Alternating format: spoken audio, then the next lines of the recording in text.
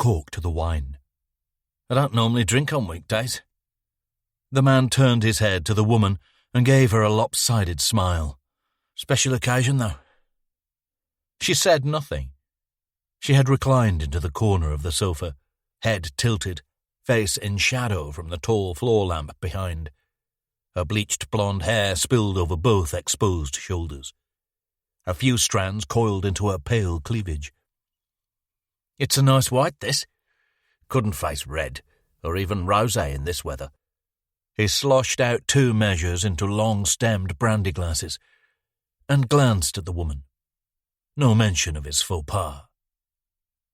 The man flattened a palm onto his high forehead and swept away a film of sweat. His arms were hefty, inflated with muscle, embossed with protruding veins. "You know what? I think it's getting hotter. They say we'll break the UK drought record on Saturday. 16 consecutive days above 30 degrees now." Still no response from the woman.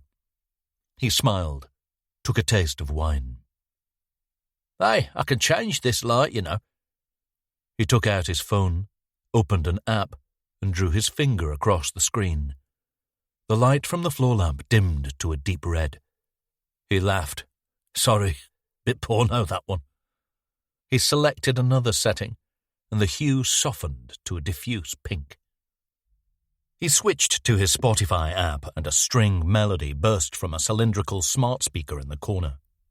Female moans, a 4/4 beat. "Yes, Sir, I Can Boogie" by Baccarat. 1970s disco pop. He lowered the volume and smiled. There it is. He stepped forward, set the glasses down on the coffee table, and sank into a facing armchair. "So yeah, I'm a painter. Not the arty kind. Decorator. I do other bits, though." He sipped his wine, dipping his head, peering at the woman over the top of the glass. He sucked up the liquid, slurping like a child, loud and shameless. Another smile, his eyes still on the woman. "Sorry, where are my manners?" He reached forward and lifted the woman's wrist. She wore a slender T-wire bracelet in rose gold. The man whistled. "Is this real? You must earn a few quid to afford that, right?" He put the glass back on the table and shifted round onto the sofa next to the woman. "That was gauche. Forgive me." He wore a tight-fitted T-shirt and linen shorts. He raised his bulky legs, propping both bare feet onto the coffee table. His calves were absurdly pumped and defined, and his swollen thigh muscles rippled as he crossed his ankles. He gave the woman a side glance. "I know what you're thinking. This guy works out. You're right, and work is the key word. You put in the effort, you see the results. Right here." He flexed his bulging bicep, slapped a hand onto it, squeezed. The muscle barely yielded. "Some people might find this a bit vain." He shrugged. "All is vanity. Ecclesiastes 1:2. He drew in a deep breath through his nose and held it for a few seconds, savouring the silence, then made an O with his mouth and exhaled, nice and slow. "You're in good shape yourself, you know. But that's probably down to your genes. To stand outside the norm, to stand out, that takes work. I couple my fitness regime with a strict diet and I never deviate. I don't let anything slip. That's the secret to achievement, really. Oh, those compulsions pulling you in different directions. You just have to tame them. Balance the equation." The man slid his feet off the table and turned to the woman. "Sorry, I'm a boring you. I have to say you're not giving me much to go on. But that's okay. I like submissive women. Silent types." He reached out and slipped her into an embrace. He leaned in, hovering his open mouth close to her jawline, baring his teeth. He pushed himself away and stood upright, looming over her. He watched, smiling, as the woman's body flopped onto the arm of the sofa and slid down, wedging her into the corner. Her head lolled to the side, and the man tilted his own head and stared into her empty eyes. Apologies again. That was a bit intense. No need to rush things." He bent forward, hitched one of his powerful arms into the crook of the woman's legs, and wrapped the other around the back of her neck. With no apparent effort, he lifted her off the sofa and slung her over his right shoulder. The woman's torso and arms slumped down his back, and she hung there, limp.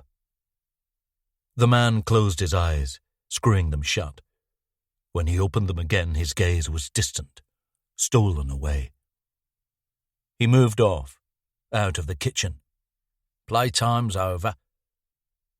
Outside, a muted dusk settled on the airless street. Another man sat in an open-topped two-seater, parked in a side road. He wore wraparound sunglasses, despite the relative darkness. He stared up at the window and watched the pink light fade to black. Part 1. The Sun Rising. Chapter 1. The visitors shuffled around the cramped walkways of the Yorkshire Wildlife Park. Most were dressed for the beach. Shorts, sliders, floppy sun hats for the women, branded baseball caps for the men. The park had reached capacity for the third day running, and the entrance clerks had been told to operate a strict one-in, one-out policy. But all the popular enclosures, big cats, great apes, were hidden behind 3 deep scrums, and the animals had either retreated indoors or skulked in patches of distant shade. A portly man in a red and white football top paused at the entrance to the Project Polar section and unfolded his park map. A young girl in a mottled blue summer dress wedged herself in front of him and stood on tiptoes, peering through the wire mesh fence. She held her hand to her brow, shielding her eyes from the midday sun. "Please wear your hat, sweetheart." A woman, barely taller than the girl, joined them. She was hunched forward, wilting in the heat, fanning herself with a folded map. The girl took a wide-brimmed straw hat from the woman and pivoted to face her parents. "Why can't we see him?" The man squinted into his map.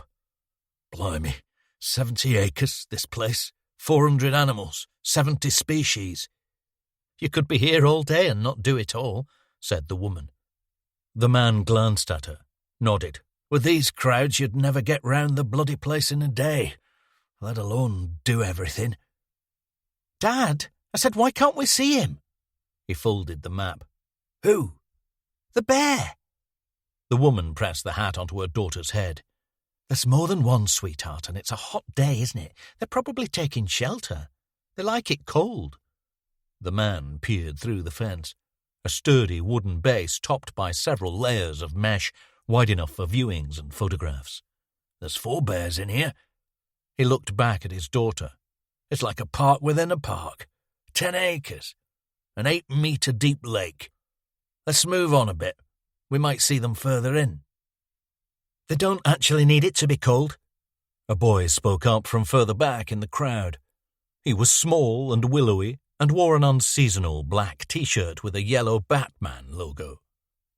As he pushed his scruffy blonde hair out of his eyes, his red-framed glasses glinted in the sun. "They've just adapted to hunting on ice in the wild. That's where they catch lots of seals. It's their main diet. They cut holes in the ice and wait for the seals to pop up for breath." He shrugged. "It's sort of like they don't go after their prey, it comes to them." A young woman pushed through the group and laid a hand on the boy's shoulder. She was tall and elegant, with shining black hair pinned up into a high bun. She raised her Tom Ford sunglasses and looked the boy in the eye. "Lolly or ice cream, Luca?" She held up her phone. "He says he's nearly at the front of the queue. Lolly, please." She tapped something into the phone. "He knows his stuff." The portly man nodded down at Luca. The tall woman smiled. "He's a rare 11-year-old. Loves school." "Not all of it," said Luca. "I just like learning." "Won't learn much here," said the small woman, fanning herself with the map again. "Whoever heard of an animal park without animals? Nearly 60 quid for the 3 of us, and that's booking online." The crowd surged a little, forcing the group back towards the entrance. The tall woman had to steady herself against the back side of the Project Polar sign.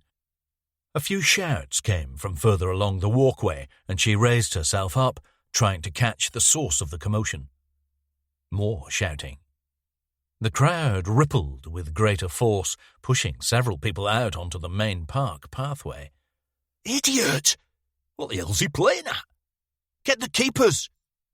The portly man hustled his way along the walkway, trailed by his wife and daughter. Luca and his mother followed. The crowd had compressed at a section of the fence that overlooked the narrow tip of the enclosure's lake. The movement had created space at the opposite side, and Luca climbed onto a litter bin where he could see over the mass of people and down into the enclosure. A large man in a bucket hat and a tatty parka jacket had scaled the wire mesh and was scrambling down a steep verge towards a group of outbuildings. He slowed at the shore of the lake and sat down at the edge of a shallow ridge, feet dangling over the water below. "It's a publicity stunt. Was he with anyone? Someone get the keeper!" To the side of the outbuildings, an overhang of rock cast a patch of shade over 3 vast polar bears, sprawled on a bed of straw. A puddle of lake water lapped around their gigantic paws. The creatures seemed to be asleep, motionless and apparently oblivious. Over at the far shore, a 4th bear emerged from a small cave carved into the raised wall of the lake and wallowed in the grey water. A murmur of alarm bristled through the crowd, but the man in the parka made no attempt to conceal himself. He leaned forward and hauled himself to his feet. "Sit down, you idiot! Stop shouting at him! He must be mental!"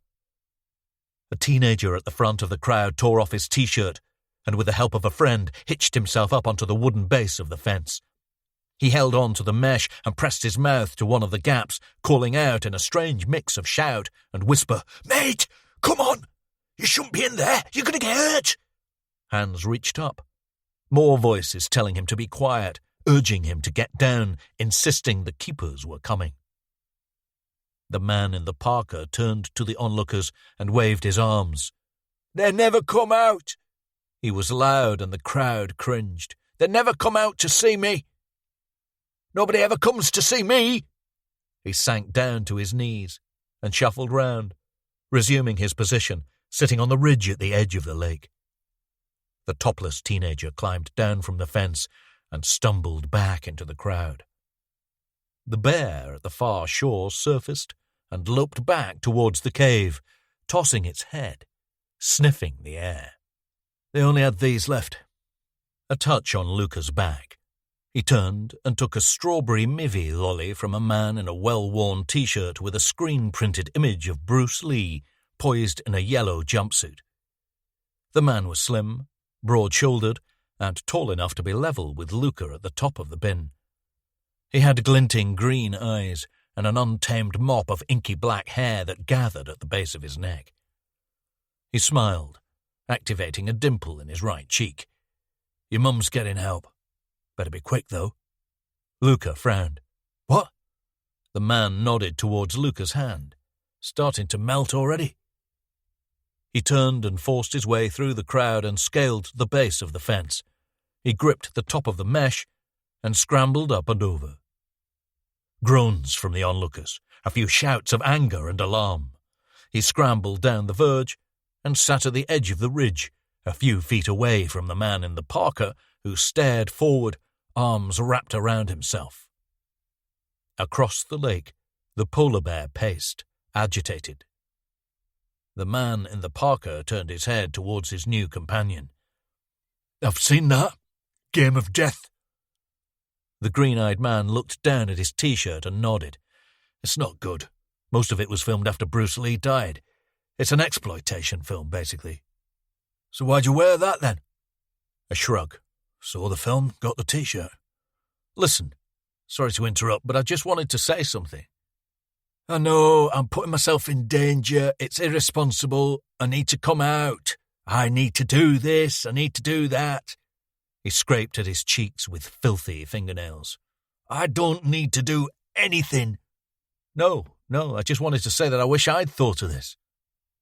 The Parker man gave him a sharp look. You what? Just look at it out there.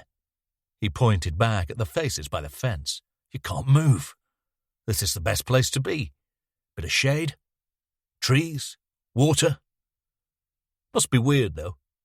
Getting stared at all day. He nodded to the bears slumped by the rocky outcrop. At least they can hide, I suppose. Are you the police? The green-eyed man pushed back his hair, running his fingers over an albino patch at the crown of his head. He held out a hand. Jake Sawyer. The Parker man studied the hand for a few seconds, then took it. Sawyer winced at the strength of his grip. My name's Daniel, not telling you my surname. See, you're already 1 point up on me, Daniel. Sawyer sucked in a breath. Did you see we broke the record for the hottest July day today? Daniel dropped his head. I don't care. Quite a time to be alive, isn't it? We're a weird species, don't you think, Daniel? We're a brilliant ape. King of the hill. Top of the food chain. We think of ourselves as successful because we can take what we need when we need it, and none of the other creatures can do anything to stop us. The ones we find exotic or interesting, we stick them in places like this. The others, we farm them, eat them, enslave them. Daniel looked up. And we don't care how much we have to mess up the planet to do it. Sawyer smiled. Exactly. And then, when our actions cause extreme weather like this, do we call it out as a crisis? Set our brilliant ape minds to brilliant work to balance things out? No. We call it a scorcher, and we do deals with each other to exploit it. The tabloids flogging 2-for-1 offers on tubs of ice cream. Daniel laughed. Too loud. We're like, we broke another record. Let's have another ice cream. Sawyer nodded. The polar bear prowled back down to the lake, turned, and walked along the water's edge towards Sawyer and Daniel. Sawyer leaned forward, tracking Daniel's eyeline. He seemed to have noticed the bear's movement. Was reality dawning? Apparently it sounds like paper ripping. What does? Daniel took off his parka, revealing a dirty white long-sleeved shirt buttoned up to the top. When a bear attacks a human being, it often goes for the scalp, where the brain is, trying to scoop it out, like the yolk from a boiled egg, and its claws are powerful enough to tear through the bone. The few people who've survived report that it sounds like paper ripping. Think of that sound, Daniel. A thick sheet of paper torn in half, only it's your skull. The bear stopped at the near shore and gave a low growl, almost a grumble. Its head swayed from side to side, nose pointed up high towards Sawyer and Daniel. They're short-sighted, said Sawyer, but they can detect distant movement. He's come over to check us out, assess the threat. Shouts from the crowd behind. Sawyer glanced around. 3 men in khaki shorts and Park-branded polo shirts had entered the enclosure through a side gate. A 4th man in a high-vis vest joined them and waited off to the side. He held a rifle, barrel pointed up. Sawyer turned back. The bear had started to plod up the shallow incline towards the top of the ridge where Sawyer and Daniel were sitting. Will he eat us? Said Daniel. Sawyer shook his head. Nah. It's well fed in here. It just wants to see if we're a threat. He turned to Daniel. It will kill us, though. Daniel sucked in a breath, filling his lungs, and shuddered as if he had just stepped into a cold shower. He flattened his palms against the edge of the rock, bracing. But it's already too late to run, Daniel. He might look big and slow, but he'll catch us before we're even halfway back to the fence. So what's going on with you? What's the plan? Sawyer looked back. The 3 men in Park polo tops approached with caution through a patch of trees. One took the lead while the other 2 held back. All 3 had their arms low, carrying heavy objects that Sawyer couldn't make out at this distance. The man in the high-vis jacket crouched at an elevated point near the gate and prepared his rifle. Daniel turned to Sawyer, and for the first time he seemed awake, in the moment. He scanned Sawyer, horrified. "We've got to go! You—" He sprang to his feet, looked around, across the lake, back to the fence and the crowd, the raised phones. The bear reached the top of the ridge 20 feet away. It was immense. Bottomless black eyes, parched, silvery fur, underbelly matted and dripping with the lake water. Its smell drifted over. Clean, earthy. "Me?" said Sawyer. "You! What are you doing getting in here?" The bear stopped and turned its head in a wide arc, assessing them both. Sawyer grinned at Daniel. "I'm here with a friend, and I don't want the day to be ruined by the sight of a polar bear tearing off someone's head." Daniel's knees buckled. He glared at Sawyer.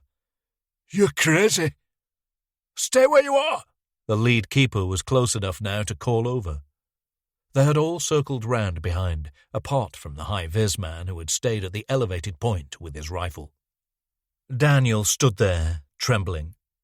Was he going into shock? A seizure? Sawyer held his gaze and spoke low and calm. "Daniel, don't run." Daniel twisted round, scuffing a flurry of earth over the edge of the ridge. He broke into a strange, crouching scurry, bent forward, head down, and aimed for the far corner of the enclosure near the Project Polar sign. Shouts from the keepers, a scream from the crowd. The bear took its cue and pushed off its muscular hind legs. It cut across the back side of the ridge, gathering speed, giving chase. Sawyer jumped up and set off sprinting after Daniel. But he angled his run directly towards the fence, crossing the bear's path. He turned to face it and stood his ground, shouting and waving his arms. The bear slowed and stopped 10 feet from Sawyer. It bowed its head, swaying. Sawyer kept up the waving and shouting. The bear sniffed the air and let out a rumbling roar. It stayed in place, thumping its paws into the ground, throwing back its head. Daniel reached the fence and clambered up and over the mesh. The bear dipped its head, nose to the ground, as if searching for a signal to strike. Sawyer waved and shouted. He took a breath and glanced at a movement to the side. The keepers had reached his position, all carrying small red fire extinguishers. The man at the front stepped across Sawyer and pulled the pin on his device. His colleagues did the same, and all three aimed their hoses down at the ground in front of the bear. They squeezed the levers, and the extinguishers hissed and spewed out dense jets of carbon dioxide, throwing a blanket of vapor across the creature's path. It roared again and stumbled to the side, stomping its paws. The men released a second burst from the extinguishers. This time, the bear turned and hurried away, back along the side of the lake, towards the rocky outcrop. The keepers hustled Sawyer away, towards the side gate. The man in the high-vis vest had secured his rifle and moved down in front of the gate. He smoothed down his trimmed grey-black beard, and Sawyer caught the hint of a smile and a barely perceptible nod. Sawyer waited while the lead keeper unlocked the gate. Outside, two new arrivals in high-vis jackets kept the crowd away from the fence. A few people applauded and shouted encouragement. Most held up their phones, pointing them at Sawyer. Luca and his mother had pushed their way to the front, at the edge of the walkway. Luca stared over, smiling, finishing off his strawberry mivvy. His mother's reaction was hidden behind her sunglasses. The lead keeper opened the gate and ushered Sawyer through. He still hadn't spoken. "I'm police," said Sawyer.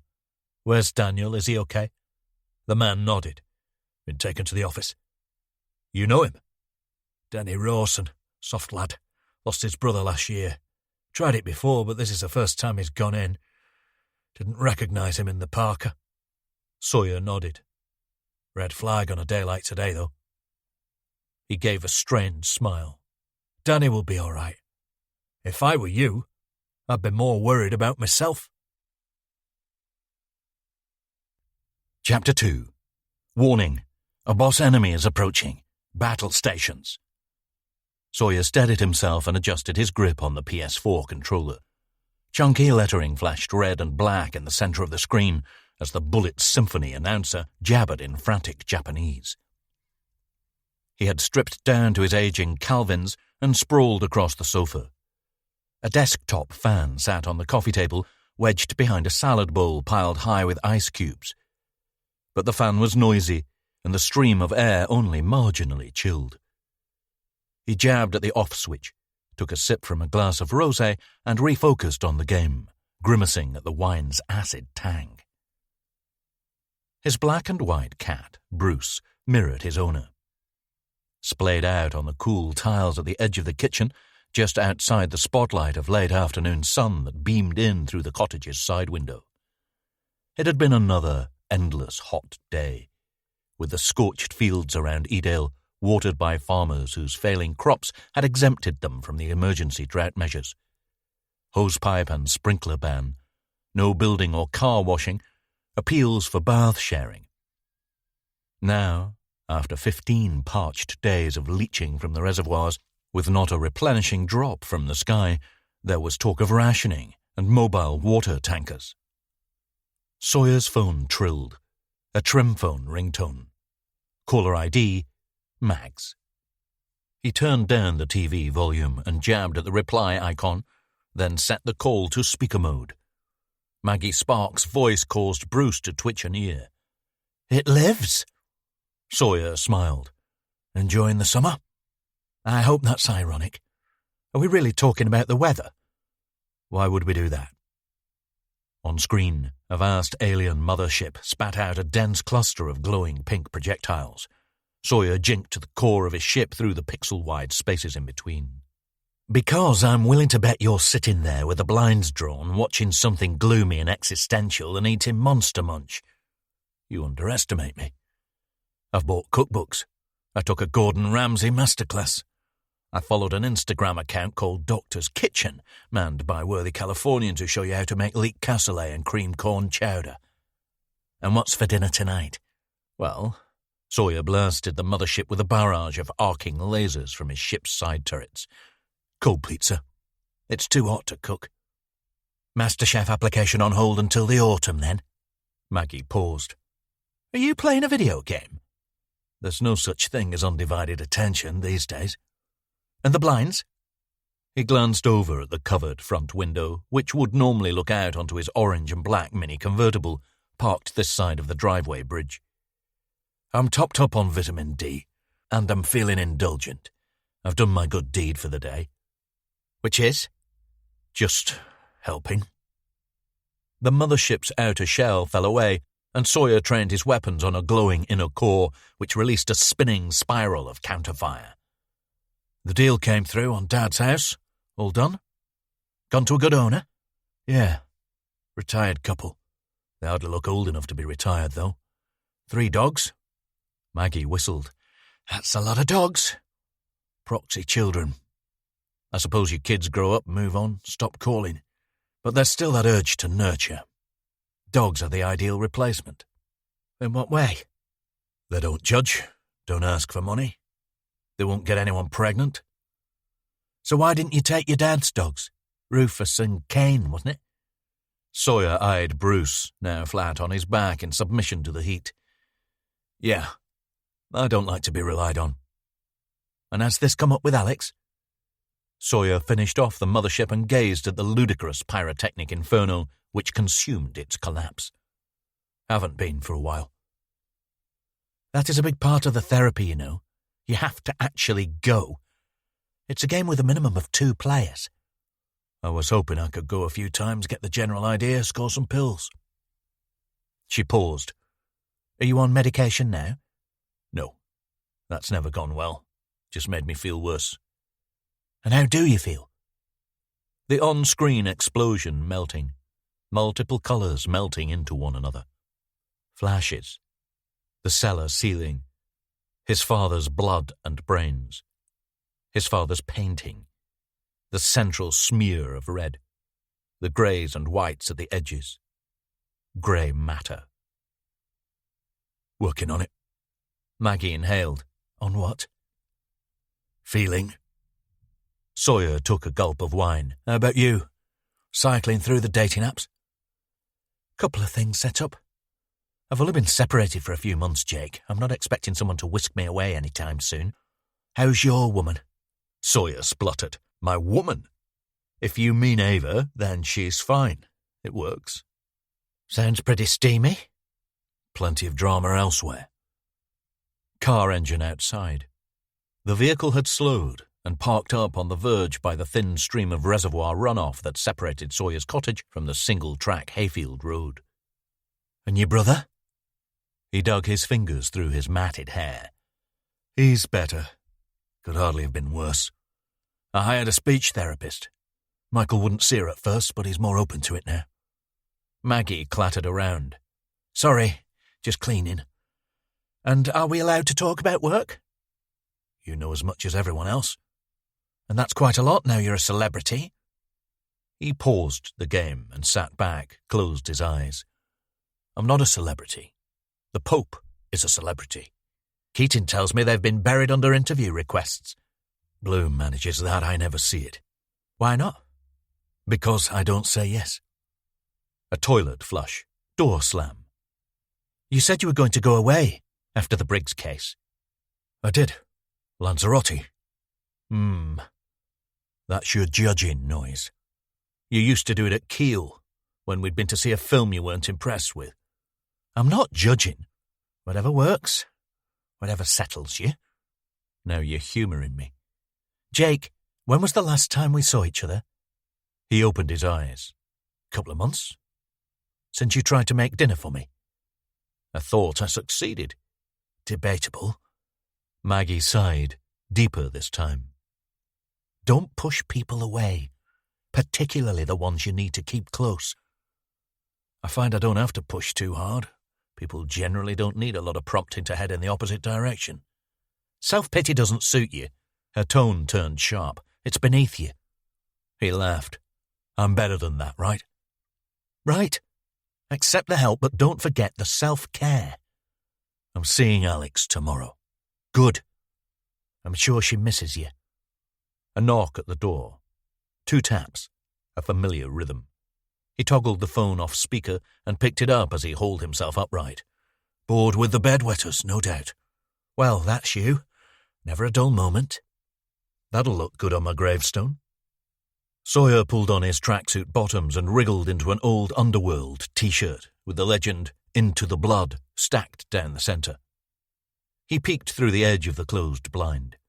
A hefty man with an unkempt goatee stood on the porch. He spotted Sawyer and winked. A boxy, mustard-yellow Range Rover was parked down by the verge. I miss you, said Maggie.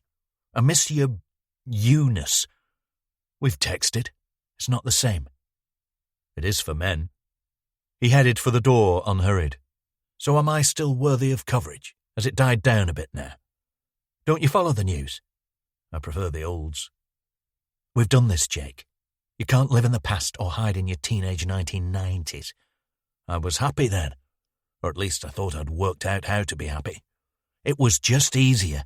Fewer complications. That's what you're pining for. Now you have to work harder for the happiness. You can't just stop trying and complain when it doesn't come to you. He opened the door and beckoned the man inside. One day at a time. Start with Saturday. Breakfast? Usual place? We're not being wiretapped, you know. She laughed. 8:30 at the Nut Tree. Sawyer hung up. The man hovered in the doorway. He was vast and rounded, with stout fingers and a sagging double chin, half concealed by the goatee. He nodded. D.I. Sawyer? Sawyer offered a theatrical salute. D.S. Ed Shepherd, reporting for duty? Shepherd trudged over to the sofa but didn't sit. He nodded at the glass of wine on the coffee table. Drinking alone? Not anymore. On duty. And too hot for it anyway. Sawyer snatched up the glass. I agree. He tipped the remaining wine into the kitchen sink and pulled 2 cans of Coke Zero from the fridge. He lobbed one underarm at Shepherd, who caught it and cracked the ring pull. Shepherd nodded at the fan and the melting ice. Dare I ask what that's all about? DIY aircon. Saw it on YouTube. Does it work? Sawyer hurled himself back into the sofa. No. He took up the PS4 joypad again. Shepard squinted at the screen, at the swirling fighter craft, the pointillist mayhem. This is a game yet? It relaxes me. How? You see the objects, I see the spaces. What spaces? It's mental. There's always a way through, even when it seems impossible. So, are you back in the real world? Taking your leave? Shepard walked over to the kitchen and bent down to ruffle Bruce's exposed tummy fur. The cat curled his paws around his fingers, drawing him in. Sawyer glanced over.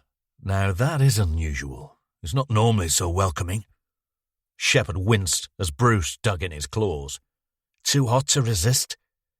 He withdrew his hand and headed back to the sofa, standing just off Sawyer's shoulder. Yeah, said Sawyer, I'm back. There is no real world, though. It's all subjectively constructed. Is that what you said when you were awarded that soft handball in the Champions League final? Spoken like a true blue nose. Shepard knocked back his coke. We'll get back to the top someday. Not in our lifetime.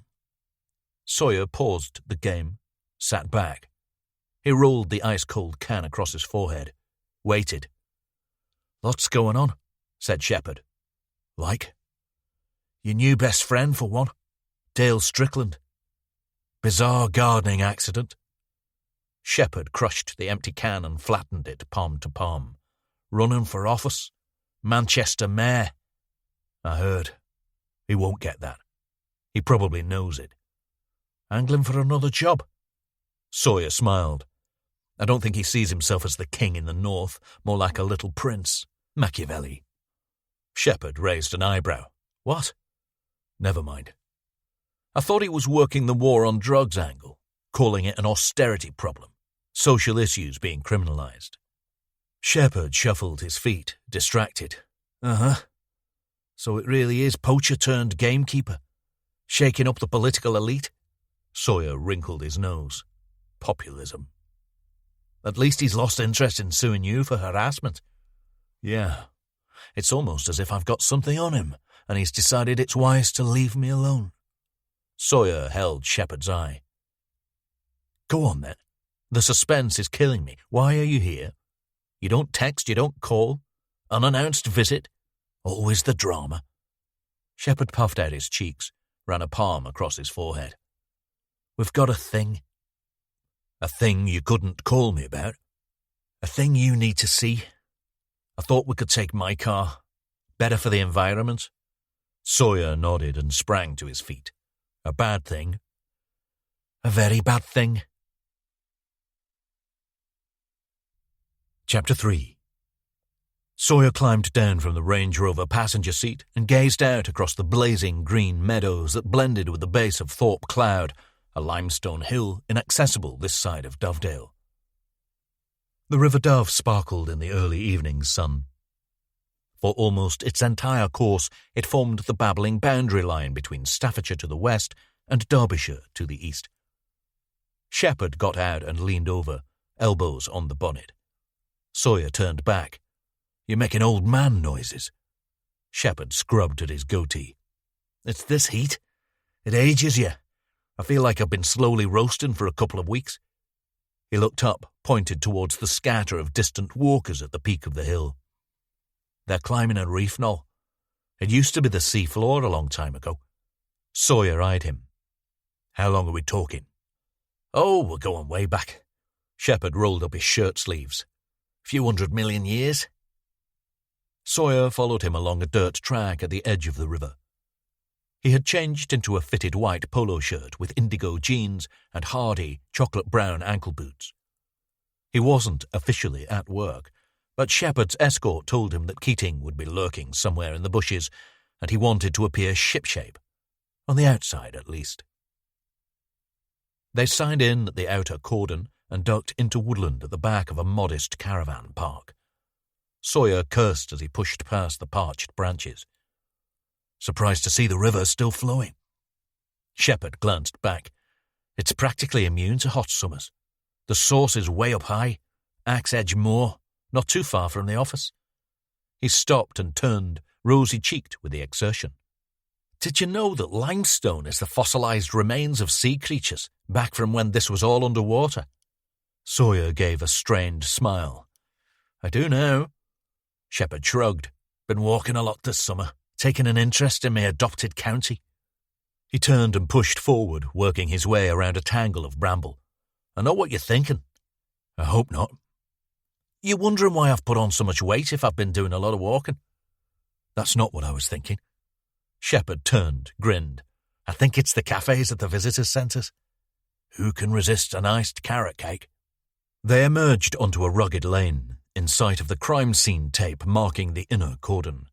The passage was barely narrow enough for a single vehicle. "This is sometimes used as a cut-through," said Shepherd, "mainly by the tourists who have too much faith in their sat-navs." Sawyer nodded and looked around. Farm buildings off behind the trees to the west of the river. They end up meeting tractors and have to perform extended reverse manoeuvres. "Yeah, so the tractor tracks are constant, and they tend to cover up standard tyre tread." "And at this time of year with the Dovedale tourist traffic," Shepherd nodded. "Exactly." "Did you know?" Sawyer rolled his eyes. "Probably not."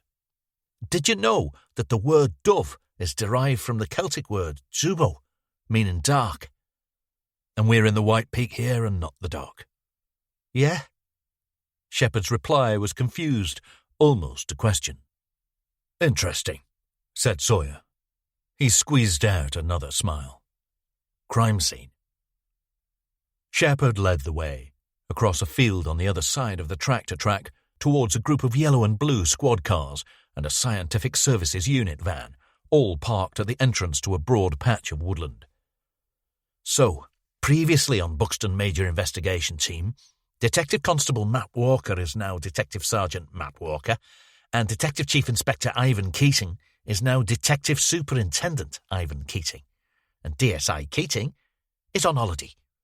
Shepherd glanced over his shoulder.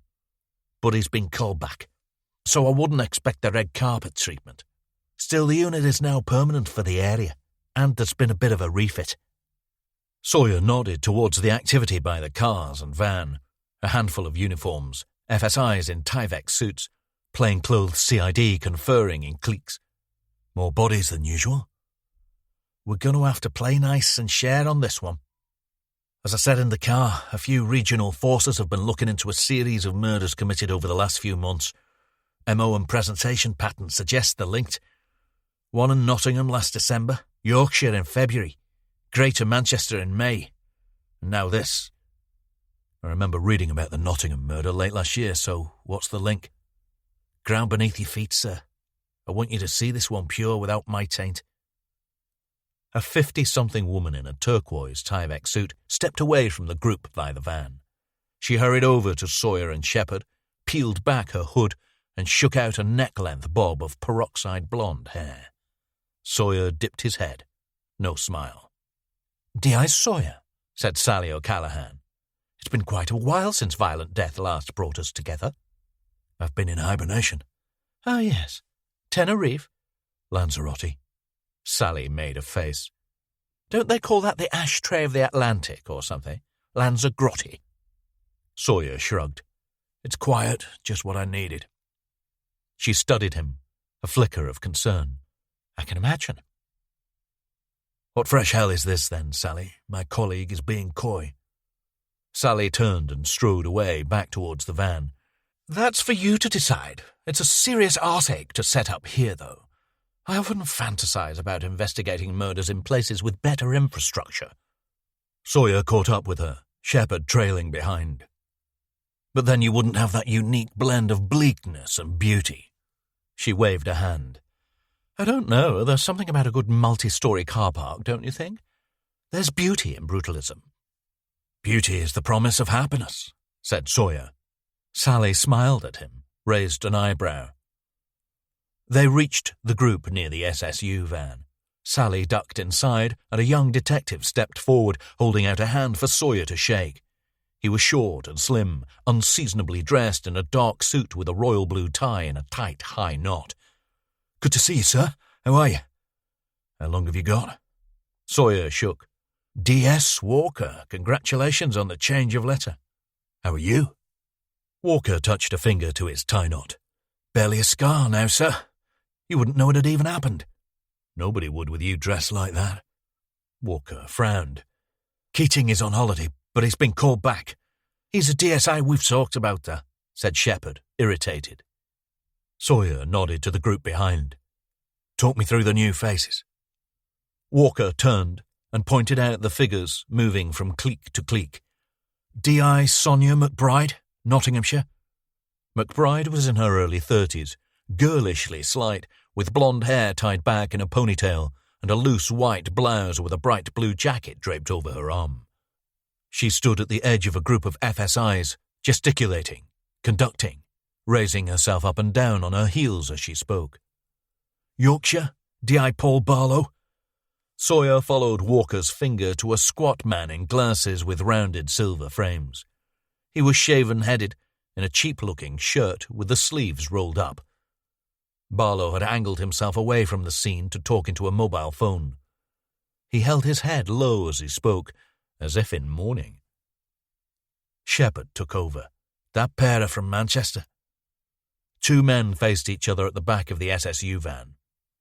The smaller had a short back and sides, slicked up on top, and suspiciously thick and uniform black. He wore a grey summer suit with a blue shirt, no tie, and stood with his arms folded, gazing up at the sky, apparently listening to his burly, balding colleague. Little man is big man's boss, right? Said Sawyer. Yeah, said Walker. Big man is a DS, Andrew Whittaker. Adrian, said Shepherd. Walker nodded. Little man is Robin Farrell, DCI, no less. Sawyer took a gulp of air. I know him. Friend or foe? Said Shepherd. Sawyer grinned at him. He was one of my hosts in Manchester Nick last year. Walker gaped. You were arrested? Wrongly, said Shepherd, glaring at Walker. Over by the van, Farrell shifted position. He spotted Sawyer and tipped back his head, smiling, keeping his arms folded, holding Sawyer's gaze. How was his hospitality? Said Walker. Sawyer set off towards Farrell and Whittaker. Shepherd and Walker followed. I'd give him 2 stars on TripAdvisor. He was delighted when he thought he'd bagged himself a career collar. 2 for the price of 1, a murderer and a lapsed copper. I wish I could have seen his face when they dropped the charges. Farrell strode forward. He raised his hand, flat, side on, thumb raised, and let it hang in the air. When Sawyer held out his arm, Farrell plunged his hand down to connect hard with Sawyer's and followed the shake with a double tap on the shoulder. Detective Sawyer, nice to see you again. Could be better circumstances, but at least you're on the right side of the law this time. His voice was phlegmy and abrasive, in dire need of lubrication. Sawyer held Farrell's hand, smiled, released. Never in doubt, DCI Farrell. Surprised to see you out from behind your desk. Bit of an unnatural habitat for you. Farrell stepped in closer. Too close. Designer cologne. Sickly sweet hair wax. No, nice to get out into the sticks. That big city excitement can get oppressive. It's interesting to drop in on the rustic side of life. He leaned in and lowered his voice. I was sorry to hear about your father. That must have been difficult for you. Ceiling. Red and grey. Glistening bone embedded in the gore. Not ideal for him either. Farrell stood back. He tapped out a breath mint and rattled the canister at Sawyer, who shook his head. Indeed. You got your man, though. In the end, justice was served. I assume you've taken some time off? Is it that obvious? Farrell opened his mouth, too wide, and flicked in the mint.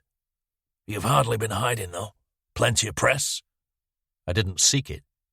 Farrell frowned at Sawyer, studying him like a botanist faced with a wilting plant. I could never do that.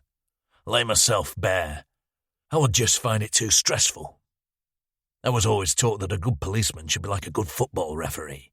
Does the job so well you don't notice he's there. Sawyer smiled. Looks like you followed the advice, DCI Farrell. Nobody could ever accuse you of standing out. Farrell lowered his gaze to his shoes and nodded, smiling. He swept a hand towards Whittaker, not looking up. D.S. Adrian Whittaker. I think he was on leave during your brief residence.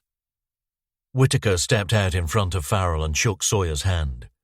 Up close it was clear that his Sunday best clothes were too snug for his form.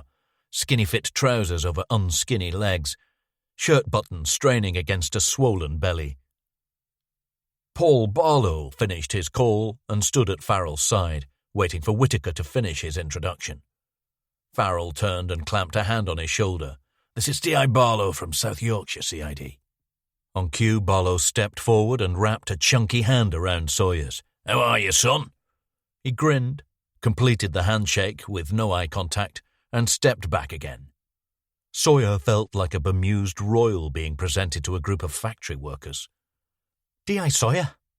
He turned to see McBride next to Walker, smiling and holding out her hand. Her grip was surprisingly firm, and she was loud and clear with an obvious Scottish brogue. Pleasure to make your acquaintance. I've heard a lot about you. Who hasn't, eh? Said Barlow. Farrell led them into the woodland, where a yellow and white forensic tent had been erected at the centre of a clearing. The soil beneath Sawyer's feet was crisp and grainy, starved of moisture, and the tree leaves were mottled green with scorched rims. Farrell stopped at the tent entrance and addressed the detectives. Ladies and gentlemen, I'm afraid we're faced with an extremely brutal killing. We have a young woman, I would say early 30s, with... I'd like to assess for myself, DCI Farrell, if it's all the same to you. Sawyer snapped on a pair of latex gloves and stepped across Farrell, unzipping the tent. Farrell beamed at him. Of course you would. Sawyer ducked inside, followed by the others. The woman's naked body had been laid flat out in the centre of a carefully arranged cradle of fallen branches. She had been covered by a thin, glittery, mesh-like fabric, tucked under her torso and weighed down at the corners by rocks. Her arms were laid out at the sides, dipped down at 30-degree angles, mirroring the shape of her long legs, which were splayed out in an inverted Y. Never the face first. He always tried to get a general sweep, an impressionistic snapshot, before going to the face.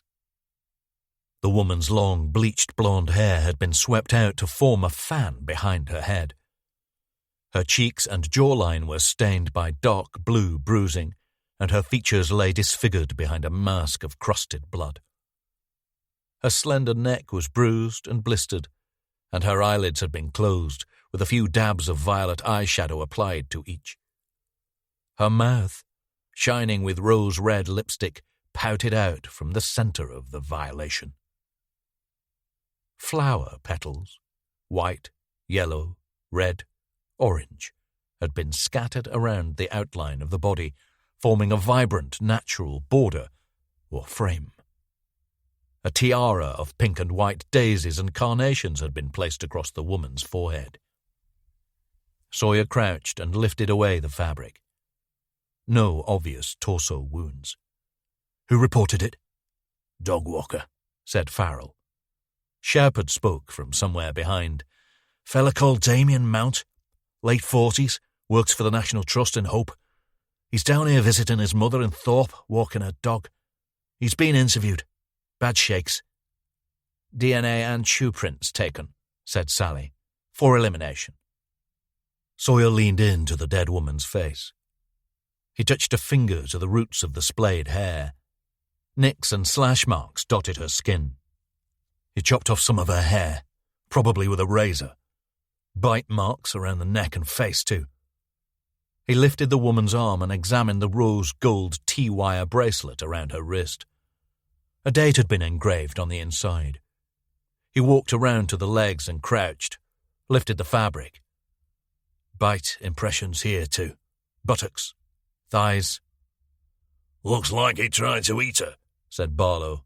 We haven't got Animal the Bloody Cannibal running round, have we? Sawyer ignored him. Looks like she'd been cut with something, too. Vagina, inner thighs, maybe the same blade he used for the hair. He stood up. Who is she, Sally? No match on ident1 or NDNAD, but she fits the description of a misper from Ashbourne, reported by her partner 2 days ago. He'll do the formal ID once we get her out of here, but it looks conclusive. The bracelet has their wedding date. Looks like strangulation. Any sexual abuse? Sally sighed. My team is still conducting. My guess is that we'll find some, said Whittaker. Lacerations around the vaginal area. He's not shy. Sally kept her eyes on Sawyer. We'll need Drummond to confirm. Who's Drummond? Said Farrell. Sawyer looked at Farrell. The question had been addressed to him, not Sally. Pathologist. How long do you need the scene open, Sally? We've completed preliminaries, done the photos, but I'd like to get the body to Drummond and... You should focus on hand searches, said Whittaker. And complete the hand searches before it gets dark. Inward spiral of the inner cordon, outward spiral of the outer cordon and beyond tomorrow. Whittaker shook his head. I would start with a parallel search of the outer cordon, seal off the inner and save it for... Can you muzzle your DS, Farrell? Said Sawyer. Just while I speak to my socko. Your socko?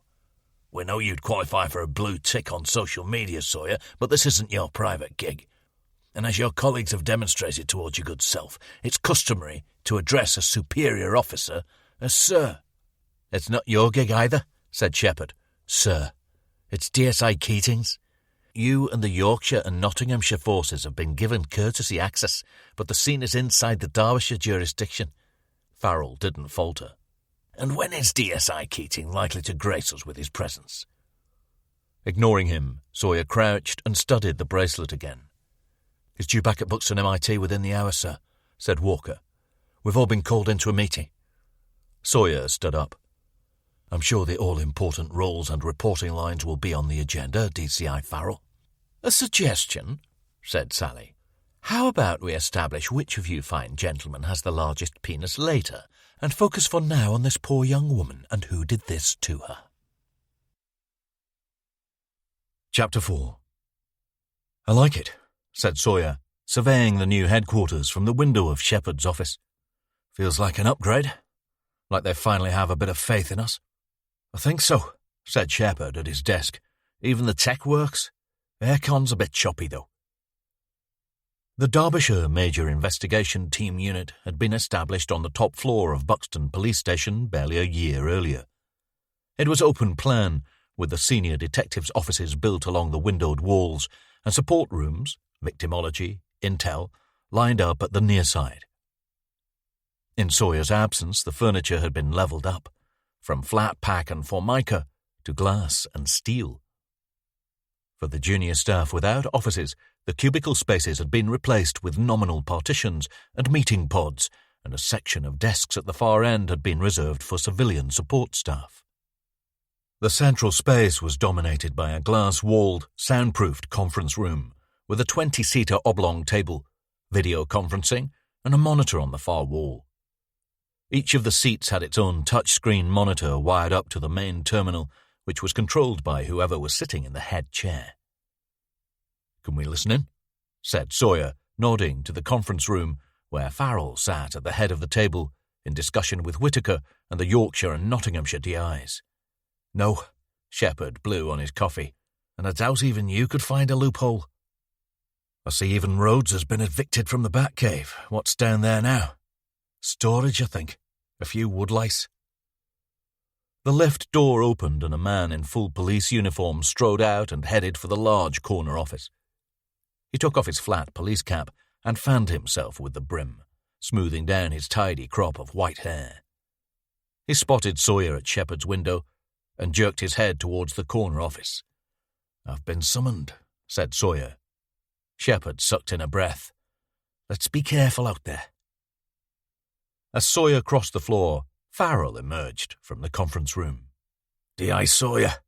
He slapped a hand onto Sawyer's shoulder and squeezed. I hope we can put our previous encounter behind us.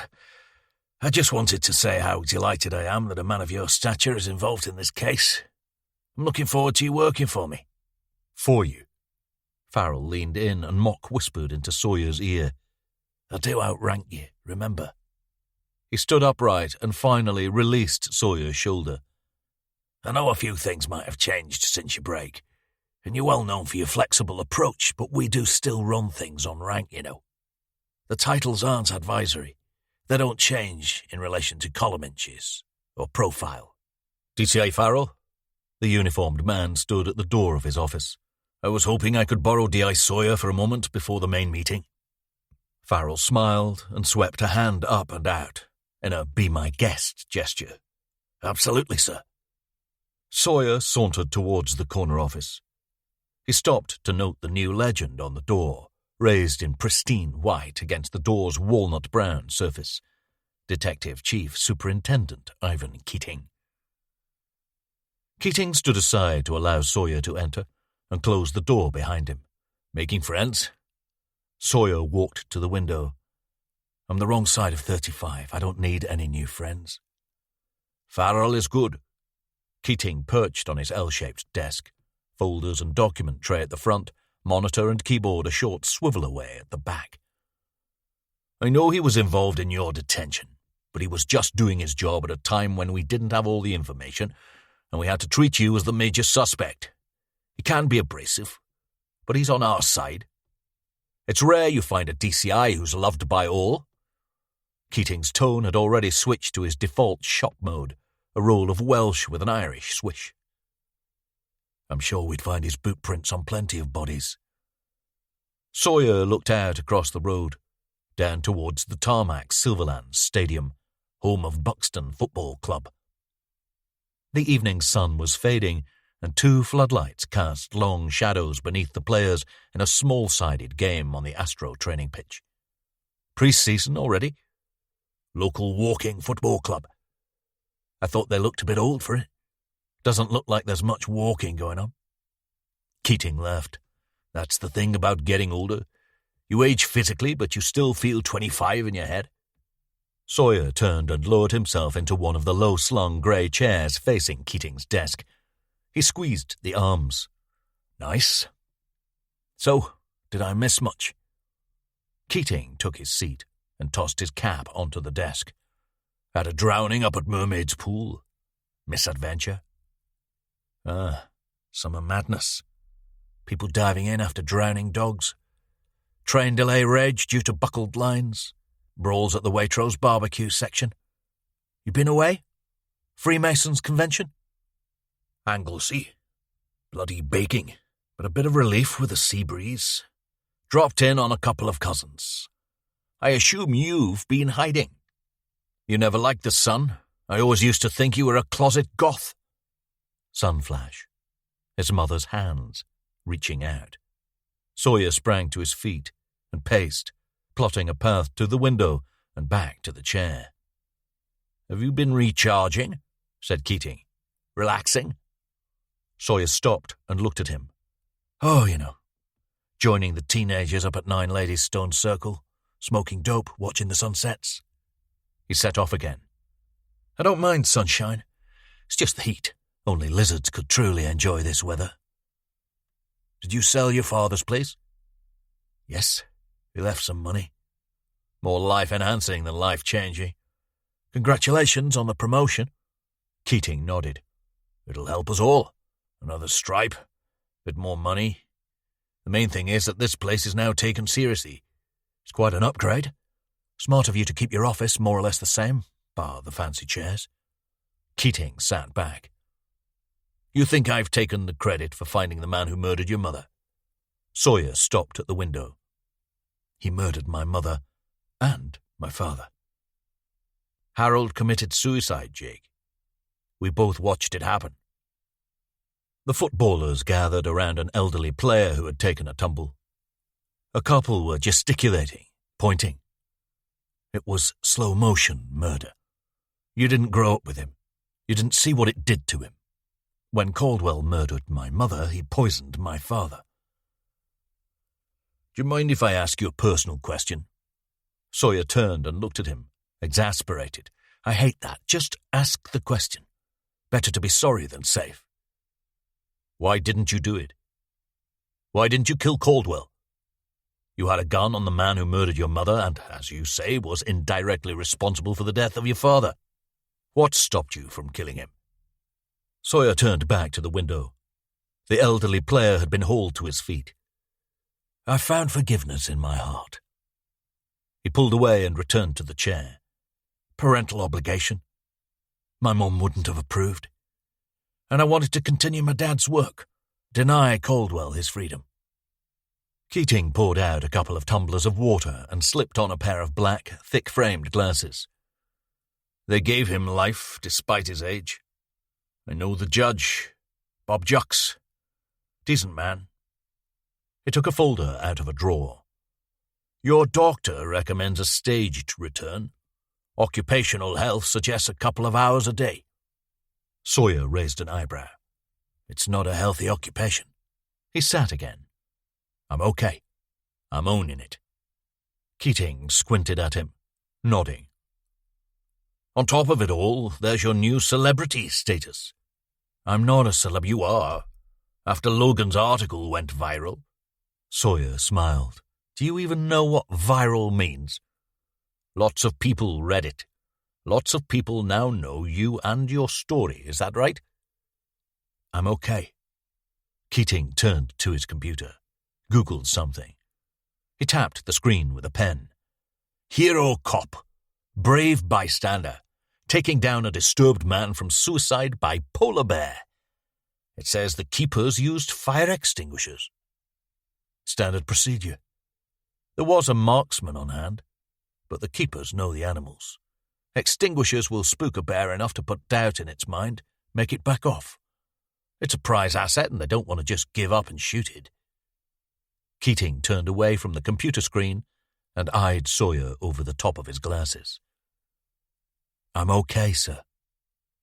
I need you more than okay. We're facing something we haven't seen in a long time. Sustained, organized, spread over a wide area, multiple forces. You will need to cooperate with multiple senior detectives, some of whom you might not like very much. You don't need to make friends, but you will need to influence people. Why the big lovin'? If we think there's a link between the killings, why aren't we just investigating the Derbyshire murder and consulting with the other forces? Keating shook his head. It's more complex than that. A formal network will help with all the cases, past, present, and future. Cure and prevention. He took off his glasses and cleaned the lenses with his shirt sleeve. I don't expect you to be settled and adjusted and cracking jokes with the likes of Farrell, but you're here because I believe in you. I believe in your instincts and abilities. So could you at least return that respect by giving me your full attention? Sawyer sat back, nodded. I'm okay. I'm good. I'm centered. I'm a happy camper.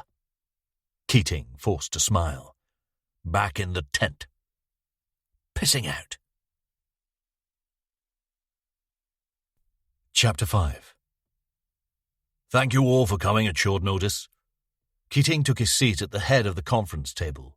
Sawyer, Shepherd, and Walker sat next to each other along one side, across from Farrell, Whitaker, McBride, and Barlow. Two other male detectives flanked Keating, one scrawny with silver-framed spectacles, the other closer to Shepherd in size, with tall, slicked-back hair. They all sat before an embedded touchscreen which connected to Keating's master console. Farrell rolled a ballpoint around his fingers. Appreciate you cutting your holiday short, sir. Keating nodded but didn't look at him. I'd like to spend a little time making sure we all know each other and we have a grasp of how this is going to work. You are all now senior members of a cross-country task force. This is a coordinated effort with one aim, to apprehend whoever is responsible for the murders of 4 young women. We'll cover the details of that in a second. This station's MIT will be the nerve center of Operation Orca. There's a rough equidistance from here to all of your bases, but we'll use video conferencing for daily briefings and only meet in person when necessary. Effectively, it's a regional incident room. The Northern Coppers Brain Trust, said Barlow, grinning. Please bear in mind that we're trying to catch a dangerous killer, not score points over each other. I want judicious resource management and no details revealed externally without my sign-off. All evidence and action records go straight into the Holmes database, which we will all be able to access. Share and share alike. Sharing is caring, said Barlow, drawing a polite laugh from McBride. Shepherd gave Sawyer a side eye. Keating continued, I'm sure you're all familiar with the Holmes system. We've set up a dedicated Holmes team here, and I want an airtight record of everything filed, every statement, document, exhibit. All intelligence, big and small. He held out a palm towards the detective with the slicked-back hair. DC Stuart Myers will be the officer in the case. His is the single voice I want the CPS to hear. No lobbying on the side. When we find a suspect and build the case, DC Myers will be the link between the CPS and the prosecutor. Hopefully that will happen very soon. Keating looked to the skinny detective on his other side. DC Ross Moran is the disclosure officer. He will look at every single document that goes into Holmes, assess its relevance, and coordinate actions out to junior officers on our teams. He will also work directly with the team of civilians here. He nodded to the group of desks in the corner outside. Most are retired officers, and they will flag things up to DC Moran, who will filter the actionable elements into our briefings. EO, said Farrell. Keating held a palm out towards Walker. The exhibits officer is DS Matthew Walker. This is usually more of a DC job, but DS Walker is recently promoted, and I believe his instincts will serve the role well. Every exhibit will be logged by DS Walker, and he will work with our Socko Sally O'Callaghan on forensic strategy. Farrell took out his notebook and scribbled something. Sounds pretty tight, sir. I assume we're on short leads. Yes, I've cancelled all leave for 6 weeks. Any issues with that, come and see me privately. Family liaison, at least in the most recent case, will be handled by our regular FLO, Maggie Spark, assisted by DC Patricia Highfield. Both are highly capable and will serve as the sole links to advise the family and gather intelligence. Maggie is a psychotherapist, which helps with this work, but as you all know, family liaison isn't about counselling. It's light on support, heavy on intelligence. Keating activated his console, and the individual touch screen synced with the imagery on his screen. He looked around the table, covering all the faces. In short, you all work together and you find me, the bastard who's doing this. He tapped an icon, handing control to one of the other touch screens. Dear Shepard. Shepard swiped at his screen, revealing an image of a young woman standing on top of an overhang of gritstone rock which overlooked a Y-shaped reservoir and viaduct in the valley below. She beamed into camera, her blonde hair tamed by a purple bobble hat. We formally identified the deceased who was discovered early this morning, near Dovedale. Angela Holt, 36. This is a picture of her taken at Bamford Edge a couple of months ago. Angela ran her own business. High-end scented candles on a subscription model. Hot wax. It was a big success and she'd started to add soaps and other beauty products. Her husband says she went out for a drink with a friend on Tuesday night, but didn't return. We found her wearing the bracelet you can see in the picture. Rose gold, Tiffany. She bought it herself on the first anniversary of the business. It's engraved with their wedding date, 3 years ago next week. Keating cut in. We're waiting on pathology, but the initial report suggests that Angela was strangled, by hand, probably sometime late on Tuesday night, and her body was discovered by the dog walker 2 days later. She was most likely left there in the early hours of this morning. No ligature marks, said Sawyer. Shepard shook his head. Up close and personal. There's no evidence of rape, pre or post-mortem, but Angela had been pretty badly beaten. Her vagina had been slashed, and some of her hair had been cut off. She was also presented in an unusual way, similar to the previous victims. She'd been placed on a bed of fallen branches, body covered by a thin mesh-like fabric and surrounded by flower petals. Her hair had been splayed out around her head, and a hand-woven crown of pink and white daisies and carnations had been placed across her forehead. Shepard swiped his screen.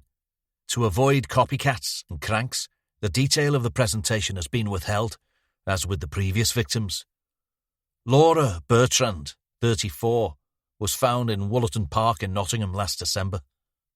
The screen showed a crime scene photo of another blonde woman, presented in the same way. Similar pose, long blonde hair fanned out around her head, torso covered in thin fabric, tiara of pink and white flowers, frame of petals surrounding the body. He swiped again, showing a similar image with a different blonde woman.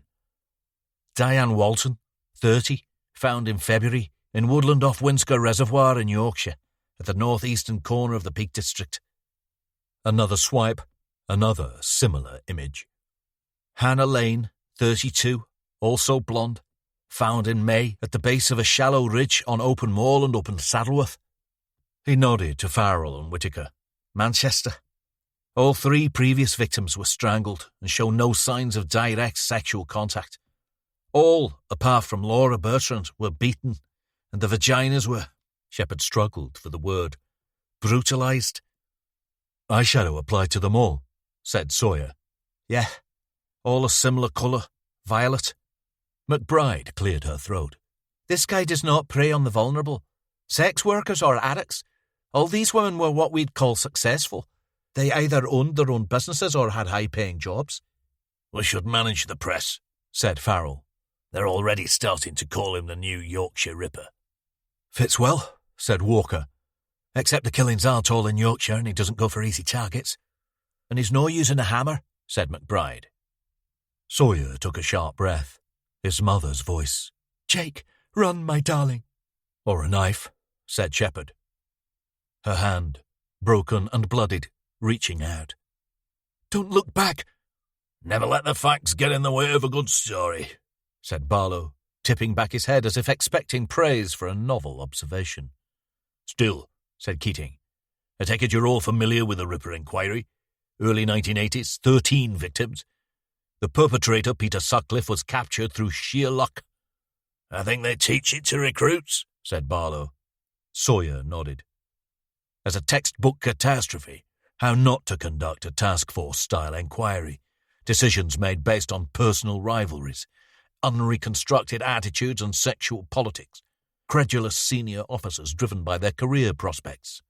I know human nature hasn't changed much in 40 years, said Keating, but let's at least show them that major inquiry policing has sharpened up since then. I'll get our media relations manager, Stephen Bloom, to set up a press conference and announce the operation. The gaps are interesting, said Sawyer. December, February, May, July. Weeks separating each killing. He's relaxed. Takes his time. Maybe it's tricky acquiring a certain pedigree of victim. Maybe the times are dictated by other factors. And why the adornment? The flowers, petals, body covering. The contradictions will lead us somewhere. Vaginal mutilation, but no rape, no semen. An almost tender attitude to the bodies, but also violence and contempt. Is it guilt? Sawyer caught a large house spider in his peripheral vision, scuttling across the light blue floor tiles towards the table. D.C. Myers saw it too and raised a foot to stamp on it. Sawyer jerked his chair to the side, blocking him. Don't! Myers startled and pulled his chair away from Sawyer. The spider changed direction and ran back to the side of the room, disappearing into a groove at the edge of the tiles. Sawyer held a hand up to Myers. Sorry, it's just, what kind of maniac kills a spider? Farrell smiled and leaned forward.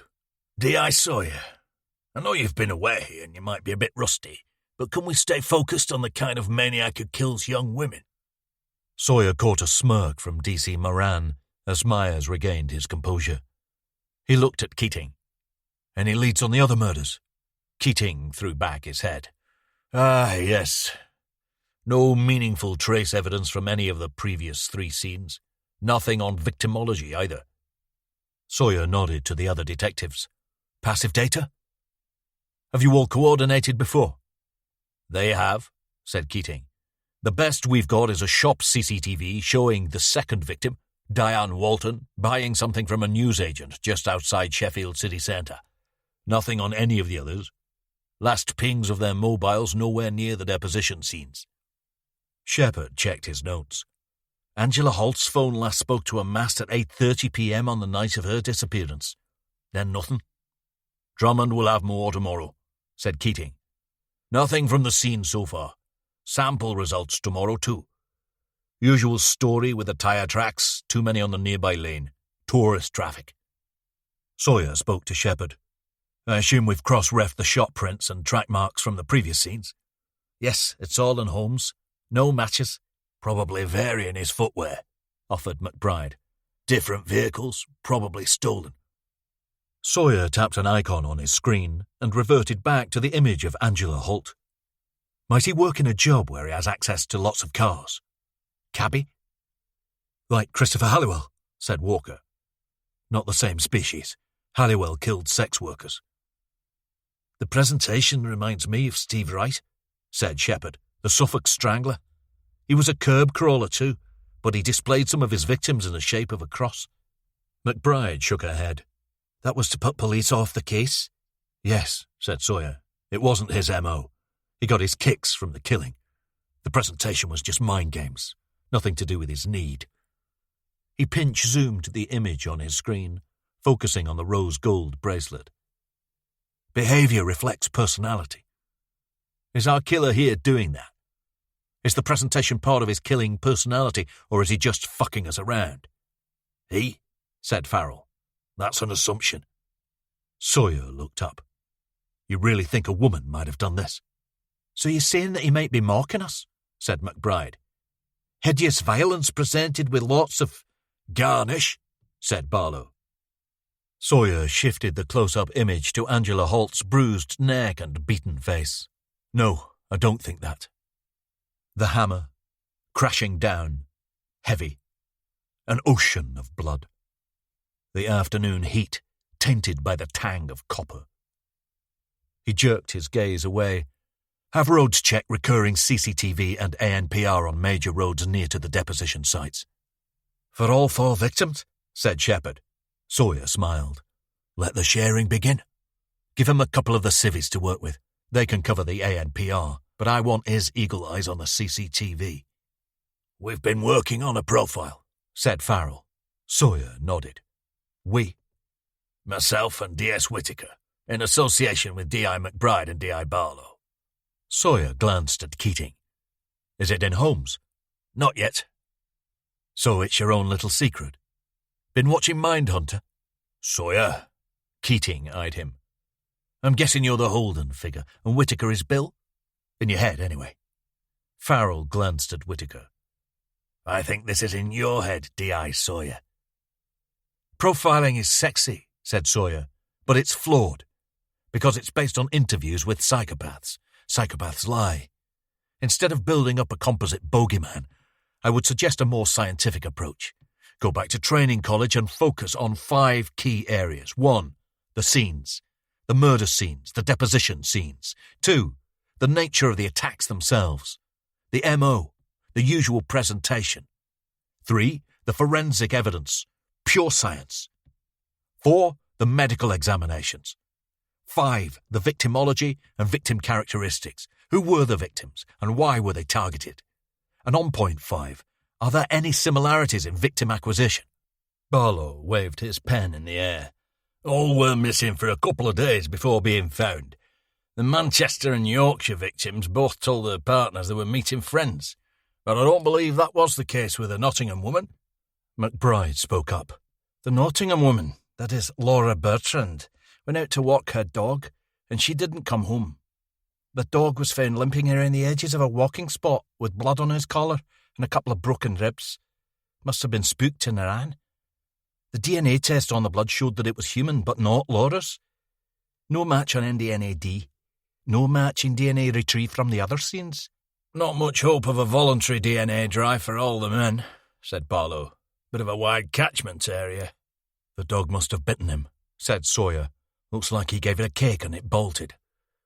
At least we have the DNA profile in case we get a suspect to match. Interesting that he changed his acquisition strategy after that, said Whitaker. Too risky? Refining his fantasy, said Sawyer. You see it in most serial cases. The first one is messy and they get better with each subsequent victim. Let's do the conference first thing tomorrow, said Keating. Get busy now, though. I'd like to be able to offer something to our esteemed scrutineers. He held a palm out to the 4 detectives. You're all working on your individual cases. My team here will focus on Angela Holt. The freshest kill, said Barlow. McBride rolled her eyes. Please. Keating got to his feet. As I say, full cooperation. Strict process for all evidence, intelligence, and actions. Sawyer swiped through the individual victim screens. They all look the same. Farrell scoffed. Bravo. Sawyer smiled, kept his eyes on the screen. Similar age, hair colour. They're not random. He went to them. He picked them out. But why them? He looked up. We need to know more about these women. They're not just bodies. They used to be living, breathing people with loves, losses, hopes and fears, messy relationships. Like all of us. He looked up. The murders ended their lives. They didn't define them. Sir, said Farrell, before we close, we do need to cover an uncomfortable aspect of this operation. One of the senior detectives has a significant media profile, and it's public knowledge that his stability has been brought into question. Is that not likely to compromise the investigation? Sawyer was back on the image of Angela Holt. Why didn't he take the bracelet? Keating leaned forward on the desk. I appreciate the comment, DCI Farrell, but I don't see why D.I. Sawyer's eminence would be a matter of concern. We're all capable civil servants, and I suggest we stop worrying about past events and focus on stopping future crimes. Sawyer looked up from his screen. He wants this. Wants what? Said McBride. He's killing hard targets, not easy prey. He's not interested in side benefits like jewellery or money. He's making it hard for himself, and hard for us to stop him. Whitaker nodded. By killing in different areas, jurisdictions. Or at least by depositing the bodies in different areas. Sawyer swept a hand around the table. He wants this. The task force. He wants the best and brightest. He wants multiple forces working on him. Why? Said Keating. He thinks he deserves it, said McBride. Sawyer looked at her. He thinks he's better than us. Chapter 6. Julius Newton gathered his staff in the small meeting room in the basement of Sheffield's Institute of Arts Gallery. There were 3 men and 3 women, unpaid volunteers and students from nearby Hallam University. Newton stood behind the seat at the head of the gleaming white central table and gestured towards the orange and white chairs. The volunteers all sat, apart from Newton, who leaned forward, resting his hands on the back of his chair. He was early 30s, bald by design, with a trimmed black beard. He wore khaki shorts and a loose black t-shirt with high sleeves that showed off his broad biceps.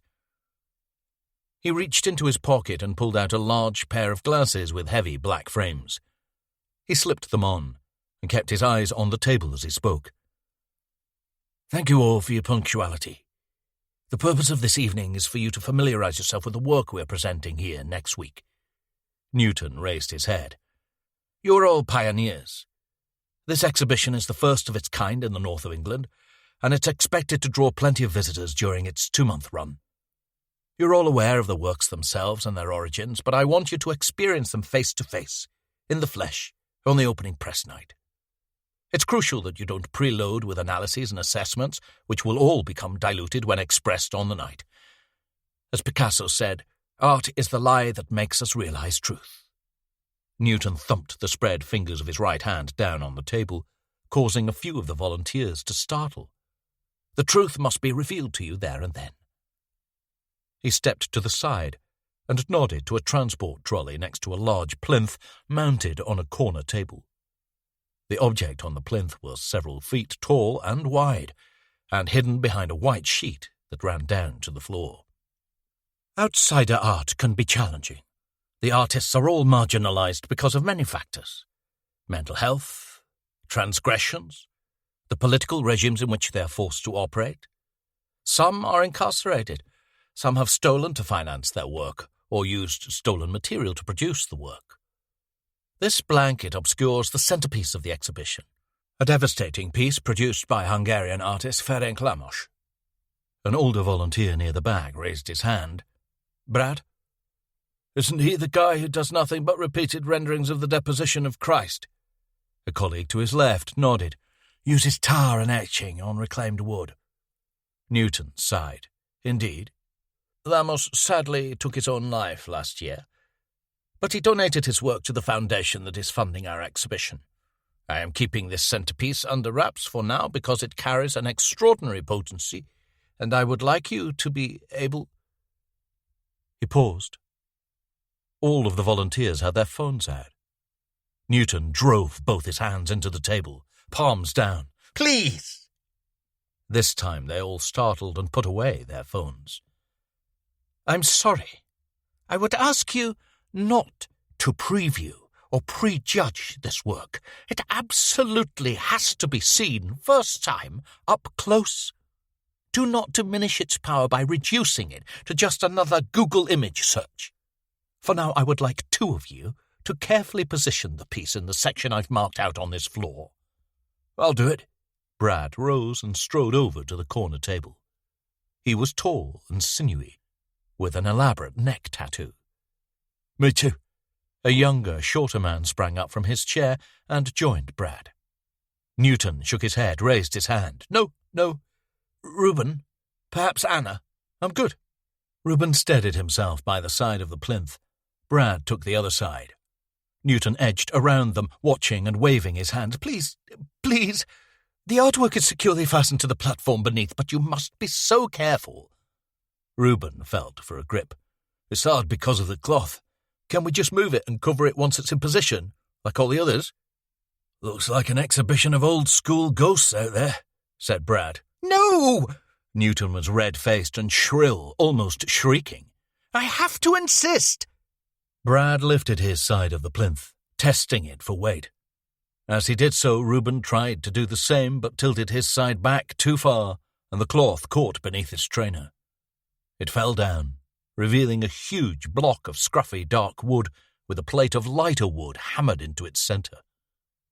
The image, rendered in black oil or tar with flecks of amber, showed a crowd of anguished women and disciples taking a lifeless Christ down from a crucifix that had been scratched into the wood surface and highlighted with a rich red substance that looked suspiciously like blood. It was a crude but effective sight, elevated to a disturbing degree by the expression on Christ's face. Eyes impossibly wide and anguished, mouth open, a frozen rage against his agony and betrayal. Sorry. Reuben struggled to gather up the cloth and recover the picture. Newton stared at it for a few seconds. He raised his hands to cover his eyes, then dragged them down his cheeks in unison as if wiping away tears. He repeated the motion several times and gave a low moan of despair, rising in volume with each swipe. No! He was breathing deeply, too quickly, almost hyperventilating. The volunteers looked at each other. Brad stepped forward. "Julius, are you—" Newton spun away and crashed through a side door out into the muggy evening. He hurried down a passage to the back of the gallery and crouched by a line of recycling bins, facing the wire mesh fence that looked out across Pond Street. With shaking fingers he lit a menthol cigarette, taking short, frequent drags, fixating on the red and blue lights of the sports centre, waiting for the trembling to stop. Chapter 7. Ladies and gentlemen. The room fell silent. Keating shuffled in his seat at the centre of a table cluttered with microphones and mini-recorders. He was in full uniform, flanked by Sawyer and Shepherd, with the other detectives seated at two separate tables either side. 4 poster-size photos had been fixed to the wall behind. The victims smiled down on the scene. A forward scrum of photographers, several rows of seated reporters, and a tight cluster of TV cameras and junior officers near the media room double doors. Stephen Bloom, the tall, Nordic-looking media relations manager, stood at Keating's shoulder in a fitted powder blue suit with pink polka-dot tie. "Thank you for your attendance today," said Keating. "We're here to announce a major police initiative, which I hope will receive your full cooperation. In the early hours of Friday morning, the body of 36-year-old Angela Holt was found in woodland near the Dovedale and Thorpe Cloud area of Derbyshire. We are treating this as a murder inquiry, and we have strong reason to believe that the perpetrator was also responsible for similar crimes committed over the past year in Yorkshire, Nottinghamshire, and Greater Manchester. As a result, we are today launching Operation Orca, a multi-area task force comprising senior detectives from those jurisdictions, as well as key staff from the major investigation team here in Derbyshire. We believe that pooling our resources and intelligence will lead to the swift apprehension of the person responsible. A familiar voice rose up from the front row. Dean Logan, Derbyshire Times, what makes you believe the crimes are linked? Logan was large and loud, an ex-Wapping hack who had bagged the exclusive interview which had sent Sawyer's story national. He rose slightly from his seat as he spoke and stayed half-standing, compelling Keating to address him directly. Dean, you know I can't compromise the investigation by answering that question at the moment. We are channeling the expertise of 4 major police forces into this operation. We'll be collating, consulting, sharing everything. I'm confident that we have some of the best brains in English policing at our disposal, and we will soon be able to apprehend the person behind these appalling crimes. A female voice from the back. Ros Hudson, Mirror Online, when will you be giving updates? Keating brushed something off his uniform jacket. When we have something to report. For now, I would like to issue an appeal to everyone. Ask yourself about the people you share your life with, family, close friends. Are they behaving strangely? Are they out at odd hours with unconvincing explanations? I would, of course, particularly appeal for information in the case of Angela Holt, as her murder is the most recent. Did you know Angela? Have you seen her or had contact with her over the past few days? Are you aware of anyone who might have wanted to harm her? Please come forward with any information on this case and the others, no matter how small. Contact details will be provided, and you can also find them on the dedicated website we've set up at operationorca.com. All contact will be treated with the utmost confidentiality. These crimes have taken the lives of 4 women in the prime of their lives, and they've devastated their friends and families to a degree most of us here can barely imagine. Sawyer's phone vibrated in his pocket. Logan rose again. What progress have you made so far? Keating screwed up his face, staying just the right side of flippant. We've only just set up the operation, Dean. Of course, but the detectives from the other forces who've joined you, what progress have they made? Sawyer glanced at his phone screen beneath the table. Message from Ava Gregory. Saturday? Dinner? Kiss. We have several lines of inquiry that we're currently pursuing, and I really can't say any more at this stage. If any of you would like access to the individual detectives, then please speak to Stephen. For now, we ask that you let us focus on apprehending a dangerous criminal, and we will keep you fully informed of all developments. Sawyer tapped out a reply. Busy Saturday. Wrestling Lions. Monday? I'll call. Kiss. Another reporter waved a hand. Taylor Fenway, The Guardian. How can we help if you can't give us any information on why you're linking the crimes or any detail on the recent case? Keating nodded and pondered for a second. We're all helping each other. We owe it to these women to put aside agendas and work together. The police, the public, and you guys in the way you report the crimes. Logan scoffed.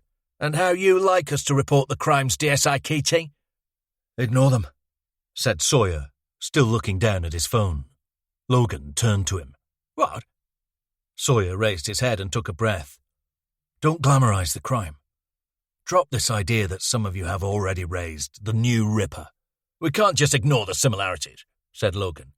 As you well know, D.I. Sawyer, the media is still a powerful tool. Sawyer set down his phone and smiled at him. In my case, the media exposure has been centered on events that were out of my control. This is different. Although we don't quite have the full picture yet, it's clear that we're dealing with someone motivated by ego. He's a narcissist.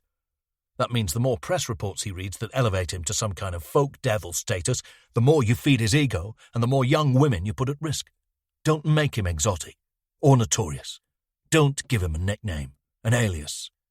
Just call him what he is, a murderer. He turned his head and addressed the BBC-branded TV camera at the centre of the room. To whoever is responsible for these killings, hand yourself in. Give up. There's still time. You've committed horrendous acts, but if you stop now, then you will at least be seen as someone who did the right thing in the end. You're unwell. And whatever inner demon is compelling you to violence, the first step in silencing its voice is to remove yourself from temptation and submit yourself to professional help, while you still have the freedom to make that choice for yourself. Chapter 8. Dale Strickland shouldered his way through the bodies packed into the tiny corporate office in the Rainbow Rooms community centre. He was shorter than average, 40-ish, with heavy framed glasses and an even crop of grey hair. Dale was suited, but the heat of the morning had pre-baked the building, and he had pocketed his tie. The audience parted as he passed through, helped aside by a huge, square-jawed assistant. "Good morning to you all." He raised his hands in the air and applauded, like a footballer acknowledging his fans. A group near the door returned the gesture with applause and a few whoops. As Dale reached a desk at the front of the room, a blond man in a fitted suit stepped forward and shook his hand. Dale turned to face the room, and the blond man stood beside the Hulk, adjusted his tie, and mopped his brow with a light blue handkerchief. A young woman in a pink t-shirt handed Dale a black plastic crate. He beamed, flipped it over, and settled it on the floor in a patch of space by the desk. He caught the blond man's eye for a second, then stepped up onto the crate, raising him several inches above most of the audience. "Friends, I'll keep this short." Camera clicks and whirs, a few flashes. "I'm here to begin a journey. It is my hope and aim that this journey will end with nothing less than a once great city being born again." Applause and whoops from the back, and now a few of the other observers close to Dale. "And of course, I do not use the term lightly. Your charity, Rebirth, has an incredible record of support and rehabilitation for those afflicted with substance abuse issues. Your work reaches out much wider than the Greater Manchester area, and you shame the nation by setting a standard that cannot be matched even in the capital. If elected Manchester Mayor, I will model that standard and ensure that it's fully applied to the acute areas of need here in the city centre, and I will also take it out to the boroughs, Bury, Oldham, Rochdale, Stockport." He paused and rubbed 2 fingers through the groove between his frown lines. "Why?" He lowered his voice for effect. "Because I am tired. I am tired of party politics, politicians gaming the system for the good of themselves, for the good of their parties. I want to do what's good for the people. I am tired of those who find themselves at the fringes of our society being demonised for wanting to escape a reality that has been created by draconian government policy." Murmurs of assent. "Labour, Conservative, Liberal. These are outdated ideologies with outdated ideas. Ideology is for the privileged few to argue over as they swan around their elitist Westminster circles, serving nobody but themselves." The large man leaned into the blond man and whispered, "You already made that point." The blond man smiled. "Repetition's good. We need to move away from left and right and focus on everyday people and everyday struggles. I fully accept that I have made mistakes in my personal life. I've struggled with the consequences of poor choices. Who hasn't? But this is why, unlike the other candidates, I am uniquely qualified to address this rotten system from within and build something stronger and enduring." He pointed towards a sandwich board set up at the side, which carried a bright campaign poster, an image of Dale looking regal and inspired, above the legend, "For lasting change, choose Strickland." I'm not an idealist. I'm not saying that we can create a perfect society. There will always be people who choose to work outside of the law and who don't care about the law. And for those, we have to give the police the resources they need to do their jobs properly, like solving the terrible local murders we've seen recently and highlighted by the police at their conference yesterday. He beat a fist onto his chest over his heart. I have masses of respect for our police. I've encountered many police officers in my time. He angled his head, gave a sheepish smile, perhaps a few too many. The vast majority are wonderful, hard-working people, but there are too many who seem more interested in their own careers and media profiles than they are in the lives of the citizens they're paid to serve. He glanced back at the blond man who made a subtle wind-it-up gesture with his finger. So I promised I would be brief, and I'll close by saying that I'm not here to change the whole world. But we have to start somewhere, and I choose to start up here in the north of England, which is too often dismissed as backward and irrelevant by the London elites who base their media companies here to take advantage of cheap rents, but give nothing back into the local economy. Loud applause. Dale lowered his voice again. I stand here today as an independent candidate, but I hope to visit you again soon as the new Mayor of Greater Manchester, where I promise that I will be the one who gives something back. I will pledge 15% of my salary to homeless and abuse charities like Rebirth to make sure that the work I start will be seen through, to help those in their time of need, to give them the strength and strategy to help themselves, and to make our city up here in the north of England the envy of our failing leaders in the south. Thank you. A sustained burst of applause. Dale stepped off the crate and handed it back to the woman in the pink T-shirt. The large man held back the audience and made way for Dale to walk through to the exit, shaking a few hands on the way. The blonde man followed, handing out promotional cards. Outside, the blonde man held open the back door of a white Mercedes.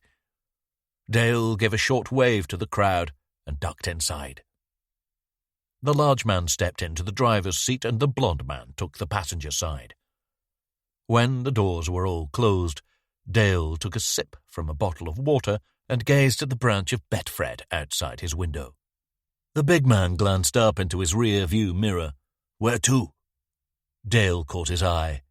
Far, far away, Hector. The blonde man fiddled with his phone. Salford Quays Business School meet and greet. Get the fucking aircon on, will you? I'm sweating like a rapist. The car pulled away. Dale kept his eyes on the street, at the crumbling pubs and takeaways, the hair salons and bait shops. An ambient chill seeped around the interior. He tipped back his head and closed his eyes. Any word from Fletcher? The blonde man looked up from his phone. Haven't seen him since late last year. We had a tip that he's back in the country, though. Dale opened his dark eyes. You sound more Scottish when you're sugarcoating, Marco. Marco pocketed his phone. We haven't heard anything else. I'd like a word. Find him. Whoever gave you the tip, find out who told him. Repeat until Fletcher. Marco nodded. Sawyer still has that gun, and he knows that we know. We're fucking hog-tied. It connects you, us, to Sean. It's insurance. He probably has the location in his will or something, so if we do get to him, he can fuck us from beyond the grave. Dale closed his eyes again. And we're certain that they can match bullet to gun. You didn't just see it on CSI Las Vegas or something. Rifling, said Hector. Each gun barrel is unique. They get the gun, they fire another bullet, they compare. There's still not enough to connect it to me, personally, said Dale. Marco shrugged. Maybe not, but any investigation will compromise the campaign. Shit sticks. He might be saving it up for a crunch moment. He'll know you're running. Find Fletcher. Dale's voice took on a flinty tone. We know he wants to finish the job, and he's probably been tracking Sawyer for a while now to make sure he gets it right the second time. He took a long slug of water. Follow Sawyer. He should lead you to Fletcher. Chapter 9. Shepherd hauled himself out of the Mini. You're definitely improving. Sawyer locked the car and led the way up the cobble-edged path to the faded red front door of a 3-story house. A patient, better driver. Shepherd looked at him. I wouldn't go that far. He rang the bell. And I take it back. I am worried. You're quoting Radiohead. They waited. The house was upscale and recently built, slightly out of character for the surroundings, the storage outbuildings of a working dairy farm. A detached annex housed a popular local farm shop, and a promotional board for Bradwell's ice cream lay flat outside the closed door of the shop. The faint sounds of a fussing child escaped through an open second-floor window. It was mid-morning, but the temperature had already reached the point where any prolonged exertion brought on a light sweat. "Storms forecast for next week," said Shepherd. Sawyer rolled his phone around in his pocket. "And where's this? Fantasyland?" "No, seriously, they're saying it's going to break." Sawyer nodded up at the piercing blue sky and flinched at the sunlight. "Right." Shepherd shouldered off his jacket. "Christ, I feel like an ant under a magnifying glass." The door opened and an elderly man in a saggy white shirt peered around the gap. "More police." They fumbled for warrant cards, but the man let the door swing open and was already halfway back down the hall by the time they entered. "It's quite all right, I know police when I see them.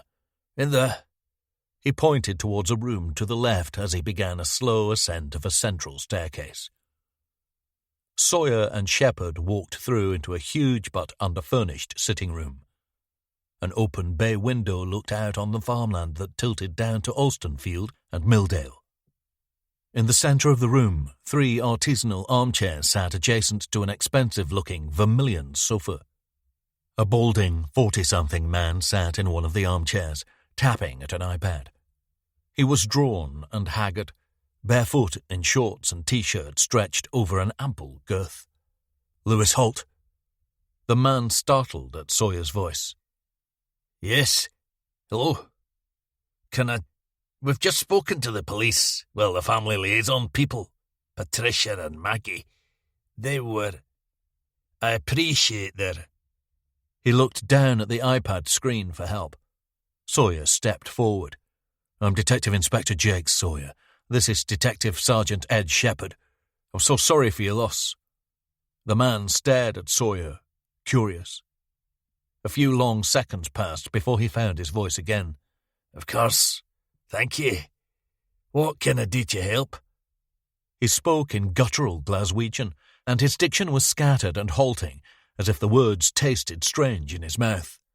"Can I get you something to drink? Tea? Water? Something stronger? Oh, but you're on duty." "Thank you," said Shepherd. "We're fine. Would you mind if we asked you a few questions?"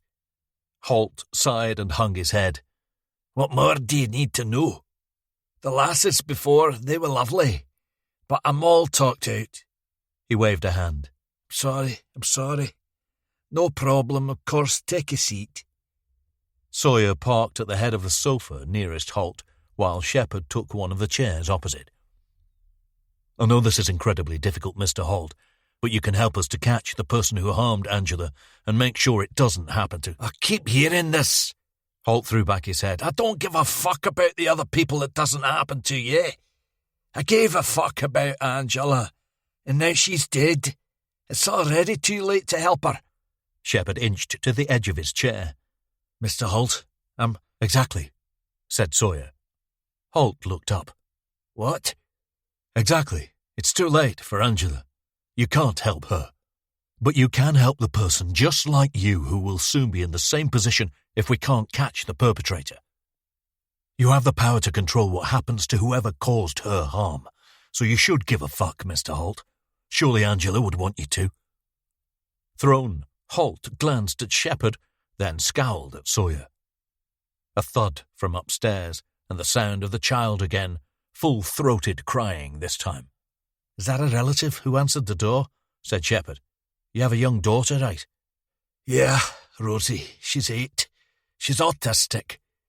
That's my dad, trying to keep her calm. She's no good with change. No lamb curry for dinner on Friday. A different-shaped glass for her bedtime milk. Mummy not coming home. Angie's parents moved to the US a few years ago. They can't make it back, so it's just me and my dad. My sister's coming to help tomorrow. I could pay for someone, but..."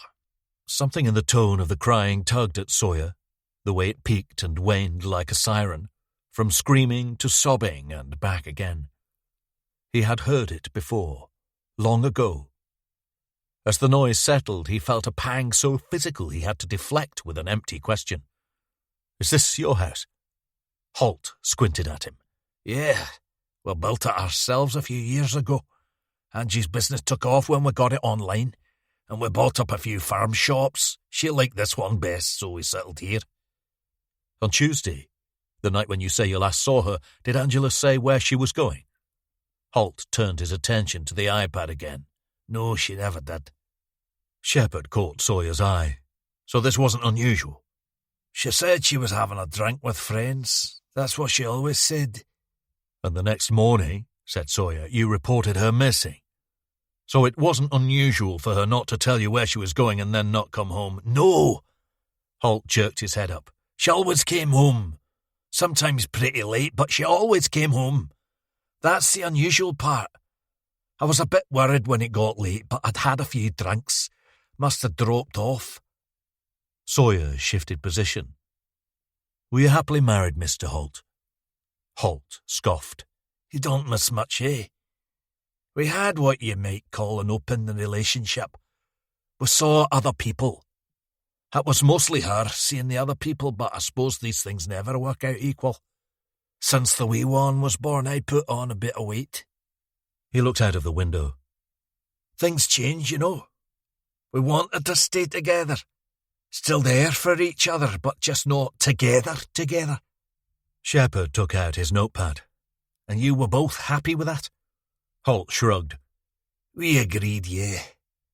I suppose one person always wants more of one thing than the other person, but like all relationships, you meet somewhere in the middle. And yourself? Said Sawyer. Are you seeing anyone at the moment? No, I'm not. There's been a few complications with the business. New franchise not happening. Just admin. It's been taking a lot of my time. Sawyer moved to the side, trying to get a look at Holt's iPad screen. I'm sure you can appreciate that I'm wondering about potential jealousies, complications with partners you might have had. Were you always honest with people about the situation? Did you both let them know you were technically with someone? Depends. Holt rocked back on his chair and pushed himself forward, just about making it to his feet. He took down a bottle of Black Label whiskey from a shelf and poured himself a measure. You can find people who don't care either way. Usually they're the ones with something to lose if the truth comes out. There are ways of meeting people in that situation. It keeps it sort of equal. Ways of meeting people, you mean online?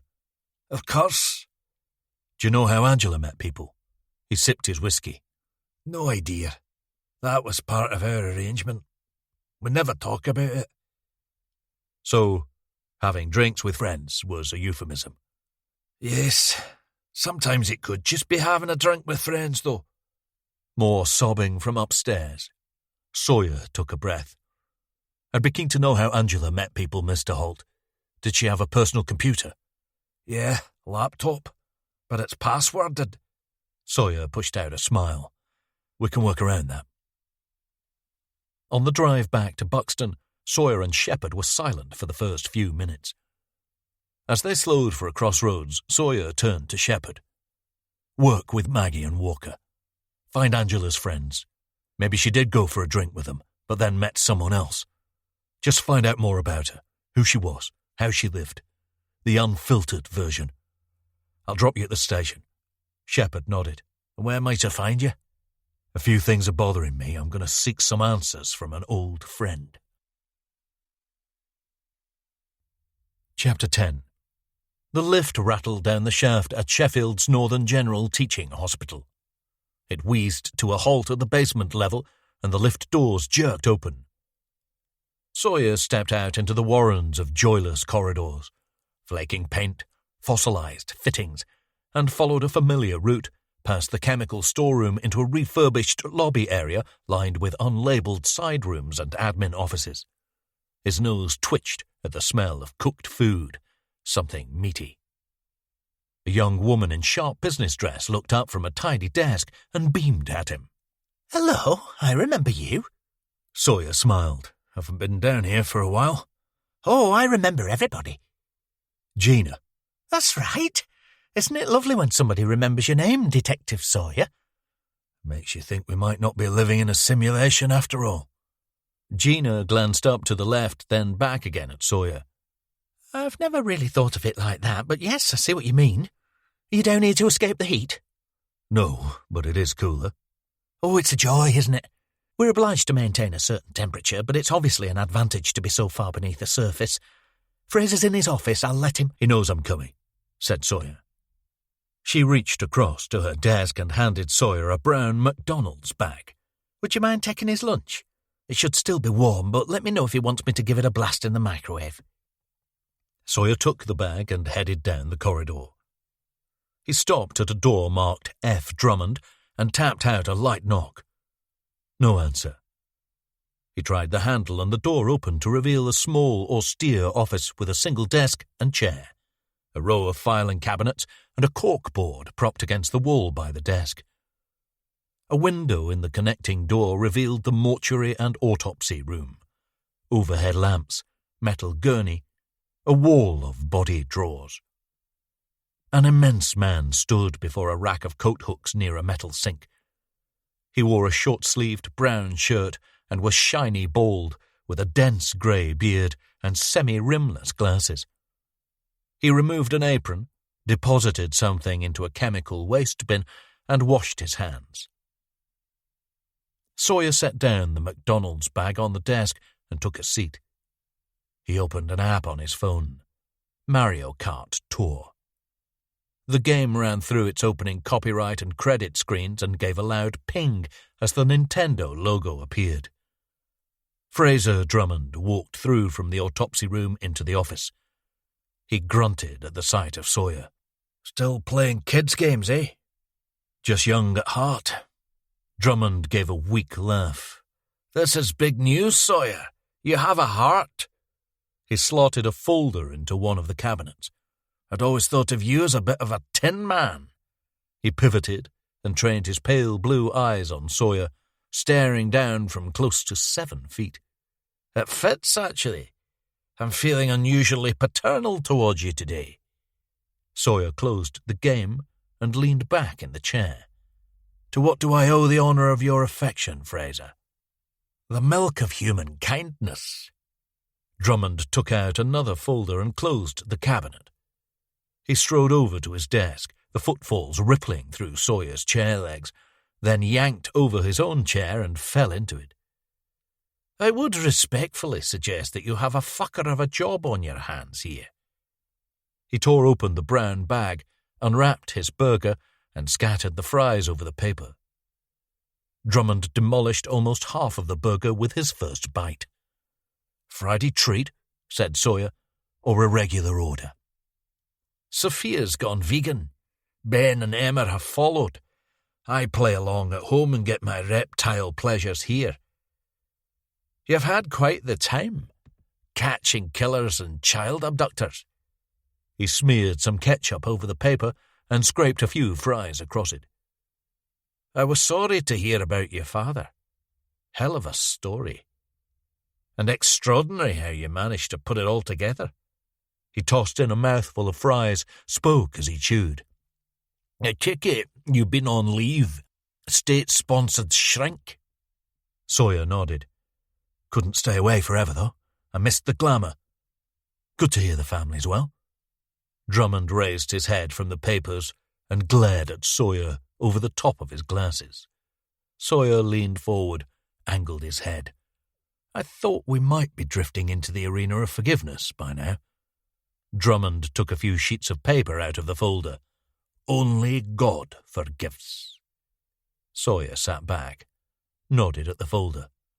Angela? The hair was removed quickly. Pretty crude. Sharp knife. No stab wounds, though. Couple of nicks on her shoulder, but no defensive wounds. The hair is his trophy. He took some from the other 3 victims. Drummond took another bite of his burger. Ah, yes. Operation Orca. Where do you get these crazy names from? There's a database. It randomizes from hundreds of options.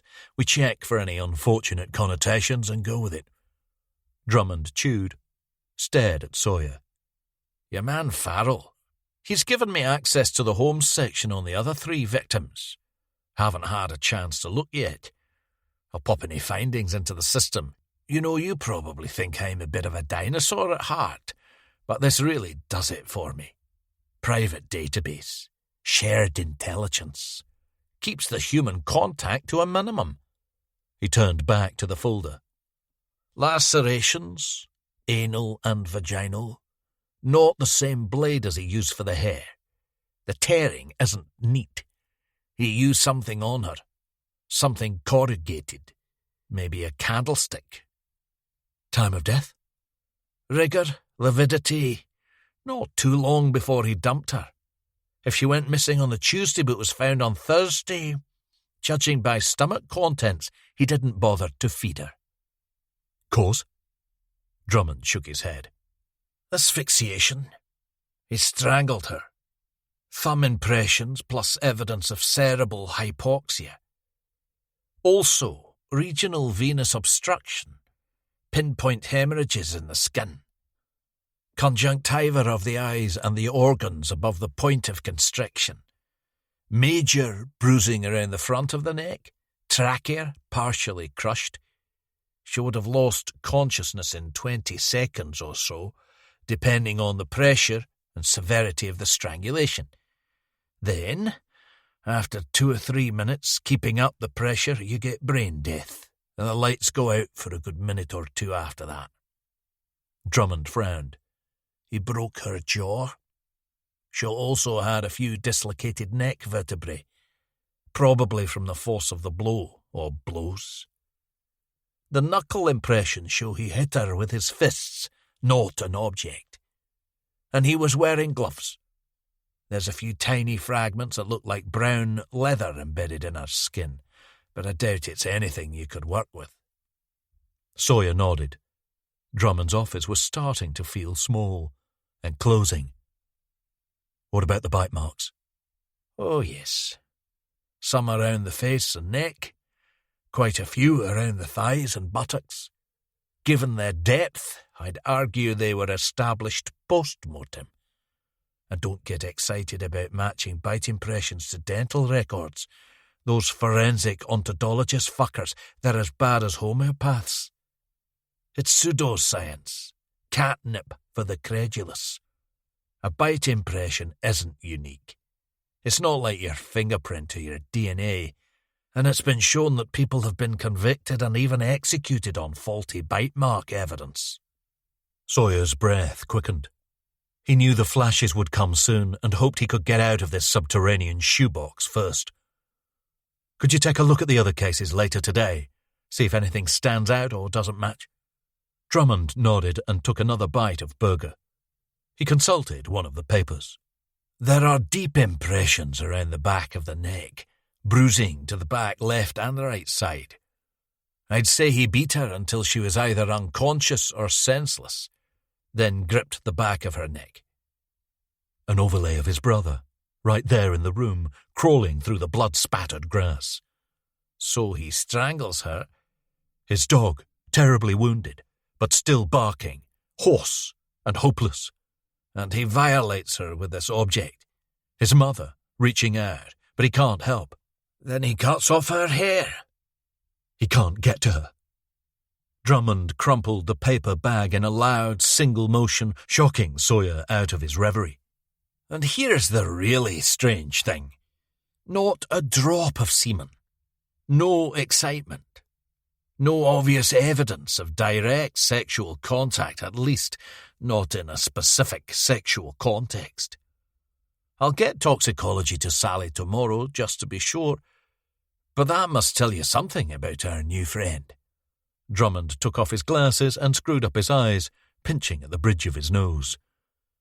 There's a lot of violence here, Sawyer. Excessive. Sawyer forced himself to take slow, steady breaths. Is there a right amount? I mean, there's more than he needs to use to subdue. I'm not a psychologist, but I'm going to take a wild guess and say we're dealing with someone who isn't too keen on women. Chapter 11. Keating took his seat at the head of the MIT conference room. Sawyer and Shepard sat along one side of the table while Walker, Myers and Moran took the other. The individual monitors showed Keating's video and audio feed in a large box, which dominated the upper half of the display, while smaller boxes containing the feeds of the other 5 sat in a row across the bottom. Keating tapped and swiped at his screen, and the faces of the 4 virtual attendees joined the row: Farrell, Whitaker, Barlow and McBride. Keating squinted into his screen. "Gentlemen and lady, are we all hearing and seeing each other okay?" Nods and waves. "I assume you've all had time to digest the response to the press conference?" As Farrell spoke, his feed box replaced Keating's as the largest. "Looks like your grandstanding had quite an effect, D.I. Sawyer. Plenty of splashes about the new Ripper and how we're baffled. I see your own Mr. Logan has filed a piece in the Derbyshire Times focusing on Angela Holt, and another for the Mirror. Both pretty light on our pleas for public vigilance, but heavy on speculation about methods, who might be next, etc." McBride's feedbox replaced Farrell's. "The info twisted and taken out of context, of course." Keating sighed. "We have to get used to an uncomfortable truth here. We need the media. We can't have any hint of antagonism or any sense of us and them. It's more asymmetric than symbiotic, but a mutual trust can only help us. We should keep the channels open and offer regular feedback. I don't want to give anyone the impression that we're conducting this investigation in a vacuum. That was one of the mistakes made by the Yorkshire Ripper inquiry." A few seconds of silence. The 9 boxes beneath Keating's feed seemed momentarily suspended. A silent chorus. "We spoke to Angela Holt's husband," said Sawyer. "Their domestic situation was colourful, and there could be something in the people they've encountered as part of their open relationship." Walker shuffled in his seat. He glanced at Moran and Myers. "I'm filing this into Holmes after this meeting, but I spoke to a couple of Angela's friends who say she arrived in a taxi at the Manifold Inn on Tuesday evening around 7 p.m. They had something to eat and a few drinks. She left early and wouldn't tell them where she was going. They say they teased her about a hot date and she was coy about it. No CCTV there," said Shepherd. "Barely any internet down in the valley." "What did Angela drink?" said Sawyer. Walker looked around the faces. Glass of wine, I think. Pretty sure. I'll double-check when I file it." "We have her laptop," said Sawyer, "and we've been looking for possible connections. Contacts. According to our data ninja, Carl Rhodes, she spent a lot of time on a website called Secret Encounters." "Dating?" said Barlow. Sawyer nodded. "Sort of." He glanced at Keating. "Extramarital dating." "Yeah," said Walker. "It's for people who want to meet up, but privately." Moran frowned. "To have affairs?" "I suppose you can get anything online these days," said Sawyer. Shepherd cut in. "We need to check the previous victims' device histories for matches from Angela Holt's activity. Rhodes is trying to break through some encryptions, but I'll make sure it goes into Holmes as soon as he's finished." Walker raised his hand, lowered it. "I looked through the victimology interviews from Laura Bertrand. No parallels there." "He changed his acquisition method after he attacked her," said Sawyer, "after the dog bite." Walker nodded. "Diane Walton and Hannah Lane are more interesting, though. Diane's boyfriend was away, and she hadn't been to their flat for a couple of days. She messaged him and he was worried, but thought her phone might have been broken. When he got back, she wasn't there." Whitaker spoke up. "Yes, and Hannah's husband said they'd been having problems with the relationship, but they were having counselling trying to make it work. We found a couple of similar websites on her computer, Extramarital and something called Dark Strangers." "It's the usual problem, though," said Farrell. "The sites are based internationally, so there's no chance of getting login details or access to message histories." "And Angela Holt didn't visit those sites." Sawyer swiped at his screen and accessed the forensic report section of Holmes, maintained by Sally O'Callaghan. "CCTV? ANPR?" "Rhodes is still working through it," said Shepherd. Sawyer nodded.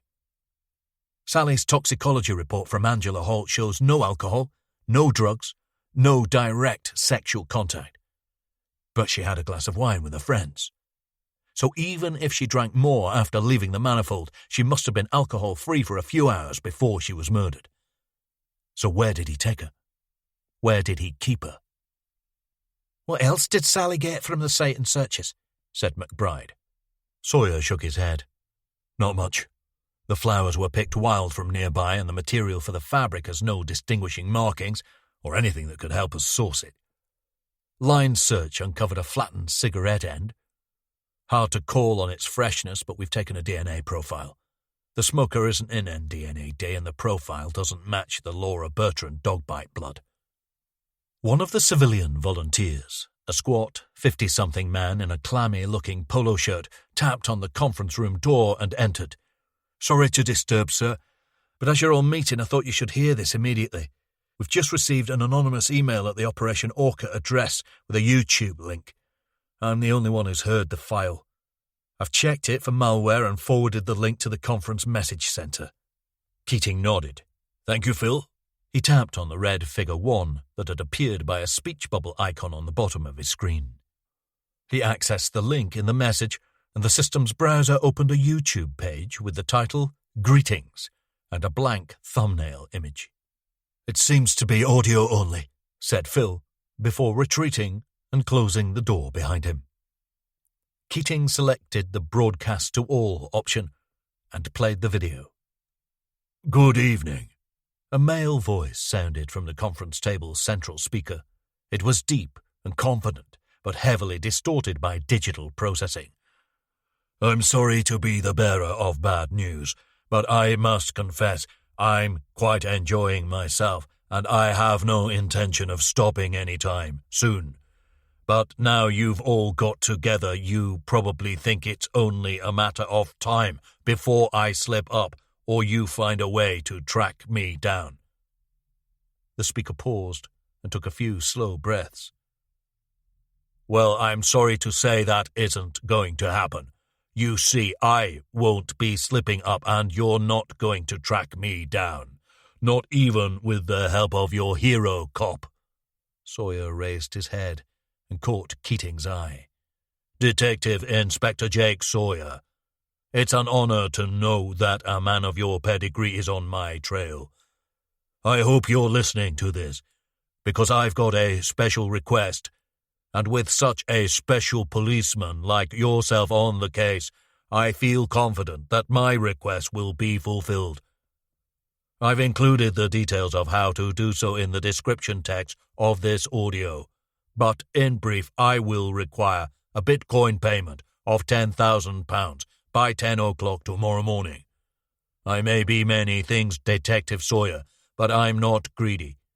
I see this as an insurance payment. If it is not forthcoming, then—" The speaker paused for a few seconds. The conference room was quiet, but for his slow, juddering breaths. "If I do not receive this payment within the given time limit, then I will soon be taking another bite." Chapter 12. Sawyer and Shepherd stood before Keating's empty desk. A scrawny man with a tidy mustache sat at the table by the window, peering into a laptop screen, taking occasional taps at the keyboard. Sawyer edged to the left, stealing a little of the overhead aircon stream from Shepherd. Keating bustled in from the conference room. "We'll take another remote briefing tomorrow morning, and they're all coming in person on Monday." He crashed down into his seat and spoke to the man in the corner. "Anything from the video?" Carl Rhodes didn't look up. "It's only audio on top of a blank image. He took it down half an hour after uploading, but I've cloned it and captured the details he left in the description." Sawyer walked over to Rhodes and peered over his shoulder at the screen. Strange they would ask for money now. If money's his motivation, why not do it after the first murder? "Is he a chancer?" said Keating. Rhodes shook his head. "Pretty sharp for a chancer. His instructions for the Bitcoin transfer show that he knows his way around the systems." "The reference to taking another bite seemed specific," said Shepherd. "The marks on the bodies, that's a detail we've never made public." Keating sighed. Could be idiomatic. A coincidence. He paused before he said it. Sawyer moved to the window and looked down at the football stadium, the green turf muddied by late afternoon shadow.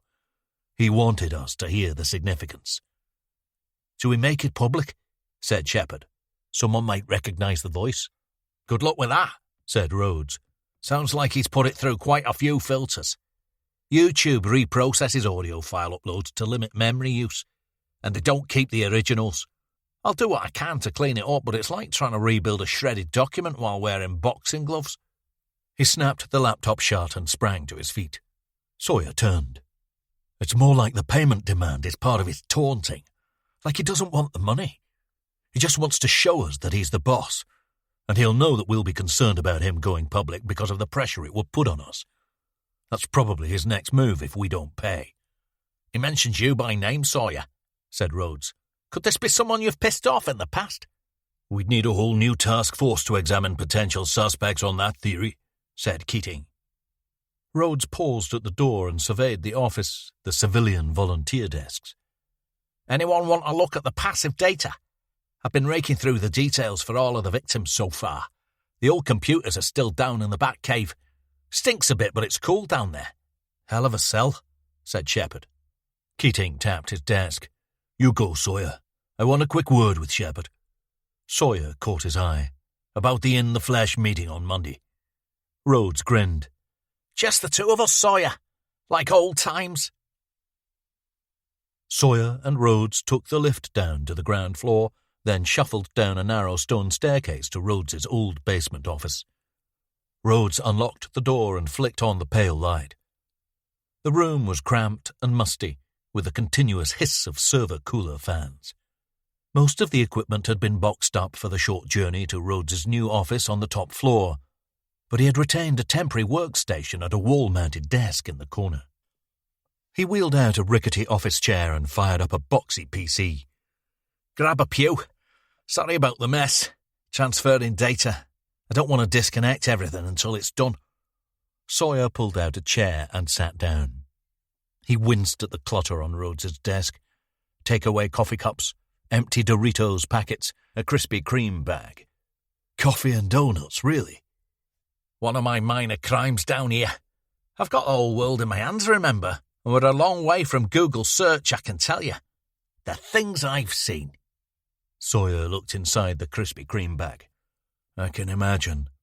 Celebrity sex tapes, cartel chainsaw massacres. And don't think I haven't heard about your prisoner cell block H secret shame. Rhodes gave a wheezy laugh. Have one of them if you like. Still fresh from yesterday. Not fresh, then. I'm good. Rhodes swiveled in his chair, wide-eyed. Jake Sawyer, turning his nose up at sugar. Haven't seen you with your sweets lately either. Trying to eat more like a grown-up. Rhodes turned back to his screen. You've changed, man. I could always tap you up for a cola cube. You don't win friends with kale. Sawyer grunted. Passive data. Go. Well, I've found a fucking treasure trove of ANPR and CCTV related to the 4 victims. Really? Of course I haven't. Precisely fuck all. Nothing from shops, nearby businesses, no repeat vehicles near the deposition scenes at the relevant times. He'll be using stolen cars. We're cross-referencing for vehicles that have been taken and then found a few days later. That'll be a dead loss for DNA on the first 3 cases, but we might get lucky with the car he used for Angela Holt. Rhodes sniffed. Probably still got that somewhere, though, if he's planning to do more.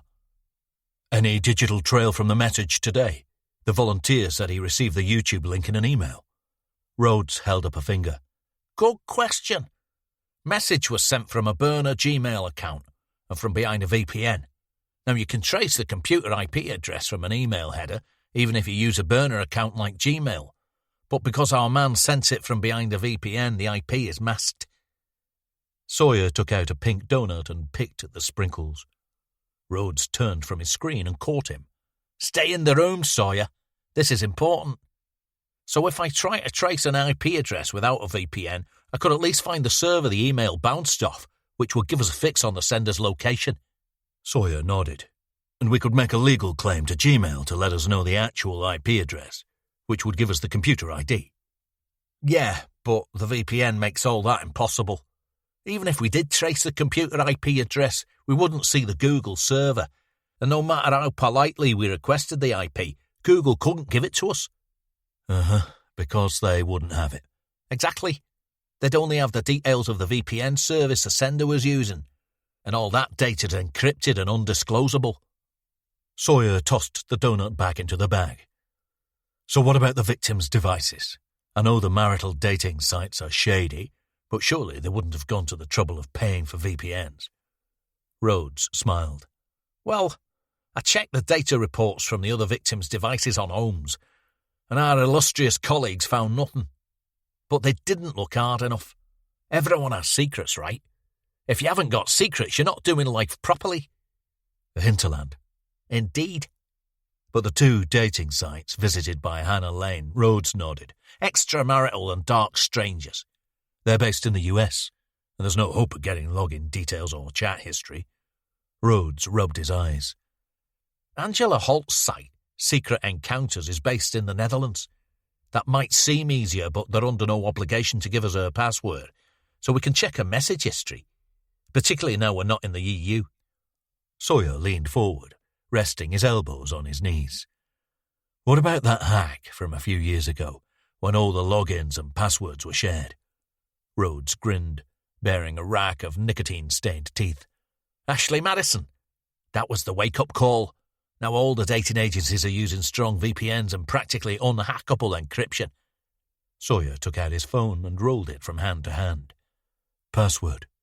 What? You said Secret Encounters was under no obligation to give us Angela Holt's password. But do we know her login name, her alias? I know it, yeah. It's not in Holmes yet, though. Sawyer frowned at him. Why not? Rhodes took a breath, weighing it up. Something in her emails. I haven't logged it with the civvies yet, and as you know, we shouldn't even be discussing it until it's in the system. Sawyer sat up.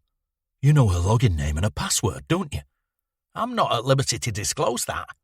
Sawyer laughed. Rhodes dropped his gaze. Come on, it'll be out there later today anyway, you'll get the credit. What did you find?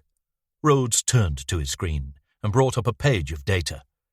Angela Holt, a.k.a. Miss Chivas.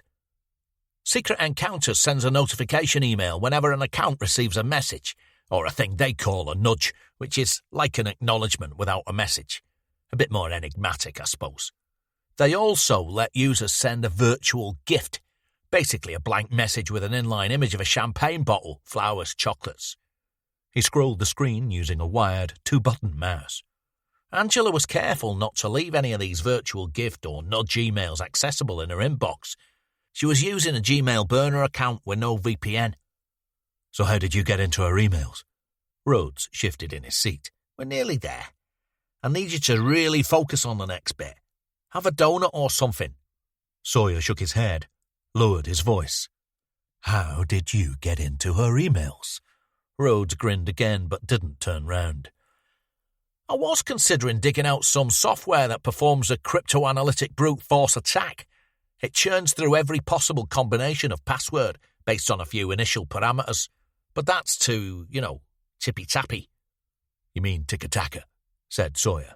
Same thing. So I went route 1. You guessed it? Yeah, I did. He turned, raised an eyebrow. It was password 85. You'd be amazed by how many people try to use password, and then when they're told to add numbers, just stick their birth year on the end. She did make the P capital, though. Tricky. Sawyer rolled his chair closer. I don't suppose she used that for her Secret Encounters login, though. No. And that'll all be encrypted by VPN. I can explain it again for you if you like. That's okay, just hurry up and tell me what you found in her emails. Rhodes scrolled again.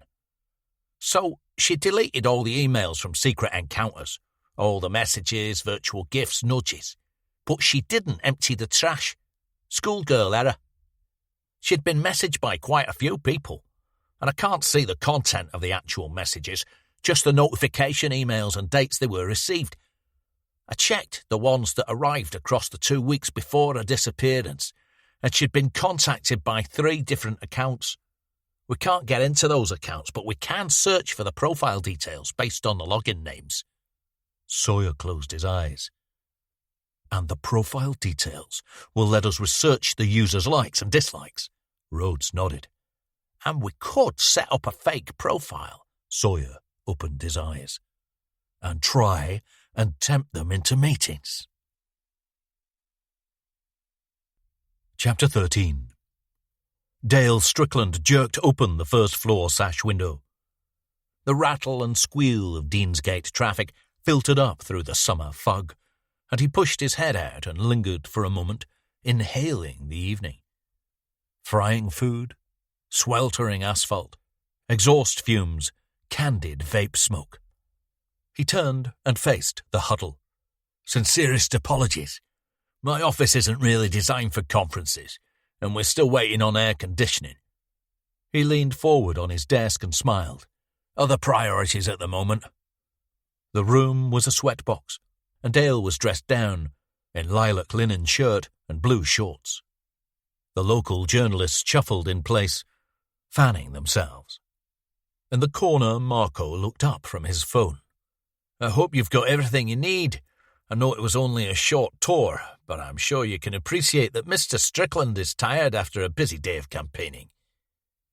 A thick-set man in a saggy, short-sleeved shirt elbowed his way to the front. How many of the players' clubs are you planning to open? Dale smiled. As I said, the clubs are my attempt to put something back into the local communities. The man nodded. They're not charities, though, are they? No, I never said they were. But I'm hoping they will be the beginning of a long-lasting franchise which will create jobs and give local teens a focus. Something to do. Somewhere to go. A social life that isn't based around toxic illegal activities or pointless turf wars. As any GCSE physics student will tell you, nature abhors a vacuum, and I believe that a great deal of our social problems involving young people stem from a lack of belonging or meaning. The digital culture means that they're more virtually connected than ever before, but it's no substitute for face-to-face relationships. The cold connections of social media keep them in touch, but same-room contact keeps them human and gives them something to look forward to. If I'm elected, then I will fight hard to establish incentives for similar local businesses. Hector squeezed through the group and whispered something into Dale's ear. Dale held up his arms and headed for the door. I'm so sorry. Urgent business. If you need any more detail on the clubs, please speak to Marco. He bustled through the group, walking backwards out into the busy snooker room. Apologies again for the discomfort. I'm a prospective politician. I can work towards changing policy, but there's nothing I can do about the weather. Dale turned, and Hector followed him through a door marked Staff Only. They climbed a narrow side staircase, and as they exited through a second door on the top floor, Dale's nose twitched at the hint of something pungent. A man stood just inside the entrance to a carpeted office at the end of the corridor. He had his back to the half-open door and was veiled behind a swirl of dense grey smoke. Dale entered the office and walked to the wide glass-topped desk by the closed window. As Hector took his place in the centre of the room, Dale lowered himself into the revolving chair, keeping his eyes on the man. He was tall, well over 6 feet, and broad-shouldered, dressed in white T-shirt and fitted blue jeans with heavy, unseasonal ankle boots.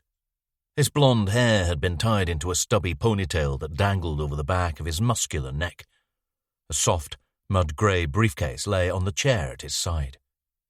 His pinhole eyes drifted across to Dale. Ashtray? He raised his unfiltered cigarette in redundant clarification. Dale sat back, nodded towards the end of the desk. Use that. The man walked to the desk and double-tapped his ash into an oversized mug. Dale beamed. Always a pleasure, Austin. You should have told us you were coming. What are you doing here? Austin Fletcher touched a finger to the mangled flesh around his left ear. He lowered his head, obscuring his gaze behind an overhanging brow. Unfinished business. The voice was low and flat, untroubled by emotion. Dale caught Hector's eye. It's stalemate. Sawyer has the gun. Hector nodded towards Fletcher. Thanks to him. Dale held up a hand. What are you proposing? Fletcher dropped his cigarette into the mug and reached down to the briefcase. He took out a slim folder with a black plastic cover and tossed it onto the desk. Enough waiting. Dale took the folder and flipped through the pages. It was a collection of maps, marked locations, highlighted waypoints, plotted movement patterns. The pages were labelled with date ranges and times, some colour-coded. A few locations had been underlined: Edale, Upper Midhope, Rosemary House, Bakewell, Stanhope. Dale looked up. Fletcher's eyes were on him. Very pretty. Gold star for effort. I know a few of these, but Rosemary House? Brother, said Fletcher. Stanhope? Shrink. Dale turned to a section devoted to the Bakewell location. Not so many visits here recently. His eyes flashed to Hector. Trouble in paradise? Fletcher took a step towards the desk. Now. Dale stood up and tugged open the window, keeping his back to Fletcher. I'm working on something new, to get him off the board. I can't risk anything yet. He turned and smiled. So no, not now. Soon. I'm trying to be a man of the people. It's not a good time. Fletcher retrieved the folder and slid it back into the case. Dale darkened. It's almost Saturday. The runoff vote will be decided on Monday. I'm an independent and it should be between me and the Labour guy. Just a little longer. Fletcher zipped up the case and strode past Hector, out of the office. Dale and Hector stood motionless, listening to the diminishing clunks of Fletcher's boot heels on the stairs.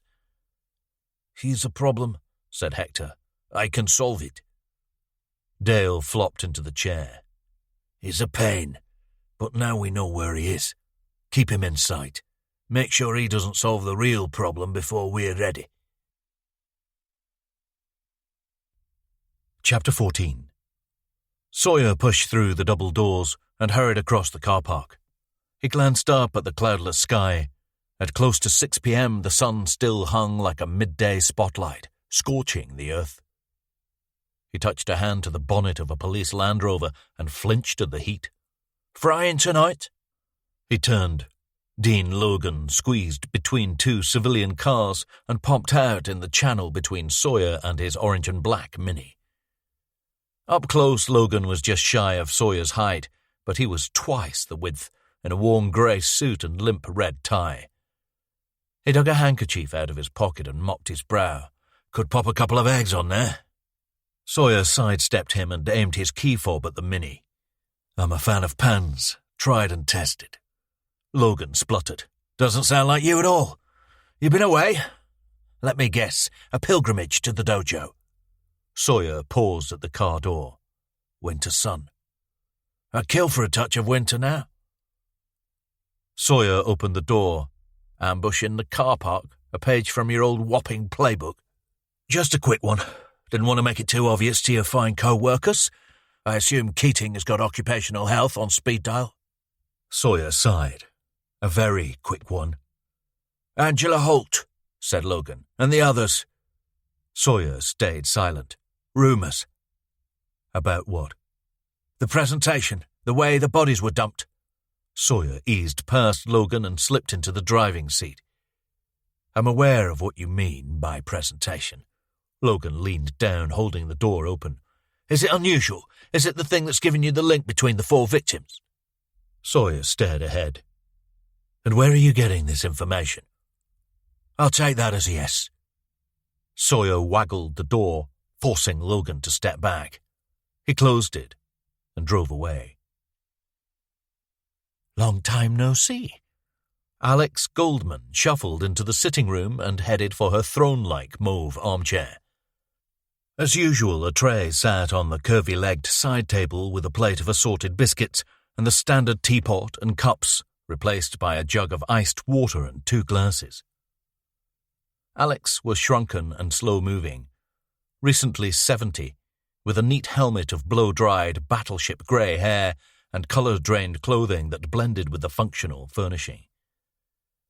Sawyer took a seat on a black chaise longue tucked into the near wall.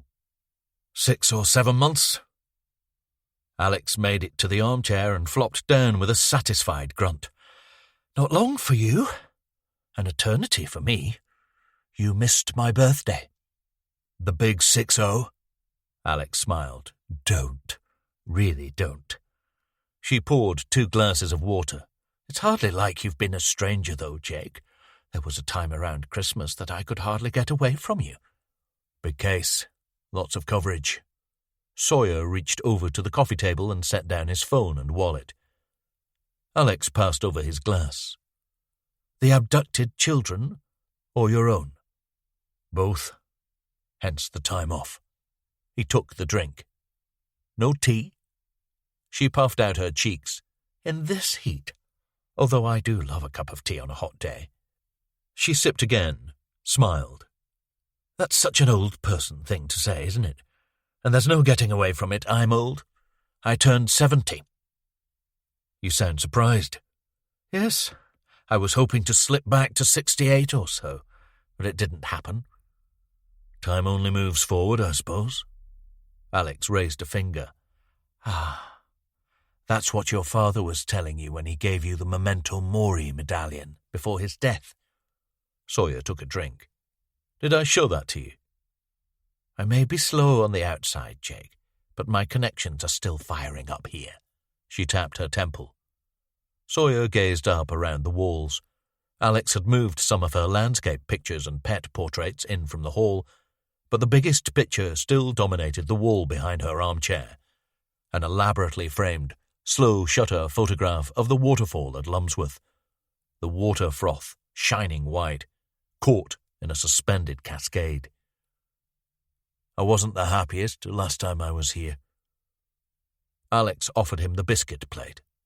Yes, the winter solstice, the longest day. A lot's happened since then, though. You tracked down the man who murdered your mother, and your father took his own life. I'm so sorry, Jake. He waved away the biscuits. Thank you. When we last met, you said that optimism is unrealistic and hope isn't necessarily a good thing. Are you following your father's advice? The philosophy implied by his coin? Are you moving forward? Working on it. Sawyer braced, expecting a flash, a sound. And stopping your sessions with me, is that part of the work? He sighed. I wasn't sure I needed this anymore. Wasn't? I'm worried again about my thoughts and behaviour over the last few months. Alex set down her glass on the side table and sat back, taking her time. Did you get away? I assume you were signed off work for a while. Canary Islands. Peace and quiet. I stayed on an island off the mainland, La Graciosa. It didn't turn out to be as peaceful and quiet as I'd hoped. Do you feel responsible for your father's death? He looked up, glared at her. In what way? We've talked about your faulty fear response, how it puts other people in danger. From what I read, your investigation solved your mother's murder, but your actions revealed your father's crimes. And to avoid... I didn't pull the trigger. Alex held the moment, took another sip of water. You say you're worried. What about? Sawyer smoothed a palm across his hair. I'm seeing it all again. Feeling it all again. Flashbacks? More than that. It's like it's happening in front of me again. As real as reality. My mother, my father. We need to revisit the reliving therapy we started last year, to take you through the events and reframe them as unpleasant memories, to free you from this pain that sits behind you, always at your back. Use your mother's influence for your growth. And we may need to do some work on what you witnessed with your father. She leaned forward. Remember, we said it would be like going down to the underworld, like Orpheus and Eurydice, retrieving the pain of your loss and turning it into something the adult version of you can process. You're carrying around the influence of your mother and father. We have to make that a positive, from unwelcome legacy to an ever-present inspiration. Sawyer swished the water around in his glass. I understand all of that, intellectually. It's like this weather, this heat. It's constant, No respite. There's no relief. You know, like the bit in Taxi Driver, I just want something to come and wash it all away, like a sluice, purify me, rinse it all off me, start again. It sounds like absolution. You are still an atheist, right? He gave a grim laugh. I don't feel like a sinner. I spent some of my time off reading. I read a book called The Psychopath Whisperer, studying people who report no sense of regret, limited empathy. Alex clasped her fingers together and rested her hands in her lap. We've been here before, Jake. If you're worried that you might be a psychopath, then by definition it means you're not one. He looked down at the thin green carpet. Dog hairs, a vaguely worn channel from the door to the chaise longue. 3 main psychopath traits. 1, glib interpersonal style. Dishonest, manipulative, arrogant, deceitful. Alex nodded. Glibness can also be a defense, to deflect from internal pain. The old thing about the loudest guy in the room being the most damaged. 2, sensation-seeking, impulsive, reckless, seemingly having no thought for your own safety. No fear. He looked at her. You can't deny that one fits for me. I need to be busy, occupied, distracted. It turns down the volume on everything else. I play video games that seem insanely hostile to others. I feel calm when things are stressful. And stressed when things are calm? He nodded. 3, defective emotional response. Lacking remorse. Finding it impossible to understand why others might view my behavior to be unacceptable. Alex sipped her water again. Surely you can put yourself in other people's shoes. You wouldn't be able to do your job if you couldn't. I have to work at it, like an act. He gazed up at the fountain picture again. It doesn't come naturally. Is that normal? Alex took a long breath. Everyone's on a spectrum for all their behavioral responses. Maybe you're a bit closer to the darker shades than you'd like to be, and this is why we have to continue the work. Get you closer to the center. It's all progress. Sawyer scoffed. A journey. Of course. I'm sure you're aware of Alan Watts. He was a British philosopher. He said that life isn't all about a quest for successively greater achievements. He said it's about the journey itself, the constant work in progress. A quest for meaning. Precisely. And that meaning doesn't have to be some grand revelation. It might be just about making the journey of life as pleasant or as happy as possible for yourself. She leaned forward again. All we're doing here is trying to make your journey smoother, to help you to understand yourself better, like your issues with fear. Have you felt the tingling sensation since we last met? You've reported it happening when you've been in situations with limited oxygen, maybe even just high-pressure situations. Have you been in any of those recently? Sawyer smiled. 1 or 2. And do you have the brain scans you told me about last time? The ones you retrieved from your father? The ones conducted after the attack on your mother and on yourself? The concerns about lesions in your brain, possibly impeding your primal fear response? They seem too old, like a different version of me. You should get some new ones, a fresh approach. Look into your own head. The brain is fascinating, so mysterious. It could be helpful to look at your physiology with someone else while we work on the psychology. Sawyer took a deep gulp of water. Someone else? I know someone. A neurosurgeon. He's very good. Get some new scans. Discuss them with him. He may have some insight into the tingling sensation. This sort of proxy fear you sense but don't really feel. Jake, for the record, I don't think you're a psychopath. But I am concerned that your mental state is increasingly leading you to make inappropriate choices. How do you feel, day to day, moment to moment? Is there contentment in you?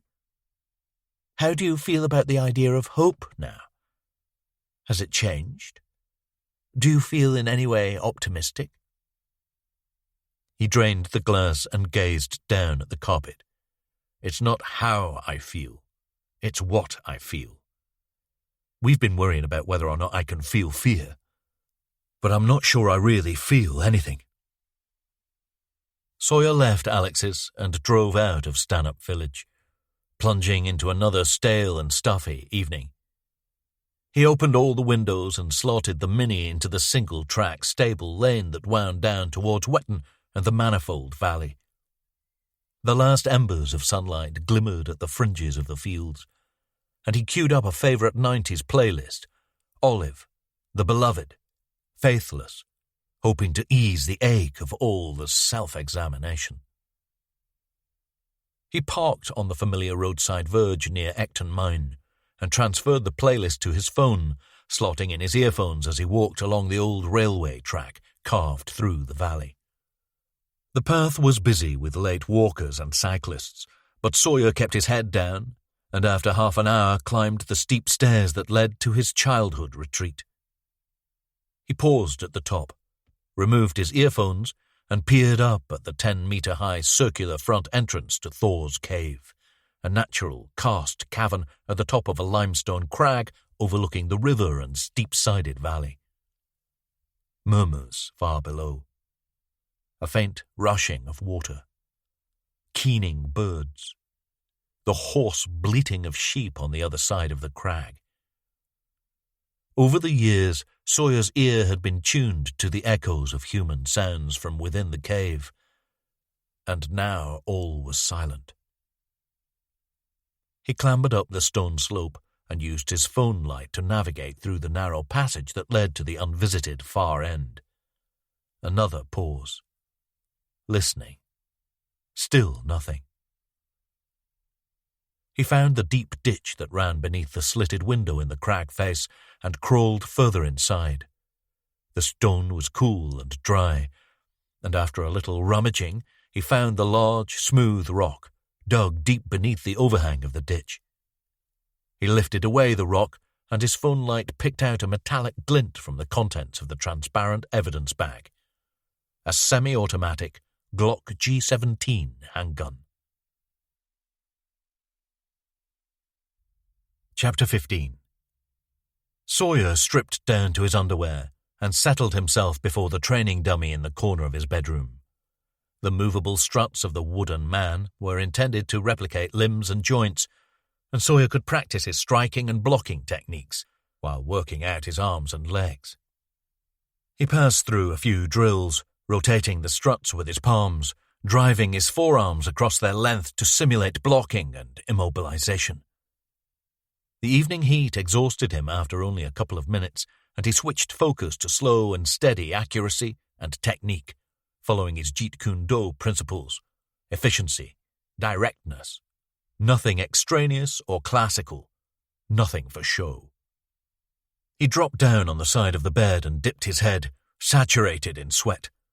The muscles across his back rose and fell with each breath, distorting the tattoo that spanned his shoulders. Keter ton de mona iatu, true to his own spirit. He showered and settled on the bed with his laptop. As he navigated to the Secret Encounters website, Bruce padded in and flopped out on the cool windowsill. He found the 3 profile names identified by Rhodes from Angela Holt's notification emails: Dr. Fox, Play with Fire 99, and Biker Boy. All 3 had opted for one of the site's default avatars: a close crop of a suit and tie for Dr. Fox, a silhouette of a fisherman casting a rod for Play with Fire 99, and a point-of-view shot from a vehicle windscreen in a country lane for Biker Boy. Sawyer flicked through the profiles. All were claiming to be mid-30s, and their introductory messages were littered with the standard, self-deprecating details. Never write a profile after a few glasses of Rioja. My relationship is now a friendship. Imbalance in sexual desire. Biker Boy claimed to have no physical preference, but was keen on the kind of woman who eats ice cream in bed. Dr. Fox insisted that life was too short to drone on about how his partner doesn't understand him. Play with Fire 99 listed rudeness among his dislikes. All three emphasized the importance of discretion. He marked a tab in his browser for each of the main profile pages, then opened a new tab and searched for the article Keating had pulled up on the zoo incident. Sawyer's stomach lurched as he read the quotes from the observers about his bravery. Jackie Mullins, 38, visiting with her husband and young daughter, was convinced that Sawyer was crazy and made it clear that she couldn't possibly have done anything like that. As far as Eric Brewer, 52, was concerned, the whole thing was a publicity stunt, despite the park's record attendances that summer. Sawyer clicked on an inline gallery, dismissed a disclaimer about disturbing images, and scrolled through a few tame pics of Danny and himself sitting side by side on the edge of the ridge. The final shot showed Sawyer and Danny being ushered out of the enclosure by the uniformed keepers. Sawyer dragged the image onto his desktop and double-clicked it to open it in his image preview software. The man with the rifle and high-vis jacket was just visible behind the main crowd. Sawyer zoomed in on his face and smiled. He snatched up his phone from the bedside table and made a call. It rang for a long time before it connected. "Yeah." Male voice, broad estuary accent. Sawyer glanced at the clock as it flicked over to 10:45 p.m. "Tony Cross?" "Depends who you are." "It's Jake Sawyer." A pause on the line, barely suppressed laughter. "I was wondering how long it would take for the penny to drop. How are you, my friend?" "Better than you. Is the zoo marksman gig business or pleasure?" "Freelance. Good money."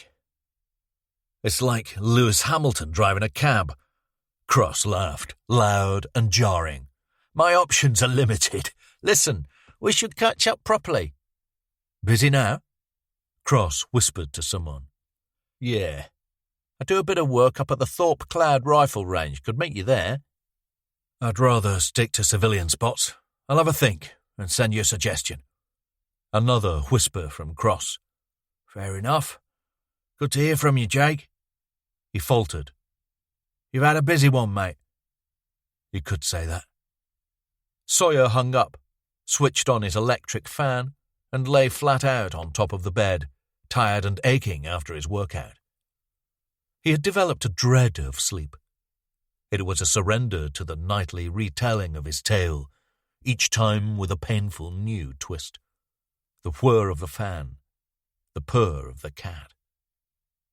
And then he was running, at top speed through the heat of the day that had defiled his childhood. He wanted to leave it all back there on the verge, the pleading and screaming, the blood-stained grass. Contains images that some people might find. He wanted to leave it all far behind, to will it out of existence.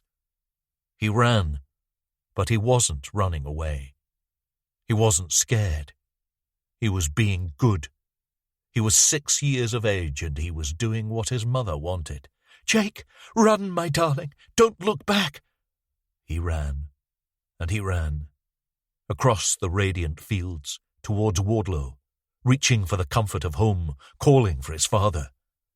Swishing through the long grass as it grew heavier and heavier, wetter and wetter, redder and redder.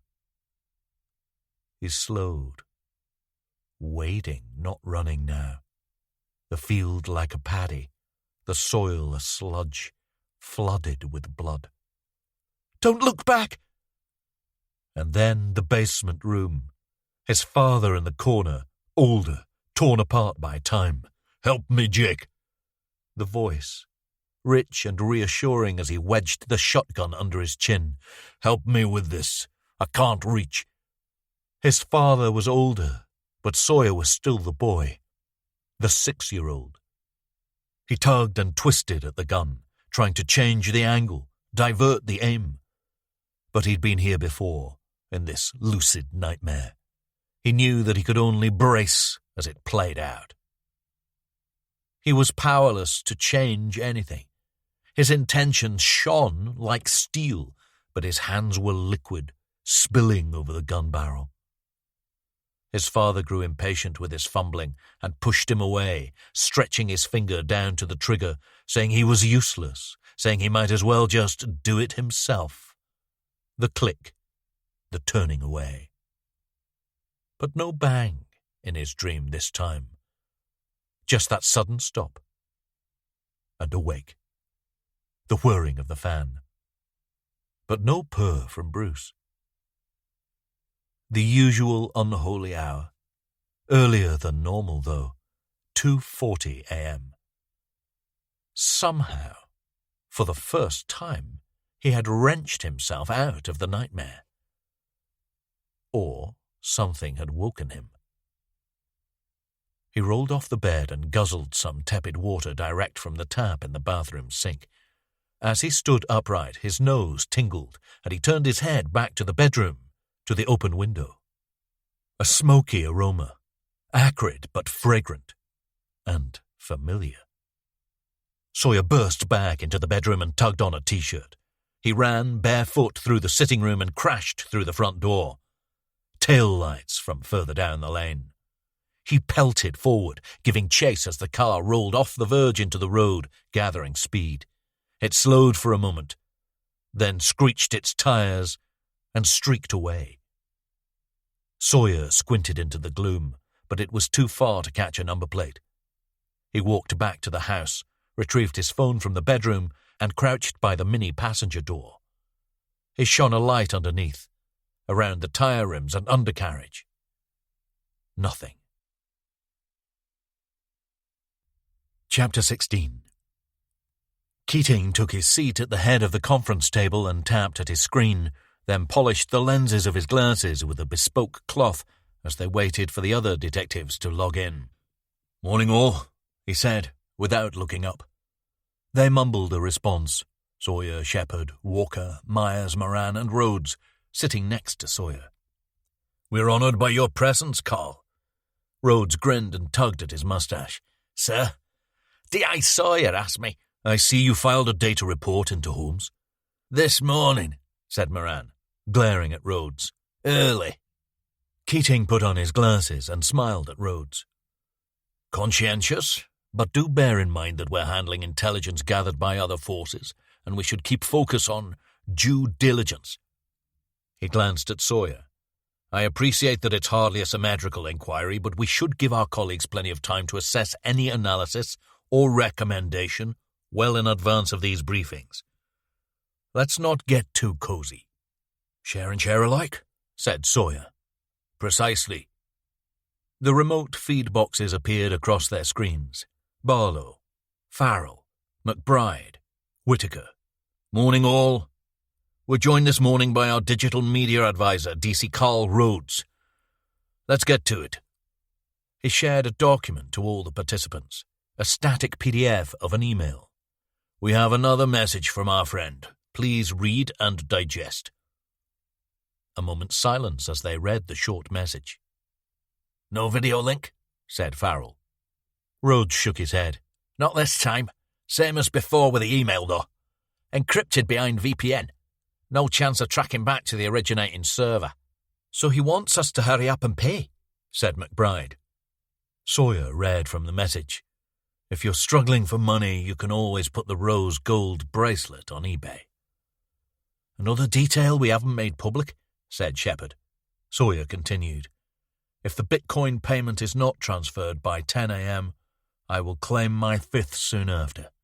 He looked up. "We should call his bluff." "Not pay it," said Walker.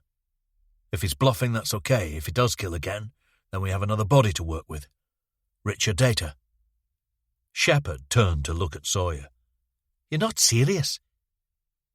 "Of course I'm not serious." He shuffled in his seat. "This ransom is a red herring. It's just part of his pathological need for control. These killings aren't about money. If we pay, we play his game by his rules. I've got a better idea. Our game. Our rules." I assume we're staying inside the law, though, D.I. Sawyer, said Farrell. Sawyer nodded at Rhodes, whose face filled the main feed box as he spoke. I discovered Angela Holt's login details for secret encounters. How? Said Whitaker. It's technical, said Rhodes. You guessed her password, said Sawyer. Rhodes continued. I also found Secret Encounters notifications email in her trash. She'd made contact with 3 user profiles in the 2 weeks before her death. Sawyer shuffled in his seat, impatient. We set up a dummy profile with a picture of a 30-something blonde woman. We use it to contact these 3 profiles, see if they bite. They all use generic pics, but there is an option to hide real-face photos behind a password. Most people make initial contact because they like the sound of the profile description and then ask for a photo password so they can see what the person actually looks like. But McBride's face took over the largest window. What's stopping people keeping those photos and exposing the users as potential cheats? Mutually assured destruction, said Sawyer. Angela Holt's husband told us that the affair websites all thrive on that concept. Most of the users want to stay in their current relationships, usually marriages, but are just looking for a bit on the side, said Barlow. Sawyer nodded. So at first, there's an element of tension and trust. But once you have each other's picture password, the standoff ends. If we can get these profiles to react to our contact, exchange picture passwords, we might be able to set up meetings and monitor them, said Walker. It's a cunning plan, Sawyer, said Farrell, but it's a bit like getting the number of a group of sheep by counting the legs and dividing by 4. There's an easier way. Already tried it, said Rhodes, getting the profile's details from Secret Encounters direct. Client privacy concerns. This isn't just a regular dating site. They see any kind of identity revelation as potentially catastrophic for the business. Lot of suicides after the Ashley Madison leak, said Shepard. They say they're willing to release details of the identities. Sawyer paused for effect, but only if the clients themselves consent. Well, that's not going to happen, said Barlow. Hello, it's the police. Do you mind if we get your secret identity and look into your nefarious online activities? Can we get legal on their asses? Said Whitaker. It'll take too long. Still, said Keating, belt and braces. I'll raise a court order and a reciprocal court order for Interpol. With respect, sir. Farrell's face filled the screen. That kind of legal mire will take weeks to wade through. Maybe months. And isn't this entrapment? Said McBride. If we set up this fake profile and he bites, they call it catfishing. Shepard shook his head. You'd need a pretty creative and optimistic lawyer to bring that into the fight.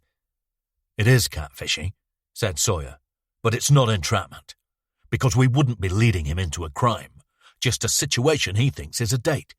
Then we arrest, check his alibi, cross-ref DNA from Laura Bertrand's dog bite blood and the cigarette we found in Dovedale. That would put him at 2 of the scenes. Keating pondered for a few seconds. Make it happen. Rhodes can set up the alias, said Sawyer. They have these things called nudges, coy acknowledgements to let someone know they've been noticed. He can send out a few of those to each of the 3 profiles. I'll write the profile, said McBride. If we're posing as a 30-something blonde woman, we might as well get a 30-something blonde woman to do it. We should use fresh images, said Walker.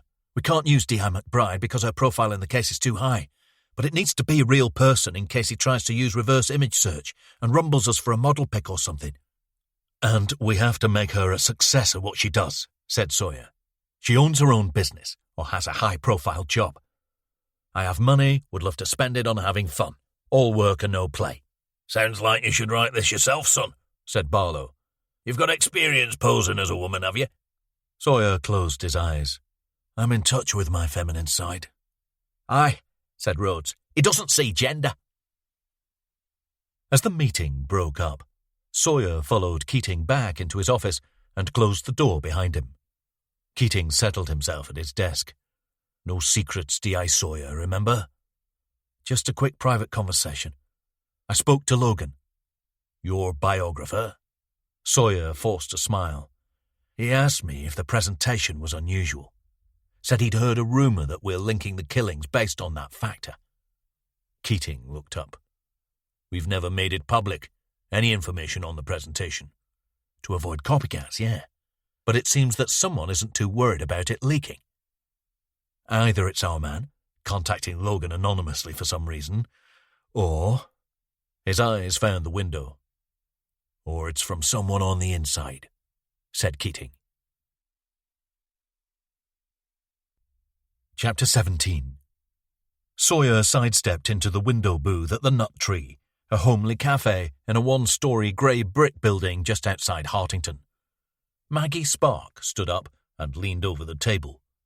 Sawyer returned the kiss on the cheek, but the hug was limp. I took the liberty. She gestured down to the table. Large jug of orange liquid packed with ice cubes and lemon slices, 2 glasses, and an elongated bread bun topped with thick, unnaturally white icing. He filled a glass. Thank you. What's this? Iced tea, citrus. He sipped, raised his eyebrows in approval. They sat. Maggie had chopped down her rust-red hair into a boyish pixie cut and wore a low-cut summer blouse, yellow with flecks of white petals. She angled her head and inspected him. You're looking better than I expected. He laughed, caught her eye. Is that your idea of a compliment? Yes. Feel free to return it. I'll try to cope. I like the hair. It's a little bit... He took a breath through his nose. Careful. Carey Mulligan. She poured herself a glass of tea. I'll take that. Sawyer picked up the bun, peeled off a section of icing. How's single life? Couple of dates here and there. Nobody exciting. One guy just wanted to talk about the cricket. I tried to hold my own for a while, but it just ran out of road. That's your problem. You spend your professional life assessing people, working them out. Your bar for emotional intelligence is set too high. He laid the chunk of icing back on the plate. Not hungry? Had breakfast before the briefing. Is the case moving ahead? He sipped his drink.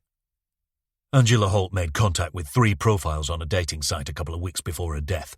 We've set up a fake profile, trying to tempt them into meetings. One of the DIs from the Nottingham case wrote the profile, and we've used an image of one of the civilian volunteers for the pic. We sent virtual nudges to the profiles we're interested in. Maggie nodded. Just a case of waiting, then. See if you get a hit. The profile was only online for 20 minutes before we got a message. He took out his phone and turned the screen round to face Maggie. Didn't even have to ask him for his picture password. He volunteered it. The image showed a sun-flared beach shot of a short, flabby man in his mid-40s. He was topless, smiling into camera. Maggie grimaced. Unnatural crop. I know the tricks. Someone was standing next to him. Some guy in Aberdeen, so he says. Doesn't seem like a fit. We're just waiting on replies from the other 2 now. Horrible case. I spoke to Lewis Holt. Strange sort. Seemed genuine, though. Still the most likely suspect, I suppose? Technically, yes, but he didn't do it. Sawyer swept his hair off his face. Maggie smiled. You're looking rather leonine at the moment. Are you about to make a joke about wild animals? She sipped her drink, held the moment. That was stupid, Jake. They would have got him out of there without you. Don't believe your press, and don't overcompensate. For what? You know what I mean. For the people you've lost. He stared down at the jug. It was a new experience, and it's reconnected me with an old acquaintance. She nodded. Did you see Alex? Yes, back on the couch. Well, the chaise longue. She reached her hand across, rested it on his. That's good. You've had a hell of a time. He drew back his hand. How's Mia? Freddie? They're good. We're cycling near Lady Bower tomorrow. Mia is prematurely teenage. She spends most of the time complaining about the heat. I tell her she never complains about it when we go on holiday, but she just does that big, shruggy sigh and says that it's different. Sawyer cracked a smile. I saw the lost villages were visible now up in Derwent. Yeah, we're going to see them. Isn't it incredible? Sort of sad. What a story, though, how those people were turfed out of their homes to make way for the reservoir. We've had such a little rain you can see the whole buildings now. Limestone cottages from the old Derwent village. The past poking through.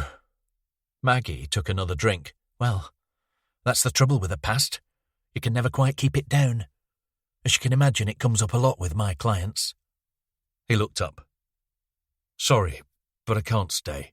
We can catch up again after the case is clear. I wanted to quickly ask you something, though. Have you ever worked with anyone who showed worrying signs of misogyny? Nobody comes immediately to mind. Why? Sawyer's phone buzzed in his pocket and he took it out. Shepard. Just an angle on the case. Something I want to understand. He leaned over for a hug. This you leaving, then? Said Maggie. It is. Outside, he took the call. Shepard spoke as soon as he connected. Another message. Our man's not happy about the lack of payment, but he says he's not ready to kill again yet. He's willing to give us some more time, but he wants an insurance payment. Sawyer hurried to the Mini, parked across the road. Or what? Or he'll release details about the body's presentation to the press. Sawyer drove into Buxton town centre and found a lucky parking spot in a side street by a line of 3-storey terraced guest houses. He walked back up towards town and slipped into a coffee shop at the end of the street. Dean Logan was already there, halfway through a latte, hunched over a pile of newspapers. He had grown flabbier since their last meeting, and his T-shirt wasn't quite roomy enough to conceal his paunch. He raised a hand at Sawyer's entrance. Morning. Coffee, tea, fucking chai infusion, whatever that is. Sawyer dropped into the sofa opposite. I'm good. Logan grinned. I was just thinking, it's a bit on the nose to be meeting with a journalist in a coffee shop called The Source. Only if the meeting actually proves to be fruitful in some way. Logan slurped at his latte, retaining a puff of milk froth on the end of his flat nose. He swiped it away. What kind of fruit were you hoping for? Forbidden. Who contacted you about the presentation of the victims? Logan gave a theatrical shrug. As you say, forbidden. If you won't tell me who told you, can you at least tell me what they told you? But then that will be giving away all my sweets. Sawyer sighed. Did they approach you anonymously? Yeah. Email. Burner account? Gmail? Logan tried on a teasing smile. Yeah. I had a geeky pal take a look, but he says it's all encrypted. Don't understand all that. I'm old school, face-to-face. I used to meet anonymous sources in the snug of this pub in Westminster. The landlord, he's been in touch with us too. He's threatening to release details about the body's presentation unless we pay. I assume he's planning to use you for that purpose. But here's what you're going to do. Logan raised an eyebrow, if you'd be so kind. You're going to run a story about a police insider who has informed you that we are receiving crank calls from someone claiming to be the killer. Make it clear that we think it's a hoaxer. But won't he just read that and make the details public in another way? I'm not the only journo in town. Sawyer leaned forward. I hate to say this, Logan, but I think you're important. You're part of his power play. He's mentioned me by name, and he'll know we have a connection. Maybe he wants you to leak the presentation details because it's a minor fuck you to me, to the police. He lowered his voice. And if he does react to your insider story by releasing the presentation details, that tells me he's not the killer. How? Because the killer would kill. He would be way too pathological to stand for a betrayal like that. Logan gave a wheezy laugh. So you want me to wind up someone who knows who I am, who has contacted me already, and who might have already killed 4 people? What if he targets me to show he won't be fucked with? Like I said, he's pathological. There are many consistencies across the victims. I don't think he'll deviate and switch from young blonde women to middle-aged men. Logan took a long slug on his latte. Sorry to break this to you, Sawyer, but you might be wrong. And what if you are and I run this story and it pushes him to kill again? I'm not wrong. I wouldn't do this if I wasn't certain. Logan ran a hand across his thinning hair, revealing a scalp reddened by sunburn. He has details only the killer could know. Only the killer and the investigation team. Logan gaped Do you think he could be an insider, one of the good guys? It's possible, said Sawyer, or a bad guy with access to one of the good guys. Chapter 18. Sawyer hustled the Mini through the tourist traffic in Tideswell town centre. It had just gone midday, and the in-car thermometer showed the outside temperature at 85 degrees. He cranked the aircon, queued up his favourite album, Loveless by My Bloody Valentine, and sped over the Packhorse Bridge at the fringe of the town. He swung past a cluster of double-parked cars and joined a narrow, rising lane flanked by dry stone walls and thirsty farmland. The swirling soundscape of dipping and swelling guitars always cleared his head, amplified his focus. He turned the case over in his mind. You joined up the facts, but you paid closest attention to the disconnects, the unusual details. You always learned more from the extraordinary. Terrible violence, but almost respectful presentation. The disfigurement of the biting, the adornment of the makeup. The control and domination, but no obvious sexual release. The hot frenzy, the satiation, but then the cold demands for money. The last one was particularly unbalanced. Extortionists were usually transactive, and rarely killed to cement their credibility. The killer was acting out a fantasy, refining it. The killings would take over his life, planning them, removing the evidence, covering his tracks. Logan's story should flush out the truth behind the contact, but if humiliating the police was part of the killer's power trip, then his demand for payment would continue and escalate. Rosemary House was a shabby 3-story manor set in modest grounds on the edge of Bradwell village. The gardens were well tended, with tidy pathways and herbaceous borders layered with vivid summer colours: lemon, magenta, red, orange. But the house itself seemed gloomy and aloof. A casual observer might mark it as a boutique country hotel, fine dining, 4 posters, wedding and wine tastings, but its guests were not there by choice. Sawyer signed in at reception and used a temporary pass to open the heavy double doors that led to the residential rooms, either side of a featureless corridor with a skylight picking out the bland colour scheme: tepid greens and browns. A couple of landscape watercolours hung at either end. It was an arid airlock between the messy outside world and the rigorous modulation beyond the doors. Nothing primal or arousing, nothing that could be read as a challenge. He paused outside room 38, wincing at the fecal whiff from the communal toilet opposite. 2 taps on the door. A woman's voice from inside, "Just a second." He waited in the unconditioned air and gazed into the nearest watercolour. Rolling hills, a lake beyond. The painting was barely 20 inches square, marooned in the centre of the end wall, a wilderness of off-white. A young woman in a fitted grey blazer opened the door and smiled, friendly but wary. "Are you Jake?" Sawyer dug out his warrant card. She laughed. "Oh, no need for that." The woman opened the door wide and stepped back into the room. Sawyer entered. Despite the open window that overlooked the back gardens, the room was stuffy and smelt of stale socks and detergent.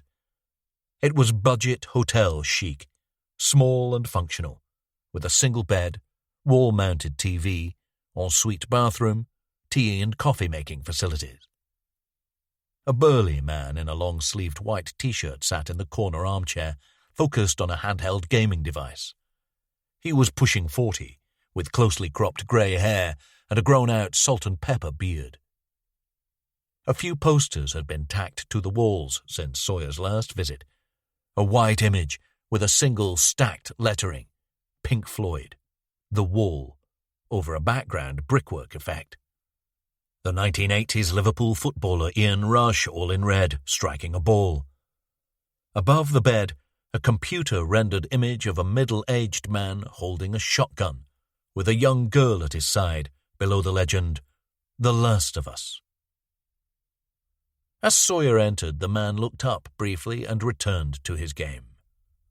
The volume was too loud, and the blipping and trilling clashed with the birdsong through the window. Sawyer approached him and leaned down, hugging him around the shoulders. The man didn't return the hug, but dug his head into Sawyer's body as he kept focus on the handheld screen. Sawyer turned to face the woman who had stayed near the door. "So I'm Sue Bradbury Lane. I believe you were told that I was a speech therapist. Actually, I'm a speech and language therapist," she faltered. "I wonder, could we speak in private for a few moments?" Bradbury Lane stepped out into the corridor and led Sawyer into a small, stifling break room next to the toilet. Coffee table, low-slung chairs, mini-fridge, sink, side shelf with kettle and cups. She had a brief go at opening the window, gave up and closed the door behind them. Goodness, this heat. She picked up a laminated food menu from a pile near the fridge and fanned herself. "Last year, my sister went to Menorca. It was good timing because we had such a terrible summer, of course." She took a seat. Sawyer did likewise. "But this year it's actually hotter here than it is there." Sawyer gave a polite laugh and peered out of the window. A man in overalls stood over one of the flower beds, sprinkling them with water. "I might need to make an arrest." Bradbury Lane looked alarmed. "Oh?" He smiled at her. "Hosepipe and sprinkler ban."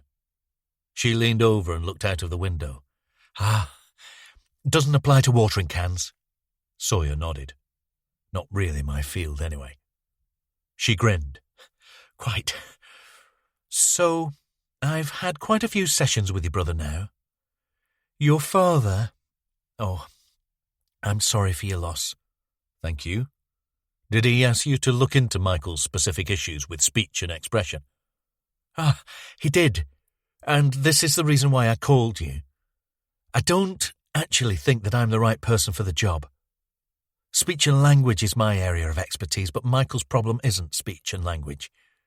He has rarely spoken out loud to me or anyone else since I've been working with him, but he has no difficulty with expression or word acquisition. He can write down responses to my questions. He's spoken to you? Oh, yes, a number of times. Mostly one-word responses. But I don't feel the issue here is selective mutism. That normally sits alongside social anxiety, and we usually see it in younger people. Bradbury Lane paused. She rubbed the fingertips of one hand over the palm of the other, up and down, up and down. "I understand that you and Michael were involved in a most appalling event when you were young children. And your mother was..." "Don't forget the dog." Sawyer rifled through the magazines on the coffee table. Esquire, Radio Times, Country Life. Bradbury Lane clasped her hands together. "The dog?" He opened the Radio Times. "Our dog was killed too. We were ambushed on our way home from school. 1988. I was 6, Michael was 9. My mother was having an affair with a man called William Caldwell, a senior police officer at my father's station." Sawyer raised his eyes from the magazine and looked at Bradbury Lane.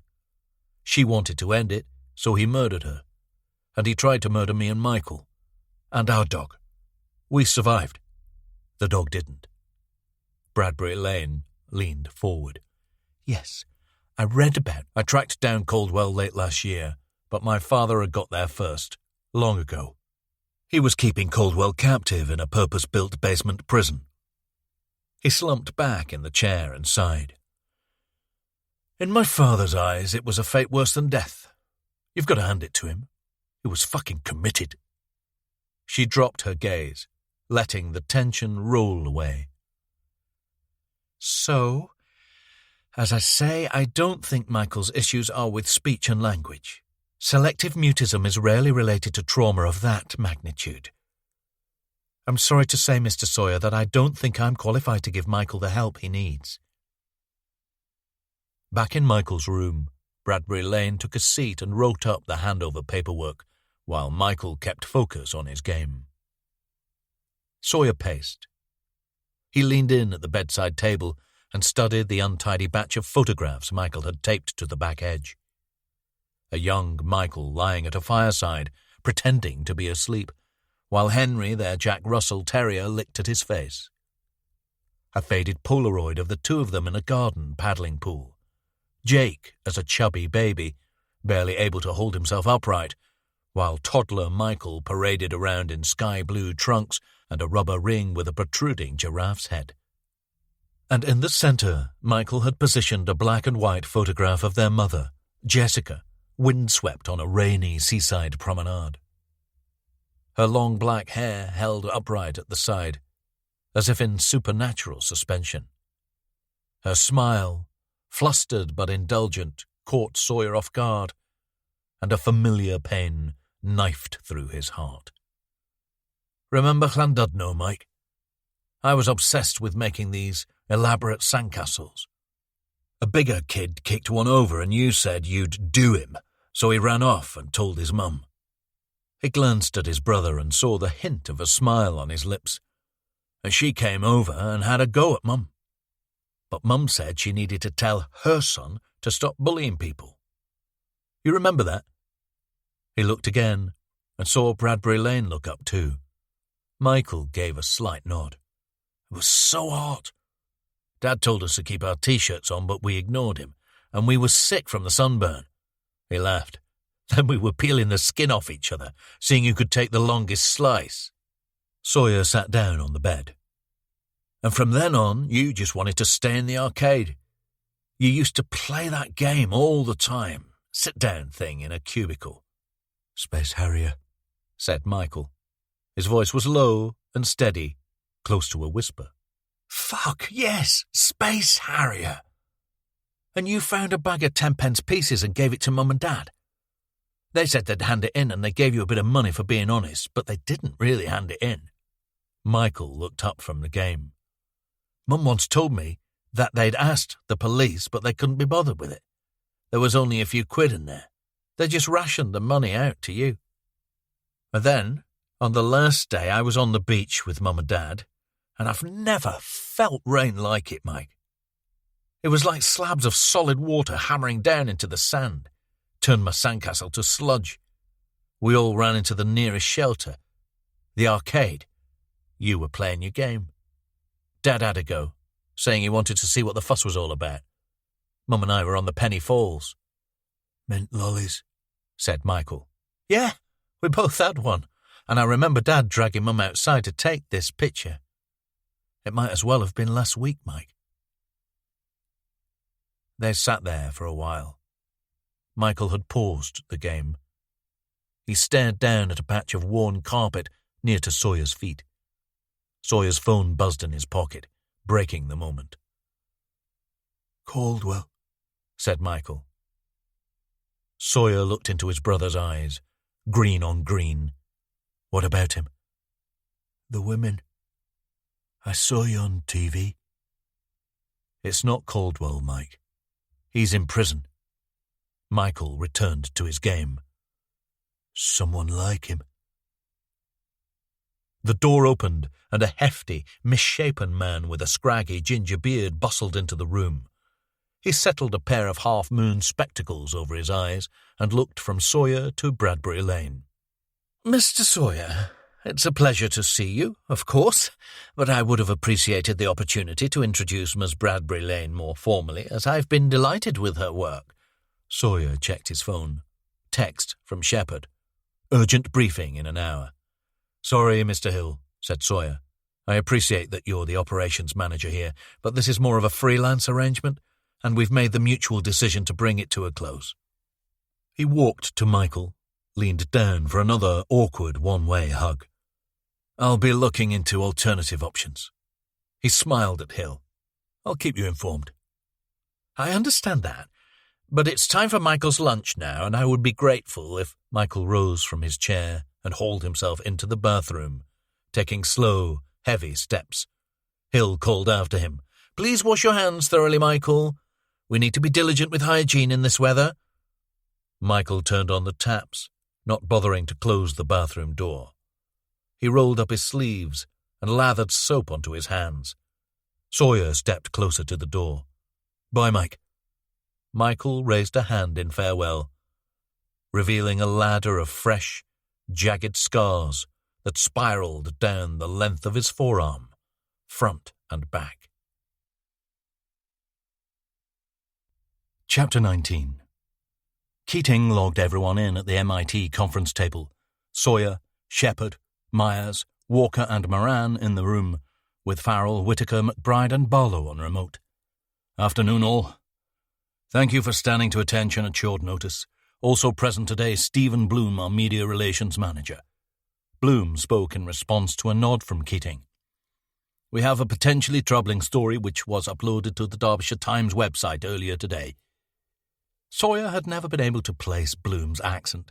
Today he sounded like a politician, public school but with an edging of Scandinavian. He swiped at his screen and shared a link to the story. Sawyer tapped it. His home screen was overlaid by a browser window featuring the short article attributed to Logan. According to the timestamp, it had been uploaded barely half an hour after their meeting at the coffee shop. The headline blared out beneath a composite image of the 4 victims. "Ripper, pay up or I'll kill again." Sawyer skimmed the copy. Logan had jumped through all the right hoops. It spoke of an insider source who had confirmed that the task force assigned to the case had been in contact with a man claiming to be the killer, who was demanding payment to suppress confidential details that might compromise the inquiry. He had overcooked the jeopardy, as he saw it, tabloidizing it for effect, but had inadvertently hit on the messenger's direct threats. The story continued with a manufactured police quote dismissing the contact as probably inauthentic, and signed off with a pompous note about how the story was developing and promised more soon. Keating pinched the bridge of his nose. "Thoughts?" Sawyer dismissed the browser window, just as Farrell's face filled the main feed box. "It doesn't sound like he's got any audio," said Farrell. "I assume he would have released it as a media file within the story if he'd got hold of something like that." "Strange that he's claiming a big exclusive," said Walker, "but then suggesting the police think the contact is a hoax." Keating sighed. "Again, shades of the Yorkshire Ripper inquiry, only in reverse. They were contacted by a man who claimed to be the killer but who turned out to be a hoaxer. The detectives were so eager to believe that they were onto their man that they wasted valuable police resources chasing him down, and in that time 3 more women were murdered by the real killer." "Peter Sutcliffe," said Shepard. Keating eyed him. "I don't suppose anyone has any idea about the identity of this insider source?" "One of the volunteers?" said Moran. "Do they all check out?" "Of course they do," said Keating. "They're mostly retired officers, but they've been rigorously screened." "And if it is one of them," said Walker, "they now also know about this story and they'll be worried that we—" "Myers," said Keating. "Since you're covering CPS diligence and we don't actually have a suspect to build a case against right now, run a double check on all the volunteers." "Check for any with financial problems," said McBride. Myers made a note, clicked his fingers. "Thanks for that, it never occurred to me." He glanced up at Moran and they exchanged a smirk. Keating stared up at the ceiling. "The immediate concern is what our man might do when he sees this story." Farrell's face filled the screen again. "Sir, I hate to raise this, but it is the elephant in the room. There is one amongst us who is a known associate of the writer of this story. I wonder, does he have any idea about the identity of this insider source?" He smiled, sweet and deadly. "No," said Sawyer, "he doesn't." "Is it worth asking nicely?" said Keating to Sawyer. "Use your connection to Logan to ask him to reveal the source?" Barlow scoffed. "Blood from a stone! The hacks won't give us anything, but they're the first to complain when they don't feel they're getting enough from us. Parasites." A moment of awkward silence. Bloom broke it. "We could go official with details of the presentations. Rob the caller of his leverage, hoaxer or not." "Let's see how he reacts to this first," said Shepard. "It should give us more information about him." "See if he kills another one," said Whitaker. "Of course not, but at least this story might make him see that we're not going to play his game." "And it's deniable," said Walker. Sawyer's phone vibrated with a silent email alert. He took it out. "D.I. Sawyer," said Farrell. "Are we interrupting your game of Candy Crush?" Sawyer smiled, didn't look up. DCI Farrell, if you're going to do the passive-aggressive dad thing, at least update your references. He held up the phone. Update from Rhodes on the Secret Encounters profiles. Mr. Keane from Aberdeen, a.k.a. Dr. Fox. He's trying to reel us in with a dick pic, taken with a flash. It's not him. We replied, but he hasn't even read the message. "Maybe he met his match," said Barlow. "I do love a happy ending." Sawyer continued. The second contender, Play with Fire 99, has sent us a photo too. He opened the attached image from Rhodes and studied it. Standard-looking bedroom, blinds drawn behind him, tracksuit trousers, no top, well-muscled, clearly gets to the gym. And he's an articulate guy too. He left a message. "You like?" ? Sounds like a charmer, said McBride. What about the third guy, Biker Boy? Sawyer looked up from his phone. He replied a few minutes ago with a virtual nudge. He's online now. Rhodes met Keating, Sawyer and Shepard in Keating's office and set up his laptop at the corner table. Walker hovered outside and Sawyer waved him in. Rhodes navigated to the online chat area of the Secret Encounters site and made way for Sawyer to sit down before the laptop. "Time to show us that feminine side you mentioned." The other stood behind Sawyer as he opened a private chat with Biker Boy. He glanced at the green text beside Biker Boy's name, "Online now." Sawyer typed. "Got your nudge." "Why all in lowercase?" asked Keating. Sawyer shrugged. Feels more direct, chatty. He looked up at the unconvinced faces. It's a chat window, not an academic paper. A message came back immediately. Nice. Then another. Liked your profile. Any more pics? Sawyer typed. Show me yours and I'll show you mine. A pause. Then, LOL, such a tease. See, said Shepard. He's found the shift key. Sawyer sent the password, which gave Biker Boy access to the 3 extra pictures of the police volunteer. After a few seconds, the reply came back. Very nice. Sawyer typed. Password? ? A pause for almost a minute. "This is unbearable," said Rhodes. "Like a fucking reality show reveal." Another message. Harley 85. Sawyer typed the password into Biker Boy's picture section. There was one image. A tall, 30-something man, slim and broad-shouldered, crouched by a gleaming motorcycle, smiling for the camera. He wore aviator-style sunglasses and a black biker jacket with red and white stripes across the shoulder pads. Sawyer waited. Another message came through. All good? He typed. Love the bike. The reply was immediate. Take you for a ride? Sawyer paused for a few seconds, then typed, Too nervous. Again the reply was immediate. LOL, I'll go easy. You can sit on it first, see how it feels. Sawyer typed. We still talking about the bike? A long pause. Sawyer drummed his fingers on the desk, glanced out of the window. You've spooked him, said Walker. It's too early to introduce double entendres into the relationship. Another message came through. LOL, you're good. You free tonight? Drink? See how it goes? Sawyer pondered, then typed, Yorkshire Bridge in? Another immediate reply. I know it. Never been, though. Good thing, I suppose. LOL. 8? I'll wear the jacket in the pic. Might be a different bike, though. Got more than one.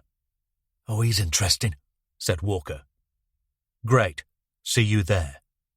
He paused, typed another message. Can't wait. The green text next to Biker Boy's name switched to red, and the message changed to offline. Rhodes reached over and snapped the laptop shut. Well, I'd meet you. Chapter 20. Maggie Spark took an afternoon train from Edale to Sheffield. It was crowded but blissfully air-conditioned, and she savoured the half-hour of downtime, catching up with her book, Peacehaven, a contemporary romance set in Brighton. In between chapters, she gazed out at the sunlit slopes of the Hope Valley, scrolling by in peak bloom, overlooked in the distance by Stanage Edge, a 4-mile shelf of gritstone. Justin would be there now, with Mia and Freddie. A day of hiking, horse-feeding, local ice cream, futile attempts to convince Mia to take off her headphones. She had accepted the end of the relationship, but still pined for her part in the makeshift solidarity of dual parenting on these endless, aimless summer days. She took a cab from the station to the Institute of Arts gallery. The exhibition, Outsiders, was sparsely attended.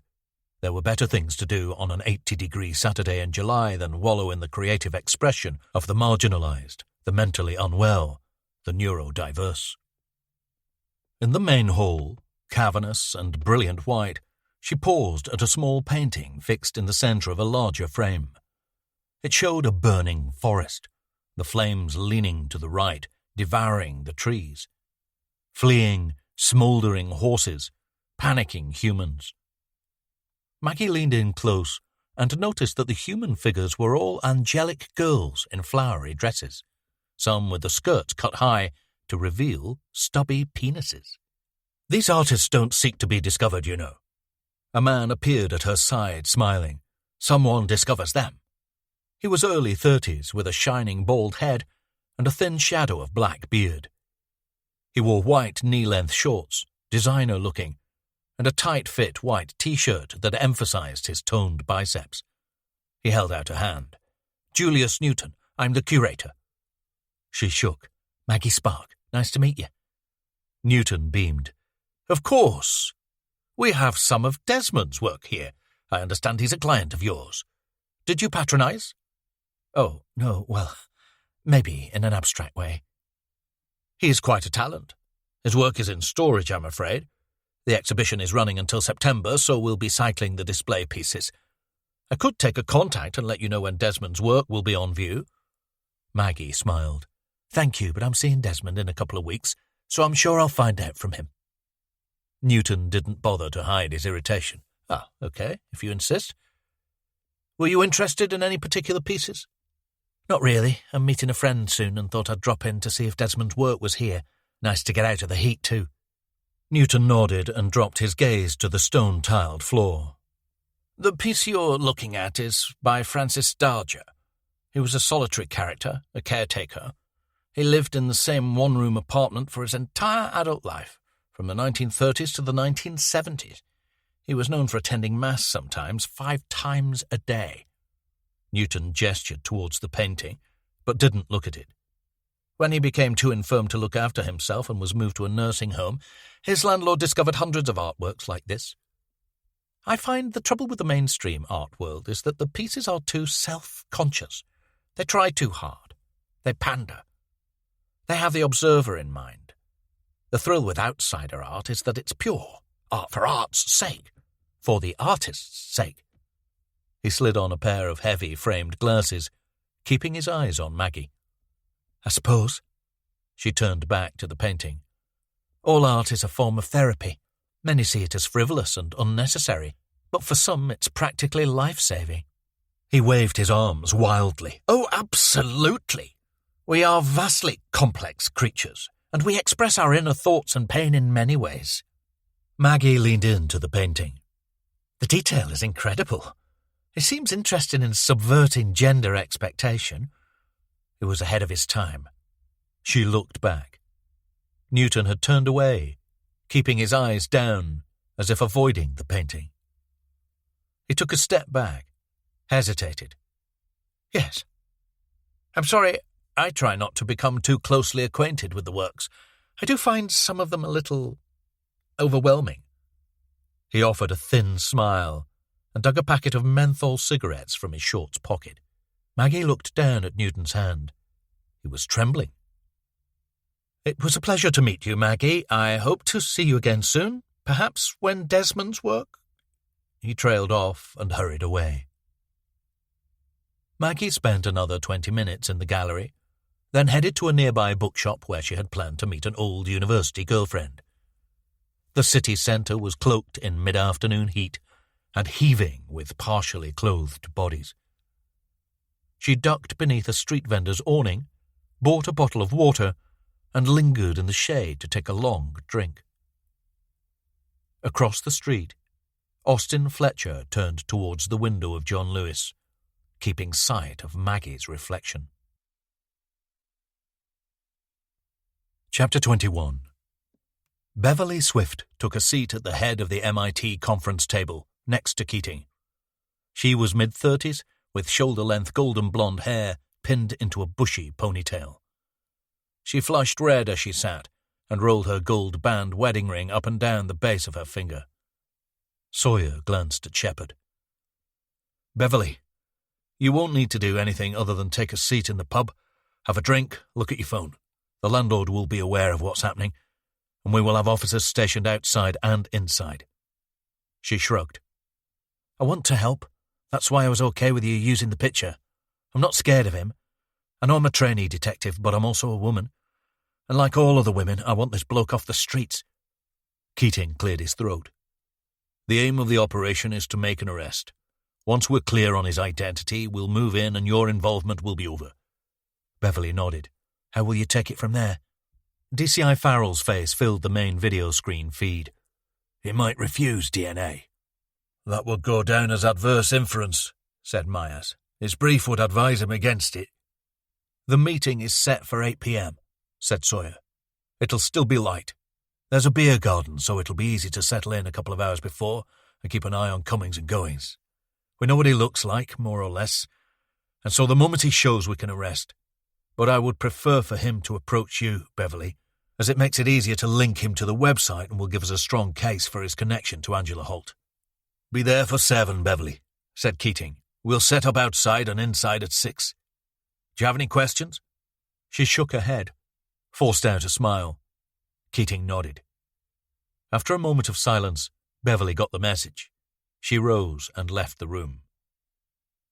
"She seems terrified," said McBride. "Do we really need her? Can't we just arrest our man as he arrives, take DNA?" "We need to minimize the risk of his refusing," said Shepard. "An approach to Beverly will tie him into the site, and his lawyer will advise him to play nice." Keating drummed his fingers on the table. "If he arrives on his hog, make sure he's a long way from it when we make the arrest. I don't want a high-speed chase up the Snake Pass." "It's not a Harley," said Shepard. "Hog is slang for a Harley-Davidson, not a generic term for a motorcycle." "Fascinating," said Keating. "In other news, our man has been in touch. He's obviously read the Derbyshire Times website piece. He says that unless he gets his Bitcoin payment in full by 10 p.m. tonight, then he'll prove to us that we're wrong to treat him as a hoaxer." "I take it we're not contemplating the payment," said Whitaker. "He's not the killer," said Sawyer. His phone vibrated in his pocket. A call. "You know what worries me, D.I. Sawyer," said Farrell. "This is starting to feel a bit like a new twist on the Ripper inquiry. Back then the SIO was convinced that the caller was the real killer, and the action or inaction ended up costing 3 more women their lives. Here a senior officer is arrogantly assuming that the contactor isn't the killer, equally without base." Shepard nodded. "And in the Ripper inquiry, the contactor referred to a senior officer by name as a challenge." Sawyer got to his feet. "It's not personal. Whoever Mr. Bitcoin is, he's not a killer. This is plain old blackmail." He opened the door, and you don't pay blackmailers. You call their bluff. Hopefully by 10 p.m. this will all be irrelevant, as we may well have a prime suspect in custody. Sawyer checked his phone screen. Unknown. And headed into his office. He closed the door behind him and took the call. "Mr. Sawyer?" A woman's voice, tentative, tremulous. "Yes, who's this?" "My name is Samantha Coleman. I've been reading about you." He perched on his desk. "You're not the only one. How can I help?" "I'm sorry to call you on your personal number. I spoke to Mr. Logan, the man who wrote the article on you. He said he thought you'd be interested. Sawyer sighed. I'm sure he did. My son, Samantha raised her voice, then calmed herself. My son, Darren, he's been missing now for 7 years. We live in Matlock Bath, Mr. Sawyer. He was only 15. He went to a party and didn't come home. Sawyer ran his fingers through his hair. I'm so sorry to hear that, Mrs. Coleman. Miss. Sorry. I'm not sure why you think I might be able to help. I do deal with serious crime, but your son's case, I assume the leads have been exhausted and no new information has... Please! She raised her voice again, lowered it. Please, don't say it will be reassessed as a cold case. I'm not calling you to ask for a referral or an expedition. I've jumped through so many legal hoops, Mr. Sawyer. The police have been sympathetic but unhelpful. I've called you because of who you are, because of what you've achieved. She hesitated. Because of what you've been through personally. You know the pain of someone you love suddenly being removed from your life. The pain of not being able to express your love anymore. It's not just the missing person processes. You know how it feels. How it's like to have the floor pulled away from underneath you. The emptiness below. Sawyer closed his eyes. Stomach lurch. His mother, smiling at a sandcastle, pushing a plastic flag into the top. Miss Coleman, her fingers smoothing out the red and white beach towel. I'm currently working a highly complex case. Her fingers reaching out, dripping with blood, beads of it around her fingertips, shining in the sunlight. The office around him grew constricted, folding in at the edges, a suffocating shadow. A voice down the phone, far away now. My son's case is not cold, Mr. Sawyer. My son is not cold. He is alive. I'm sure of it. Please will you help me to find him? Sawyer stumbled off the desk and sank into his chair, breathing heavily.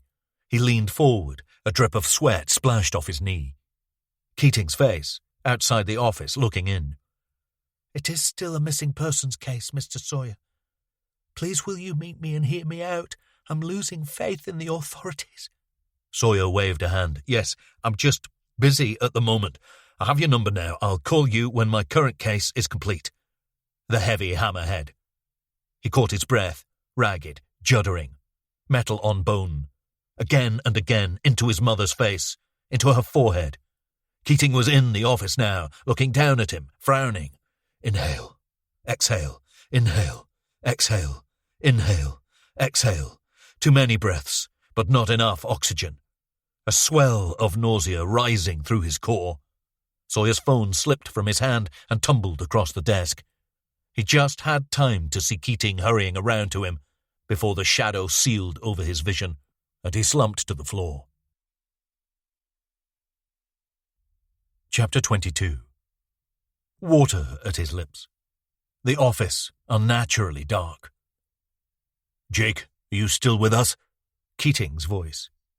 Sawyer was on the floor, back pushed up against the far wall. Keating crouched beside him, holding a white plastic cup of chilled water. He sprang to his feet, shook his head. I think so. This is a pretty shitty heaven if I'm not. Keating rose and faced him. I'm going to ask you a delicate question. Sawyer grabbed the cup of water and guzzled it down. No. No? I haven't been drinking. No drugs either. I had a cup of tea and some artisanal granola for breakfast. It's just a virus or something. Been feeling a bit off. Keating squinted at him. A bit off. Sawyer looked around. Keating had drawn the blinds. I'm going to get outside for an hour or two, move my legs, get sweaty. I'll be back in good time for the op later. He opened the blinds, smoothed down his hair and smiled at Keating. Sir. As Sawyer moved for the door, Keating shifted across and stood in his way. You told me you were fine. No, I told you I was okay. At the Dovedale car park, Sawyer had to flash his warrant card to the attendant to secure an unofficial staff space for the Mini. He screwed in his earphones and walked past the visitor centre, weaving through the tourist scrum along the western shore of the River Dove. Pushchairs and wheelchairs, hiking groups, mini armies of extended families. Children in swimwear swarmed around, Dogs romped through the shallow stream. He screened it all out with his rock favourites playlist: Mannix, Ride, Suede, Nirvana. He bought a 99 ice cream from a van at the end of the path and crossed the stepping stones from Staffordshire into Derbyshire, joining a walking route that took him past the busy hiking trail to the top of Thorpe Cloud, across the fields to the woodland where they had discovered Angela Holt's body. "Hey!" A shout from ahead. Angry voices in response. A barking dog. The bleating of a distressed sheep. He rounded the hill. A middle-aged man and woman in full hiking gear waved and pointed at another couple, younger, in T-shirts and jeans. A sheep had stumbled down into the river and cowered beneath an overhang of rock, cornered by a black and white mongrel dog. The hiking man was red-faced and raging. He tore off his floppy white summer hat and waved it in the direction of the younger couple. "If you can't control your dog, you should keep it on the lead. That sheep is livestock. It's part of a farmer's livelihood. If he were here now, he would have every right to shoot your dog." The younger woman laughed. "Yeah, but he isn't, is he?" Sawyer threw his ice cream aside. He climbed down into the water and waded out to the sheep. The dog snarled at him, but he waved it away, and it retreated to the shore, where the younger man grabbed its collar and held it back. He jabbed a finger at Sawyer. "Don't be stressing my dog, mate." Sawyer edged towards the sheep, and in a swift, sharp movement, bent down and hitched his arms underneath its body, trapping its legs. It trembled as he lifted it out of the water and set it down in the field, where it trotted away. The older woman called to Sawyer, "Thank you. That's very kind." By the time he had climbed out of the river, the younger couple had settled the dog. The woman kept her distance while the man made his way along the shore towards them. The older man approached Sawyer and gave him an awkward pat on the shoulder. Up close his features were gnome-like, with trimmed grey stubble and a bulbous nose, reddened at the tip. "Thank you for the help. It's always a nightmare round here during summer. People lighting barbecues and showing total disregard for others." The woman joined them. "Bloody townies, ruining the parks." "Oi!" the younger man called over as he approached, pointing at Sawyer. "Us and them, though," said Sawyer. "That's not going to help, is it?" The man frowned. "Sorry?" "Dividing people into categories. Country folk and townies, setting them apart, stereotyping values, pitching them against each other." "Ah, but the non-local people do all behave this way," said the man, replacing his floppy hat. "It's not a stereotype if it's true." "Who the fuck do you think you are?" The younger man stopped a few feet away. Sawyer ignored him. "Well, it's a generalization at best. I'm just saying it's not helpful to make neat little divisions. This place became a national park in the first place because of walkers demanding their right to enjoy the open countryside. Right to roam. Nature for all." He smiled. "I'm just preaching for a bit more tolerance." "I see what you're saying," said the woman, "but it's these people with dogs. They're always—" "I'm talking to you." The younger man moved closer, within striking distance of Sawyer. He was shorter but well-built. Sawyer caught a whiff of marijuana on his breath. Sawyer turned to face him, smiled. "I know where you live." The man frowned. "Eh? Lindale Village, yeah? You don't seem like tourists to me. It's a guess, but the accent helps. And Lindale is nearest. You're probably a farm labourer or something. Maybe a trade? Although that would be skilled and specialist, and I don't get the impression you have the intelligence for it." He paused, pointed at the man. "Tell you what, I'll go with silage technician." "You what?" "Muckraker. Shit clearer. You clear the effluent from the pig pens." He smiled. "You found your level." The man shook his head. "Ah, you think you're clever? Well, I work at a bake shop in Lindale, mate." He stepped closer. "In fact, I own the fucking place. I founded the business. 1 out of 2 ain't bad, though. We are local." Sawyer stared him out. "Well, then you should know that you need to keep your dog on a lead when there are livestock nearby." The man sniffed, looked across the stream. "And you need to be careful with that mouth. Keep it shut sometimes, before someone shuts it for you." Sawyer grinned, nodded. "That's almost a sentence." The man shook his head, turned, and walked back to the woman and dog. "See? said Sawyer to the older couple. "People are rarely what they seem. But the real version is never far from the surface. All it takes is a little scratch." Sawyer moved off and continued to the deposition scene, long since cleared.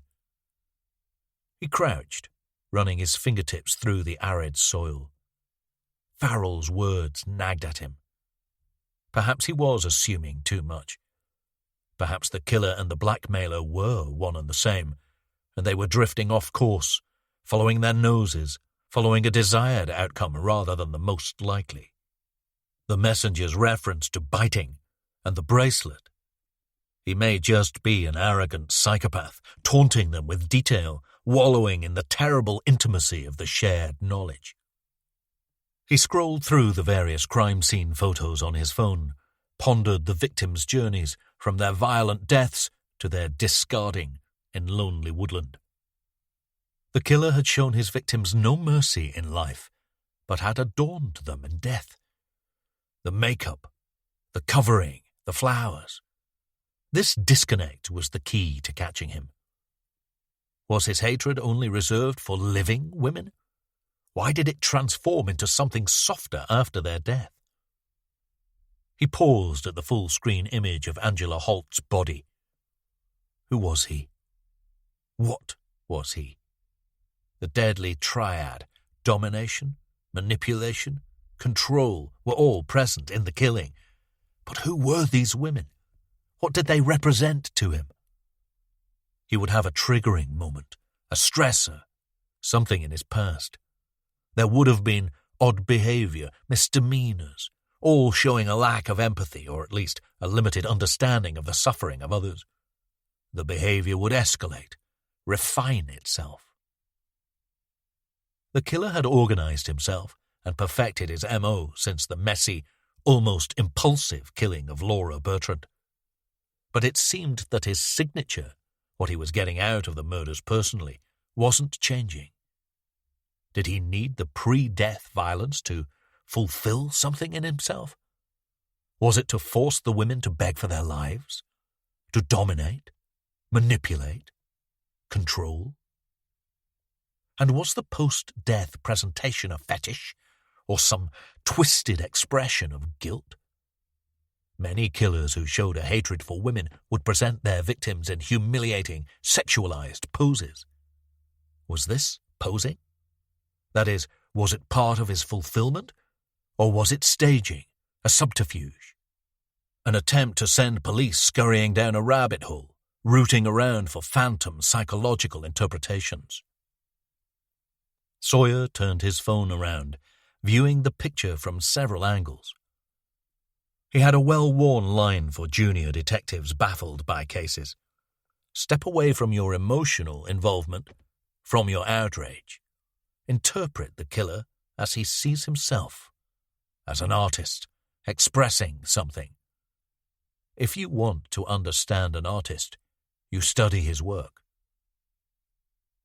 And for the first time he saw it. He allowed himself to see it, in the image of a naked young woman, brutalized and murdered, then dressed, embellished, decorated and laid out before the elements. He saw a work of art. Chapter 23. Luca Strickland pulled the front door wide open. "I did it!" Sawyer reeled. "Did what?" "The lock! The technique you showed me. I picked it. I used the grips, the hairpins." "My hairpins?" A voice from behind in the hall. "Come through," said Luca. "I'll show you." Luca ran through to the kitchen at the back of the hall. Sawyer followed and closed the door behind him. As Luca rummaged in a drawer, Ava ambushed Sawyer, pulling him into the sitting room by his collar. He kissed her. She lingered, but he pulled away. "Darling," he said, "not in front of the children." Ava took a step back. She had tied her black hair into a high ponytail and wore a light blue Adidas t-shirt and black lycra running shorts. She propped her hands on her hips and looked at him over the top of her Tom Fords. "Darling is good, even when you're not being serious." Sawyer nodded and licked his lips, tasting her cherry bomb. We don't do pet names. She gave him a shove. We don't do seeing each other. We went to the zoo. She picked up a purple plastic water bottle from a bookshelf. Yes, and didn't that go well? I'm on this case. It's grim. I know. She studied him, smiled, pushed past and walked through to the kitchen. Sawyer followed. We'll do something special. Ava sighed and filled her bottle from the kitchen sink tap. When it's over. Yeah. Luca had hitched himself up onto a chair and placed a padlock and 2 Kirby grips in the centre of the kitchen table. He leaned forward and ran the fingers of both hands through his blonde mane. He took off his red glasses and cleaned the lenses on his white Liverpool FC shirt. It's okay, said Ava. Really, I'm used to secretive men. No choice, said Sawyer. I don't suppose you can stay? Working. Ava stole another kiss as she squeezed past, heading for the front door. After your stunt at the zoo? That was so cool. Luca raised his head. Ava sighed. After your stunt at the zoo, you are seriously in the red. Sawyer pondered. Rowley's? She shook her head. Fisher's. And we're talking tasting menu. She whispered in his ear. I love you. Sawyer smiled but said nothing. Ava wheeled away, cheerful. It's okay. You can text me a reply later. She hurried to the front door and jogged out into the lane, heading for the river path that led away from Bakewell town centre. Sawyer sat at the table and smiled at Luca. Okay, Houdini, show me. Luca bent one of the pins into a 90-degree angle and slotted it into the padlock keyhole, creating a makeshift handle by twisting it to the side. He pushed in the other pin above the first and worked it around, staring at Sawyer and smiling. That's good, said Sawyer. You're feeling out the tension. I know that. Luca continued to work the handle and pick. His smile cracked as he struggled to find his way through the pins to feel the holding plug. Nice kit, said Sawyer. I like the away best. Red looks weird with my glasses. I thought you supported Man United like your dad. Liverpool are better. Dale doesn't take me to Old Trafford anymore anyway. Sawyer frowned. You call your dad Dale now? Luca shrugged. That's his name. He continued his struggle with the pins, scowling, staring down by the side of the keyhole. Nice and easy, said Sawyer. Don't try to force it. Just feel for the tiny pins, like jaws. You'll get the one that holds the pins soon. Just be patient. But Luca's cheeks were reddening, and he jerked and yanked at the grips. Still playing FIFA? Said Sawyer. Luca shook his head. Playing a thing called For Honor. Knights, Samurai. Waiting for the new Call of Duty. You're 7 years too young for it. He scoffed. I used to play the old one with Dale. Did it? The padlock clicked, and Luca opened the clasp. He held his arms aloft. Sawyer beamed and shook his hand. Nice work. Now you just have to do it without the grips. What? How? It's hard enough with them. The grips are just to get you used to the principle. You can do it with a couple of bits of wire, paper clips. If you get captured by the enemy, they're not going to give you 2 nice fresh Kirby grips, are they? So you keep some secret wire in your shoe or something? You might have to hide it somewhere more intimate. Luca thought for a second, then screwed up his face. No way! Sawyer got up and opened the fridge. He took out 2 cold cans of Diet Coke, handed one to Luca and opened one himself. Luca, I can't stay too long. I have to leave soon, after your mum's back. Busy on a case. Luca opened his can. The Ripper? That's just what the papers are calling him. Luca slurped his drink. The papers? The media, I mean. The news. Look, before I go, I wanted to ask you something, but you must promise not to mention it to your mum. There's nothing to worry about. She can't worry if I don't tell her. Exactly. He took out his phone and showed Luca a photograph of Austin Fletcher in a black baseball cap, taken in secret a few months earlier by his friend Richard Jensen. Have you seen this guy anywhere? In town? Near here? Your school? Luca studied the picture. I've seen him, yeah. With Dad. Dale. It was ages ago, though. He came here. But it was before Dale went to prison the first time, when he was still married to Mum. Luca tapped the phone's screen twice, enlarging Fletcher's head. I haven't seen him for a long time. He's weird. Sawyer put the phone away. A bit, but nothing to be scared of. Luca gathered away the padlock and grips. He smiled. I'm not scared. Chapter 24. Sawyer took a seat at a wooden picnic table in the beer garden of the Yorkshire Bridge Inn, a vast stone-built pub hotel located off the southern lip of Ladybower Reservoir. It had just gone 6:30 p.m., but the wood of the table was still hot to the touch. He looked up at the pristine blue sky, speckled with faint patches of fuzzy cloud. Shepherd backed into the door of the conservatory and sidestepped out, hands occupied by 2 pint pots of iced lemonade. He shuffled over, taking short, careful steps, set down the glasses and gave a grunt as he flopped down on the seat. Old man noises, said Sawyer. Again. Shepherd smiled. We can't all be agile young ectomorphs, and I don't care anyway. I'm happy with my old man noises, I'm owning them. Sawyer nodded. What were you thinking? Shepherd frowned. Oh, yeah, there's a bunch of older fellas in there, and I was thinking, as you get older, do you start to see each new day as a victory? Wake up, bedroom, bedside clock, made it through another night. And at what point do you start to get sick of it all and look forward to it being over? Sawyer took a tentative sip of his drink. You really are the ideal companion on a life-affirming summer's day. He shrugged. Interesting, though, the things that sneak into your head. How are we doing? Beverly's in there with a Kindle. Booth seat in the near corner by the door. 2 DCs inside, 2 more over there. He nodded at a table set on a raised verge near the roadside, where a 20-something man and woman sat facing each other in matching light summer hoodies and shorts. The woman offered a subtle nod in return.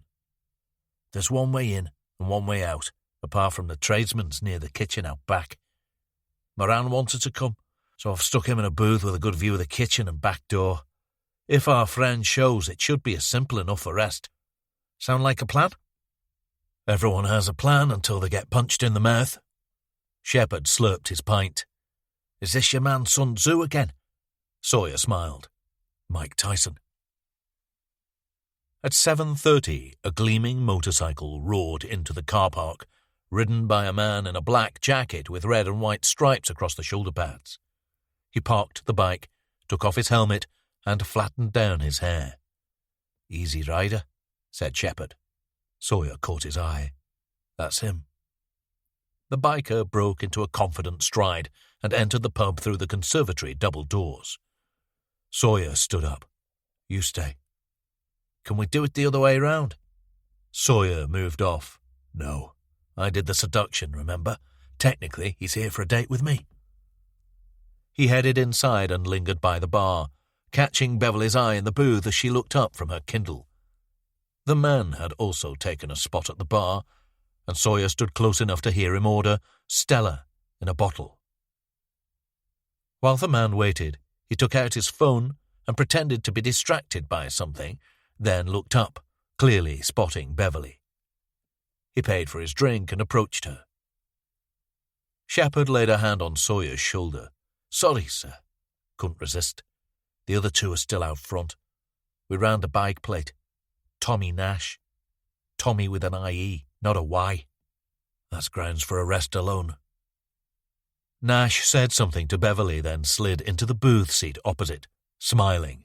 Pretty slick, said Shepherd. He got up and headed back towards the bar. Beverly nodded at Sawyer, who stepped forward. Thomas Nash. Nash startled at the sound of his name. He squinted at Sawyer. Sort of. Only my mum calls me Thomas, though. I'm afraid I'm not your mum. Sawyer showed his warrant card. I'm arresting you on suspicion of the murder of Angela Holt. You do not have to say anything, but it may harm your defence if you do not mention when questioned something which you later rely on in court. Anything you do say may be given in evidence. The colour drained from Nash's face. He looked to Beverly, back at Sawyer. Moran moved in behind him, along with the two other DCs. He gaped at Sawyer. "This isn't illegal, is it? Just a bit of fun. We met online." Sawyer took out his handcuffs. "Given the nature of the alleged offence, I'll need to put these on." Nash pushed his wrists together and held them out. Sawyer slipped on the cuffs and ratcheted them tight. He looked around again, as if expecting the facade to fall away and the joke to be revealed. "What about?" "The bike will be impounded for evidence," said Sawyer. Sawyer nodded at Moran, and he guided Nash out through the front door, followed by the two DCs. The arrest had been so smooth, only a few drinkers had bothered to look up. Beverly joined them. "Is that it, then?" "You know in films," said Shepard, "when they say it's too quiet. That was too easy." Chapter 25. They took a mouth swab from Nash and held him in one of the cells on the ground floor at Buxton, while Myers and Shepard worked up the background and Sawyer devised an interview plan. The duty solicitor, Graham Whittingham, arrived soon after Nash's detention, and they spent half an hour or so in private discussion before Sawyer and Shepard faced them across the interview room desk. A beefy man in a short-sleeved uniform shirt entered and set a large desktop fan on a desk in the corner. "Thanks, Jerry," said Sawyer. "Full blast, please. On rotate." Sergeant Jerry Sherman shook his head. "Rotate doesn't work." Shepard sat back in his chair and gave a fake diva sigh. "I can't work in these conditions." Sherman set the fan running and left. Sawyer looked up at Nash and Whittingham. "Sorry about the heat. This is the best we can do." Whittingham gave a stiff nod and consulted his notes as Sawyer activated the voice recorder and ran through the initial formalities. Beside him, Nash kept his eyes down, giving the detectives a full view of the top of his head, balding, sunburnt. He smelt of an exotic cologne, not unpleasant. Sawyer watched as he rested his hands on the table, then moved them to his knee, clasping them together, fingers writhing. "Tommy," said Sawyer. "Thomas? Or would you prefer Mr. Nash?" Nash shrugged, shook his head, kept his eyes down. "Or maybe we could go with Biker Boy. That's your profile name on Secret Encounters, isn't it?" A pause, long and painful. At last, Nash raised his reddened eyes to Sawyer. "No comment." Sawyer smiled. "Yes, your profile states you like women who eat ice cream in bed. Does Miranda eat ice cream in bed, Tommy? Miranda, your wife?" "No comment." "I'm not here to judge you. That's not the purpose of this interview. Whatever's going on or not going on in your marriage is none of my concern." Nash raised his head. "No, it fucking isn't, Thomas." Whittingham rested a hand on Nash's forearm and spoke in a low voice with a hint of warning. Sawyer took a breath. "I'm more interested in the women you've been contacting on Secret Encounters, and maybe other sites under other nicknames." Another pause. Nash glanced at Whittingham, who angled his head. "Is there a question, Detective?" "I've got one," said Shepard. "Did you contact a profile called Mischievous a couple of weeks ago?" Nash sniffed. "No comment." "You see," said Sawyer, "Mischievous is the alias of a young woman named Angela Holt. She was found dead a few days ago. So now you can see why I'm interested in you and your activities on Secret Encounters." "No comment." "Did you meet Angela Holt?" "No comment." "Did you contact her online?" "No comment." "Did you eat ice cream in bed with her?" "No comment." "Did you have sex with her?" "No comment." "Did you kill her?" "No comment." Sawyer sat back, took a long drink from a bottle of lukewarm water. The fan whirred in the corner, the elderly blades catching on the frame. Sawyer opened a folder and took out a screen grab image of Nash's Secret Encounters photograph. He pushed it across the desk. "This is you, right? Next to your bike." Nash glanced at the picture. No comment. "If that's not you, then I can only assume you have an identical twin brother. Do you have an identical twin brother, Tommy?" "No, sorry, that one was rhetorical. I can confirm that you don't. Ergo, this person here, who looks exactly like you, who is wearing the same style biker jacket as the one you were wearing when you were arrested, and who is pictured next to a motorcycle that looks exactly like the one you rode into the Yorkshire Bridge Inn car park 2 hours ago, I'm going to stick my neck out here and say that it's you. Now, we have proof that you made contact with Angela Holt, a.k.a. Miss Cheevers, on the 2nd and 3rd of the month, 2 weeks ago. I'm suggesting that you maybe talked to her for a while in the site's private chat area and you arranged to meet. Did you do that, Tommy?" No comment. "And then you took her somewhere private." Sawyer brought out 2 full-colour photographs of Angela Holt's body on Drummond's autopsy table. The first showed her face and neck in close-up. The second showed her full-length body, bloodless white beneath the overhead lighting. He laid them out on the table. "And then, when you'd got her somewhere private, you punched her, didn't you, Tommy? You punched her so hard that you broke her jaw." Sawyer paused. Nash shook his head. For the benefit of the tape, Mr. Nash is shaking his head. "And then after you broke her jaw, you beat her unconscious, and you strangled her. And you used your thumbs to do that, didn't you, Tommy, your bare hands? Because what kind of a weakling needs rope to strangle a woman? And when you'd strangled her, we never even met!" Nash snapped his head up. His shoulders heaved as he suppressed the sobs. He looked up to the ceiling. 2 tears trickled down his cheeks in almost comic synchronicity.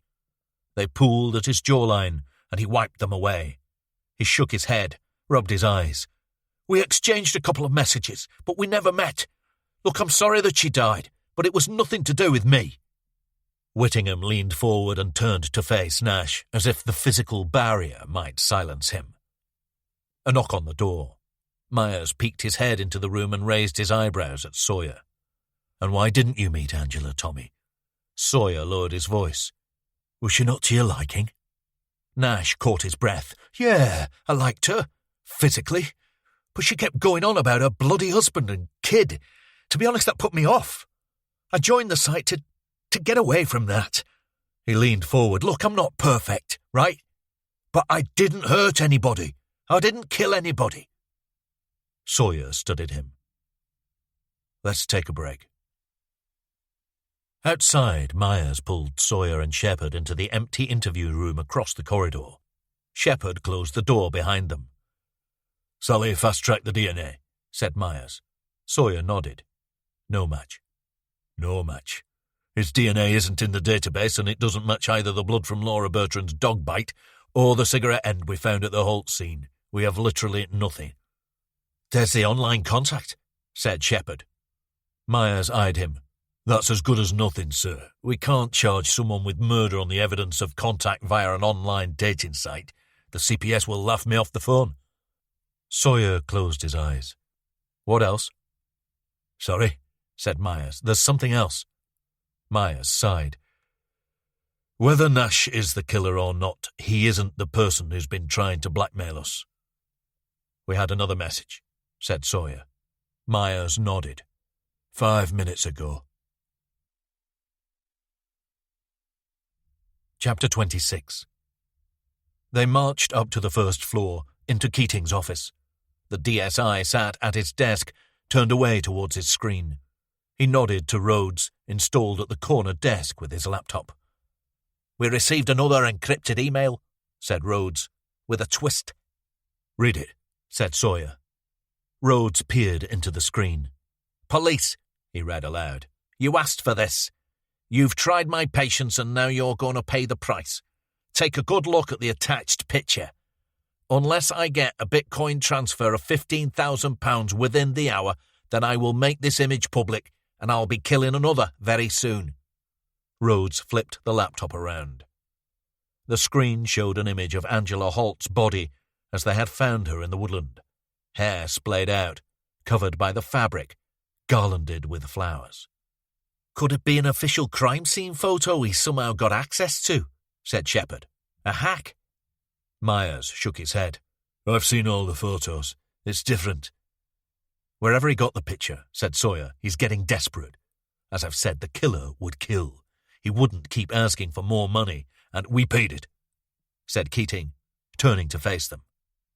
Sawyer frowned. What? Keating leaned forward and rested his forearms on the desk. We made the transfer. £15,000. He set his phone on speaker and placed it on the desk. Robert, you're on with D.I. Sawyer, D.S. Shepherd, D.C. Myers and D.C. Rhodes. Gentlemen, DCI Robert Payne. The voice from Keating's phone was clipped, high-born. A politician? I oversee the City of London police fraud teams in Wood Street. D.I. Sawyer, we briefly crossed paths on a case during your time in the Met several years ago, the banker chap at the parties. Sawyer leaned on Keating's desk and spoke at the phone. Yes. With Max Reeves. Indeed. DSI Keating has called me to help in your current case. I hope the need-to-know aspect doesn't put any noses out of joint, but the digital infrastructure is notoriously porous, and so intelligence hygiene has to be scrupulous. Sawyer glanced at Keating. Understood, sir. My work deals with the expanding range of crimes increasingly facilitated by cyber technology, boiler room fraud, organised crime gangs operating schemes involving shares, land, diamonds, gold and oil, carbon credits. We also handle mortgage fraud, insider and illegal trading, ticketing and identity crime. It's colourful stuff, and as I'm sure you appreciate, amorphous, ever-changing. Now, in recent years, we've seen increasing instances of blackmailers using cryptocurrency because it has a reputation for being untraceable, but that isn't necessarily the truth.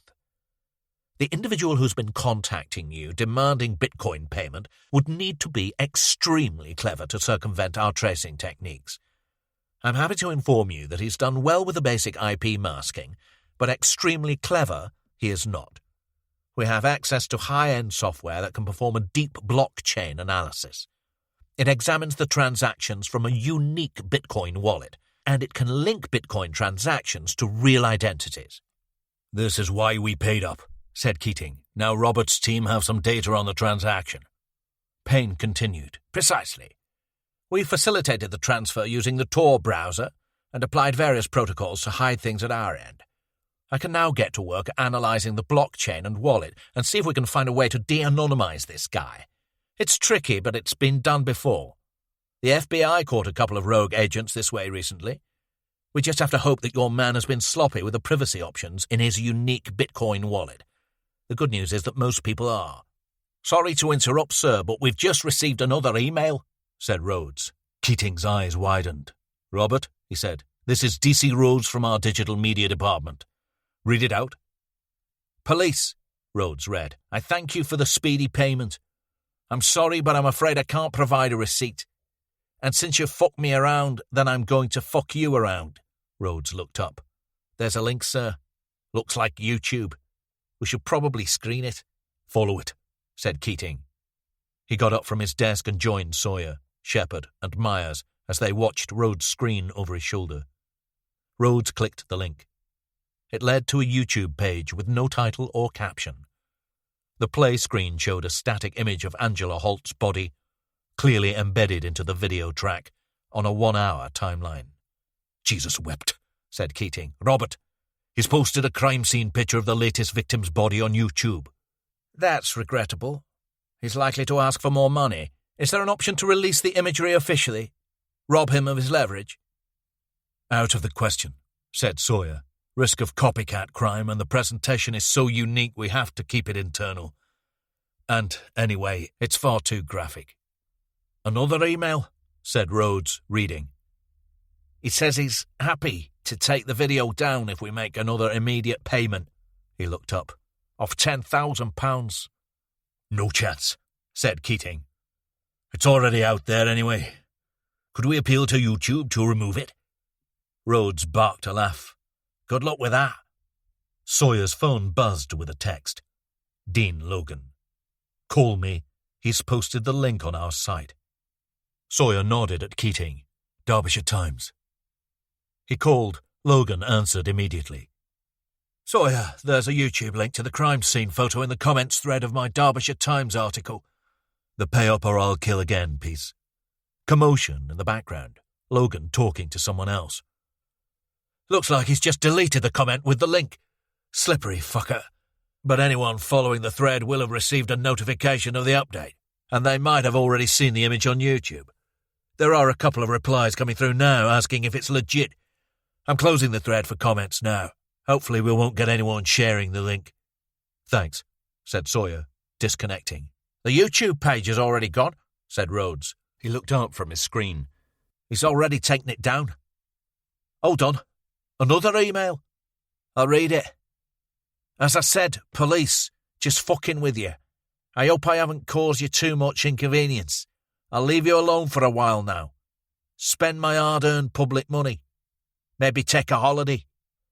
He posted the link in the comments on the Derbyshire Times website piece, said Sawyer, then took it down straight away. It might still have been seen, though. Keating walked back to his desk and sat down. Robert? My team are already working on the transaction. I'll hopefully have something for you soon. Keating disconnected the call. So, we know that Nash isn't the blackmailer? He looked at Sawyer. Could he be the killer? I don't think so. Even if he was, we don't have anything to connect him to any of the scenes. Oh, we're getting a bit tangled here, said Myers. The blackmailer could be the killer, right? Sawyer caught Keating's eye and offered a reluctant nod. Release Nash, said Keating. Tell him to keep his phone on. He's probably terrified that we'll tell his wife anyway. I'll brief Farrell and the others. Full conference tomorrow, 9 a.m. Chapter 27. Austin Fletcher dampened down the fire and rose to his feet. He pulled on a pair of walking boots and shouldered a small grey backpack containing water, a black baseball cap, a hunting knife, a pair of binoculars, and, stuffed into a side pocket, a bottle of pills marked with a green logo, 3 overlaid C symbols, inverted and concentric. He wriggled his short, thick fingers into a pair of fitted leather gloves and stretched himself to his full height, his scalp grazing the dislodged wooden beam that propped up the outbuilding. It was little more than a shed, a floor of rancid mulch, half-open roof of rotted planks, back wall with a splintered fissure overlooking the grazing fields over Edale, and a distant farmhouse where, presumably, the shed's owner lived. Fletcher gathered the thin blanket from the floor, rolled it up, and stuffed it into the inside pocket of his black bomber jacket. He stepped outside and looked back to the farmhouse where a single interior light twinkled in the muted gloom. He checked his watch, 10:30 p.m., and began his familiar trudge through the dense grass, down to the lane. The air was close and clammy, and as he reached the tea-coloured Fiesta, he swiped at his brow with the back of his glove. He made the 5-minute drive to the lay-by and positioned the car side-on, keeping the headlights away from the road and possible reflections. To an observer in the house across the ditch, a few hundred yards away, the vehicle would be shadowed by the tall bushes spilling out from the edge of the field. Fletcher rolled down the Fiesta's window and lit an unfiltered cigarette. He settled his eyes into the viewing cups of the binoculars and adjusted for focus. He swung his view from the dim porch light and Minnie towards Sawyer's bedroom window. Open a few inches, a sure sign that he was home and probably asleep. He unzipped the backpack and slid out the knife. Scuba Pro. Both straight and serrated edges, grey and black inlay handle with rubber grip. A car approached from the front, and he lowered his head as the lights passed over the road and the engine noise receded behind him. He opened the other window and listened as the car slowed for the turn-off to Hayfield. He held the knife loosely and eased his grip as he flicked his thumb across the handle, spinning it around. The time for caution had passed. He was tired of being managed and muted. He had been patient, amassed the research, cross-referenced his findings, considered all the options. He had been assigned a mission, then stood down, cast into limbo. Unfinished business. But Fletcher was not a sleeper. He was a hunter, and no true hunter would centre his quarry in the crosshairs and delay the dispatch, whatever the consequences. And he was tired of considering the consequences. He took out the bottle of pills, threw 2 into his mouth, and washed them down with water. He rolled his head from side to side, cracking his neck muscles. In their last encounter, Sawyer had been an astute, effective fighter, clearly trained in a non-classical discipline, probably Krav Maga or some form of MMR. But now he was braced for the moves, and he had freed himself of the most constrictive element, someone else's agenda. He paused, listening for the car behind. It still hadn't revved its engine and pulled out into the hayfield road, and it was too late for it to have stopped for passing traffic. A fist drove through the open window and connected with the side of Fletcher's head, bouncing it off the steering wheel. He twisted himself around and shouldered through the door out onto the roadside. His assailant was large, bigger than Fletcher, but he had made the mistake of not downing him when he still had the element of surprise. Head ringing from the punch, Fletcher rounded on the figure. He held out the knife and slipped into a front fighting stance. His eyes adjusted to the light, and he caught the man's features: square jaw, shaven head, deep-set eyes. Hector. "Freeze!" Another voice off the side. Fletcher turned to see Marco, aiming a handgun. Marco smiled. "I've always wanted to say that." Fletcher crouched low, breathing hard, looking from Marco to Hector and back again. He spat and winced at the flash of pain across his cheekbone. "I'll take the weapon," said Hector. Fletcher sucked in a breath, steeling himself to pounce. Marco smiled. "You've literally brought a knife to a gunfight." Fletcher kept his gaze low, staring at the ground between Marco and Hector. "We're not here to kill you, but we are licensed to kill, if you insist." Hector held out his hand. Fletcher gave him the knife and turned towards the car. "Easy now," said Marco, holding the gun higher. Fletcher looked over his shoulder. "Smoke." He reached into the car footwell and took out the dropped cigarette. He turned back to them and took a slow drag, puffing the smoke up into the air. Marco reached into an inside pocket and threw a weighty envelope onto the grass at Fletcher's feet. "Check out of your little kennel. Find a homely B&B somewhere with a view. Get yourself something nice." He took a step closer, keeping the gun raised but withdrawn. "Most of all, though, hear this. You need to swallow your pride. The calculus has changed. You will get to finish the job, but not yet. Not until we say so. In football terms, you just got a yellow card." Chapter 28. Sawyer rose with the early morning light and worked out on the wooden man dummy, thrusting and blocking, forearm jabs, elbow strikes. He settled in front of the mirror and carried out the first form of Wing Chun Kung Fu, Si Lim Tao, little idea. The form was a rigid series of precise, disciplined movements that reflected the principles, economy and efficiency, nothing extraneous, nothing for show. He dug out a Nutri bullet and made a smoothie with strawberry, mango, banana and natural yogurt and browsed his laptop as he sipped. He signed in to Secret Encounters and opened the browser tab with the profile page of Play with Fire 99. He leaned into the photograph, sent in response to a message from their fake blonde. The man had cropped the image at the neck, and the anonymity emphasized his powerful, hairless physique. The musculature was almost cartoonish in its extremity, taut, breast-like pectorals, 3 neat rows of sculpted abdominals packed between knotted obliques. Sawyer dragged the picture onto his desktop and opened it in his image software. He played with the brightness and contrast settings, but picked out little detail from the darkened surroundings.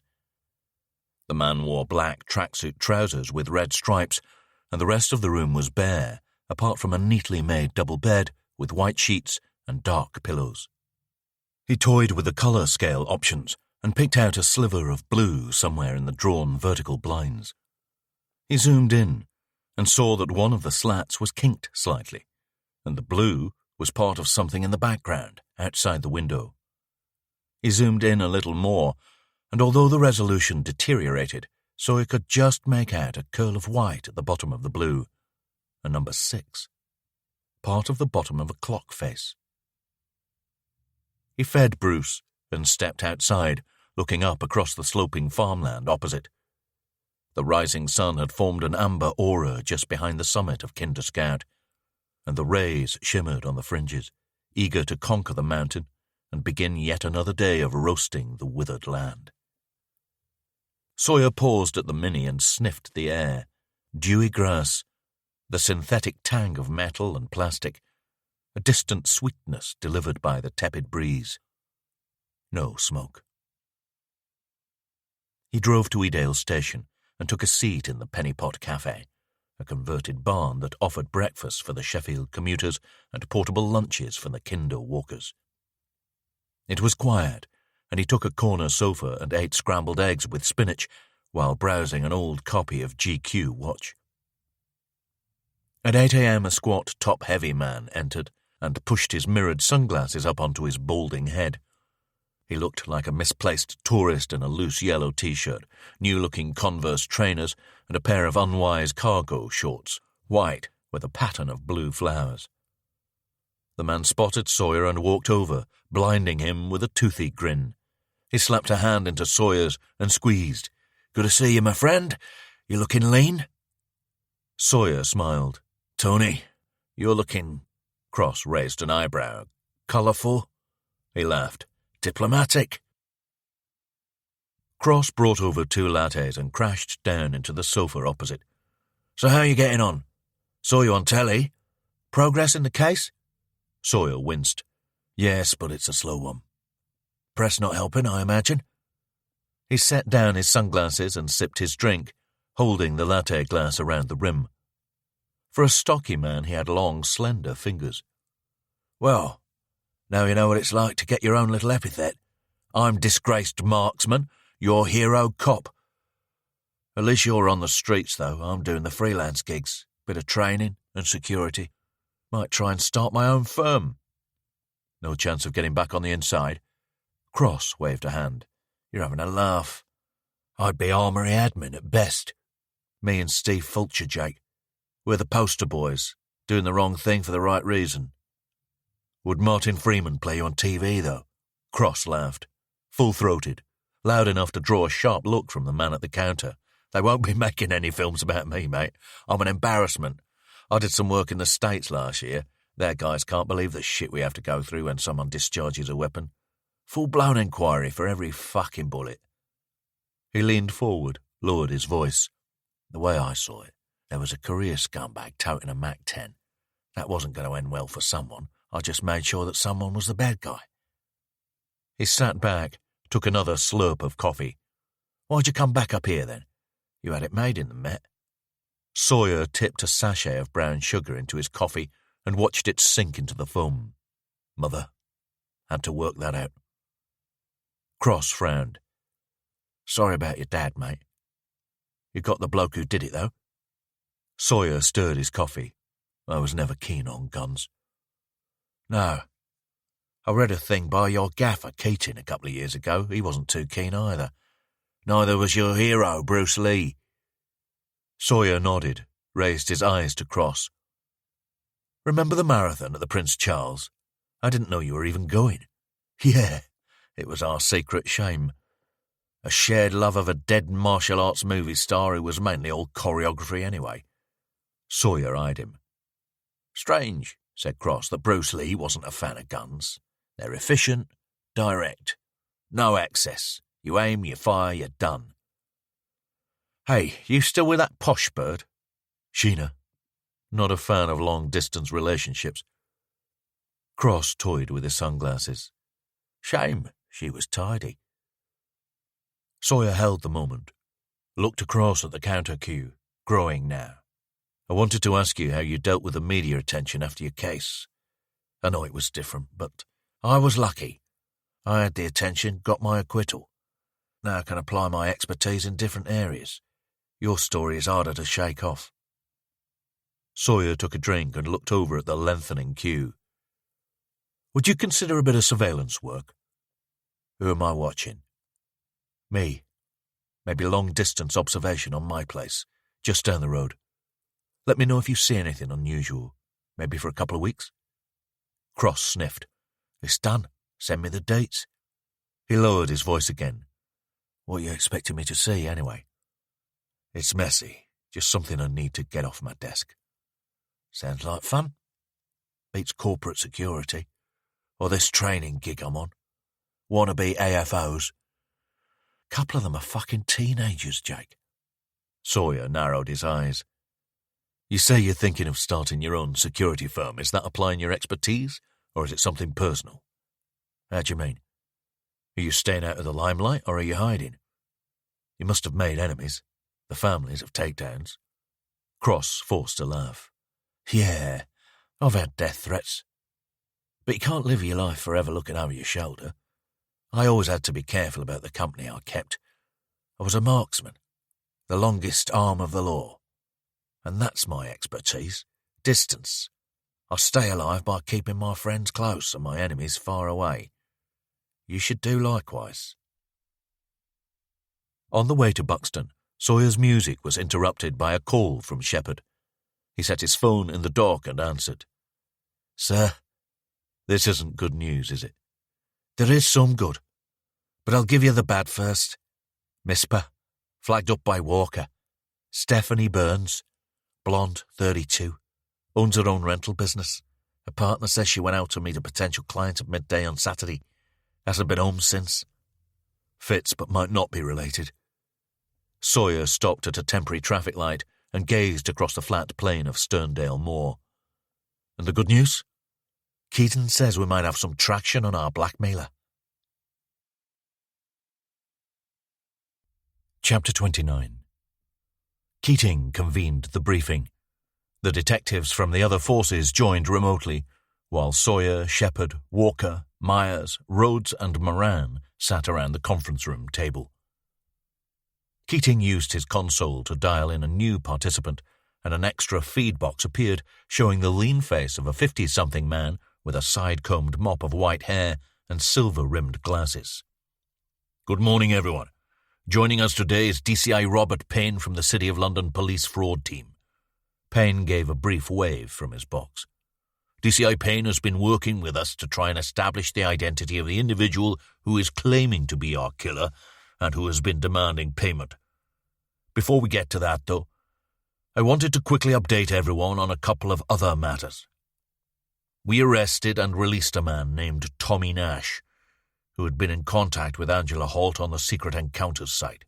As you can see from the information on Holmes, Nash's DNA didn't match the Laura Bertrand dog bite blood or the cigarette end found at the Angela Holt scene, and I'm not convinced of his connection to the main inquiry. Keating nodded at Shepherd, whose feedbox filled the screen as he spoke. We're concerned about a local woman who's been missing for almost 2 days now. He shared a washed-out photograph of a young woman smiling into the camera. Shoulder-length blonde hair, mouth closed but smiling, curious, challenging eyes. Stephanie Burns, aged 32. She owns a local holiday rental business, Quality Cottages. It's a lucrative niche, only the high-end places, usually for big parties. She fits the type, said Whitaker. Shepherd glanced at Sawyer. Indeed, D.S. Walker has been tasked with speaking to Stephanie's partner and retrieving her computer and devices. According to Holmes, said Farrell, the blackmailer said he was thinking of taking a holiday. So, said Sawyer, channeling my inner Sherlock Holmes for a second, either he isn't our man, or he's not being entirely honest with us. If he is our man, then we know he tends to hold on to his captives for a couple of days before killing them. So given Stephanie's look, age and status, we have to assume that she's part of this inquiry and channel resource into finding her. DCI Payne, said Keating. Sir. Payne's wizardly face filled the screen. I'm afraid my teams in Wood Street have had no luck in de-anonymizing the blackmailer from the Bitcoin transaction. But I've been working with your digital media advisor, DC Carl Rhodes, and we may have another way in. Rhodes grinned. Basically, fucked up. He got sloppy with his VPN hygiene on the last set of emails, and I managed to link an IP address to an actual address. Real address, said Barlow, or virtual? Real, as in bricks, windows. He's been clever, said Payne. It looks like he stole the ID of a missing person to do the emails. Joel Bailey, a 52-year-old from Mulgrave. He also used this ID with the Bitcoin interactions, which is why we struggled to de-anonymize. This isn't easy to just Google. He knows his stuff. The headline, said Keating, is that we know the location of the computer used to send the emails. He paused to catch a little effect. A detached house, a cottage, in Mottram, Longdendale. Farrell's face filled the screen. In Greater Manchester. Keating nodded. Just over the Derbyshire border. But still, said Farrell, smiling, in Greater Manchester. My jurisdiction, DCI Keating. This is still the base of operations, said Sawyer. Farrell held his smile. Of course, but we go in straight away, said Keating. I'm the SIO of this task force, but I'm assigning you the role of lead officer in the field, DCI Farrell. We need to assume that our blackmailer is also our killer. Section 17 applies, as there's also the possibility that he's holding Stephanie Burns at the address. I want visual and audio contact with the AFO team and full monitoring from here. Set it up, go within the hour. Joint resources, sir, said Sawyer. DCI Farrell's face filled the screen again. I appreciate the offer, DI Sawyer, but we can handle it from my side. You can talk to the suspect once we've done the hard bit. It'll be a new experience for you, staying out of the limelight. Chapter 30. Sawyer gazed out of Keating's window down at the tarmac Silverland Stadium. A small-sided game was in progress on the Astro pitch. A group of teenagers in fluorescent training bibs jabbed the ball to each other using short, sharp passes. Keating had his back turned, typing at his computer. Farrell's team is in place, 15 minutes to entry. And you're good with him running the show? Keating glanced over his shoulder. Of course not. As I said, Farrell can be a prick, but he'll be fine. And we don't really have a choice. We have to assume it's time-critical, and it'd be too relaxed to send the cavalry from here. Out on the pitch, a misplaced tackle led to an ugly sprawl of pointing and arm-waving. The players' shouts slipped in through the open window. A tubby man in a tracksuit bounded into the fray, separating the players. "How did he get the crime scene photo?" said Sawyer. "You heard Payne. The digital skills are strong. IP masking, cryptocurrency, dark web. Easy to imagine him hacking our servers. I'll get Rhodes to look into security." Sawyer turned to face him. "No, Myers said it wasn't an image he recognized from the official batch." Keating nodded. "You thinking Mr. Bitcoin might be the killer after all, and he took a picture with the extortion in mind?" "It makes sense logically," said Sawyer, turning back to the game. "But it just doesn't connect for me. He likes to dominate, manipulate, exercise control. That's what he's getting out of the killings." Keating turned. "Yes, and that's also what he's getting out of fucking us around, extorting money, demanding to release confidential intelligence. We know for sure that the house we're raiding today contains the computer that's the source of the contact. If he's the killer, then we might get lucky and find Stephanie Burns there too. If it's not the killer, then we remove a complication from the main inquiry, which means we can focus on looking for Stephanie and catching our real killer." Sawyer kept his eyes on the game. "Good ball." Keating got to his feet. "Right, let's get in there. We're here to support the operation, remember, not exchange barbs." Sawyer headed for the door, but Keating stepped into his path. "And you? Please don't say you're okay." "Don't worry, I'm still in the tent." The senior detectives gathered around the central screen in the conference room. Farrell had patched through video and audio feeds from his own body cam, and a separate video connection from the lead AFO ran in a smaller inlay screen. Keating parked himself nearest to the main screen, while Sawyer took the head seat where he used the individual touch screen to swipe through the logged homes data. The central image on the main screen showed a detached, 2-story stone-built cottage set at the edge of sparse woodland. Farrell's voice came through, low. "We have a light on upstairs. Strange, as it's daylight and bright." The image swung round to show a black and white Land Rover Discovery parked on open ground near the front of the house. "Car is here, though." "Are the teams in place?" said Keating. Farrell's connection crackled. "Yes, 3 back, 3 front, plus myself, DS Whitaker. No sound or movement from inside the property." Sawyer continued to swipe at his screen. He caught Keating's eye. "Go," said Keating. The images lurched and jolted as the teams approached the house. Sawyer opened the Play with Fire 99 photo again, angling his head and zooming in to the gap in the blind and the blue clock face. On screen, the front side AFO team halted at a bottle green front door with a low letterbox and a small patterned window in the top centre. "Looks clear through ground floor windows," said Farrell. Keating nodded, studied the video feeds. "No lights on downstairs?" "Negative," said Farrell. Sawyer scrolled through the Angela Holt crime scene photos. None of them resembled the image the blackmailer had threatened to release. The official pictures were all taken with flash, but the blackmailer's shot was illuminated by natural light only and captured from a lower angle. "Rhodes," said Sawyer. Farrell's voice crackled through the conference room. "Awaiting your order, sir." Rhodes walked over to Sawyer's seat and looked at his screen. Sawyer glanced up at him, keeping his voice low. "I don't suppose you could get any metadata from the crime scene image sent by the blackmailer?" Rhodes scoffed. "He rinsed it.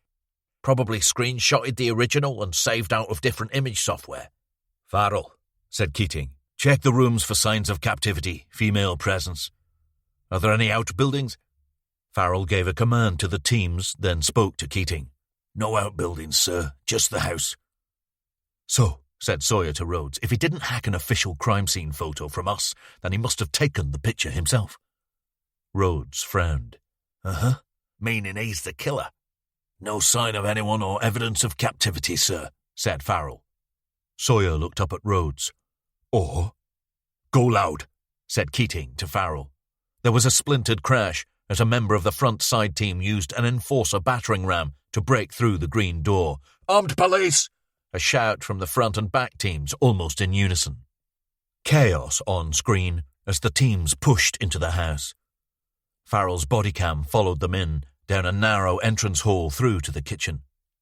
The images moved to the sitting room as the AFO team declared the ground floor secure, room by room. "Sir," said Sawyer, "it's not the killer." Keating glanced at him, then turned his eyes back to the screen.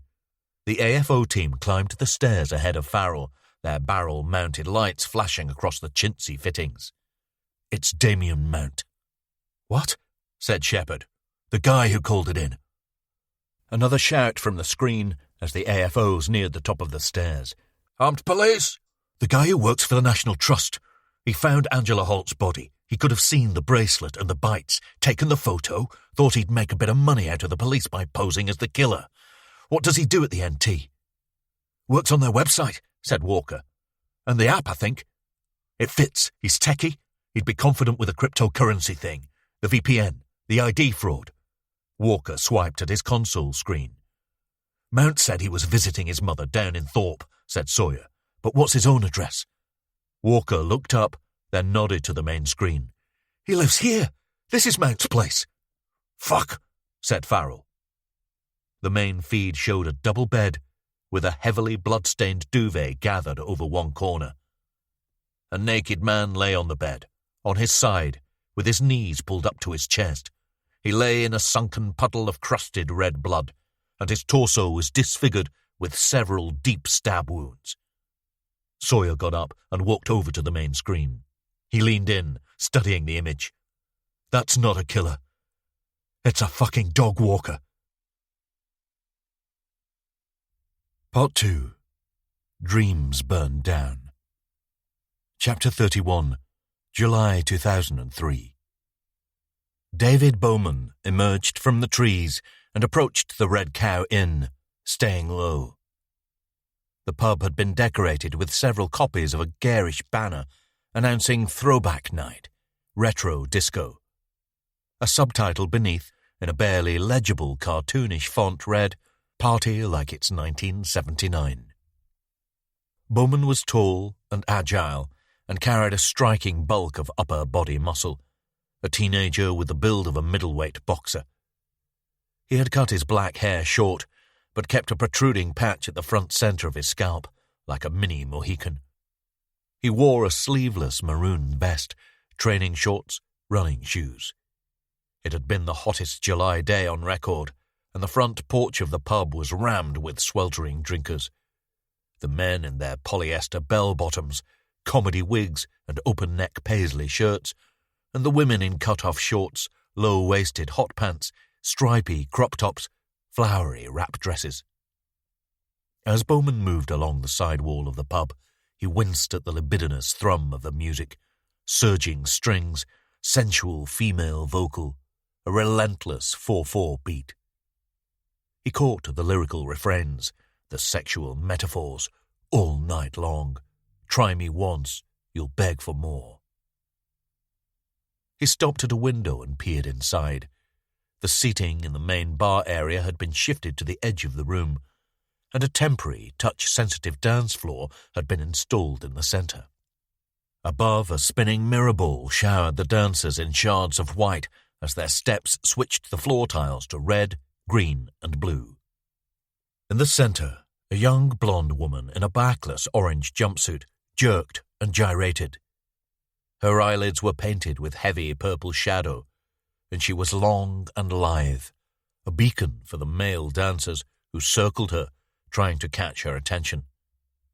Some dared to place their hands on her hips, and she obliged by resting her multi-braceleted wrists on their shoulders for a few seconds before wriggling free and sashaying to another part of the dance floor. "Is that your mum?" Bowman spun. A teenager, around the same age, stood a few feet away. He wore a tight white t-shirt, fitted blue shorts, and Dunlop green flash tennis shoes. His head was shaved, and he had cultivated uneven patches of stubble around his chin and cheeks. Bowman glared at him. "What the fuck are you doing here?" "That's your mum, isn't it?" "Fuck off." Bowman shoved past and walked out onto the pub driveway. The second boy followed as he crossed the main road and joined the curving side lane that rose up out of town and back into the western suburbs of Sheffield. He hung back, watching Bowman as he strode into the dusk. At the entrance to Stannington Park, Bowman tried the gate but found it padlocked. He cursed and turned away, following the perimeter towards the brutalist cluster of flat blocks on the northern side. The second boy caught up and fell in alongside him. "Were you supposed to be there, at the party?" Bowman kept walking. "Just having a look." "Isn't it a beautiful evening?" Bowman glared at him and turned the corner towards the flats. "No, it's too hot." "I love it like this. When the sun's out, everything looks much better when the sun's out, don't you think? The world looks more beautiful. Everything is beautiful, really. It's just a question of how you look at it. You know you're beautiful, don't you?" Bowman stopped and turned to face the boy. "I always knew you were a fucking queer." The boy held out a packet. "Do you want a cigarette?" "The menthol, it's okay. You're allowed to smoke now. You were 16 last week. There's loads of things you can do now you're 16. Bowman took a step towards him. "I'll do what I want." He moved off again. The boy followed. "And no, I don't want one of your dirty cigarettes." They walked for a minute in silence. As they reached the edge of the estate, the boy picked up speed and walked ahead of Bowman, half-turned towards him. "I'm working on a new picture for you."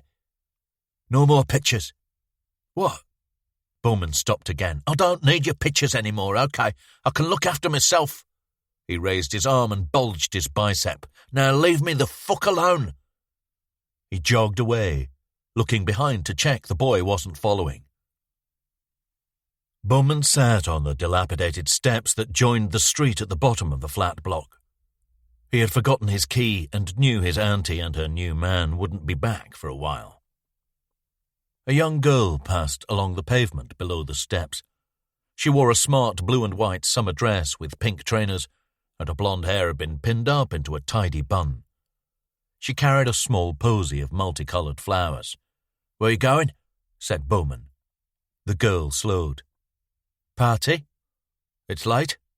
The girl stopped and held up a yellow strap watch. 8:30. I can tell the time." Bowman got up and walked over. The flats were set back from an underlit side street that connected to the main road of shops and restaurants a few hundred yards away. He smiled at her. "How old are you?" She held up her head. "Nearly 10. Bowman laughed. "No way. You're taking your flowers to the party?" "Yes, but they're not a present." He nodded. "Listen, can you get me something? From the corner shop up there?" The girl sighed. "But I'm very busy." Her accent wasn't quite posh, but her vowels weren't so languid or local. Bowman guessed that she was probably from Fulwood and had been dropped off by the southern entrance to the park. "Where's your party?" said Bowman.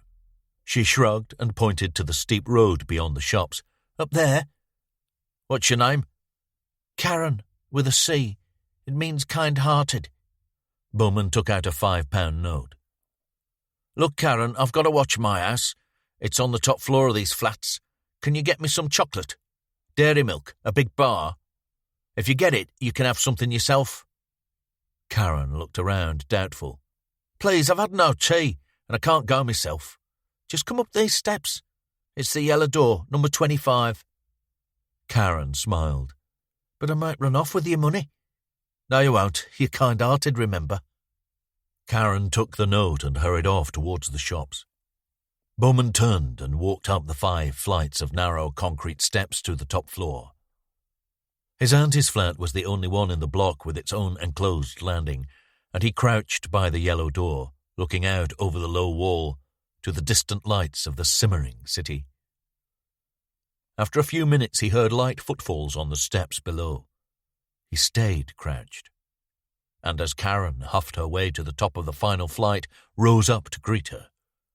She reached the top step. "I got your chocolate. I bought a Fanta too. There's 180 change." She caught her breath and set the chocolate and change down on the floor along with the empty glass Fanta bottle. "Your house is high up." Bowman smiled. "Have you seen me trick?" She caught his eye. "No, what is it?" He jerked out a hand and gripped her by the wrist, pulling her close. She felt weightless, doll-like in his grip. Bowman pressed his other hand over Karen's mouth and rasped in her ear, "If you make a noise, I'll kill you." Her eyes widened, and Bowman shushed her. They stood there for a few seconds, and he tuned in to her conflict, the purity of her panic, the urge to break free and escape, but also the terror at his threat. He closed his eyes and listened to her snatched breaths, savoured her trembling. The boy with the cigarettes scaled the steps slowly. He had waited in the shadows across the street and seen Bowman talk to the girl, then watched her return. He reached the second-to-last landing and inched his head around the corner. Bowman lifted his hand away from Karen's mouth and eased the dress strap down from her right shoulder. "I just want to show you my trick, then I'll let you go." He leaned into her neck, paused, then twisted his head and clamped his teeth around her bare shoulder, biting down hard. Karen squealed. Bowman hit her with a hooked punch, silencing her, knocking her out cold. He leaned over her body and encircled her slender neck with both hands. Below, the boy watched as Bowman worked. He watched as the final drops of life squeezed from the girl. He saw Bowman tear off and pocket her underwear. He saw him smash the glass bottle, but dropped his gaze as Bowman lifted her dress. He turned and lurched down the steps, crossed the road, and as he was about to make a run for the west of the park, away from the flats, he slowed and sunk into the shadows again, watching. Within minutes he saw Bowman walk to the bottom of the steps, stuff something into a waste bin, and head off towards the shops, in no hurry. He waited until Bowman was out of sight, then climbed back up the steps. He found the girl's body sprawled across the landing where he had waited. It looked like Bowman had pushed her down the steps, and her dress had billowed out in the fall, exposing her naked lower body. He gazed at her, a fledgling life, cruelly cancelled. He reached down, covered the girl with her dress, brushed the blood-matted hair from her face. Her posy of flowers lay in the corner of the landing wall, still tightly packed. He picked it up and turned to face her. The tremors rose in him, and he averted his eyes as he pulled out the flowers and scattered them around the body. Chapter 32. DCI Farrell hustled down the hall, shoving his way through two FSIs in Tyvek suits. He stopped at the kitchen door and faced Keating, standing by the table with Sawyer and Shepard. I have my own forensics team. There really is no cause for... I disagree, said Keating. We know now that the man upstairs was the individual who contacted us. He's a key aspect of our joint inquiry.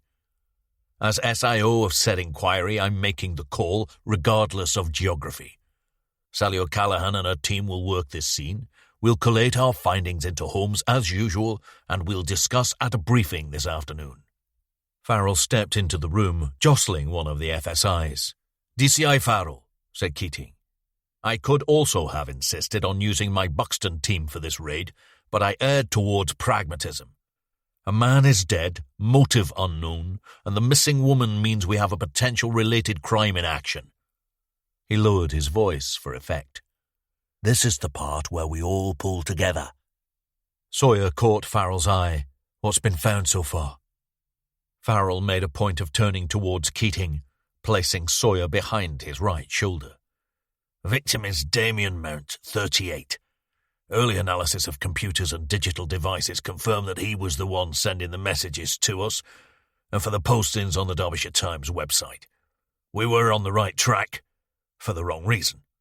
Someone got to him before we did. You think? Said Sawyer. So we're definitely discounting suicide by multiple stab wound. Shaking his head, he exited the kitchen and climbed the stairs, sidestepping past two more FSIs. The bedroom was an overheated soup, seasoned by the familiar spices of death. Copper from the blood, hanging on the air like static, a miasma of feces and urine. The indomitable reek of cellular necrosis, accelerated by the temperature. Sally O'Callaghan stood by the open window in her usual turquoise Tyvek suit. She scribbled something onto a clipboard and handed it back to one of the FSIs. Sawyer nodded at her and walked around the side of the bed. He let his eyes glide over the body. Along with the stab wounds, Mount had a deep laceration on the side of his head. Blood from the wound had seeped onto the closed eyelid of his left eye, forming a gelatinous seal over the socket. Someone forced the back door lock, said Sally.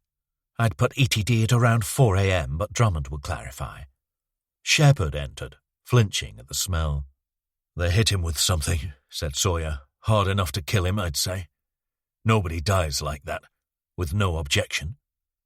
He looked at Sally. Did the killer leave us anything? Every contact leaves a trace. Locard's exchange principle, said Shepard. Sally shook her head. You're such a murder nerd, Shepard. Well, Dr. Locard would certainly be happy here. Fresh boot prints and tyre tracks, a couple of hairs. I'm surprised he hasn't left us his fucking library card. Is that enough? Said Sawyer. Too early to say. Depends on the matches. What's in the hair? Could this be unrelated? Said Shepard. Just lousy timing? Sawyer eyed him. No, it couldn't. You think our killer did this? Sawyer turned to Sally. Anything missing? Doesn't look like it. His wallet was on the shelf downstairs. Money and cards still in it. Pretty impressive office out back with a high-end Mac that would easily fit under your arm. Still there. Sawyer leaned in close and studied Mount's neck and face. No bite marks? Any sexual assault? No, said Sally. And no strangulation. Sawyer sniffed. Different method. No care in the presentation. Theft not a motive. Not a young blonde, said Sally. Well spotted. So, said Shepherd. Why then? Relative of Angela Holt, angered by the release of the scene photo. It wasn't publicly available for long enough, said Sawyer. Sally shrugged. Anyone following the thread could have got a notification and seen it early, before he took it down. Sawyer walked to the door. Maybe the killer himself saw it, got mad about someone profiting from his work. But how would he know to target Mount? Said Shepherd. We only realized a couple of hours ago. We, said Sawyer. Shepherd sighed. You.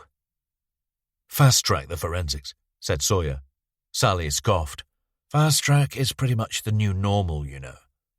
If our killer did find out about Damien Mount, and for whatever reason decided to kill him, then our focus has to shift to Stephanie Burns. Chapter 33. The door clunked open, and a dusty beam of daylight spilled over the cellar floor. The man took his sweet time descending the uneven stone steps, and Stephanie Burns pulled herself out of the corner. She was dressed only in her underwear, and the chain around her neck made it impossible to stand upright, but she faced him in a crouch as if ready to pounce. He sat on the bottom step and stared at her. I brought you a drink. I know it's warm down here. There's a fan upstairs, but, I need it.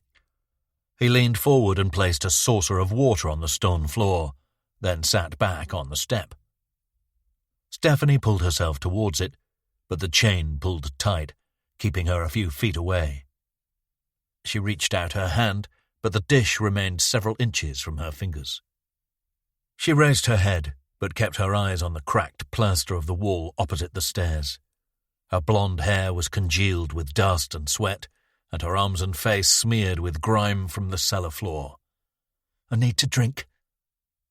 With a vast force of effort, Stephanie turned to look at the man.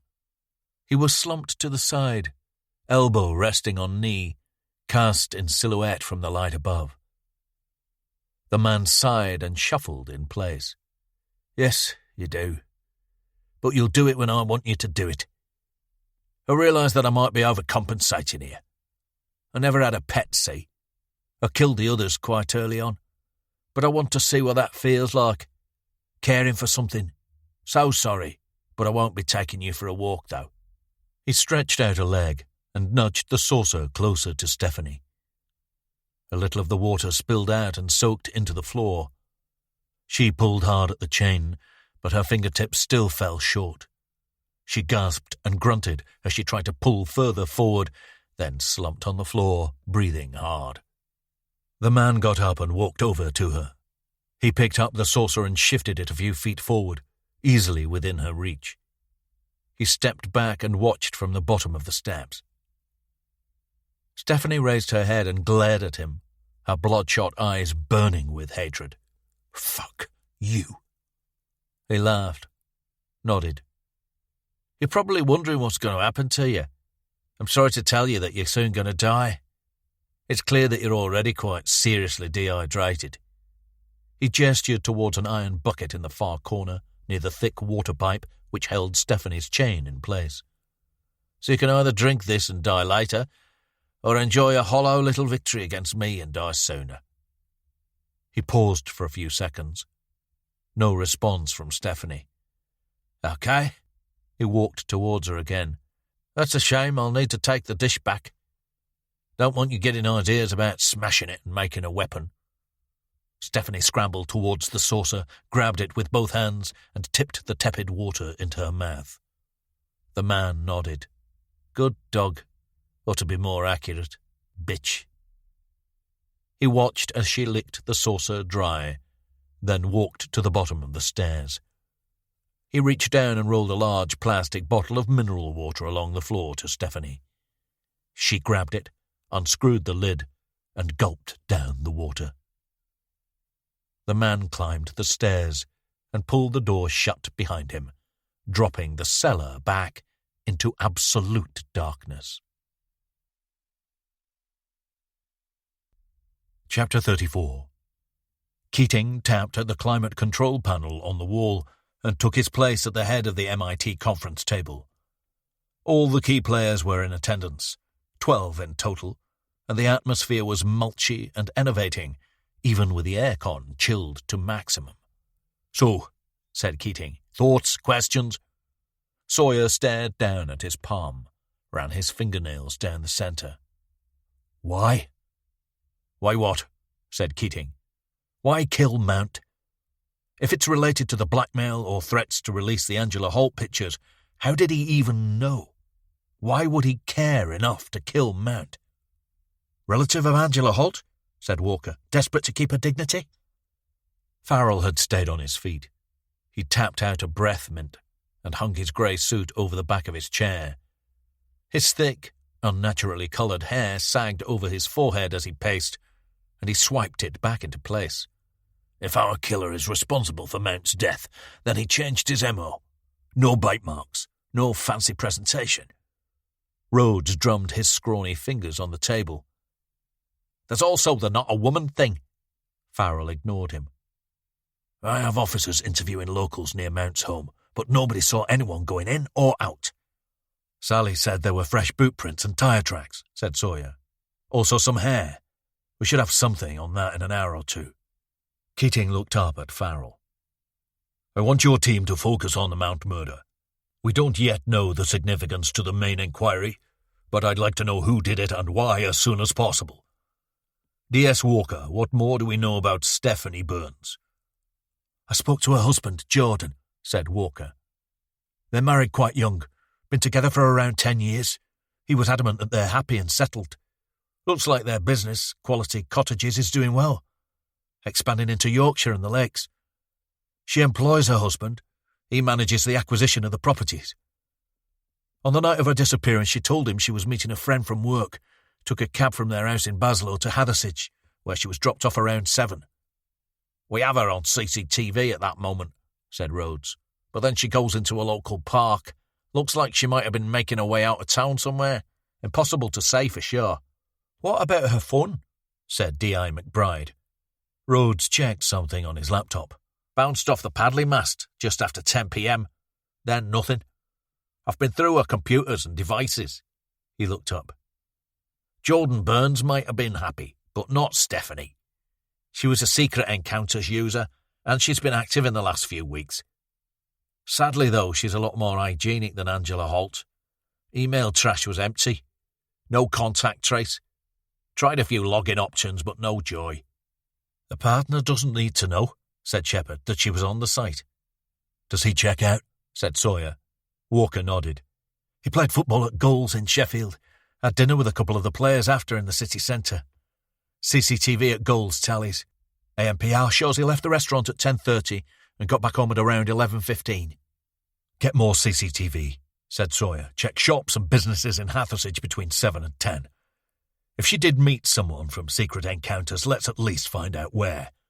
Or get some options. Then troll the CCTV at the options. Use the Civvy team." He turned to Stephen Bloom, who sat next to Keating typing into a tablet. "Circulate a call for sightings on social media." Sawyer swiped through the Holmes data on his screen.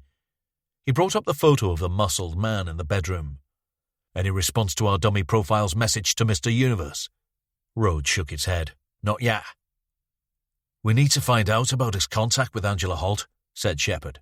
"We can't do that," said Barlow, "until we know who he is." Farrell slid into his seat. "Anything from the court order to force the release of profile details?" Keating shook his head. "Let's focus on what we can control. Continue with the forensics from the Mount scene, but prioritize the Stephanie Burns CCTV. Given the parallels between Stephanie and the previous killings, we have to assume that he's lined her up as his next victim." 3 days, said Sawyer. Farrell folded his arms. 3 days? Sawyer nodded. He's never held on to any of them for more than 3 days, and we've already lost 2. Chapter 35. Austin Fletcher eased the Fiesta into a dried-up lay-by on the edge of an immense plain of verdant farm fields. He switched off the engine and sat there for a few seconds, taking slow, uniform breaths, then swallowed 2 pills with water and stepped outside. He shouldered his way around the side of the car, past a tall border hedge, its leaves gnarled by the sun. He retrieved his backpack from the boot of the Fiesta and checked the contents. Water, small vial of colourless liquid, a ring of 10 small keys, gloves, hunting knife, matches, cigarette, and a white 5-litre jerry can. He locked the car and pushed through a gap in the hedge. After a few minutes walking along the fringe, he crossed into a field of vivid red poppies, defiant and primary in the merciless heat. It was an Instagram hotspot, and a middle-aged couple with a scruffy white dog posed for each other as they took pictures on their phones. Fletcher kept his head down and passed through the poppies onto an arid walking track that led to a row of 3-story houses on the edge of Baslow village. The houses had been converted into flats, and he crouched in a patch of high grass for a few minutes, watching the ground-floor windows of the building at the near end. He approached the back door and gave a short, loud knock. He waited, repeated, then pulled on the gloves and dug the keys out of the backpack. The first fit the lock, but he couldn't get it to connect with the lock's key-pins. He tried another, which seemed to be a better fit, and after bumping it with the base of his palm a few times while applying a light rotation, he managed to transmit the force to the driver pins, turn the cylinders, and release the lock. He eased the door open and slipped inside. Fletcher lingered at the edge of the tidy galley kitchen and zoned into the room, the silky maple of the wall units, the black and white checkered flooring, the brushed chrome gas oven and extractor fan. The space was polished and uncluttered, with only light evidence of habitation. Cereal packets, opened but neatly tucked, knives, spatulas, a magnetic whiteboard dotted with photos and flyers. He opened the lime-green fridge freezer and took out a bottle of mineral water. He tipped the colourless liquid into the bottle and put it back in the fridge, slotting it into the door shelf. He looked up to the wall-mounted cupboards opposite the fridge and fixed a small black cube around an inch square to the black ceiling fitting of a hanging lamp, angling it just above the curved edge to give the lens on the front side a good view of the fridge. He tapped at the side of the cube, and a small light on the side flickered green, then extinguished. Fletcher stepped back and looked up at the fitting. The edge of the cube became vaguely apparent after he'd stared up for a few seconds, but it was effectively hidden to the casual eye. He took out his phone and navigated to an app which transmitted a live feed from the camera. The image was clear. A hulking blonde man with a short ponytail, dressed in a white t-shirt and blue jeans, holding a backpack at his side. Fletcher gazed up to the camera. It was Sawyer who had given him the idea of using this method for covert surveillance, after he had tried the trick himself, underestimating Fletcher's attention to detail. He left the kitchen, checked the lock showed no sign of damage, and walked back through the fields to his car. He got in, rolled open the windows an inch or two, and bowed his head, resting, but not sleeping. A few hours later, he stirred at the buzz of a notification from the camera app, activated by the device's motion sensor. He opened the app and watched as Hector opened his fridge and took out the bottle. He had his back to the camera, and Fletcher leaned in close, squinting for a better view. Hector unscrewed the cap, paused for a moment, then lifted the bottle to his lips and tipped back his head. After a few seconds, he replaced the bottle, closed the fridge, and moved off into another room, out of the camera's view. Fletcher put the phone away, dropped his head, and waited, listening to the distant drone of a tractor, the keening curlews, the murmur of late afternoon traffic on the Chatsworth Perimeter Road. After an hour, he got out and retraced his steps to the back door of the house. Again, he knocked twice. No answer. He used the bump key on the lock and slid back into the kitchen. He took down the camera and pocketed it, then walked through into the sitting room, half expecting to find Hector slumped on the floor in front of a chattering TV. But the room was empty, and he edged open the adjoining door and padded through into the bedroom. The wall at the head of the bed was almost completely covered by a gigantic black-and-white photograph of Hector on a beach, in a sleeveless black vest, scowling into camera. A slender woman in a white, low-cut swimsuit stood at his side, her arms wrapped around his broad neck, facing the camera with an exaggerated pout. She was at least 10 years his junior, with a cascade of black hair and haughty, pornographic eyes. Fletcher paused at the open door and surveyed the room. Wide wooden bed with white pillows and a thin yellow sheet. One bedside table with a digital clock and an orange and blue plastic water bottle. An open clothes hanger with blazers, shirts, t-shirts. The room, like the kitchen, was almost entirely functional and free of clutter. Apart from the photograph, the only non-essential object sat on a white wooden dresser pushed into the far corner, a marble model of a Siamese cat sitting upright. It was around a foot tall and heavy-looking, with a fake gold finish. Hector lay on his back, spread out on top of the yellow sheet. He wore only a pair of diesel briefs, and Fletcher was surprised to see that he carried a thick layer of belly fat which sagged over the side of his frame. He inhaled and exhaled with a steady rhythm, releasing a slight whistle from his nose on each exhale. Fletcher went back into the sitting room. He took out the jerry can and layered the accelerant evenly across the fabric surfaces, rug, sofa, curtains. He took out the book of matches and prized a space between two layers. His plan was lo-fi, but notoriously difficult for investigators to detect. Light a cigarette, wedge it between the match layers and place it near to a coated surface. It would take the cigarette around 10 minutes to burn down, spark the matches, and ignite the accelerant. Plenty of time to let him stroll back to the car. As he twisted at the matchbook, he caught a slight movement from the bedroom door, reflected in the television screen. He turned, but too late, as Hector crashed into him, head down.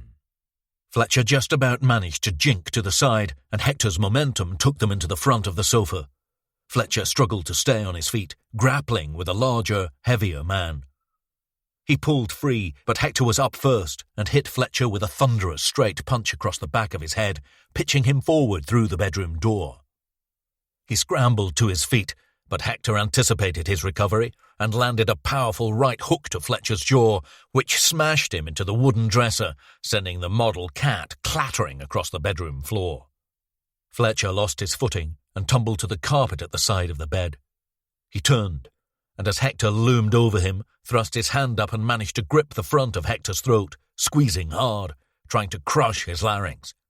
Hector swiped away the choking hand and hit Fletcher square in the face with another punch, which knocked him backwards, allowing Hector to throw himself down on Fletcher's chest, knees first.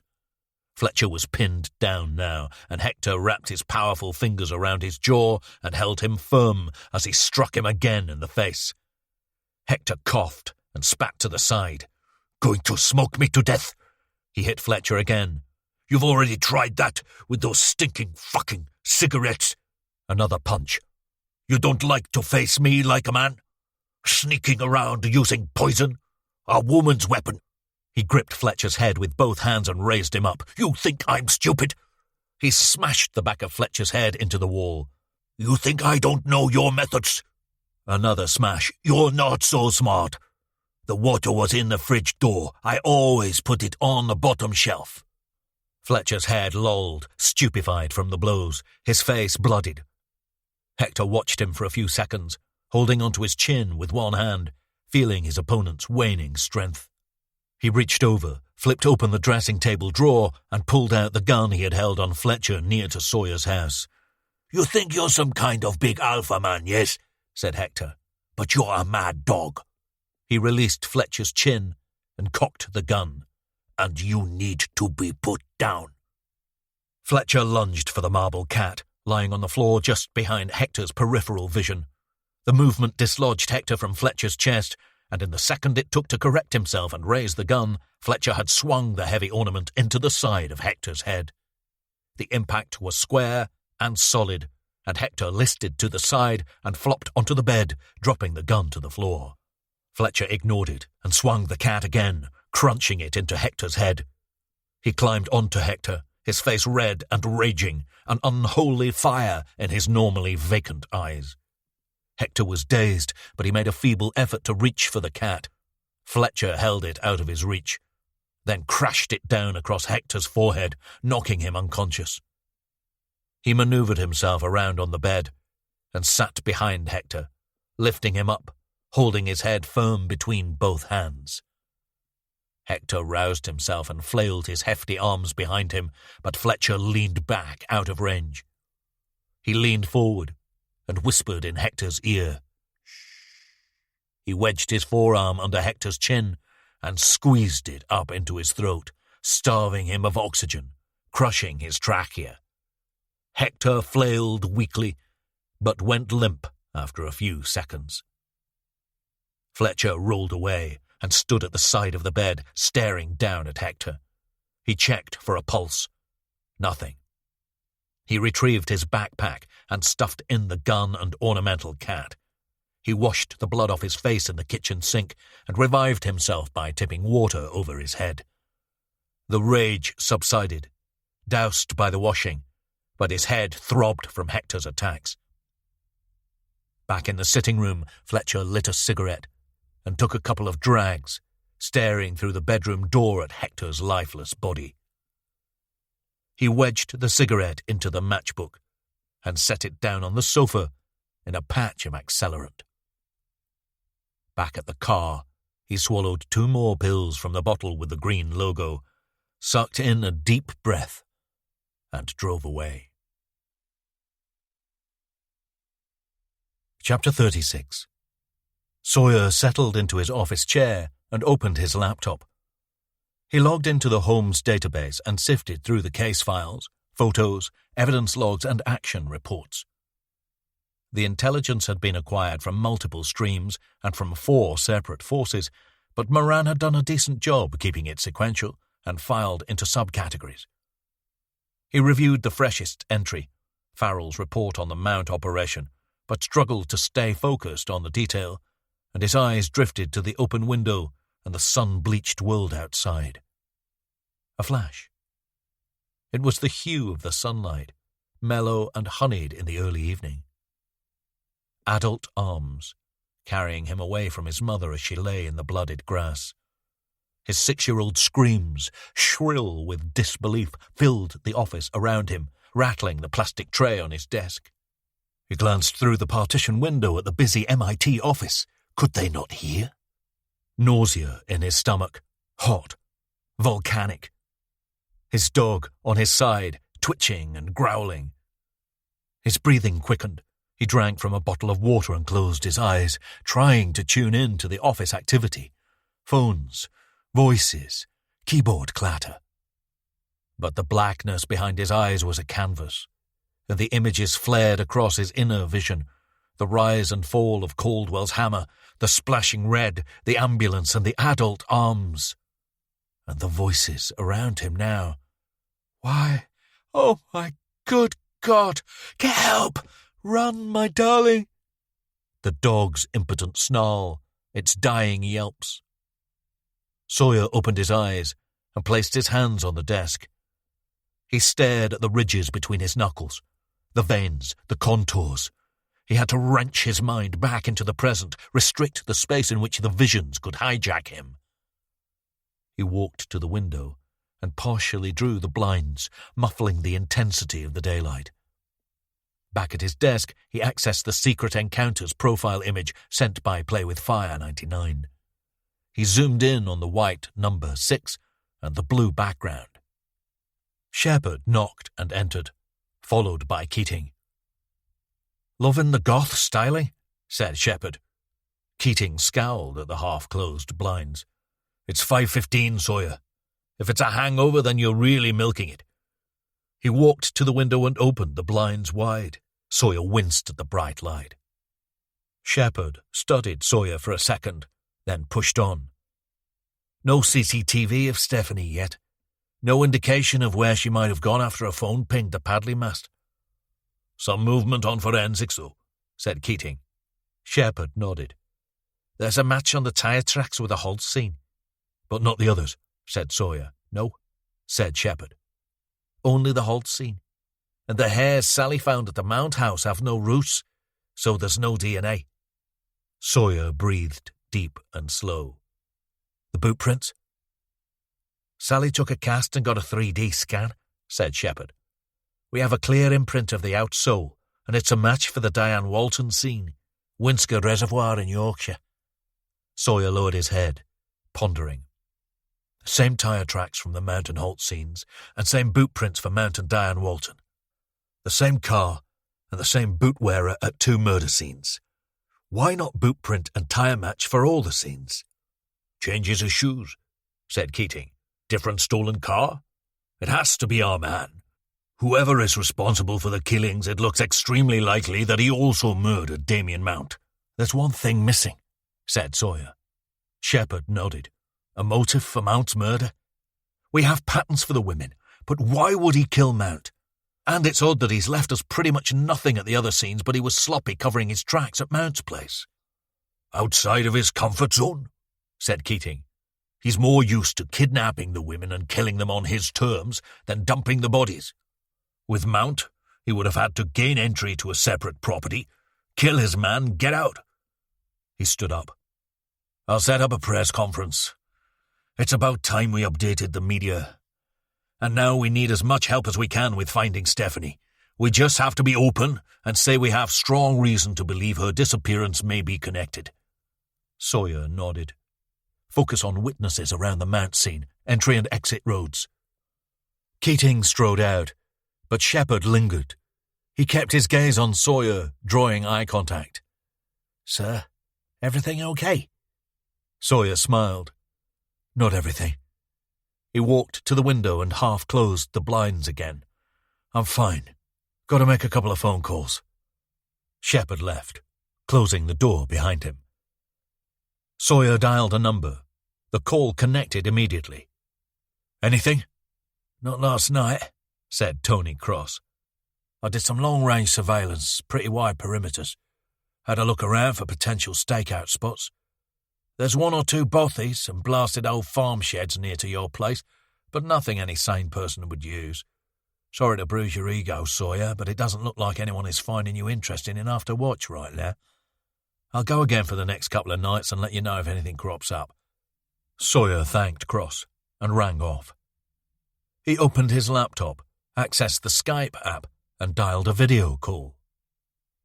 As the ringtone trilled and burbled, he closed his eyes and tried to settle in the gloom. The call connected, and the face of a man in his early 60s appeared in the inlay screen, sitting at a desk in front of a floor-to-ceiling bookshelf. He wore a saggy, short-sleeved white shirt with a loosened green tie and wire-framed spectacles that only just covered the radius of his eye sockets.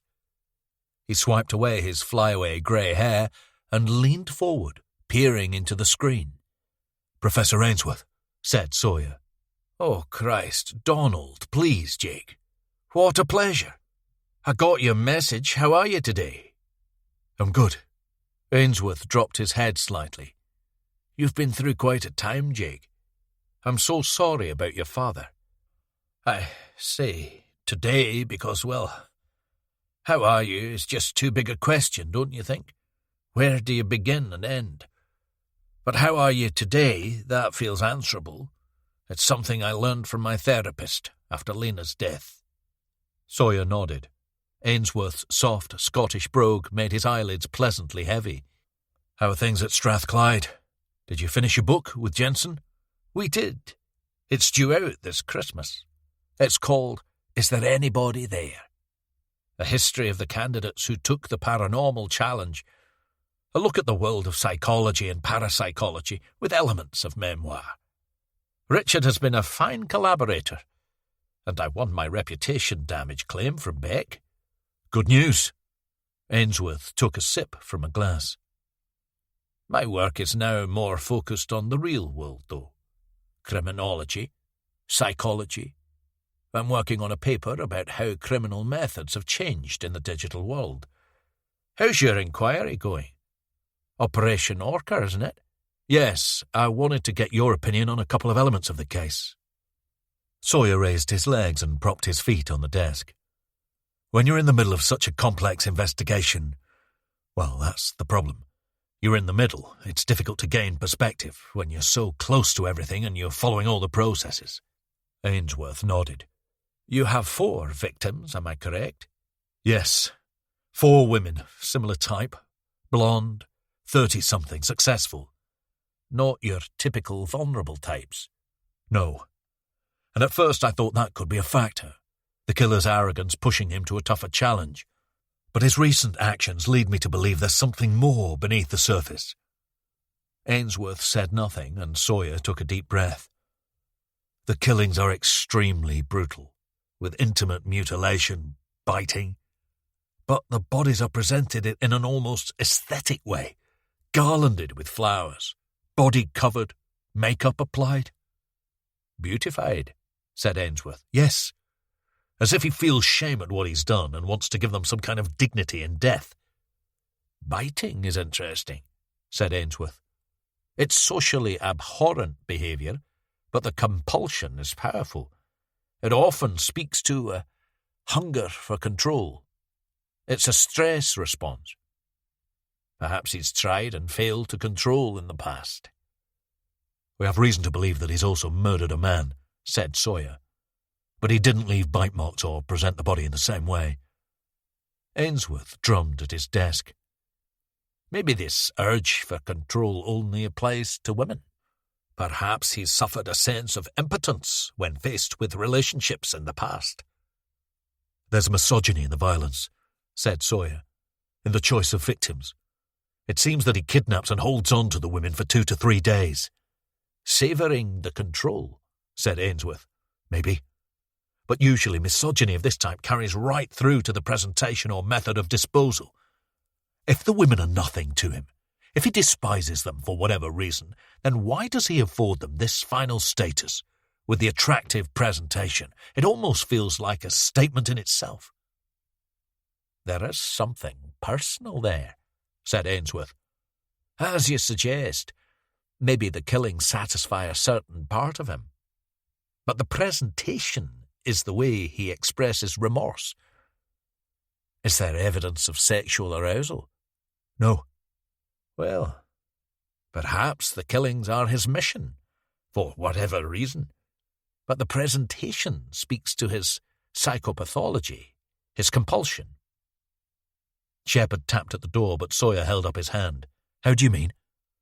Have you heard of a thing called Stendhal syndrome? There's little concrete research, and many psychologists refuse to acknowledge it as a genuine condition. But there are people who display an intense hypersensitivity to beauty, both natural and man-made, often to the degree where they feel so overwhelmed that they lose consciousness.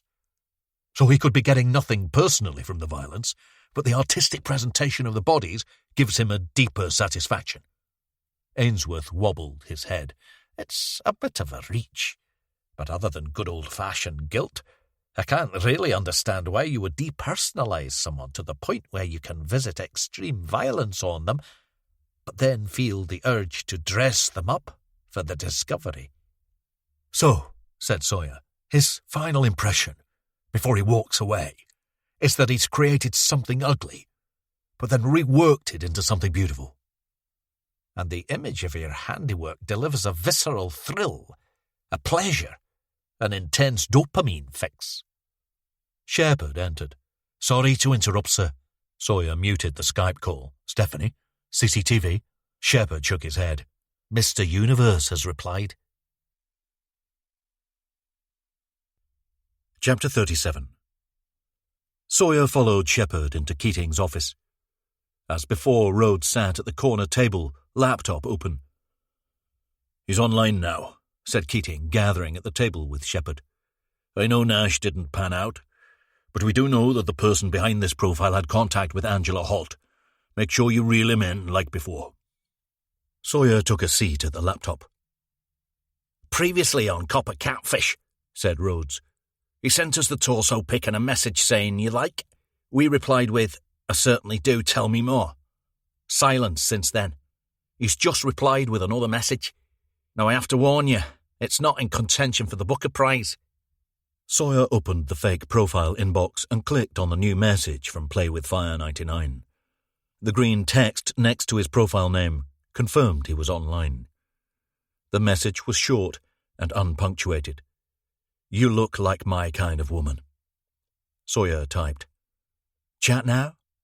The reply came back immediately. Okay. Sawyer opened the private chat window. A message was already waiting for him. Let's see more. Sawyer typed. I love your body. I'd like to see your face. He's hardly likely to comply with that, said Shepard, if he's our killer. Sawyer nodded. Of course not, but I want to see his reaction.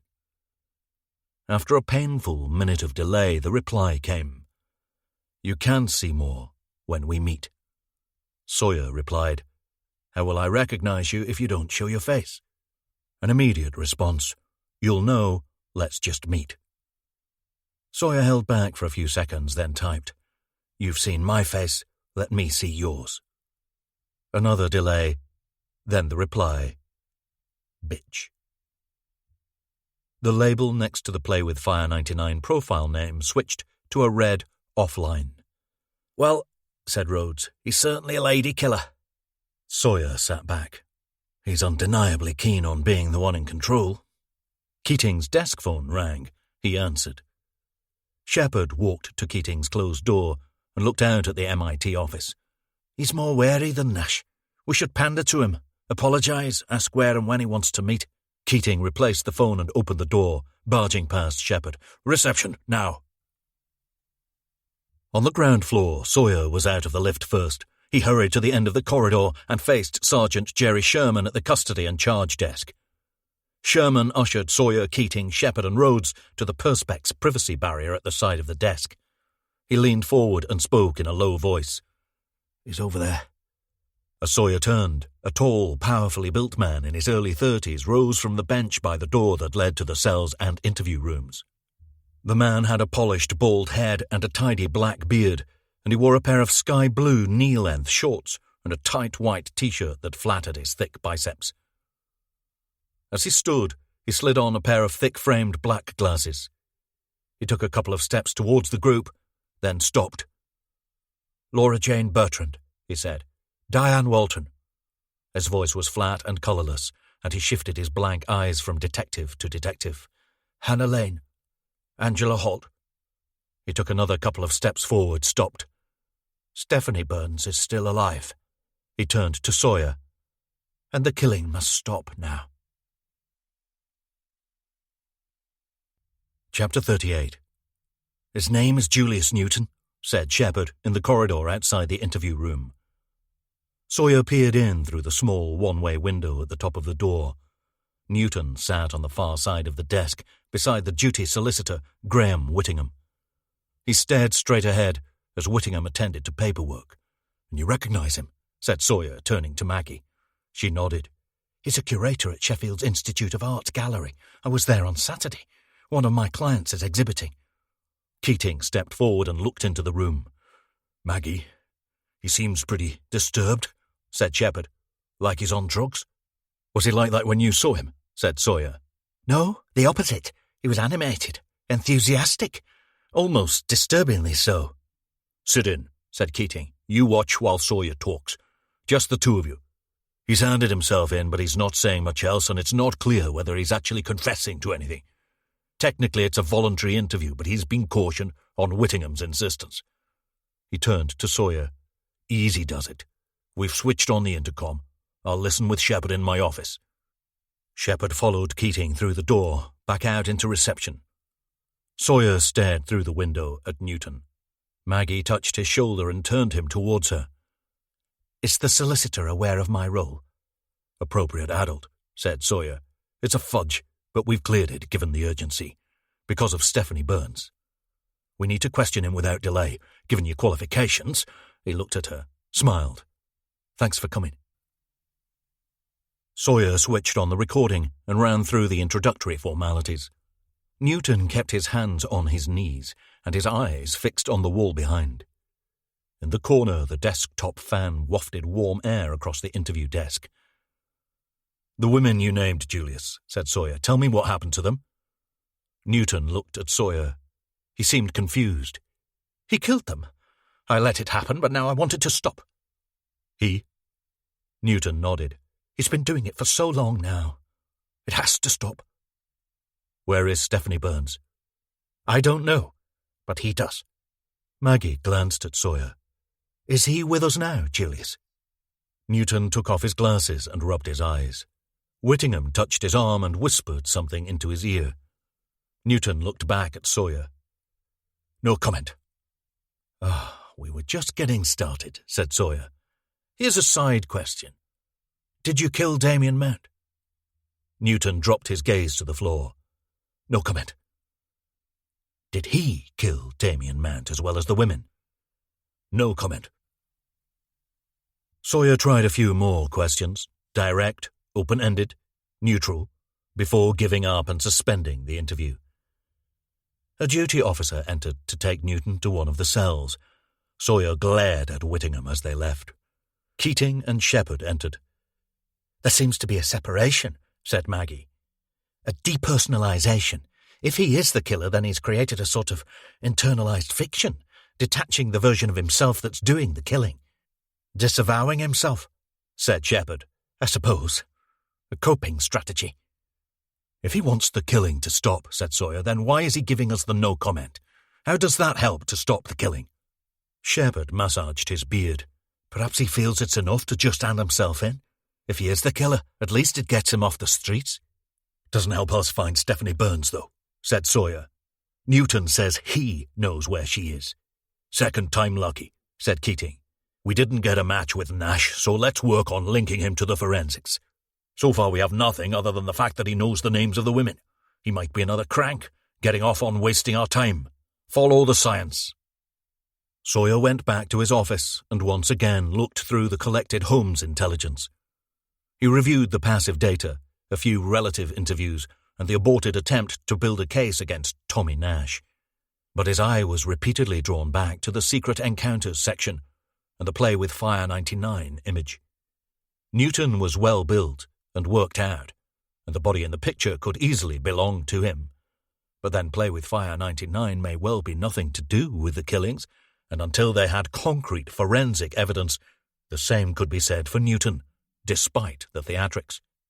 His phone rang, and he picked it up. "Newsflash," said Sally O'Callaghan. "Your new man, Mr. Newton. His boot print is the same as the prints we found at the Mount scene. Even better, his swab is a match for the DNA from the cigarette end at the Holt scene." Sawyer sat back, closed his eyes. "And the blood from the Laura Bertrand dog bite?" "It's not his." "So we can't connect him to the Laura Bertrand murder, but he was definitely at Mount's place. But there's still no distinct motive for that murder, right?" "Not that we know of, yet. And he discarded a cigarette at the Holt scene. So either he murdered Angela Holt," he opened his eyes, "or maybe he found the body before Mount, but didn't call it in. But why would that give him motive to kill Mount? Or could Mount himself be the killer after all? Or perhaps Newton mistakenly thinks that Mount is the killer, He stumbles on him, taking photos of Angela Holt's body, assumes he's killed her, then tracks him down, kills him. He hung up and dashed out, across to the lift and down to the cells. Sherman unlocked Newton's cell, and Sawyer shouldered his way inside. Newton sat up in his bed. Sawyer took a step towards him. "Why?" Newton put on his glasses and returned a quizzical look. "You say you want the killing to stop, so now is your chance to do the right thing. You can save a life. Have you imprisoned her somewhere? Has he imprisoned her somewhere?" Newton dropped his head. "Has he already killed her, Julius?" No comment. Chapter 39. Dale Strickland disconnected the call and lowered himself into his seat at the glass-topped desk. He sat for a while, listening to the traffic below. Marco watched him, waited. At last, Dale looked up and shrugged. "It was always going to be Hogan. It's between him and the Rochdale guy, Lib Dem." Marco nodded at Dale's phone. "What's that, Hogan?"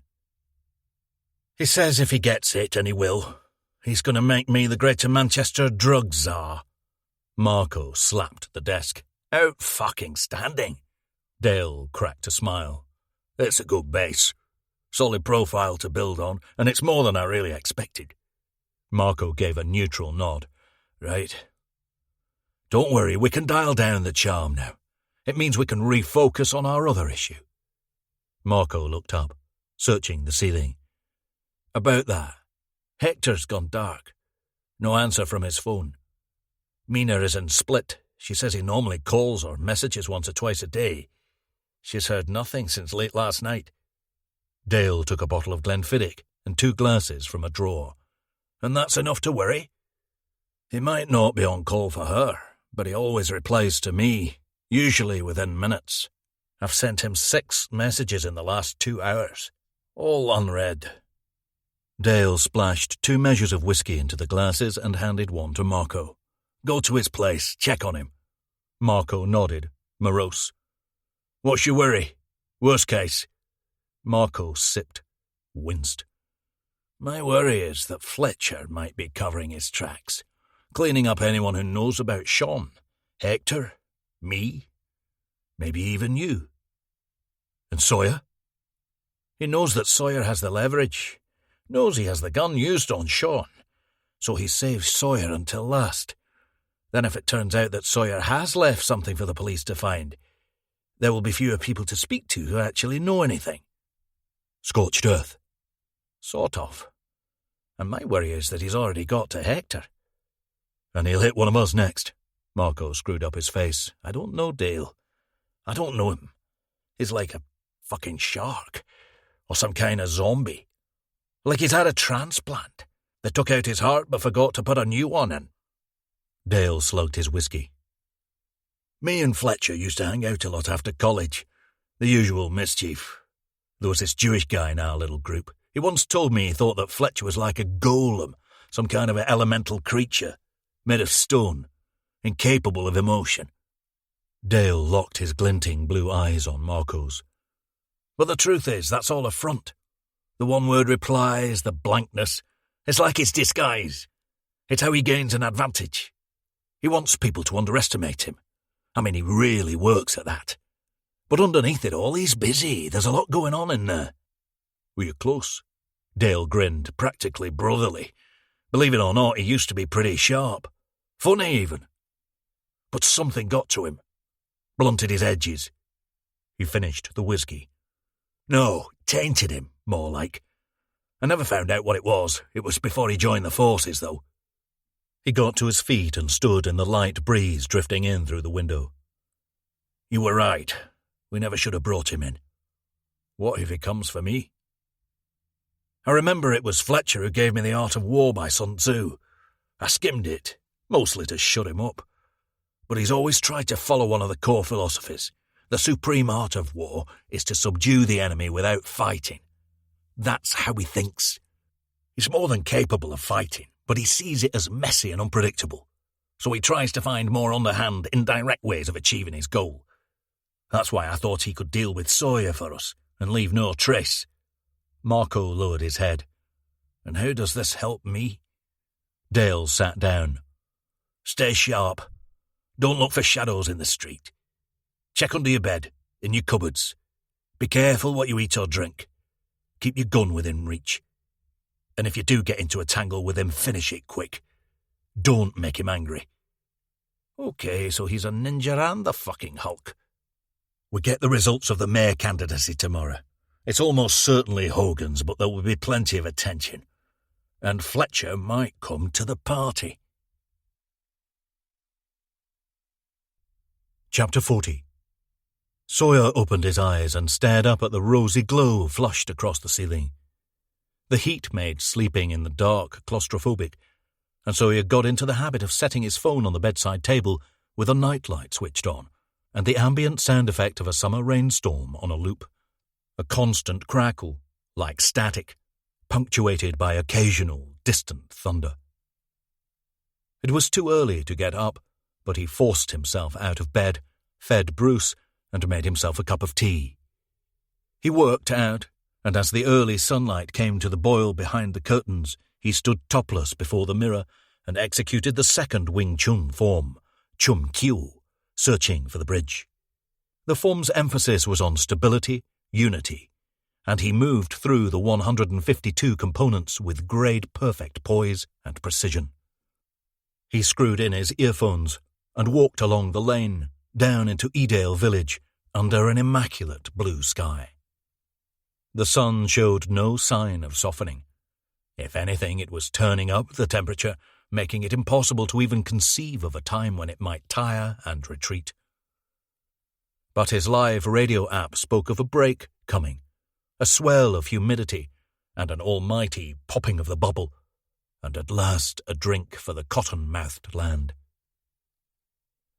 The Church of the Holy and Undivided Trinity was set in generous grounds at the southern tip of the Pennine Way, off the main lane which carried the walkers to the base of Kinderscad. Sawyer padded along the path, gazing up at the Gothic spire.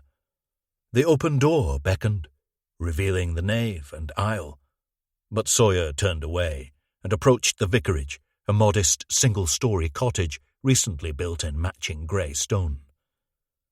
A short, jocular-looking man in a dark suit, matching shirt, and white dog collar opened the front door before he could ring the bell. He stepped out onto the porch. "Peter Plant," said Sawyer. The man nodded and offered a faintly quizzical smile. "The very same." Sawyer stopped at the doorstep. "You're the parish priest." "And you're rather perceptive, if you'll pardon the sarcasm." "Requirement of the job." He flashed his warrant card. Plant leaned forward and studied it. "Detective Inspector Sawyer, am I under arrest?" "No, but I was hoping you could help me with my inquiry." Plant chuckled. "Whatever you need, Mr. Sawyer. I'm on the side of the angels. Would you come inside for some tea?" Sawyer took out his phone. "I don't think it's wise of you to invite the likes of me over the threshold." Plant bowed his head in thought. The sunlight shone through the thinning grey hair stretched across the top of his head, revealing a rash of lobster-red scalp. He looked up again. "I'm assuming you mean that you're a non-believer, not a vampire." Sawyer smiled. "I don't define myself by my lack of belief." He scrolled through the image gallery on his phone and found the Play with Fire 99 torso picture. "Could you take a look at this, please?" He held up the phone for Plant to see and zoomed in on the gap in the blind. "This looks like a clock face to me, but I'm not sure where it could be from. I assume it's from a church steeple. Hopefully somewhere local." Plant took the phone from Sawyer and held it in the shade of the porch. "Are you investigating the murders?" "So awful. A couple of my parishioners have told me about the unfortunate woman who's currently missing. We said prayers for her." "It won't help," said Sawyer. "Ah, I take it you're not part of the congregation. Do you have a faith yourself?" Sawyer smiled. "Nothing formal. I pick and mix. I like the Buddhist idea that man has no refuge in man. We can't just pray away our sins, sacrifice our Sunday mornings to a religion and assume all will be well. Our lives are in our own hands." Plant caught his eye, then looked back to the phone. Prayer isn't necessarily a direct appeal to a higher power, you know. It can also be a communion with one's self, often in times of adversity. A ritualized form of hope, if you like. Or acceptance. I understand that, said Sawyer, but I prefer to put my faith in hard evidence. Direct action. Plant handed back the phone. Are you familiar with the agony in the garden? Where Jesus prays and accepts that he's about to be betrayed. The spirit is willing, but the flesh is weak. I am, said Sawyer, but as I say, I don't accept the practical value of prayer. And when lives are at stake, hope is an expensive luxury. Plant regarded him, rubbing his hands together in a slow lathering motion. That's a pity. I'm impressed by your sense of certainty, Mr. Sawyer. I wish my own faith was so ironclad. For me, prayer is an integral part of the nature of faith. I pray with many things in mind. Better fortune, better health, deeper understanding. Lately, I've been praying for a relief from this weather. Sawyer looked up to the stinging sun, the cerulean sky. I remember my assembly at school. It was an old building and we had this oversized book of tatty paper suspended on a rope at the side of the hall. The teachers would lower it, turn the vertical pages to the words of the chosen prayer, and then hoist it back up for all to see. The teachers were strictly religious, and anyone caught not reciting the right words to the prayers, not bowing their head, or not keeping their eyes closed, they'd be in deep trouble. But it doesn't matter how low you bow your head, how tightly you close your eyes, and it doesn't matter what you're praying for. Salvation, forgiveness, better prospects, better weather. He took a breath, smiled at Plant. There's nobody listening. The sky is empty. We do the forgiving. We make the good things start and the bad things stop. That's what we do. If there is a God, then he's pretty hands-off, wouldn't you say? And he's a lousy delegator. Plant's grin widened. That's not the God I believe in, Mr. Sawyer. I must get you in to do the Sunday sermon sometime. It'll be fascinating food for thought. What it must be like to live in a world of such certainty. I'm afraid I only have my imperfect faith to guide me. He nodded to the phone. I'm assuming you won't interpret this as divine intervention, but I can answer your question. The only local church with a clock face like that one is St. Martin's in Stony Middleton. Chapter 41. Shepherd opened the mini passenger window and poked his head out. You remind me of Rufus, said Sawyer as he sped away from the mob of rush-hour traffic inching its way into Buxton. Shepherd looked over. Friend or foe? Dog. I can't see how I could take that as a positive. Sawyer shrugged. It's an affectionate insult. So, if I was a dog, what breed would I be? Sawyer frowned. Do you really want to hear this? No. Labrador. Steady and dependable, a bit too eager to please, but actually a lot deeper than it seems on the surface. Shepherd poked his head out of the window again. I've never been to Stony Middleton. It's not Machu Picchu. Couple of pubs. Chippy. Sawyer turned off at the Sparrow Pit crossroads and joined the slender two-lane connecting road to the Hope Valley. On either side, the infinite farm fields braced for another day of unyielding heat and light. I saw Newton first thing, said Shepherd. Still quiet. We know he was at Mount's place and the Angela Holt scene. Why would he walk into the police station, say he wants the killing to stop, but then lock up on us? Shepherd sipped from a bottle of water. Power play? He loves the idea that he can enter the belly of the beast, antagonize us, tease us, then walk right back out again. He knows we only have circumstantial evidence. Sawyer squeezed the accelerator. The road was straight and clear, but he was pushing 70 on a 50 limit. It's still not clear if he's referring to himself in some kind of schizoid third person or someone else. Again, though, if by he means someone else, and he wants the killing to stop, then why not just tell us who's doing it? Sawyer overtook a post van, swerved back into lane. He's an art dealer. The bodies are presented almost artistically. Is it all a fucked-up situationist statement? Murder as art? He could be everything, or he could be nothing, Like Mount? Sawyer glanced at him. But why kill Mount? That's the big itch we need to scratch. If he's a misogynist psychopath, presenting his kills as grotesque art statements, then at least that's something to investigate and understand. It's joined up. But why kill the guy who found one of the bodies? Just some chancer trying to get a bit of attention, squeeze money out of the police. We're still not 100% sure that Mount wasn't the killer. Maybe Stephanie Burns is just another misper, and Newton has succeeded in stopping the killing by finishing off Mount. And now he's handed himself in, he's trying to fudge things with this third-person nonsense. Or maybe the third-person nonsense is real for him, and he's separating out the killing side of himself as a way of coping. The only way he can stop that persona from continuing to kill is by handing himself in. Shepard took out a handkerchief and dabbed at his brow. Walker's working on background. Whatever Newton is up to, we have to work it out before his custody time runs out at 9 p.m. They parked in stony Middleton village and walked along a cramped lane of stone terraces built along the edge of a depleted brook.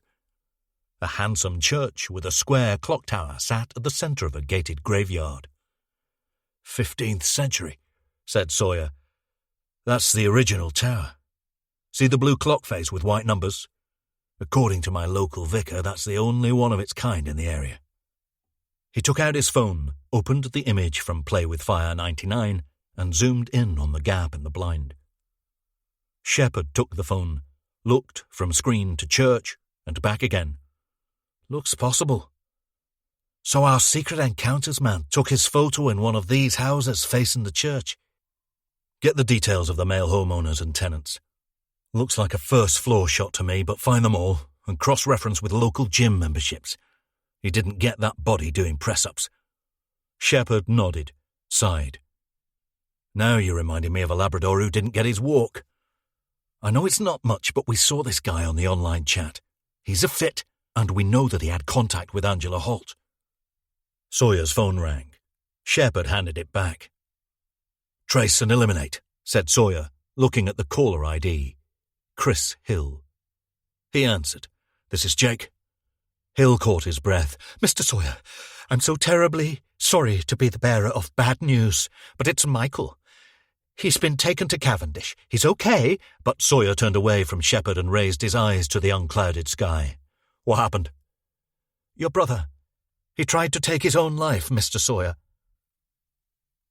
Sawyer stumbled out of the lift at Buxton's Cavendish Hospital and sprinted along the corridor towards the acute care unit. A 40-something man in a blue surgical tunic stepped out from the nurse's station and held up his hand. Mr. Sawyer, could you please come with me for a second? They moved into a cramped, pastel-shaded relative's room. The man closed the door and turned to Sawyer with a look of sympathy. I'm Jim Matthews. I'm one of the senior ICU doctors. Sawyer spoke over him. Where's Michael? He's stable, but I'm afraid you won't be able to see him at the moment. He was very lucky. It seems that the attendant at his facility found him shortly after. He sighed. We call it a near hanging. That is, there wasn't a body-length drop which could have resulted in spinal transection. I don't know the full circumstances, but as far as I'm aware, he used his belt and stepped off the edge of the bath. Sawyer felt himself drift slightly, as if the doctor was only speaking to a part of him, and the rest was struggling to calibrate to the scene. There's been some brain swelling, and so we've had to put Michael into a medically induced coma. Matthews placed his palms together as if in prayer. Now, that's not necessarily as bad as it sounds. It's merely a deep state of unconsciousness. A protective measure while the brain recovers. The level below sedation, which is semi-conscious. Sawyer's knees buckled and he flopped into one of the low-cushioned chairs beneath the open window. What are the prospects? Matthews frowned. It's impossible to say at this moment. He could recover completely, or there may be irreversible impairment. It's common for survivors of this kind of trauma to not even remember the incident. Retrograde amnesia. Yeah. We'll monitor him for now. Obviously he wasn't able to nominate next of kin but you. Sawyer closed his eyes. I'm his only kin. Matthews dropped his head, and they endured a moment of silence. I'm so sorry, Mr. Sawyer. We'll keep you informed of your brother's progress. The neurological team here are extremely good. He's in the right place. Sawyer stood up. Thank you. Matthews hesitated. There's a gentleman here in the waiting room, Chris. He came with your brother in the ambulance. Sawyer sighed. That's the manager of his care home. I could send him in. Fine. Matthews left the room. Sawyer took out his phone. Message from Shepard. How is he? Sawyer replied, Stable. Don't tell Keating. A couple of taps on the door. Chris Hill entered, looking flushed and sweaty in a white work shirt and green tie. He strode over and placed a podgy hand on Sawyer's shoulder. Mr. Sawyer, I'm so sorry. Sawyer turned away and stared up at the tiny, muted television mounted on the wall in the far corner. Dayglow daytime TV. Did you find him? No. It was Victoria, one of the attendants. She had just cleaned Michael's room and heard a noise as she was passing back along the corridor after storing her items. On screen, a young woman Sawyer didn't recognize sat on the far side of a plum-coloured sofa, opposite male and female presenters in awkward, cross-legged poses. So he did it when he thought he might not be discovered. It would seem that way. This is extremely rare for Rosemary House. In our 25-year history, we've only had one patient commit suicide. Sawyer turned and glared at him. Die by suicide. Hill hitched up his half-moon glasses. Sorry? You don't commit suicide. It's not a crime. Of course. It's odd, though. Michael did seem a whole lot brighter recently. That's common, for someone who's made up their mind. Sawyer walked to the window and gazed out at the heat shimmer above the tightly packed car park at the back of the building. The conflict has gone. The struggle is coming to an end. They feel unburdened. He turned to Hill. Was there any note? Anything addressed to me? Hill took a breath, bracing himself. No. Chapter 42. Sawyer sat at his office desk, almost horizontal in his chair, with the blinds fully drawn. It was close to midday, and the world outside was a soup of humidity. But he had switched off his aircon and stewed in the enclosing heat, taking slow, measured breaths, tuning in to the office murmur beyond his partition. He felt the ugly pull of self-pity. He had spoken to Alex about sitting at the center of the storm, undamaged, while the suffering happened around him to the people he was closest to. Suffering drawn from his own action or lack of action. He knew it was absurd to blame his 6-year-old self for not saving his mother from her adult assailant. But as his mind drifted back to that ruptured summer's day, he recalled how he had been running too far ahead, causing his mother to call for him repeatedly, warning him to not go too far. She had been fixated on him, distracted, and therefore unaware of her killer making his move. And his father, straight-jacketed inside his grief. His revenge on Caldwell had been monstrous and unlawful, but it had been Sawyer's relentless pursuit of the truth that had ultimately led to his father's end. Now, his only brother lay in limbo, chemically preserved. Another long-standing consequence of his mother's distraction, caused by his blindness to consequence. He had doomed his mother by running away, and in her dying moments she had implored him to run, to not look back. But how could he move forward, forge a meaningful life, when all he touched turned to dust? Sawyer startled as his phone buzzed. He took the call without looking at the ID. "Have you arrested someone?" said Dean Logan. "For what?" "Really? A trip round the houses?" "Tell me what you think you know." "You have someone in custody for the murders?" Sawyer sipped from his bottle of water, taking his time. "Even if we did, that's not news. It's only news when we charge." Logan laughed. "Anything new is news. Even fucking fake news is news." "I thought you were a journalist. You sound more like a content strategist." Nobody's one thing anymore, Sawyer. That went out in the 80s. Shepard knocked and entered. We're building a case, said Sawyer, questioning suspects, eliminating them. I'll take that as a yes. I wouldn't expect anything more. You'll construct whatever story you think will sell newspapers. Logan sighed. You're no fun anymore, Sawyer. Trotting out the old knee-jerk lines. And anyway, it's all about page impressions, unique visits, monetization. Lying to advertisers. That's more like it, Logan spluttered. Shepard walked to the window and opened the blinds slightly. Sharp shafts of sunlight lasered through the gaps, and Sawyer squinted and turned away. Can't you give me a bit more? Logan persisted. I want you to catch the bastard who's doing this, you know. If I had a bit more, I might be able to help, but at this stage you probably know more than we do. Let me know when your next monetizable content drops. He hung up and kept his eyes on his phone. Shepard stood at the desk before him. Everything okay? Sawyer looked up, shrugged. You missed the fun. Keating brought in 2 specialist interrogators to have a go on Newton. He gave them nothing. Still no commenting. Not even that. He's lost the third-person schizoid thing. He's now just staring into space. I'm sure Whittingham is just writing his shopping list next to him. Sawyer sprang to his feet and walked to the door. In the interview room, Sawyer ran through the initial formalities and sat back, facing Newton and Whittingham. Shepard sat off to the side, blocking the breeze from the desktop fan. Sawyer stayed silent, gazing at the desktop. Newton picked up his glasses and put them on. He sat back and folded his arms. Whittingham looked at Shepard, who shrugged. Do you have a question for my client, Detective Sawyer? Julius, said Sawyer. You say that you want the killing to stop and that he killed them. Is he inside you? Newton lowered his eyes on the desk. You said that you let the killings happen. Is he some kind of inner voice that urges you to kill? Have you got him under control now? Was he controlling you before, making you do bad things? Newton cleared his throat. I read about you. Sawyer nodded. And what did you think? You had a tough start in life. Yes, I did. A terrible thing happened to someone I love. Did that happen to you too? Newton nodded. Yes, and it changed him.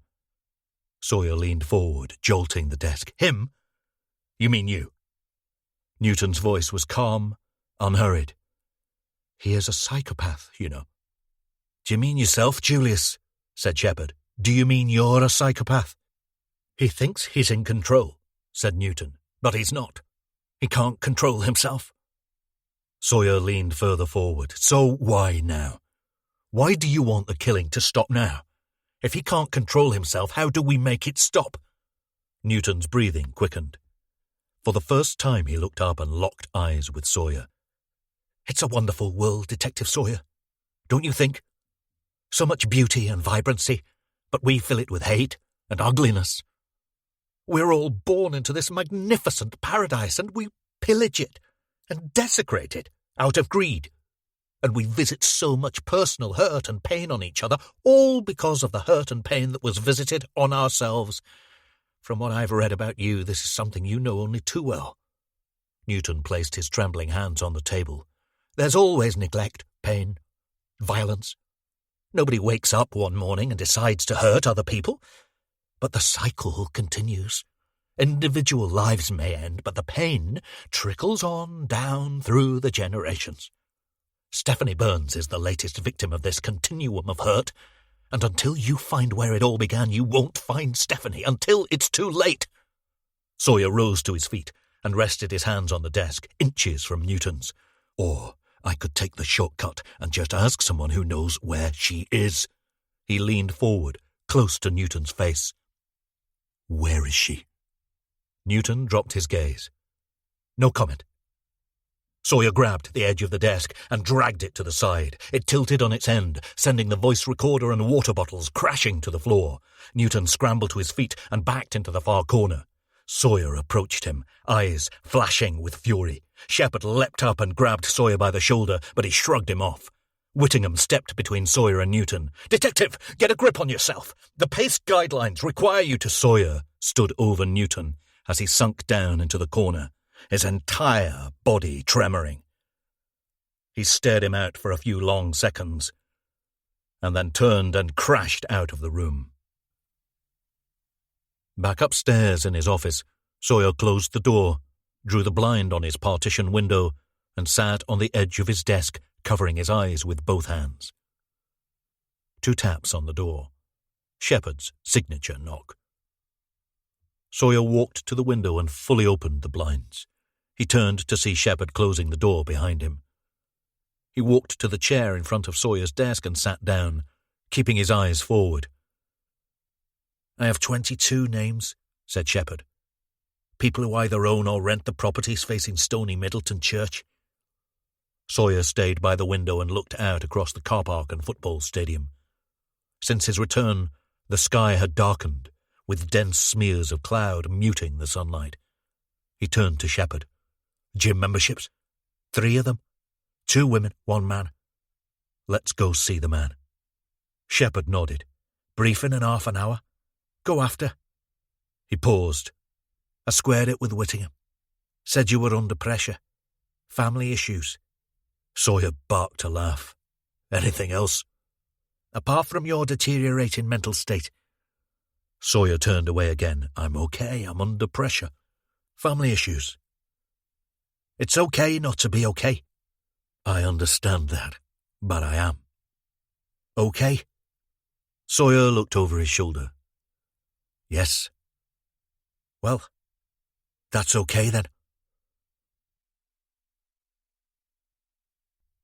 Chapter 43. Keating brought the briefing to order. Sawyer sat in his usual spot, flanked by Shepherd and Walker, with Myers and Moran at the other side of the conference table, and Stephen Bloom sat beside Keating. Farrell, Whitaker, McBride and Barlow stared out from inside their boxes on the shared Skype screen. "Okay. As you all know, a 30-year-old man, Julius Newton, entered the Buxton station yesterday, claiming a connection to the perpetrator of the murders." "Another attention seeker," said Barlow. "Possibly, but he's been arrested on suspicion to give us time to formally question him." "So far," said Shepherd, "he's given us very little. But he's implying that he knows where Stephanie Burns is being held, and that he wants the killing to stop." "He seems to be referring to the murderer as himself or he in the third person," said Keating. "Seems to be," said Farrell. "Trace evidence puts him at the Mount scene," said Sawyer, "and his DNA is on the cigarette end found near to Angela Holt's body. But if he is responsible for the murders of the women, there's very little in his background to suggest motivation, even less for killing Mount." "On paper," said Walker, "he's pretty dull. Steady Eddie at school, decent grades, gravitated towards art. His old form tutor told me he was a bit of a loner, but it's a long way from a grumpy teenager to a multiple killer. Family life seems pretty conventional too," said McBride. "The Holmes section says his father was a PE teacher, and his mother hopped around in various clerk roles for shipping companies." "They're still together," said Walker. "They live in hope." "Don't we all?" said Barlow. Keating tapped the bridge of his nose. "Any other actions?" "The secret encounters line," said Sawyer. "Ah, yes," said Farrell. "Fine work on snaring our last remaining connection to Angela Holt, Detective Sawyer." Sawyer glanced at Keating. "Although the contact reacted badly, I felt it would be worth the effort to gain a facial image and identify the potential suspect, rather than conducting another sting that may go nowhere. Dear Shepherd and I are investigating possible locations for the flat in the Play with Fire 99 profile photo. There's a partial image of a clock face visible through the blinds, and the type is only found on one church locally, Stony Middleton. We're looking into the residents of the houses facing the church." A moment of silence. Keating shared a web link via the chat system. A piece by Dean Logan from the Derbyshire Times website with a typically histrionic headline. "Cops make arrest in Ripper probe." "I'm going to run a short press conference this afternoon," said Keating, "to keep engagement. No confirmation or denial, just an acknowledgement that we're speaking to a person of interest." "There's very little in the story," said Bloom, Just speculation, but we need to get out there again. Show willing. I would suggest deflecting with an appeal for Stephanie Burns. Good idea, said Farrell. The victim profile is a perfect fit. Myers nodded. But we're still nowhere near the threshold for approaching the CPC. All the evidence is circumstantial. We can't back up Newton's presence at Mount's place with motive, and the blood from Laura Bertrand's dog bite doesn't match him. We won't get him anywhere near a court, let alone secure a conviction. Keating gestured to Bloom. We'll run the conference to address questions over the arrest, and we'll formally announce the urgency of finding Stephanie Burns.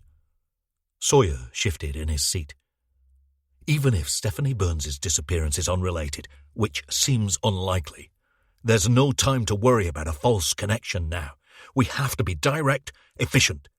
Whoever Newton is, and whatever game he's playing, we have to let him go in 6 hours. Chapter 44.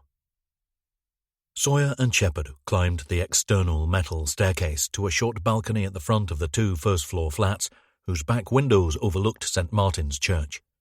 Sawyer stepped back while Shepherd rang the doorbell. "Interestingly," said Shepherd, "there's a place called Middleton Stoney down in Oxfordshire. Stony Middleton here. Middleton Stoney down there." "That's a charitable interpretation of the word interestingly. Any more detail on the etymology?" Shepherd shrugged, kept his eyes on the door. "Middleton is probably something to do with the middle town of a group. I'm not even looking at you, and I can tell you're glazing over. It's too long ago, all that doomsday book stuff. Also, I'm under doctor's orders not to fixate on the past." The door opened. A tall, powerfully built man in a sleeveless white vest stood in the hallway. He tilted his head forward, fixing them both with a quizzical stare. He had cropped his dark hair down to a shadow, leaving a slightly thicker patch front of centre. He folded his heavily worked-out arms across his chest. "It's a fair cop." "Sorry," said Shepherd. "You're coppers, right?" "Is it that obvious?" said Sawyer. The man grinned. "Yeah, it is. What's up, lads?" Sawyer caught Shepherd's eye. "Mr. Powell?" The man held out a beefy hand. "Malcolm." Shepherd shook. Sawyer did likewise. Powell's grip was so strong, Sawyer had to jerk his hand away. "A pleasure to meet you, Mr. Powell." He wrung his hand. "A pain, too." Powell laughed. "Sorry, I'm not good at judging that kind of thing, and I was just working out. Bit of testosterone still flowing. What can I do for you?" "I'm Detective Inspector Sawyer. This is Detective Sergeant Shepherd. Can we come in for 5 minutes? Just a few questions." Powell looked irritated. "Do I have to let you in?" "No," said Shepherd. "But I know, this is the easy way, right? You can always go and get a warrant or whatever, and we can do it the hard way." He grinned again. "Just messing with you. Come in. No problem at all." They walked through to a neat sitting room. Angular dark grey sofa and matching armchair with lime green cushions, low white coffee table with stubby steel legs, enormous flat-screen TV and DVD player, workout bench pushed up against the open window overlooking the brook and lane winding through to the centre of the village. The wall had been knocked through to connect with a small galley kitchen in white and chrome. Another door, ajar, revealed a glimpse of the bedroom on the church side. No pictures or ornaments. The place was unadorned, show-home tidy. "Good to see a DVD player," said Sawyer. "I'm not a fan of streaming." "Me neither," said Powell. "I like physical objects, not just noughts and ones. Annoys my missus. Probably a man thing. I stream my music, though." "Is your wife at work?" Powell opened the fridge. "Yeah, she's a Euro MP. Spends a lot of time in Brussels. You been there? Dull as fuck. Do you want a beer? Ice cold. Hoping this fucking weather breaks soon." "No thanks," said Sawyer. "We can't stay long, just a couple of questions. Routine elimination from an inquiry. Apologies in advance if the theme might seem a little indelicate." Powell closed the fridge and turned to face them, arms folded again. "Sounds intriguing. Fire away." Shepherd stepped further into the room. "What you do for a living, Mr. Powell?" "Bits and pieces. Decorating, labouring. I mostly pay my way with personal training work, freelance and local gyms.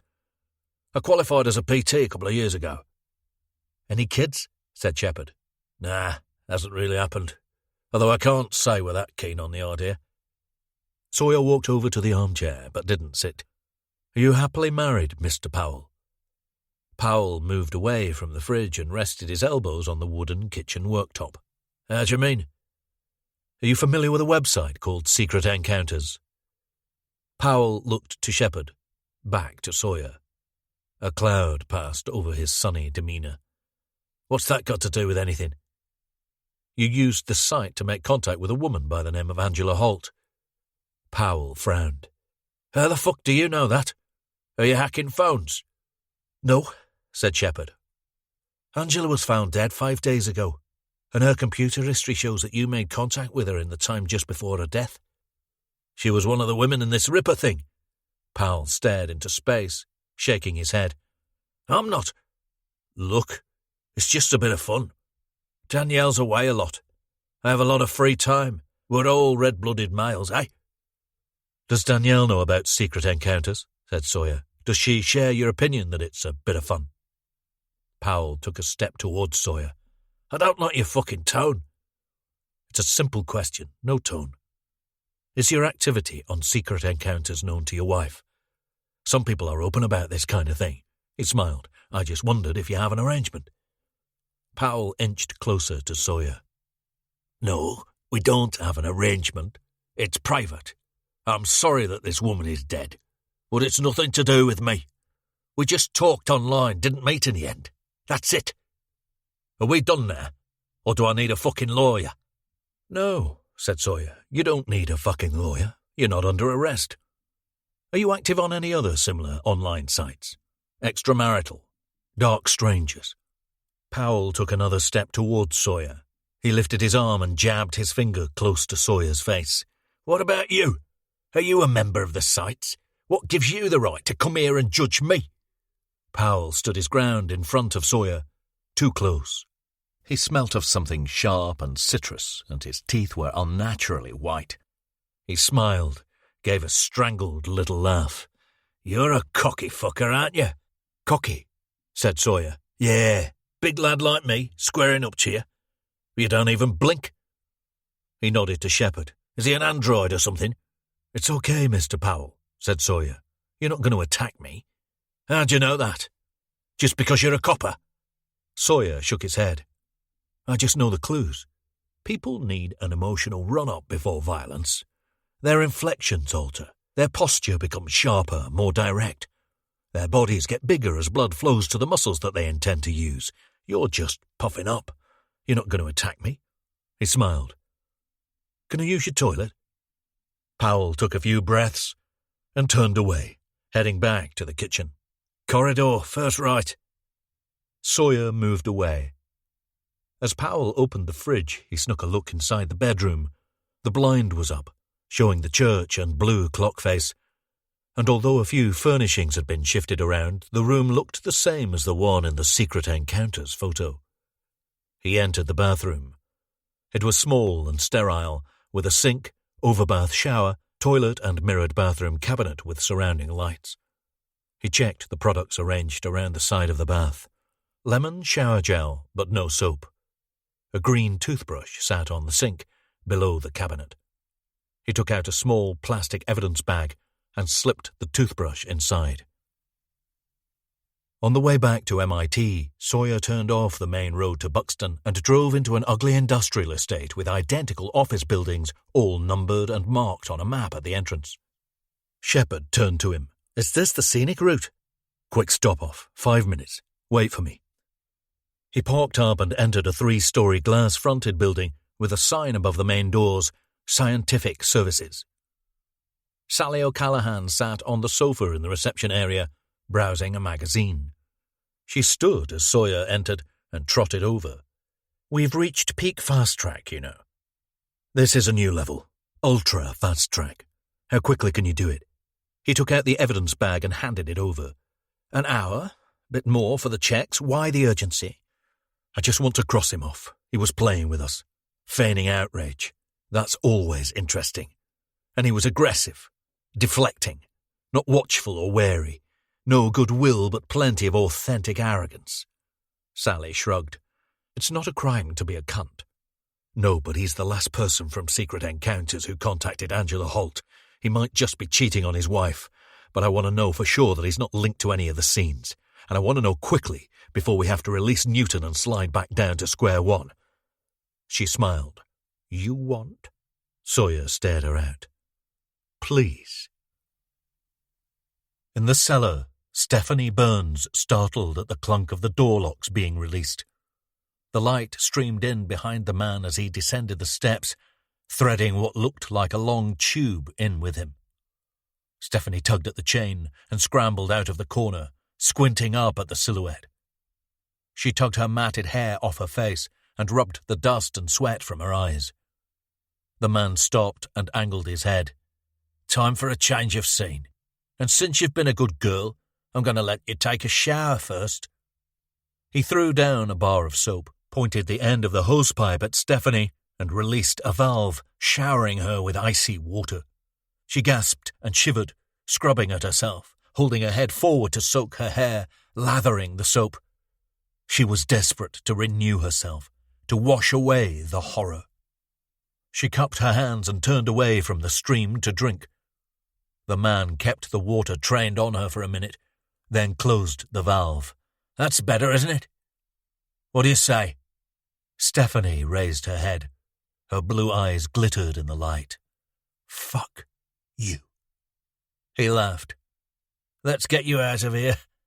It'll all be over soon.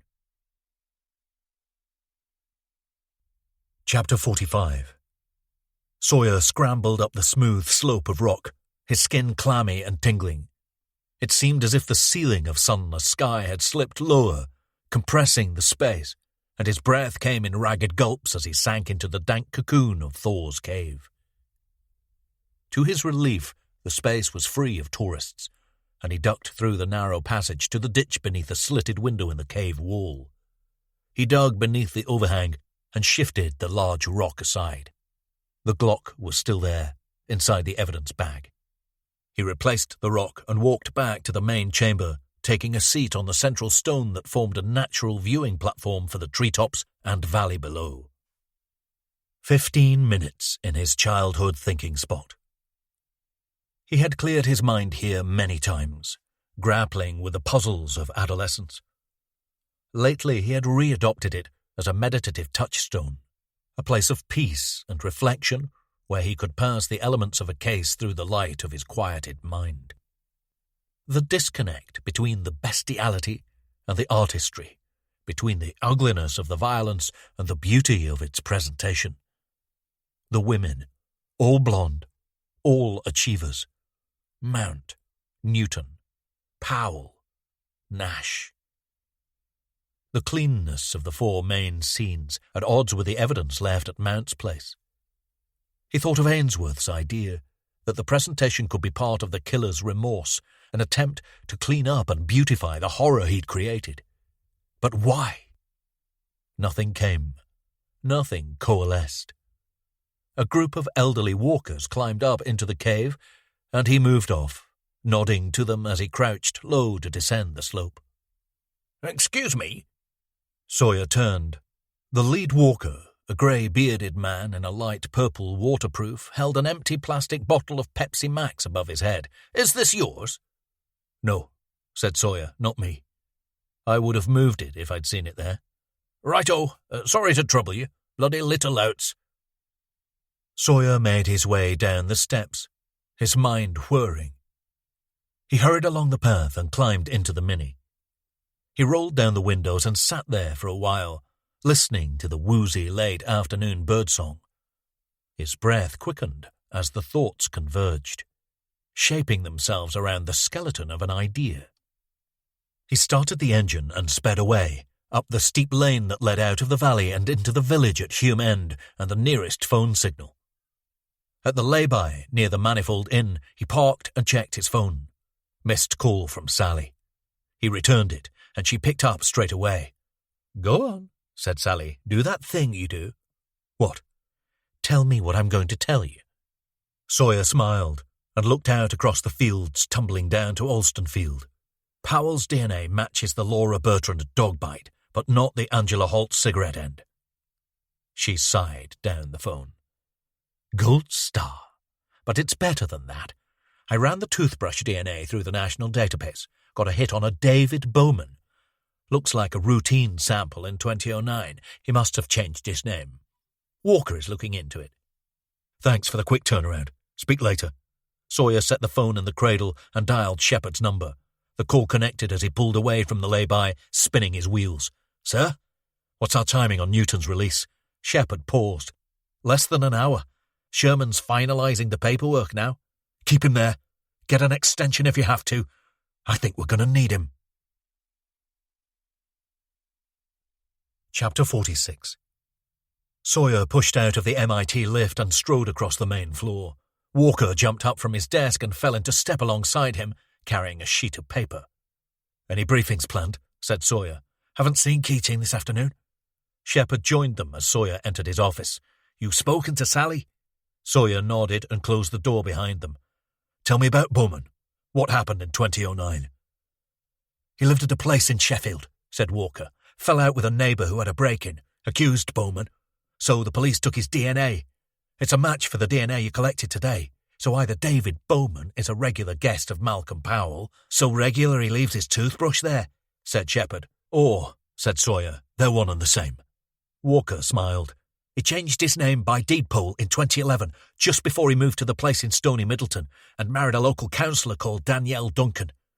Couple of years younger, she kept her name. She became an MP a year later. He said she's now a Euro MP, said Shepard.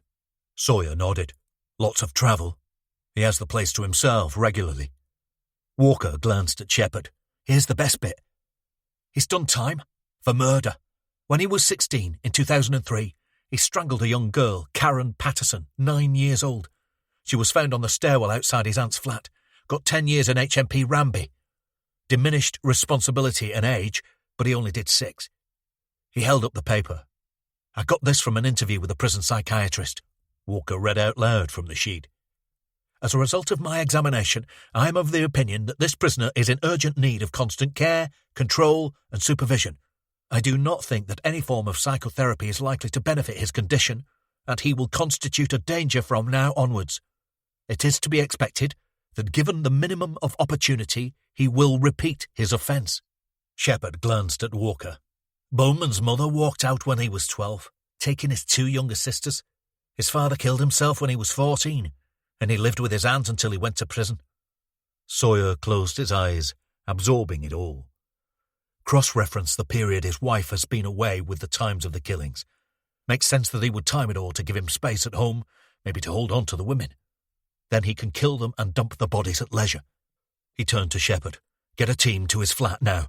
Section 17. Search. Make the arrest. Let's build it from there. What about Newton? Said Shepard. I got a 12-hour extension, but why do we need him? Because I don't think Bowman will be at his flat, and Newton is the key to finding him.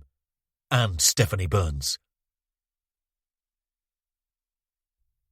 Chapter 47. Sawyer sat down beside Walker in the interview room. Newton and Whittingham faced them across the table, Newton with his head bowed. Sawyer turned to Whittingham. Apologies for the inconvenience. We needed a bit more time. Whittingham gave a curt nod and noted something in his papers. Sawyer started the recorder and ran through the formalities. He sat back and regarded the top of Newton's head. The desktop fan chugged away in the corner. Sawyer let the silence hang for a full minute. Whittingham leaned forward. Any questions, detective? The French have a phrase, said Sawyer. Folie à deux. You're an educated man, Julius. I'm sure you know what that means. Newton didn't stir. It roughly translates as a madness shared by 2. Bonnie and Clyde, Brady and Hindley, Fred and Rose West. Tell me about David Bowman. Newton raised his head slowly and fixed Sawyer with a wary glare. No comment. Sawyer smiled. With the couples I've just mentioned, both parties were fully aware of the shared madness. There's a bit of debate about who was the dominant or whatever, but they were willing collusions. You followed him, didn't you, Julius? David killed, and he dumped the bodies. But you followed him, and you presented the bodies. And he doesn't even know you did it. Newton looked over at Whittingham, but his solicitor was focused on Sawyer. Last week, you followed him and you saw him leave Angela Holt's body near Dovedale. And like the others, you covered her with fabric, applied makeup, arranged her hair and limbs, crowned her with flowers. And before you could get away, a dog walker came along, Damien Mount, and you dropped your cigarette and you hid and watched. You saw him take photographs. You heard him call the police to report the body. Sawyer leaned forward, drawing Newton's eye. And you heard him tell the police his name. And later, when he shared one of the photos on the Times website, you realized that he might expose your presentation and David might find out. So you killed him. But you couldn't be intimate, like David. You couldn't strangle. So you stabbed. Why didn't you present Damien Mount's body as you did with the women? Wasn't he worthy? Newton took off his glasses and stared down into the desktop. Sawyer continued. We've been wondering how the killer could cause so much violence in one moment and show tenderness and respect in the next. Did you start with Karen Patterson, Julius? Were you there when David murdered her back in 2003? Newton kept his eyes on the desk. David has suffered so much. I got to know him at school. I was the sensitive type, always getting bullied. Getting close to David made all of that stop. But he wasn't like me. He was the eldest son, and when his mother had his sisters, he told me they were spoiled, and his behaviour at school started to change. He started to do the bullying himself. First other boys, then girls. Inappropriate behaviour. I was always there with him, looking out, keeping watch. One day I noticed a different woman bring him to school, his aunt. He told me he'd bitten one of his sisters, made her squeal. He was laughing about it, like it was fun. Newton unscrewed his bottle of water. It got worse. He missed a lot of school, got sent home a lot, formal suspensions. Then his mother left, and his father. He took a deep drink, gathered himself. He told me one day that he had found his father's body. He came home from a rare day at school and climbed up to the loft and found his father hanging from one of the beams. What did David's mother look like? Newton scoffed. Do you really need to ask?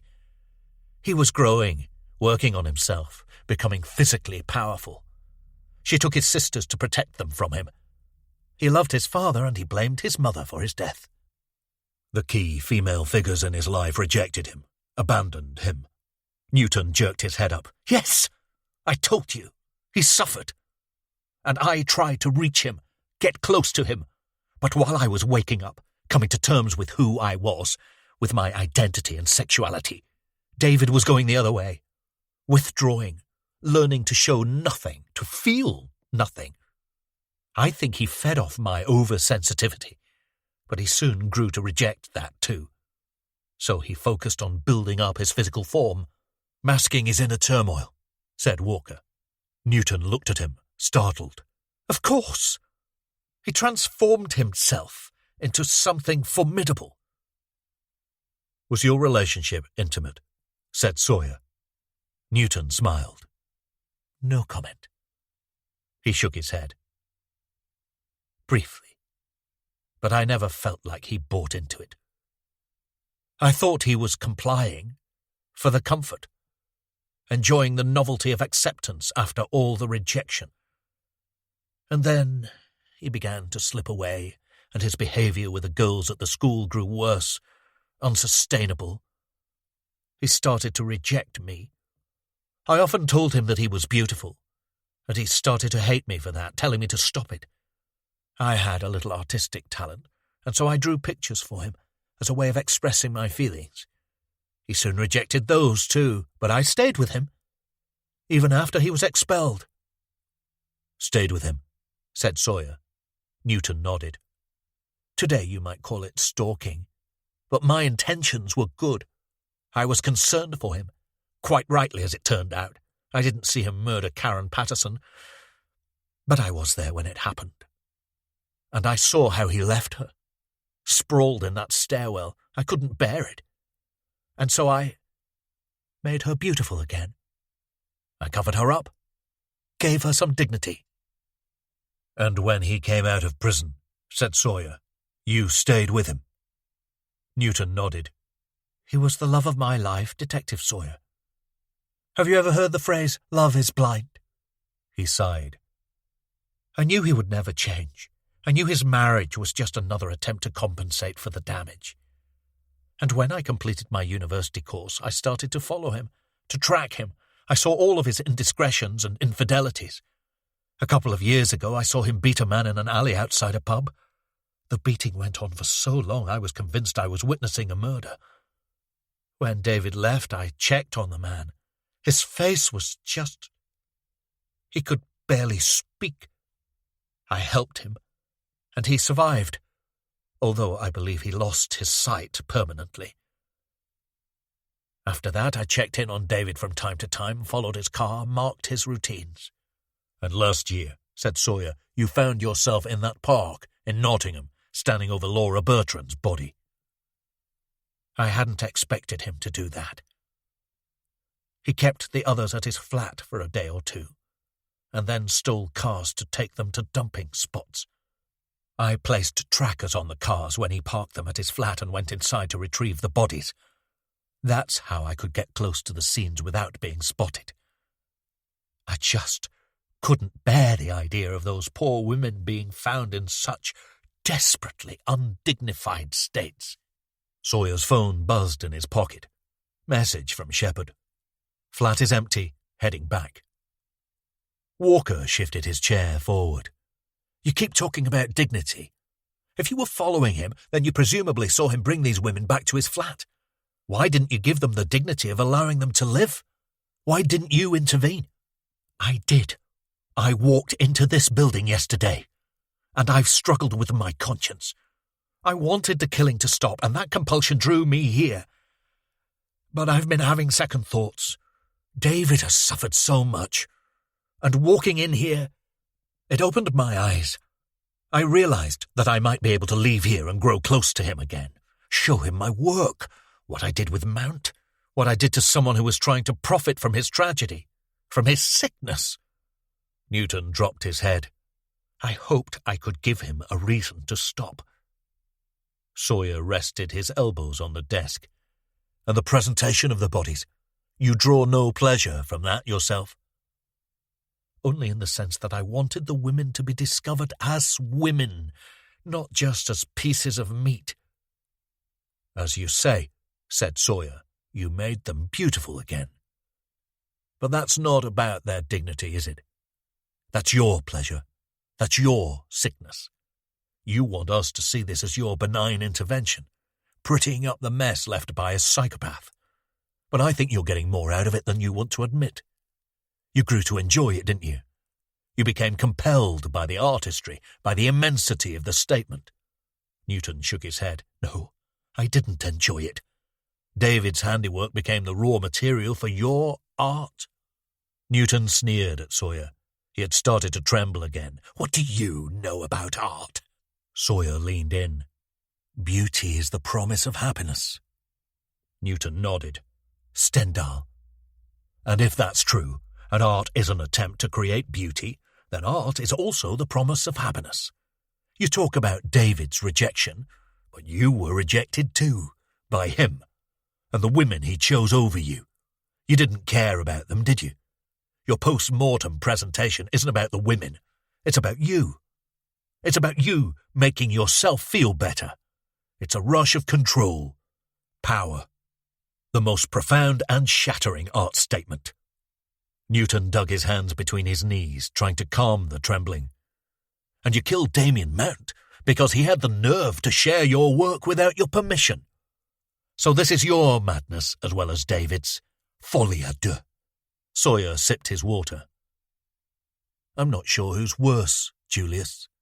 A killer, or someone who could prevent the killing, but chooses not to for the sake of his own vanity. Newton stared at Sawyer dead-eyed. All is vanity. That sounds like the Bible. Newton dropped his head again. The trembling had eased, but all this is for later. Right now, you can take the opportunity you've always ignored. You can save a life. If you help us find Stephanie Burns alive, then it will be taken into consideration. Newton coughed out a laugh. I murdered a man, and I abetted another with 4 murders. 5, if we're counting Karen Patterson, said Walker. Sawyer nodded. We are. Well, said Newton, there's no consideration. Do it for yourself, then, said Walker. You're used to that. You can at least accept your fate knowing you did the right thing. Newton was silent for a moment. He looked up, from Walker to Sawyer. He took her to his flat, yesterday. She's not there now, said Sawyer. He might already have murdered her and taken her somewhere to dump the body. What if he'd been forced to leave the flat before murdering Stephanie, said Sawyer. Is there somewhere he might have taken her? Newton pondered. The girl who was found in Saddleworth, near Manchester. Hannah Lane, said Walker. He took her to the flat, but then had to leave soon after because his wife came home early. He took her to an abandoned place, up near Dovestone Reservoir.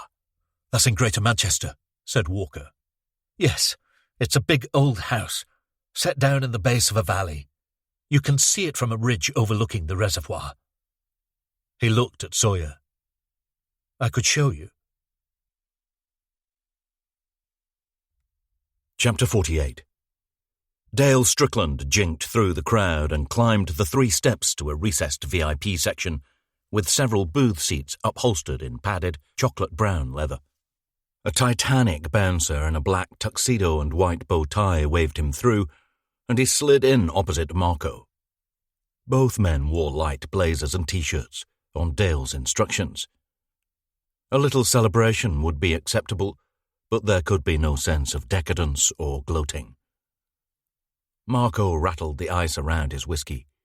He spoke over the music, brassy lounge classics. Good speech, short, didn't steal the spotlight from Hogan as the new mayor, but reminded the public of the subplot. Dale grinned. Brick by brick, we're going up in the world. 7th floor. Only 400 memberships here. Massively oversubscribed, of course. Russell assures me he can get me in. He nodded to Marco. Guest privileges apply. It's Russell now, eh? Already? It is, and it's Dale for him. We're meeting on Friday to discuss the new campaign. A drive for more regulation. More protection for young people, taking the supply and distribution away from the criminal networks. He lowered his voice. The supreme art of war is to subdue the enemy without fighting. The message is clear. You'll never get rid of drugs, but you can reduce drug-related deaths, which are increasing. Focus on the human cost instead of plugging away at unwinnable battles. Marco nodded. Then what? Dale sipped his champagne. Then we go to the communities, bring in the campaigners and harm reduction workers. We change the equation. Marco took a drink and looked around the bar. Fitting that we're having this discussion in a place that looks like an old speakeasy. Club Brass. The link isn't intentional, but it's a perfect backdrop. A reflection of how the US made such a mistake with prohibition in the 20s. Parallels with the Great Depression, too. Austerity measures, economic downturn. This building used to be a bank. Hence the polished brass tiles, the light fittings styled like money bags. Dale drained his glass. Okay, let's hear it. He leaned back against the leather. I'm high, I won't shoot the messenger. Marco raised an eyebrow. Hector is dead. Fire at his flat. Took them a couple of hours to get it under control. Only Hector was there. Dental records, according to Mina. Dale drummed at the edge of the table. Accident? Investigation ongoing. Could take a while. Not a lot left to investigate. He caught Dale's eye. Fletcher. We don't know that for sure. Yes, Marco leaned forward. We do, Dale. You know him. Call him. Give him what he wants. Let him see it through. I can't, especially not now. We don't know about Sawyer's insurance. Then play the same game. Tell Fletcher if anything happens to me or you, then you also have insurance in place. Something that can connect the gun to him. Dale nodded. I'll talk to him soon. When all this calms down, stop getting so nervy. I'm sorry about Hector, but people die. New people come along. There are good times ahead, Marco. Look around you. We have insulation. Marco got to his feet. I have to go. Need to get away for a few days if that's okay. Dale stayed seated, squinting up at him. Walking in the Highlands? Marco forced a smile. Not a bad idea. At least you can fucking breathe up there. They shook hands. Enjoy the party. Marco took the lift down to the hotel's basement parking garage. He lingered just outside the entrance door and watched as a man and woman in formal dress paused at the bottom of the far stairwell and indulged in a lingering kiss. They broke off, stumbled into a grey Audi SUV, and sped away up the exit ramp and into the street. He waited for a minute or two, listening, straining to catch any movement in the shadows. Light traffic rumble from the street. A few shouts from the pavement drinkers on Chancery Lane. The air was thick and muggy, and as he approached the white Mercedes, his skin prickled with sweat. He had parked the car facing forward in a bay close to the exit ramp. He approached around the back of the adjoining vehicles, giving him a good view of the Mercedes interior. Empty, front and back.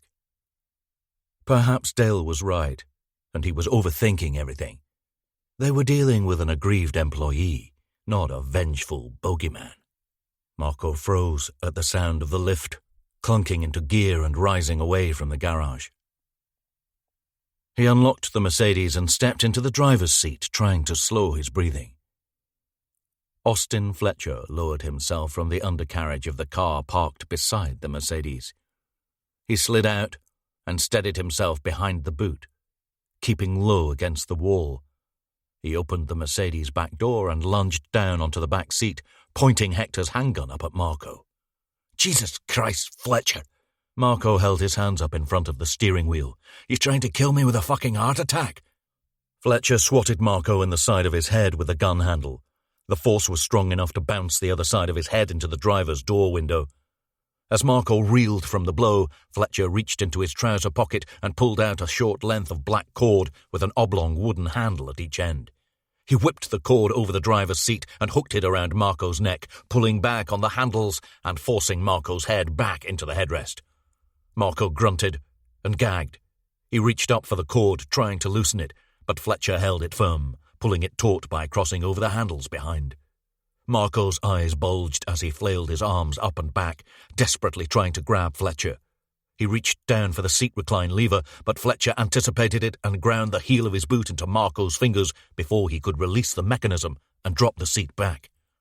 Fletcher held the position, squeezing the handles at full strength until Marco stopped moving. He raised his head, looking around the parking garage. Empty. After another minute, he pulled the cord away from the deep impression on Marco's neck and pocketed the garrote. He checked Marco's pulse and pulled his body into the back seat, flattening it down across both footwells. He took the key fob from Marco's pocket and climbed into the driver's seat, then took a few breaths, checking for any signs of activity by the lift or stairwell.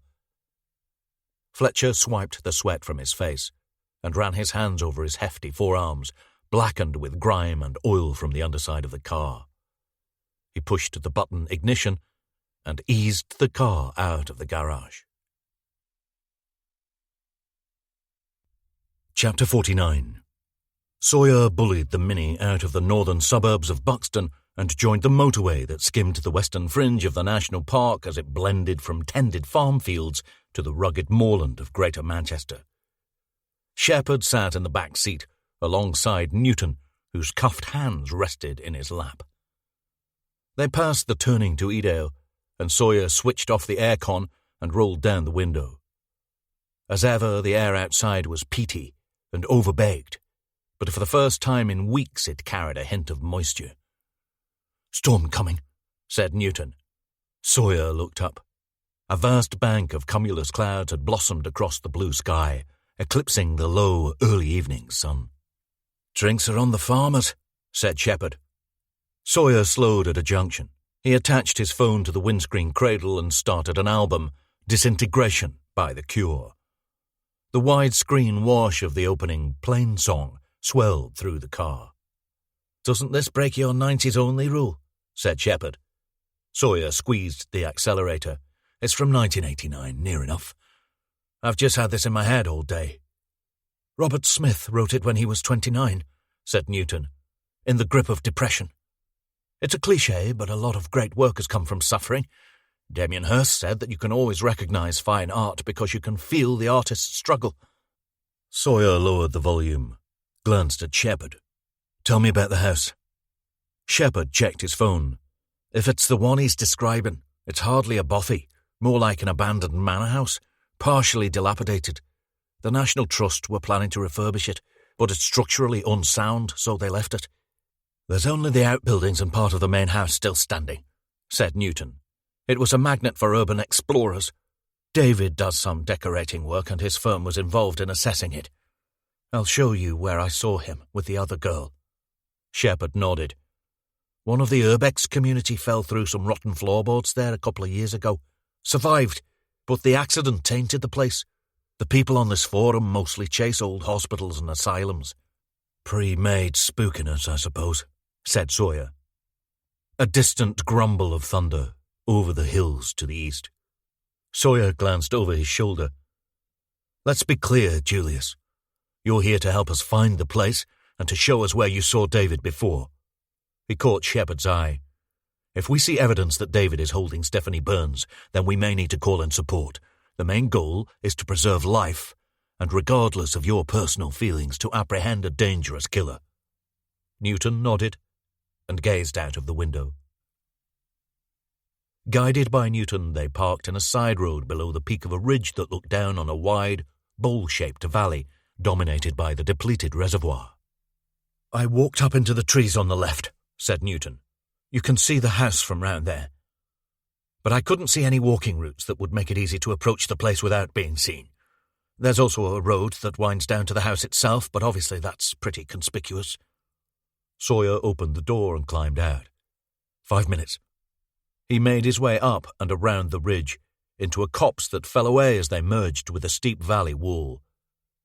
The house was visible in the middle distance, near the foot of the valley, built on the hillside.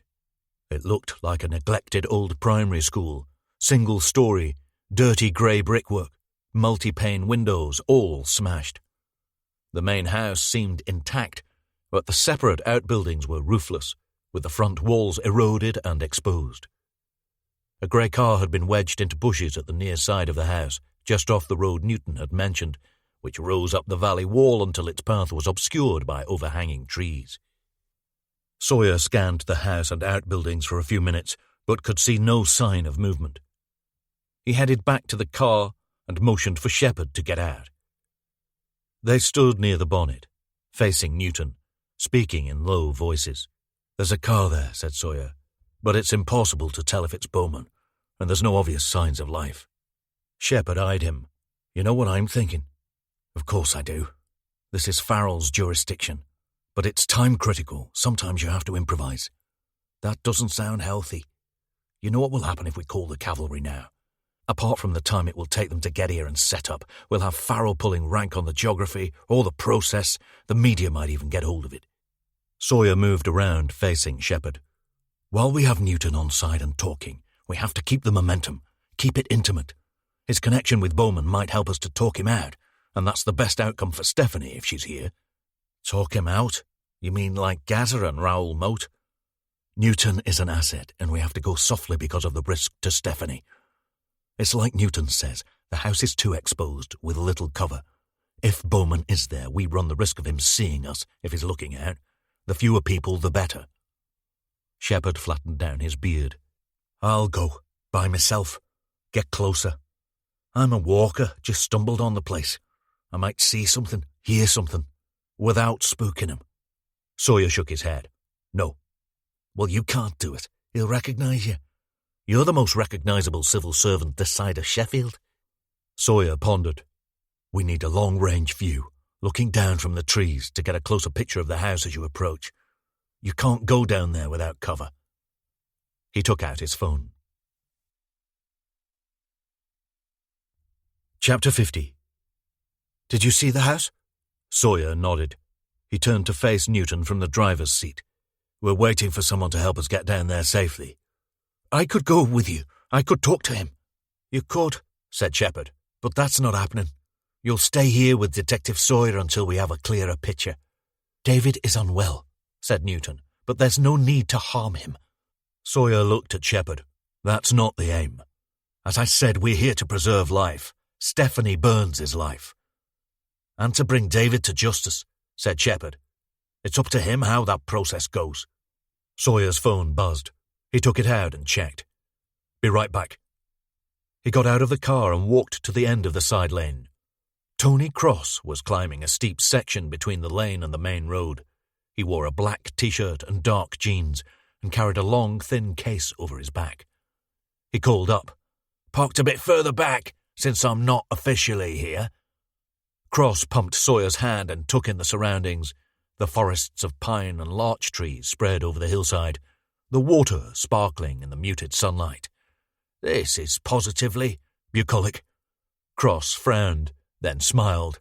Alpine. They walked up past the car and around to the spot in the trees where Sawyer had viewed the house. I saw a car hanging around near your place this morning, said Cross. I was going to call you. What kind of car? Fiesta, I think. Old thing, sort of light brown. Anyone you know? Sawyer shook his head. I was watching from a car by the Hayfield crossroads. Didn't have my knocks, but it looked like one fella. Just sat there for about half an hour and then drove away. Thanks. Good to know. They reached the viewing spot. Cross crouched and surveyed the landscape. He pointed down to the house. So you think your man is in there? We hope so.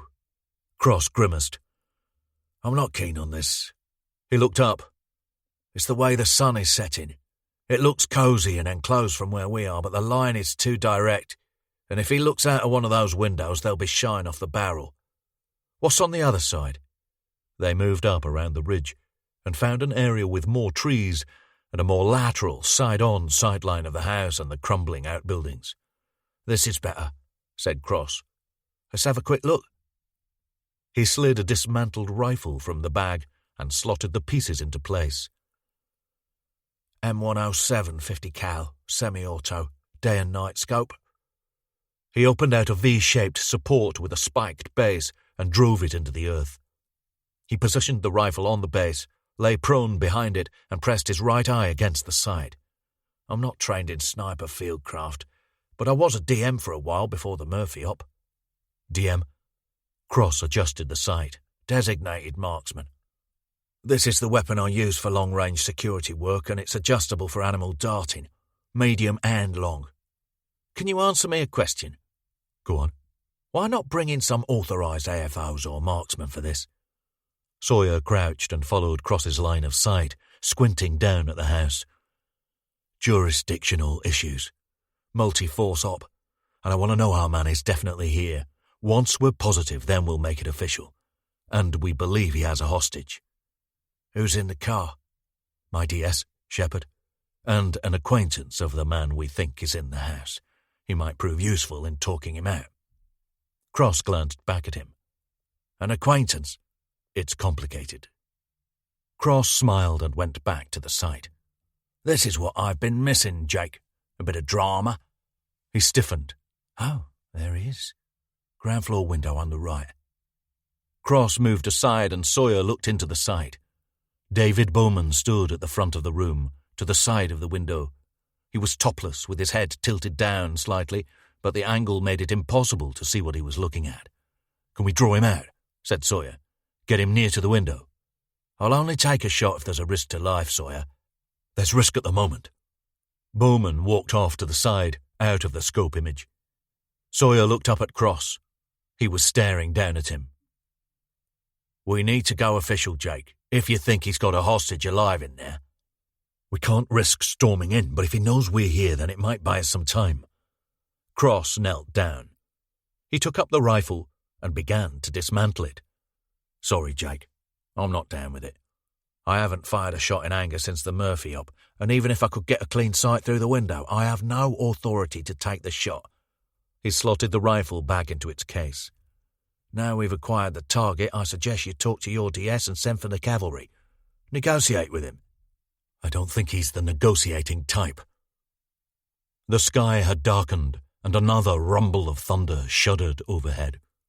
Sawyer felt a slight impact on the top of his head, and he looked up to the blackened clouds. A sprinkle of warm water spattered across his face, trickling down his cheeks. "Terrific," said Cross. They moved down the ridge, heading back towards the car. Cross darted in front of Sawyer and held up a hand for silence. "What's that?" They listened. A male voice, groaning, crying out. Sawyer caught Cross's eye. "Shepard." They sprinted the rest of the way through the gathering rain. At the car, Shepard sat on the passenger seat, door open, with his legs outside, holding a handkerchief to the top of his head. Cross went to him, and Sawyer angled his run to take him around the side of the car, to the back seat. No Newton. Sawyer moved round to Shepard and lifted the handkerchief. A deep, jagged cut ran several inches across his scalp, and the cloth was matted with blood. "I let him go for a piss. Kept him secure, but he clocked me with the edge of the cuffs. He was fucking strong. He ran off towards the trees on the left of the ridge." Cross moved in to take a closer look at Shepard. Sawyer stepped over to the other side of the car. "Keep the pressure on it. You feeling okay? Any nausea? Double vision?" Shepard shook his head. "I'm sorry, sir. Just underestimated him." The rain spattered on the ground around Shepard's feet. "Let's get you inside the car," said Cross. "You should get checked out." Shepard shifted his legs around, and Cross closed the door. He looked around for Sawyer, checked the back of the car, then the other side. He sighed and slipped into the driver's seat. Shepard dabbed the handkerchief onto the wound. He winced and looked over. "You're Cross, right?" Cross nodded. The rain was raging now, clattering down on the windscreen and windows. "Sawyer's gone, and so am I." He opened the door. "We saw your man in the house, DS Shepard. You need to call this in. You need help, and I know he doesn't believe it, but so does your boss." Chapter 51. Sawyer hustled his way through the trees at the edge of the ridge and found the spot where he and Shepard had first spotted the house below. The hillside was steep, but he stayed low and scrambled his way down, squinting through the pummeling rain. He paused and looked up at the sky. A defiant shaft of sunlight seared through a crack in the midnight blue cloud. A delicate roll of thunder, like an inhale. A flicker of lightning. The storm was teasing, holding back. It had been suppressed for so long, but wasn't quite ready to rage, to reveal its full power. "David!" Newton calling from below. Sawyer pushed on, through the sopping grass, skidding and stumbling. He caught sight of Newton at the bottom of the valley, rounding the near shore of the reservoir, heading for the house. He took a steeper route, almost tumbling forward, and found the shallow ground near the water's edge. He followed it round, staying low, covered by the bushes and the spray from the rain. Sawyer followed a sparse clump of trees around to one of the ruined outbuildings and stopped, out of sight of the house. He dropped down low and peered around the wall. David Bowman stood in the main doorway, holding something low in his right hand. He was still topless and in jeans, barefoot. He stepped forward, staying under the porch. Newton was out in the open, on the path that led to the road beyond. He was bent over, breathing hard, doused by the rain. He shifted forward, towards Bowman, then hesitated as Bowman stepped closer to him. Now Sawyer could see that Bowman was holding a short-handled axe. "Who are you?" said Bowman. "Are those handcuffs?" David! Newton's shoulders rose and fell as he steeled himself. "Don't you recognize me?" Bowman took another step and squinted at Newton through the rain. "David!" "We were at King Edward together," said Newton. "David, it's Julius." Bowman moved closer into the rain, studying Newton. The water rattled on the blade of the axe. His face cracked and transformed into a broad, beaming smile. "Holy fucking shit! I haven't seen you for 16 years, but I've been watching you all your life, David. I've followed your work. I've displayed it for you." Bowman sank back into the shelter of the porch. "What work?" "The women, David," said Sawyer, stepping out from behind the outbuilding. "The women you brutalized and murdered. The proxies for your mother who couldn't control you." Bowman squinted at Sawyer. "I was just reading about you. I thought I recognized the name when you came to my place." Newton stepped to the side as Sawyer approached. "Your mother walked out, David, and you blame her for your father's death. But women don't walk out on you anymore, do they? They don't reject you. You decide how long they stay and when and how they go." Bowman lowered his head, keeping his eyes on Sawyer. "Well, we have one thing in common. Fucked up and motherless." He lifted the axe, resting the back side of the blade on his shoulder. Sawyer stopped walking, glanced at Newton behind. "Where's Stephanie? Is she inside?" Bowman lolled the axe around in front of his face. "I noticed the toothbrush had gone. That was a cunt's trick. Inadmissible, surely." "Probably. But then we have the tiny matter of the woman you've kidnapped, as well as plenty of other hard evidence." Bowman nodded, smiling. "So this is it? You're taking me in?" Sawyer reached into his pocket and took out another set of handcuffs. "David Bowman, I'm arresting you on suspicion of the murders of Laura Bertrand, Diane Walton, Hannah Lane and Angela Holt. You do not have to say anything. But anything you do say," Bowman launched himself from the porch towards Sawyer and raised the axe above his head. Sawyer backed away, trying to gain ground to counterattack, but stumbled in the saturated soil. He prepared to roll to the side as Bowman bore down on him. A distant crack from somewhere high on the valley's edge. The axe flew out of Bowman's grip and spun across the ground into a gap between the outbuildings. Bowman looked up towards the source of the sound. He tried to turn and break for the porch, but Sawyer charged, head down, toppling him into the wall. Bowman roared with anger and swung a heavy fist towards Sawyer, missing his head but landing a blow on his shoulder. They grappled, but Sawyer struggled to get a grip on the topless Bowman as the rainwater showered them both. Bowman shoved Sawyer away and wound up for another punch, but Sawyer read it, stepped to the side and countered with a potent Bu-G finger jab to Bowman's eyes. As Bowman staggered back, temporarily blinded, Sawyer lunged forward and hit him with a right cross-punch, dropping him to his knees. Bowman steadied himself with a hand to the ground, but kept his head down, breathing hard, holding his other hand to his eyes. Sawyer stood over him, saturated by the cascading water. He caught his breath. "Where's Stephanie?" A thick, heavy impact across the back of his head. A flare of agony.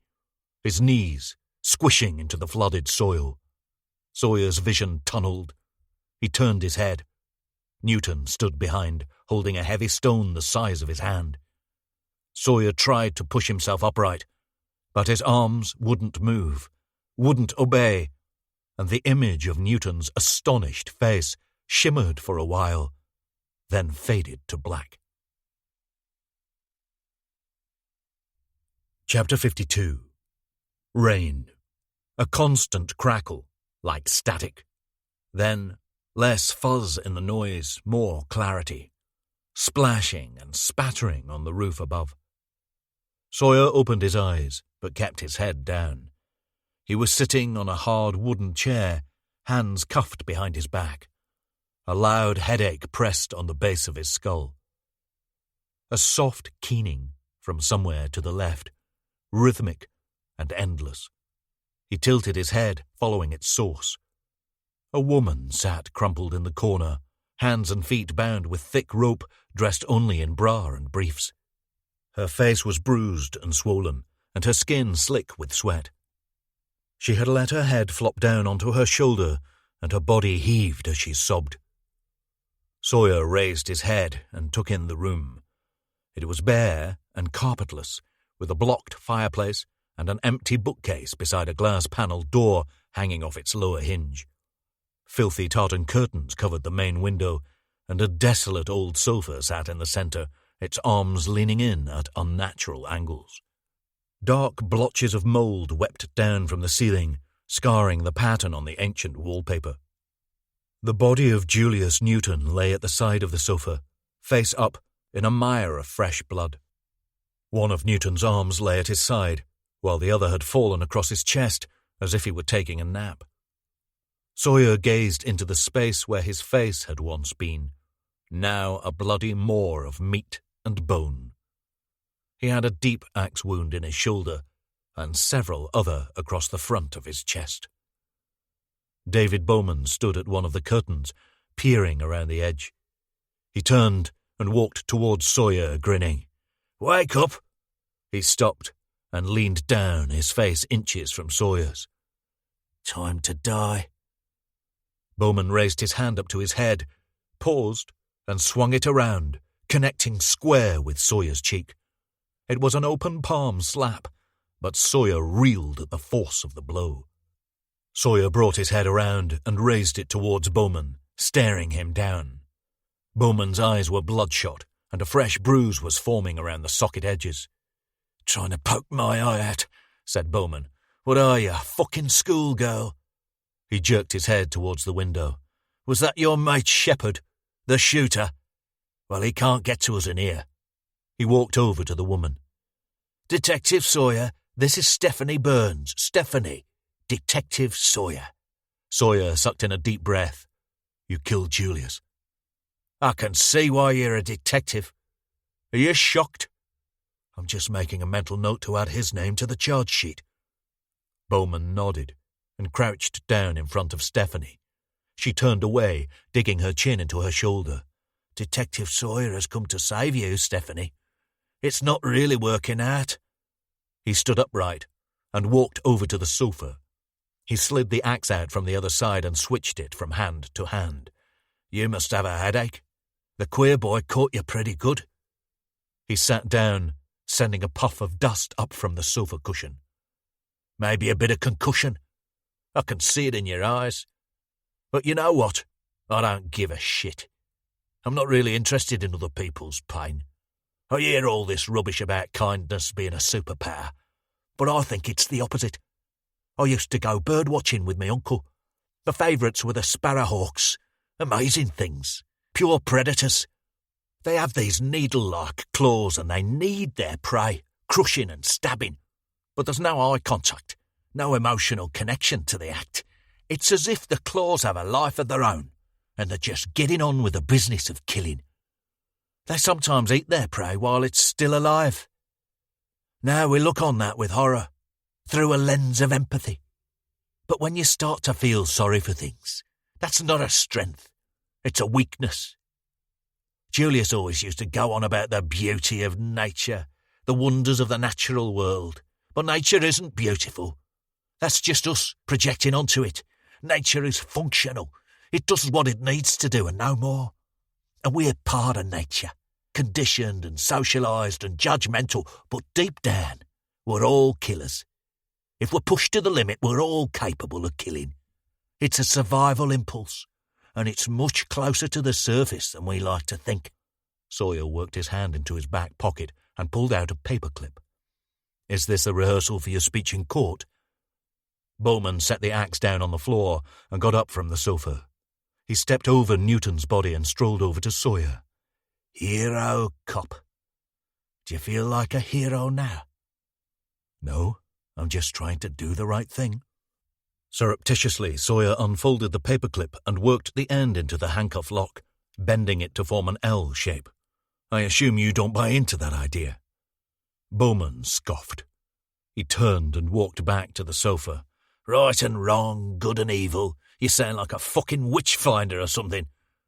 Sawyer rotated the clip, pushing down the cuff's inside ridges, feeling for the bite. I have a problem. Kill you first and make her watch. Or kill her and make you watch. I'm erring towards the latter, mainly because I suspect we're running out of time. The cavalry is on its way, said Sawyer as he turned the clip and unlocked the cuffs. There was a slight click, but Bowman wouldn't be close enough to catch it. Bowman turned, smiling. The cavalry are already here, up on the ridge. Quite a few cars. Lights. Looks like a van. They're not hiding, but I doubt they'll be crashing through the doors with both you and the woman in here. Specialist firearms unit. Assault team. Bowman nodded. It's a fair cop. He picked up the axe and walked to the window again, peering round the curtain. I heard the handcuffs click. That's okay, though. I read about your talents. How you got that boy out of the cave. See, this is a problem with fame. He turned. You get worked out. Your tricks become part of the package. The old extraordinary becomes the new ordinary. Sawyer rose up from the chair. The room dipped a little as he walked over to Stephanie. He crouched in front of her, and she lifted her far-away eyes. She had been badly beaten. Her jaw sagged at the right side, and the bruising around one of her eye sockets had forced the eye half closed.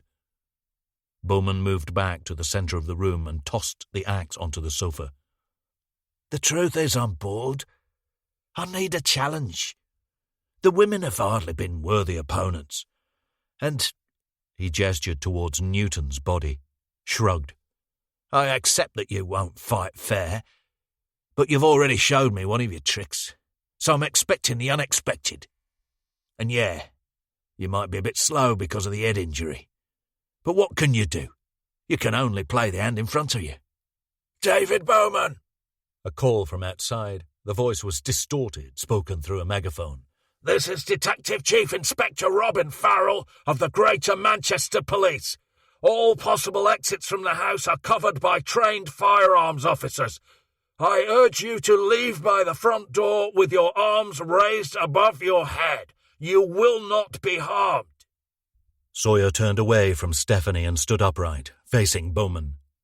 The room swayed again, and he took a steadying step to the side. He looked down at Newton's pulverized face, then back at Stephanie. The dank room became a facade, a backdrop. In the centre, ahead of Bowman and the sofa, he saw the grass, shining in the sun, dripping with his mother's blood. Newton's face, eviscerated by the axe. His mother's face, shattered by the hammer.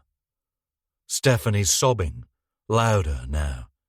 His mother, crying and screaming, reaching out to him.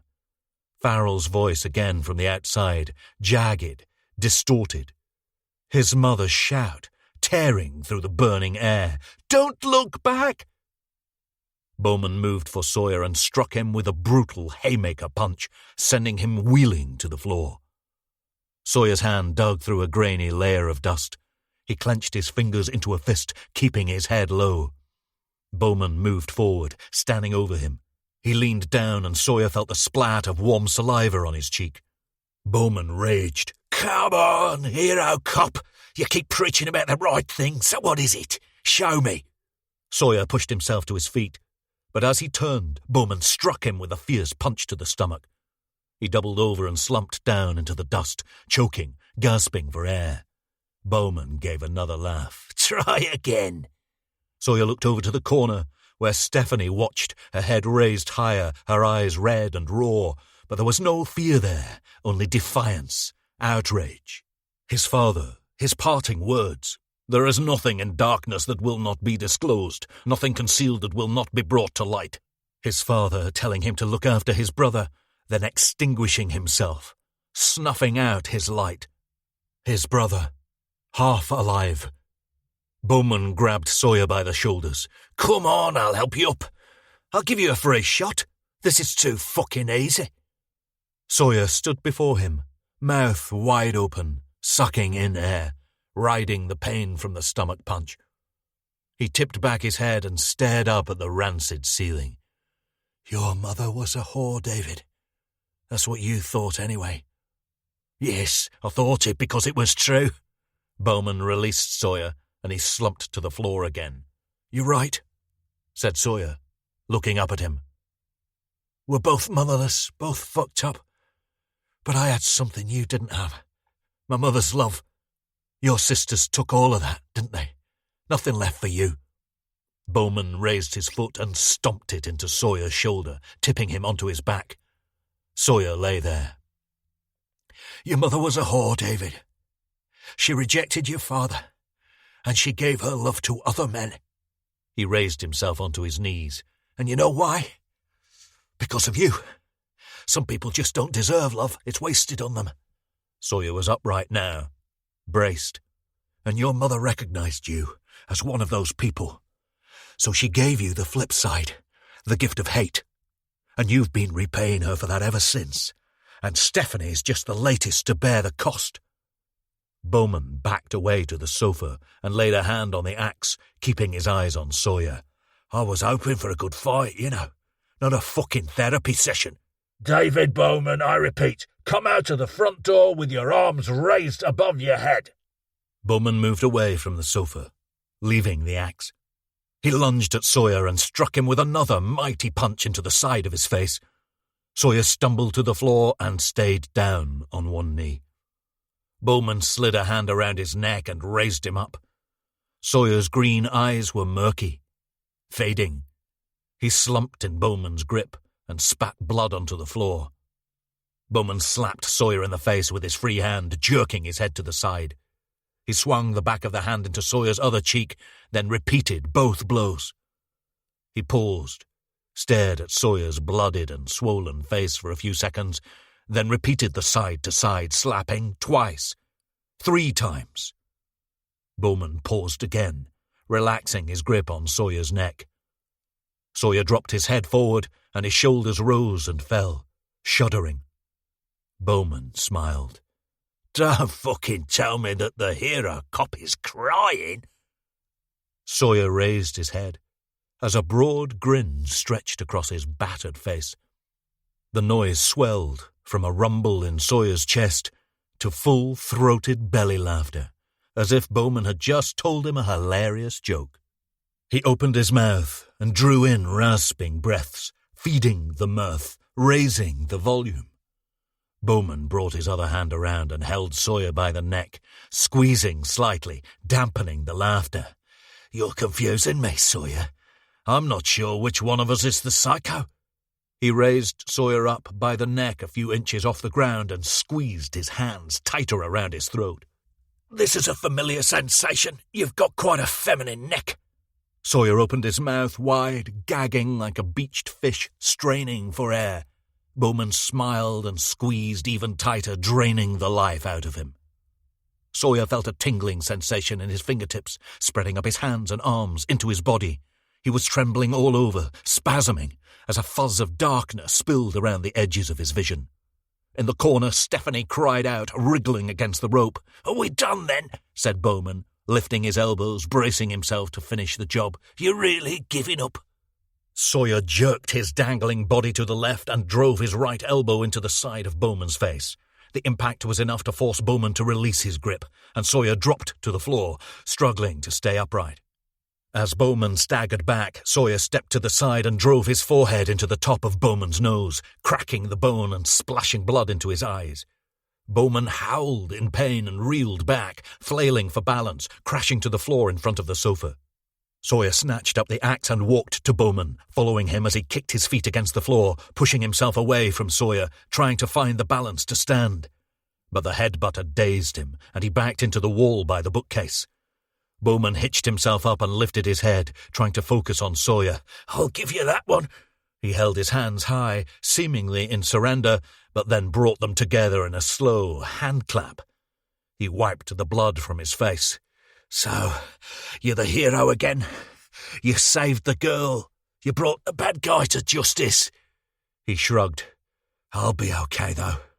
I mean, look at me. I'll be the alpha in whatever prison you bury me in. And as I was saying, I'm bored with it anyway. It's all too easy. Killing women. I'm a fucking lion. A lion stalking lame horses. He looked up at Sawyer, standing before him, holding the axe in his right hand, blade resting against the floorboard. Get on with it, then. Finish my rights. Call in the super cops. Bring 'em in out of the rain. Sawyer stared at him, slowing his breathing. Fuck's sake. Forgotten your lines? Sawyer reached his left hand down and gripped the end of the axe handle, holding it firm now with both hands. He swung the blade out to the right, then stepped in towards Bowman and pivoted to the left, bringing the blade down into the side of his neck. It impacted at a downward angle and penetrated several inches, slicing through Bowman's trachea. From the corner, Stephanie screamed, loud and shrill. Sawyer dug the axe out of the wound and let it clunk down onto the dusty floorboards. He stepped back and watched. Bowman's eyes bulged, and he tumbled forward, groping at his neck, desperate to staunch the blood cascading down over his torso. He opened his mouth wide and spat out a strained, gurgling sound. He gave up on holding his hands to his neck and reached out to his assailant, but Sawyer took another step back and glared into Bowman's eyes as he gulped and gasped for air. He fell down onto his front, convulsing. Sawyer turned to Stephanie. She was sobbing hard, hiding her eyes, muttering to herself, soothing herself. He walked away from Bowman and crouched down, undoing the rope around her ankles. Behind, Bowman's feet ground and thumped against the floor. "It was the right thing to do, Stephanie," said Sawyer. "I just made the world a bit better, and I saved your life. So here's what I ask in return." She uncovered her eyes and looked at Sawyer. "He attacked me. He almost killed me, and I have the wounds and bruises to prove it. I got hold of the axe and I used it on him in self-defense. It's almost the truth, and that's more than he deserves." Sawyer checked behind him. Bowman was face down still. "Your scream will probably trigger the assault team. They will have a unit around the back near the road." He held out his hand. Stephanie hesitated, then lifted her bound wrists for him to untie. Sawyer dug through the knots. "His time is over. He can't kill anyone else, and he can't infect others with his poison in prison." He pulled away the rope, freeing Stephanie's hands. She pushed herself against the wall and sat upright. A crash from the back of the house. "Armed police!" Stephanie startled, and Sawyer moved in closer. "It was the right thing. It was him or the both of us. It was self-defense." Boots crunching across the floorboards. She looked up at him and nodded. Chapter 53. 3 days later. Sawyer knocked twice on the door of the interview room and entered. Keating and Farrell sat on the far side of the desk, both in full uniform. 2 other men sat, side by side, at a temporary desk by the window. One was slight and bearded with rimless glasses. He was suited but not uniformed, and around Sawyer's age. The other was older and wider, with a cheap-looking suit that matched his wispy grey hair. Keating and the third man were busy scribbling notes. Farrell typed into a laptop. Sawyer stepped up to the desk. He wore a navy suit, white shirt, orange tie. Most of his facial swelling had eased, but he was still heavily bruised around the forehead and eyes, and his movement was stiff and stilted. "Detective Sawyer," said Farrell, without looking away from his laptop. He smiled and gestured to the chair. Sawyer took his seat and turned slightly towards Keating. "You're still under caution," said Keating, looking up. "We've reviewed your report and the video interview you gave under caution 2 days ago." He nodded to the 2 men. "This is Federation Rep DC Simon Gale and IOPC lead investigator Callum Whitehead. I would like to briefly cover a few points, and then we'll formalize the situation moving forward. On a positive note, it's clear that the man you apprehended, David Bowman, a.k.a. Malcolm Powell, was responsible for the murders of Laura Bertrand, Hannah Lane, Diane Walton and Angela Holt. Analysis of his computer and devices shows clear contact, the timings of meetings, and clarifies Bowman's movements around the times of the murders. In addition, we're satisfied that Julius Newton was involved in the presentation of Bowman's victims at the deposition scenes and was also responsible for the murder of Damien Mount, the IT worker who discovered Angela Holt's body and who attempted to blackmail police with photographs from the scene. In addition, evidence given by yourself and Bowman's abductee, Stephanie Burns, confirms that Julius Newton was murdered by David Bowman shortly after you were incapacitated. By Newton, said Sawyer. Indeed. It's our position, said Farrell, that you acted irresponsibly by pursuing Bowman to the abandoned house at Dovestone Reservoir. We believe that 2 people would now be alive were it not for your actions, and that your pursuit of Bowman was both outside the Operation Orca protocols and, given that the location was not within the Derbyshire jurisdiction, constitutes gross misconduct. Sawyer took a breath. If we'd pursued Bowman according to Pace principles, there's a good chance that we would now be looking at 5 murdered women instead of 4. Are you saying that Pace doesn't matter? Said Keating. Yes. Whitehead stirred in the corner. I'm saying that there are situations where you might be forced to choose between potentially saving a life and following conduct guidelines, and this was one. The end justifies the means, said Whitehead. Sawyer nodded. Sometimes, yes, I believe it does. This is death following contact with police, said Farrell, and as you know, the IOPC may choose to conduct its own further investigation. In your video interview, said Keating, you said you had started to make the arrest on Bowman. Had you actually finished reading him his rights? Practically, yes. I outlined the crimes, but I hadn't quite completed the final line when Bowman attacked me. Whitehead piped up again. So Bowman was officially under arrest? Yes, said Sawyer, barring the final few words. He was absolutely aware of my identity and aware of his rights. Farrell looked at Keating. Sounds like a Category 3. He turned to Sawyer. Just take us back through the events, briefly. From when I apprehended Bowman, from when you took the decision to bypass your superiors and conduct an operation outside your jurisdiction. Sawyer looked to D.C. Gale. I hope I'm not being too sensitive, but that does sound a bit like a leading question. He paused.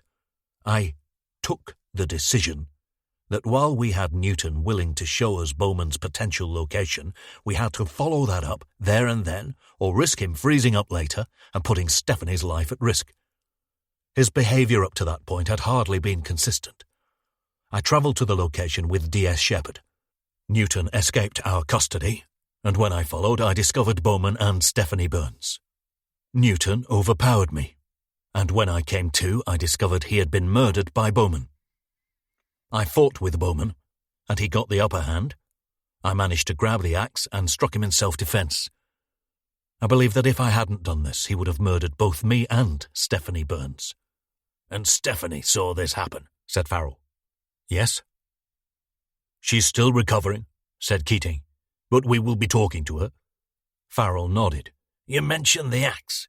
Did Bowman bring the axe to the location himself? He had it in his possession when he came out of the house, yes. We've determined that he bought the axe new at a hardware store in Ashbourne 3 days earlier. So can you explain why a section of the blade was damaged and carried traces of a metal alloy consistent with that used in bullet manufacture? Sawyer caught Keating's eye. No, sir, I can't explain that. Farrell forced a smile. I'd assumed that might be the case, so I've called in a forensic firearms team. Hopefully they'll be able to complete the picture. He nodded at Keating. The senior officer sat upright. D.I. Sawyer, I'm sorry to have to confirm that you are officially suspended from duty on the grounds of gross misconduct, pending the outcome of the investigation into the death of David Bowman while in police custody. The initial period of the suspension will be 28 days, but this is dependent on the investigation's findings and may be formally extended. You are not to leave the United Kingdom in this period. I'm not going to force you to sign in regularly, but you must make yourself available for further interview within a period of 48 hours. Your salary will be paid in full, but you will be required to surrender both your warrant card and your key card to this building. Sawyer took out his warrant card and key card and passed them across the desk to Keating, who looked round at Whitehead and Gale. "Is there anything more to add?" Both shook their heads. Keating turned back to Sawyer. "Is there anything you need to collect from your office?" "No, sir." "Then we're done. We'll speak soon, Detective Sawyer." Sawyer got to his feet and headed for the door. Farrell followed him. "I'm sorry to be a stickler, but since the suspension is with immediate effect, you'll need to be escorted from the building. I'll do the honours." Sawyer exited the interview room, and Farrell used his keycard to open the connecting door to reception. Sawyer glanced at Sergeant Jerry Sherman as he turned into the ground floor corridor, past the evenly placed lime green doors with yellow frosted windows. Farrell stopped at the custody desk and called after him. 2 suspensions within a year, Sawyer. If you come back, you'll be on a hat-trick. Outside, a mid-morning shower had dampened the air, and as Sawyer strode across the car park to the Mini, a thick-set man in an ill-fitting white polo shirt approached him from the side gate. He was balding with grey hair at the temples, and he looked at Sawyer with tired, uneasy eyes. "Detective Sawyer, my name is Jordan Burns. I'm sorry to disturb you, but I saw you arrive and I waited. I just wanted to—" He held out a hand and Sawyer shook. It was damp, with a swollen palm. "I'm Steph's husband, Stephanie Burns. It's wrong what they're saying about you in the paper. It says you're being investigated because of what happened to that man." He shook his head and finally let go of Sawyer's hand. "You don't deserve that. You deserve a fucking medal, mate. Taking bastards like that out of the world. Excuse my language. It's been like a living nightmare. How's Stephanie doing?" Burns shook his head. Steph's not right. She might never be right again." "I'm sorry to hear that." "Apart from anything else, she's under pressure from the police to tell them what happened, and I'm worried that reliving what she went through might break her entirely. But she's alive, thanks to you." Sawyer nodded and moved off. "I was just doing my job. I'm glad we got Stephanie back safe." Burns fell into step with Sawyer, but then hung back as he climbed into the Mini. "Listen, He hesitated. "I know you went above and beyond to save her. If you ever need anything, Detective Sawyer, I haven't got much. But it's yours, mate. You hear me? I don't care what they say. You did the world a favour. You did good." Chapter 54. Sawyer climbed up onto the mobile gantry of the MRI scanner and lay on his back, resting his head in the padded support. He held a wired panic button in his right hand and had been told not to move his head and to keep his eyes closed throughout the process, which would last around 40 minutes. The gantry slid back, slotting him into the cramped tube head first. The white ceiling of the room was replaced by the beige plastic interior of the scanner, and Sawyer closed his eyes.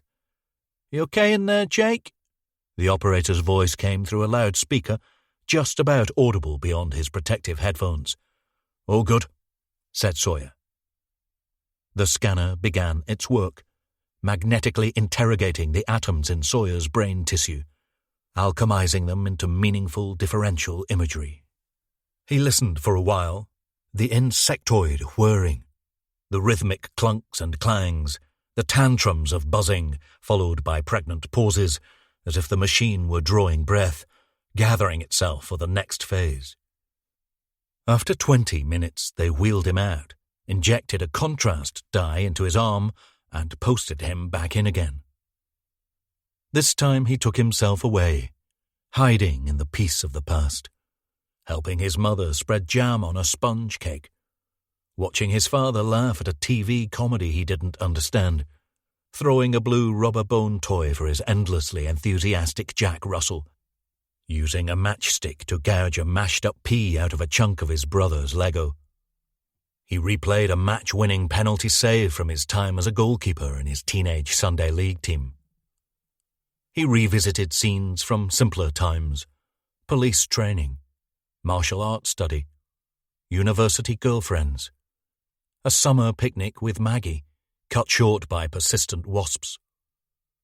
Bowman's neck wound, pulsing as he tugged out the axe. A school trip to the tram museum, drinking dandelion and burdock. His father, pushing the barrel of the shotgun under his own chin. The scanner saw it all, reading him, capturing him. He ached for a machine that could blur out the damage, or at least fade it down. But lately the horrors had risen in volume and contrast, forcing his pleasant memories into the corner. It was as if the mere act of reaching for the positives only served to trigger the negatives. Sawyer left the hospital at Chesterfield and drove the Mini down to Matlock. He walked between the manicured flower beds of Hall Lees Park, past the boating lake and bandstand, heading for the tree-lined path that led up the high tor away from the town. The park was trim and tidy, ablaze with midsummer colours, and crammed with tourist families sunbathing, playing football and frisbee, splashing in the water play area, riding the miniature train. But Sawyer passed through like a phantom, dressed in his long jacket, despite the warmth of the day. He scaled the path, winding his way up the 300-foot limestone crag, an inland cliff where his father had told him eagles once nested. He stopped at an open meadow just before a split in the path to the summit, and took out his phone, turning it on for the first time in 2 days. Missed calls, unread emails, unattended messages. Ava, Maggie, Shepherd, Tony Cross. There was care out there for him, but it was all too much. The thought of acknowledging it, returning it. To take such action would be irresponsible, given the fate of those who had formed him and the suffering caused by his apparent blindness to consequence. The thought that had once nagged him now followed him with every step. He was only doing what he knew to be right, not acting on any kind of moral compulsion or instinct. Had he lost his capacity to care, to feel? He turned off his phone and walked on towards the hillside path known as Giddy Edge, a narrow path along the cliff face created by the Victorians for their amusement. He paused at the sign with its falling man icon. Warning, sheer drop, keep well back from the edge, keep children under close supervision. Sawyer edged along the path, holding the metal banister. There was barely enough room for him to stand square, and after a few steps he stopped, took a breath, and looked down at the vertical drop. And he felt it. A lurch in his core, a warning from his limbic system, wrestling with the call to the void. He looked up from the cliffside, across to the opposite hill, at the cable cars gliding up towards the heights of Abraham. And in the beauty below, the sway of the treetops, the sunshine sparkling on the river Derwent, Sawyer felt the promise of happiness and a fear of non-existence. Bowman was right. Nature was neither good or bad. It just was. Getting on with the process of surviving, feeding itself, passing through the cycle of life and death.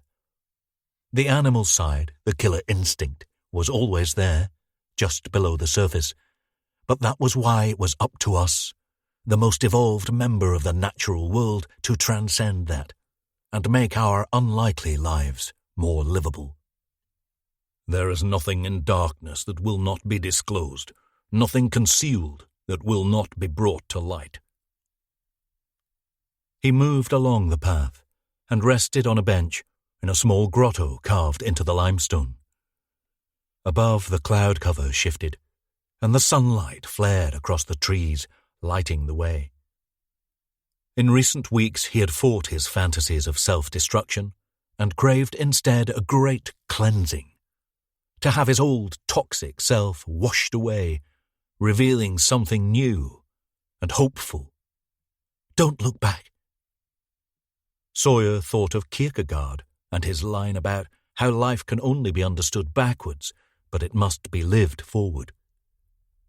And in his epiphany, the core truth sang like a songbird. He could never reinvent himself from scratch, in denial of what had shaped him, what had gone. He would need to use the past as foundation to rebuild. He would have to go back, to go forward. Chapter 55. Alex Goldman sank back into her mauve armchair and reached for the tea tray on the curvy-legged side table. Sawyer watched from the black chaise-longue. Alex lifted her eyes, caught him spying. "Am I really such a specimen?"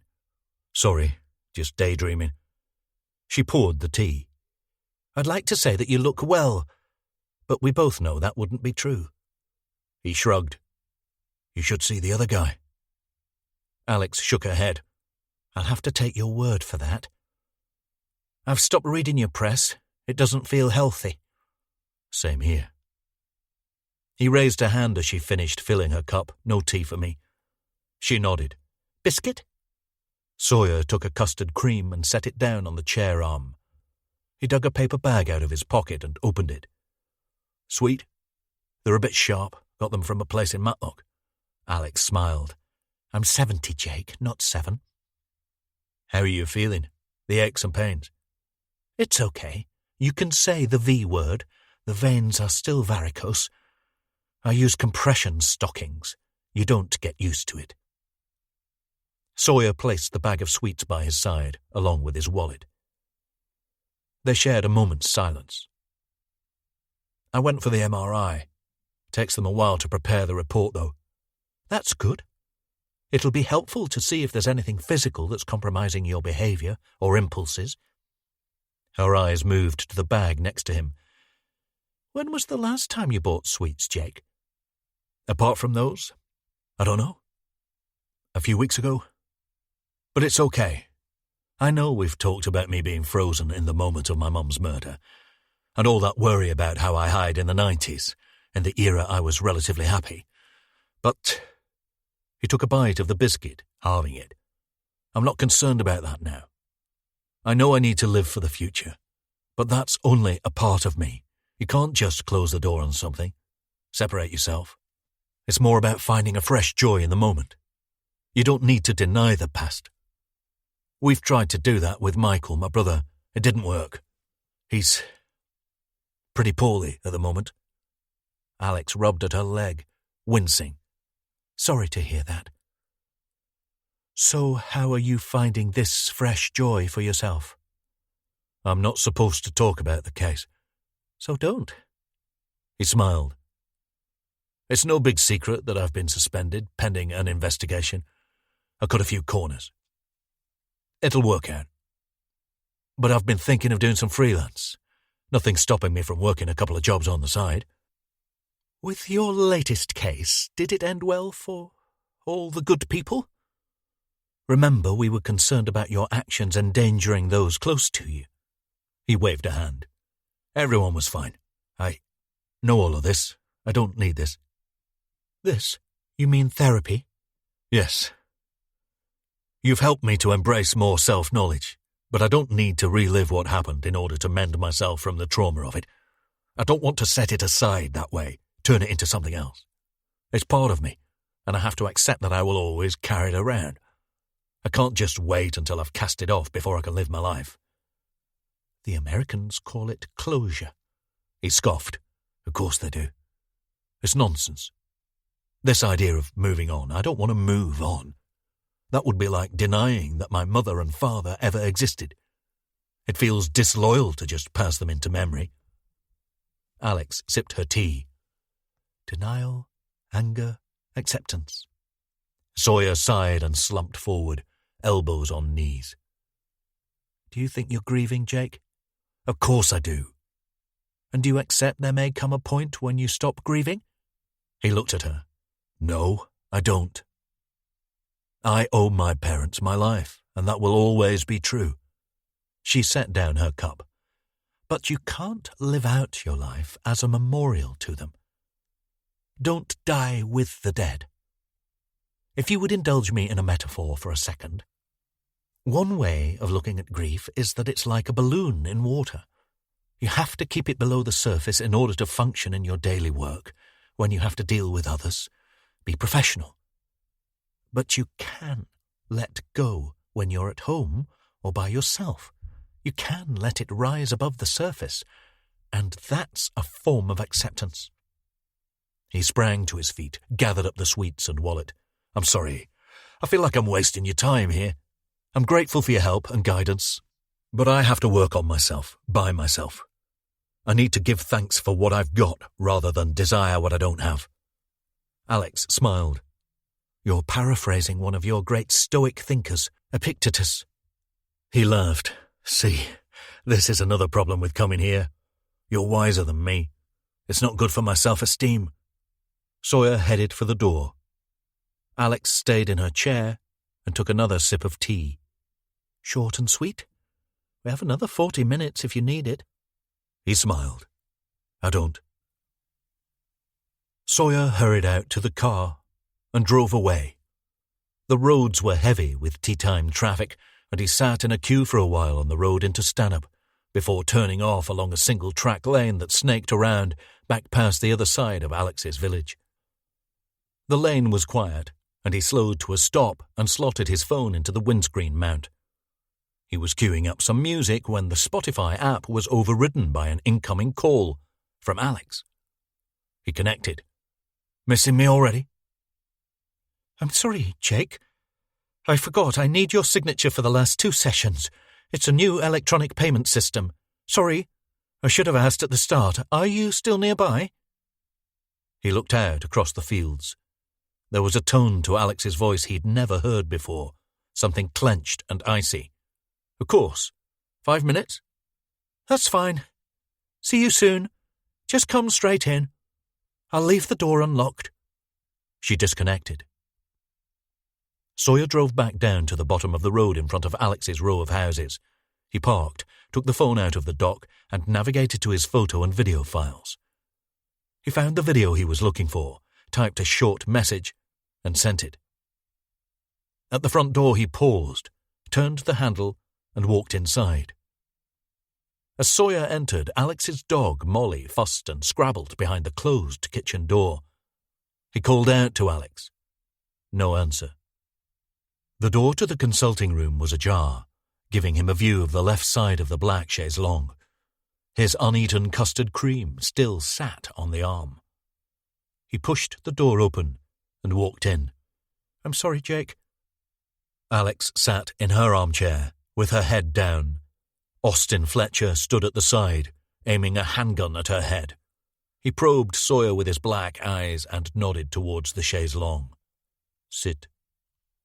Sawyer took his usual seat. He kept his eyes on Alex, willing her to look up so he could offer some reassurance. But she kept her head low, with her trembling hands resting on one knee. Gun, said Fletcher. Sawyer looked at him.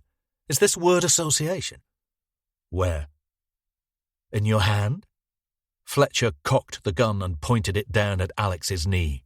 Last chance. Alex looked up in alarm. She caught Sawyer's eye, and he nodded. I take it you mean the gun I took from you last year, said Sawyer.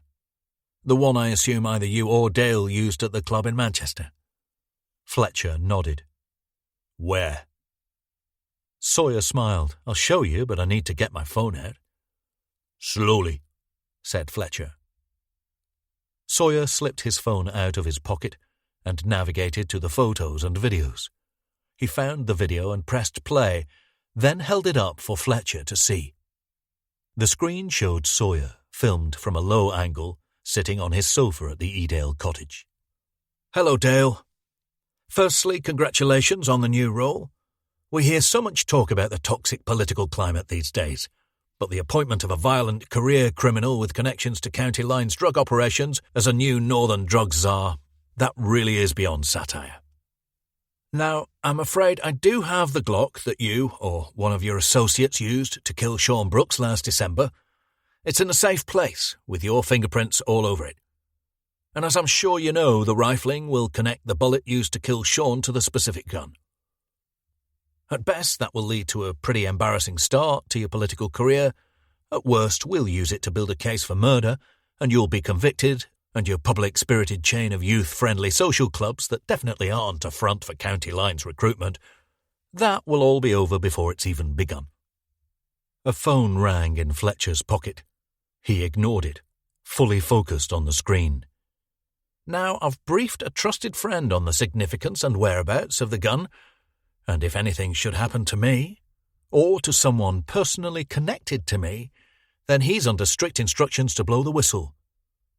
Bye now. Sawyer pocketed the device. Fletcher's phone continued to ring.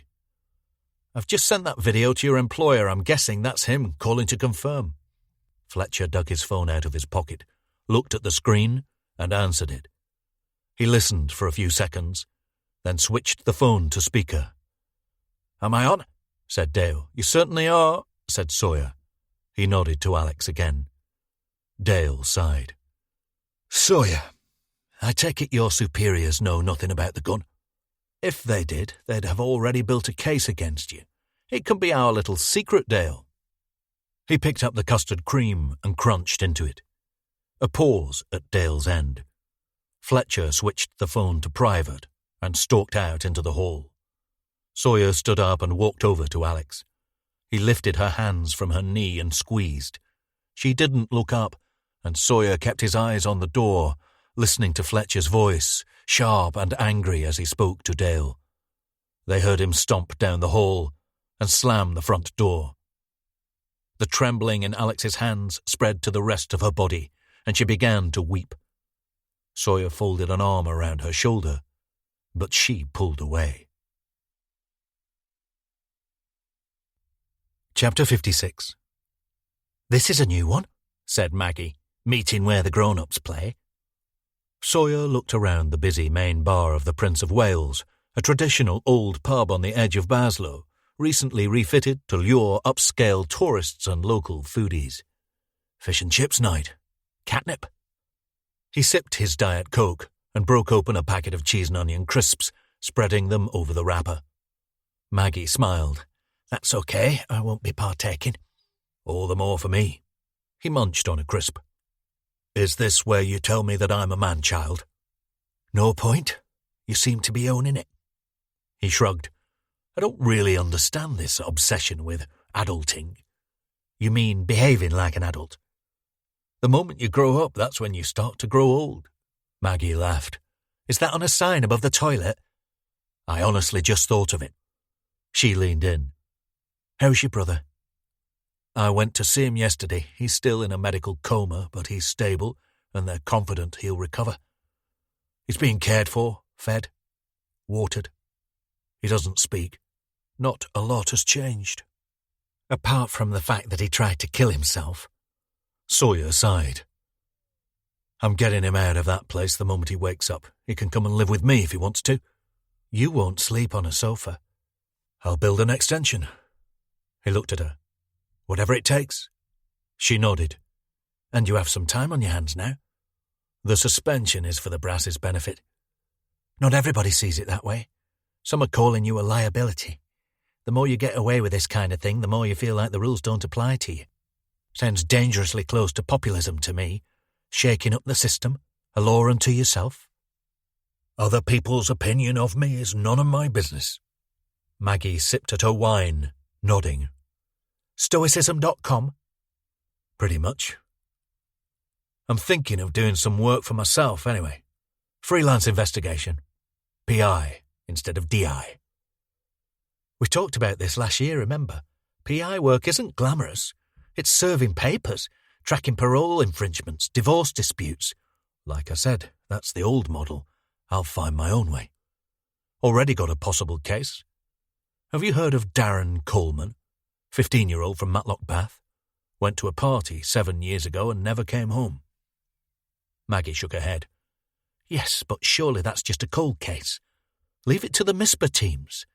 It'll drive you crazy. It's incredibly rare to find someone after so long. You know that. Sawyer took a drink. I know. On the surface, it's a standard MISPA. Horrible, but boring. He's probably dead. But there's a trainee journalist, Virginia Mendez. I bet you haven't heard of her. No. A few months ago, she started an independent podcast project based on the case. Investigative journalism, really. Like Serial? Sawyer smiled. Yeah. And about 1,000 others. She's already broadcast 3 episodes. And here's the thing. He leaned in close. She hasn't been seen for 2 weeks now. Could be coincidence. Could be interesting. Maggie sat back. How are things with Alex? He frowned. I'm taking a break from that, at least until the suspension is sorted. She studied him. I sent her an email before I came out tonight. A referral. Got her out of office. When I saw her a few weeks ago, she said she wanted to see family in France for the summer, but she was probably too busy. Seems quite sudden. We were also due to have dinner next week. She's struggling a bit, said Sawyer. Physically. Probably decided she needed the rest. Maggie gazed into her wine glass. How are things with Ava? You'll have to ask her. She looked up. I thought. He shook his head, smiling. It's been a busy time.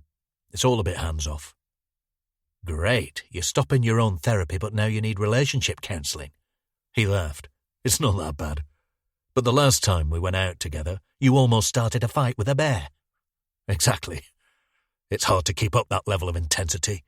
She's a demanding woman. Yes, but you do actually have to see your girlfriend from time to time, you know.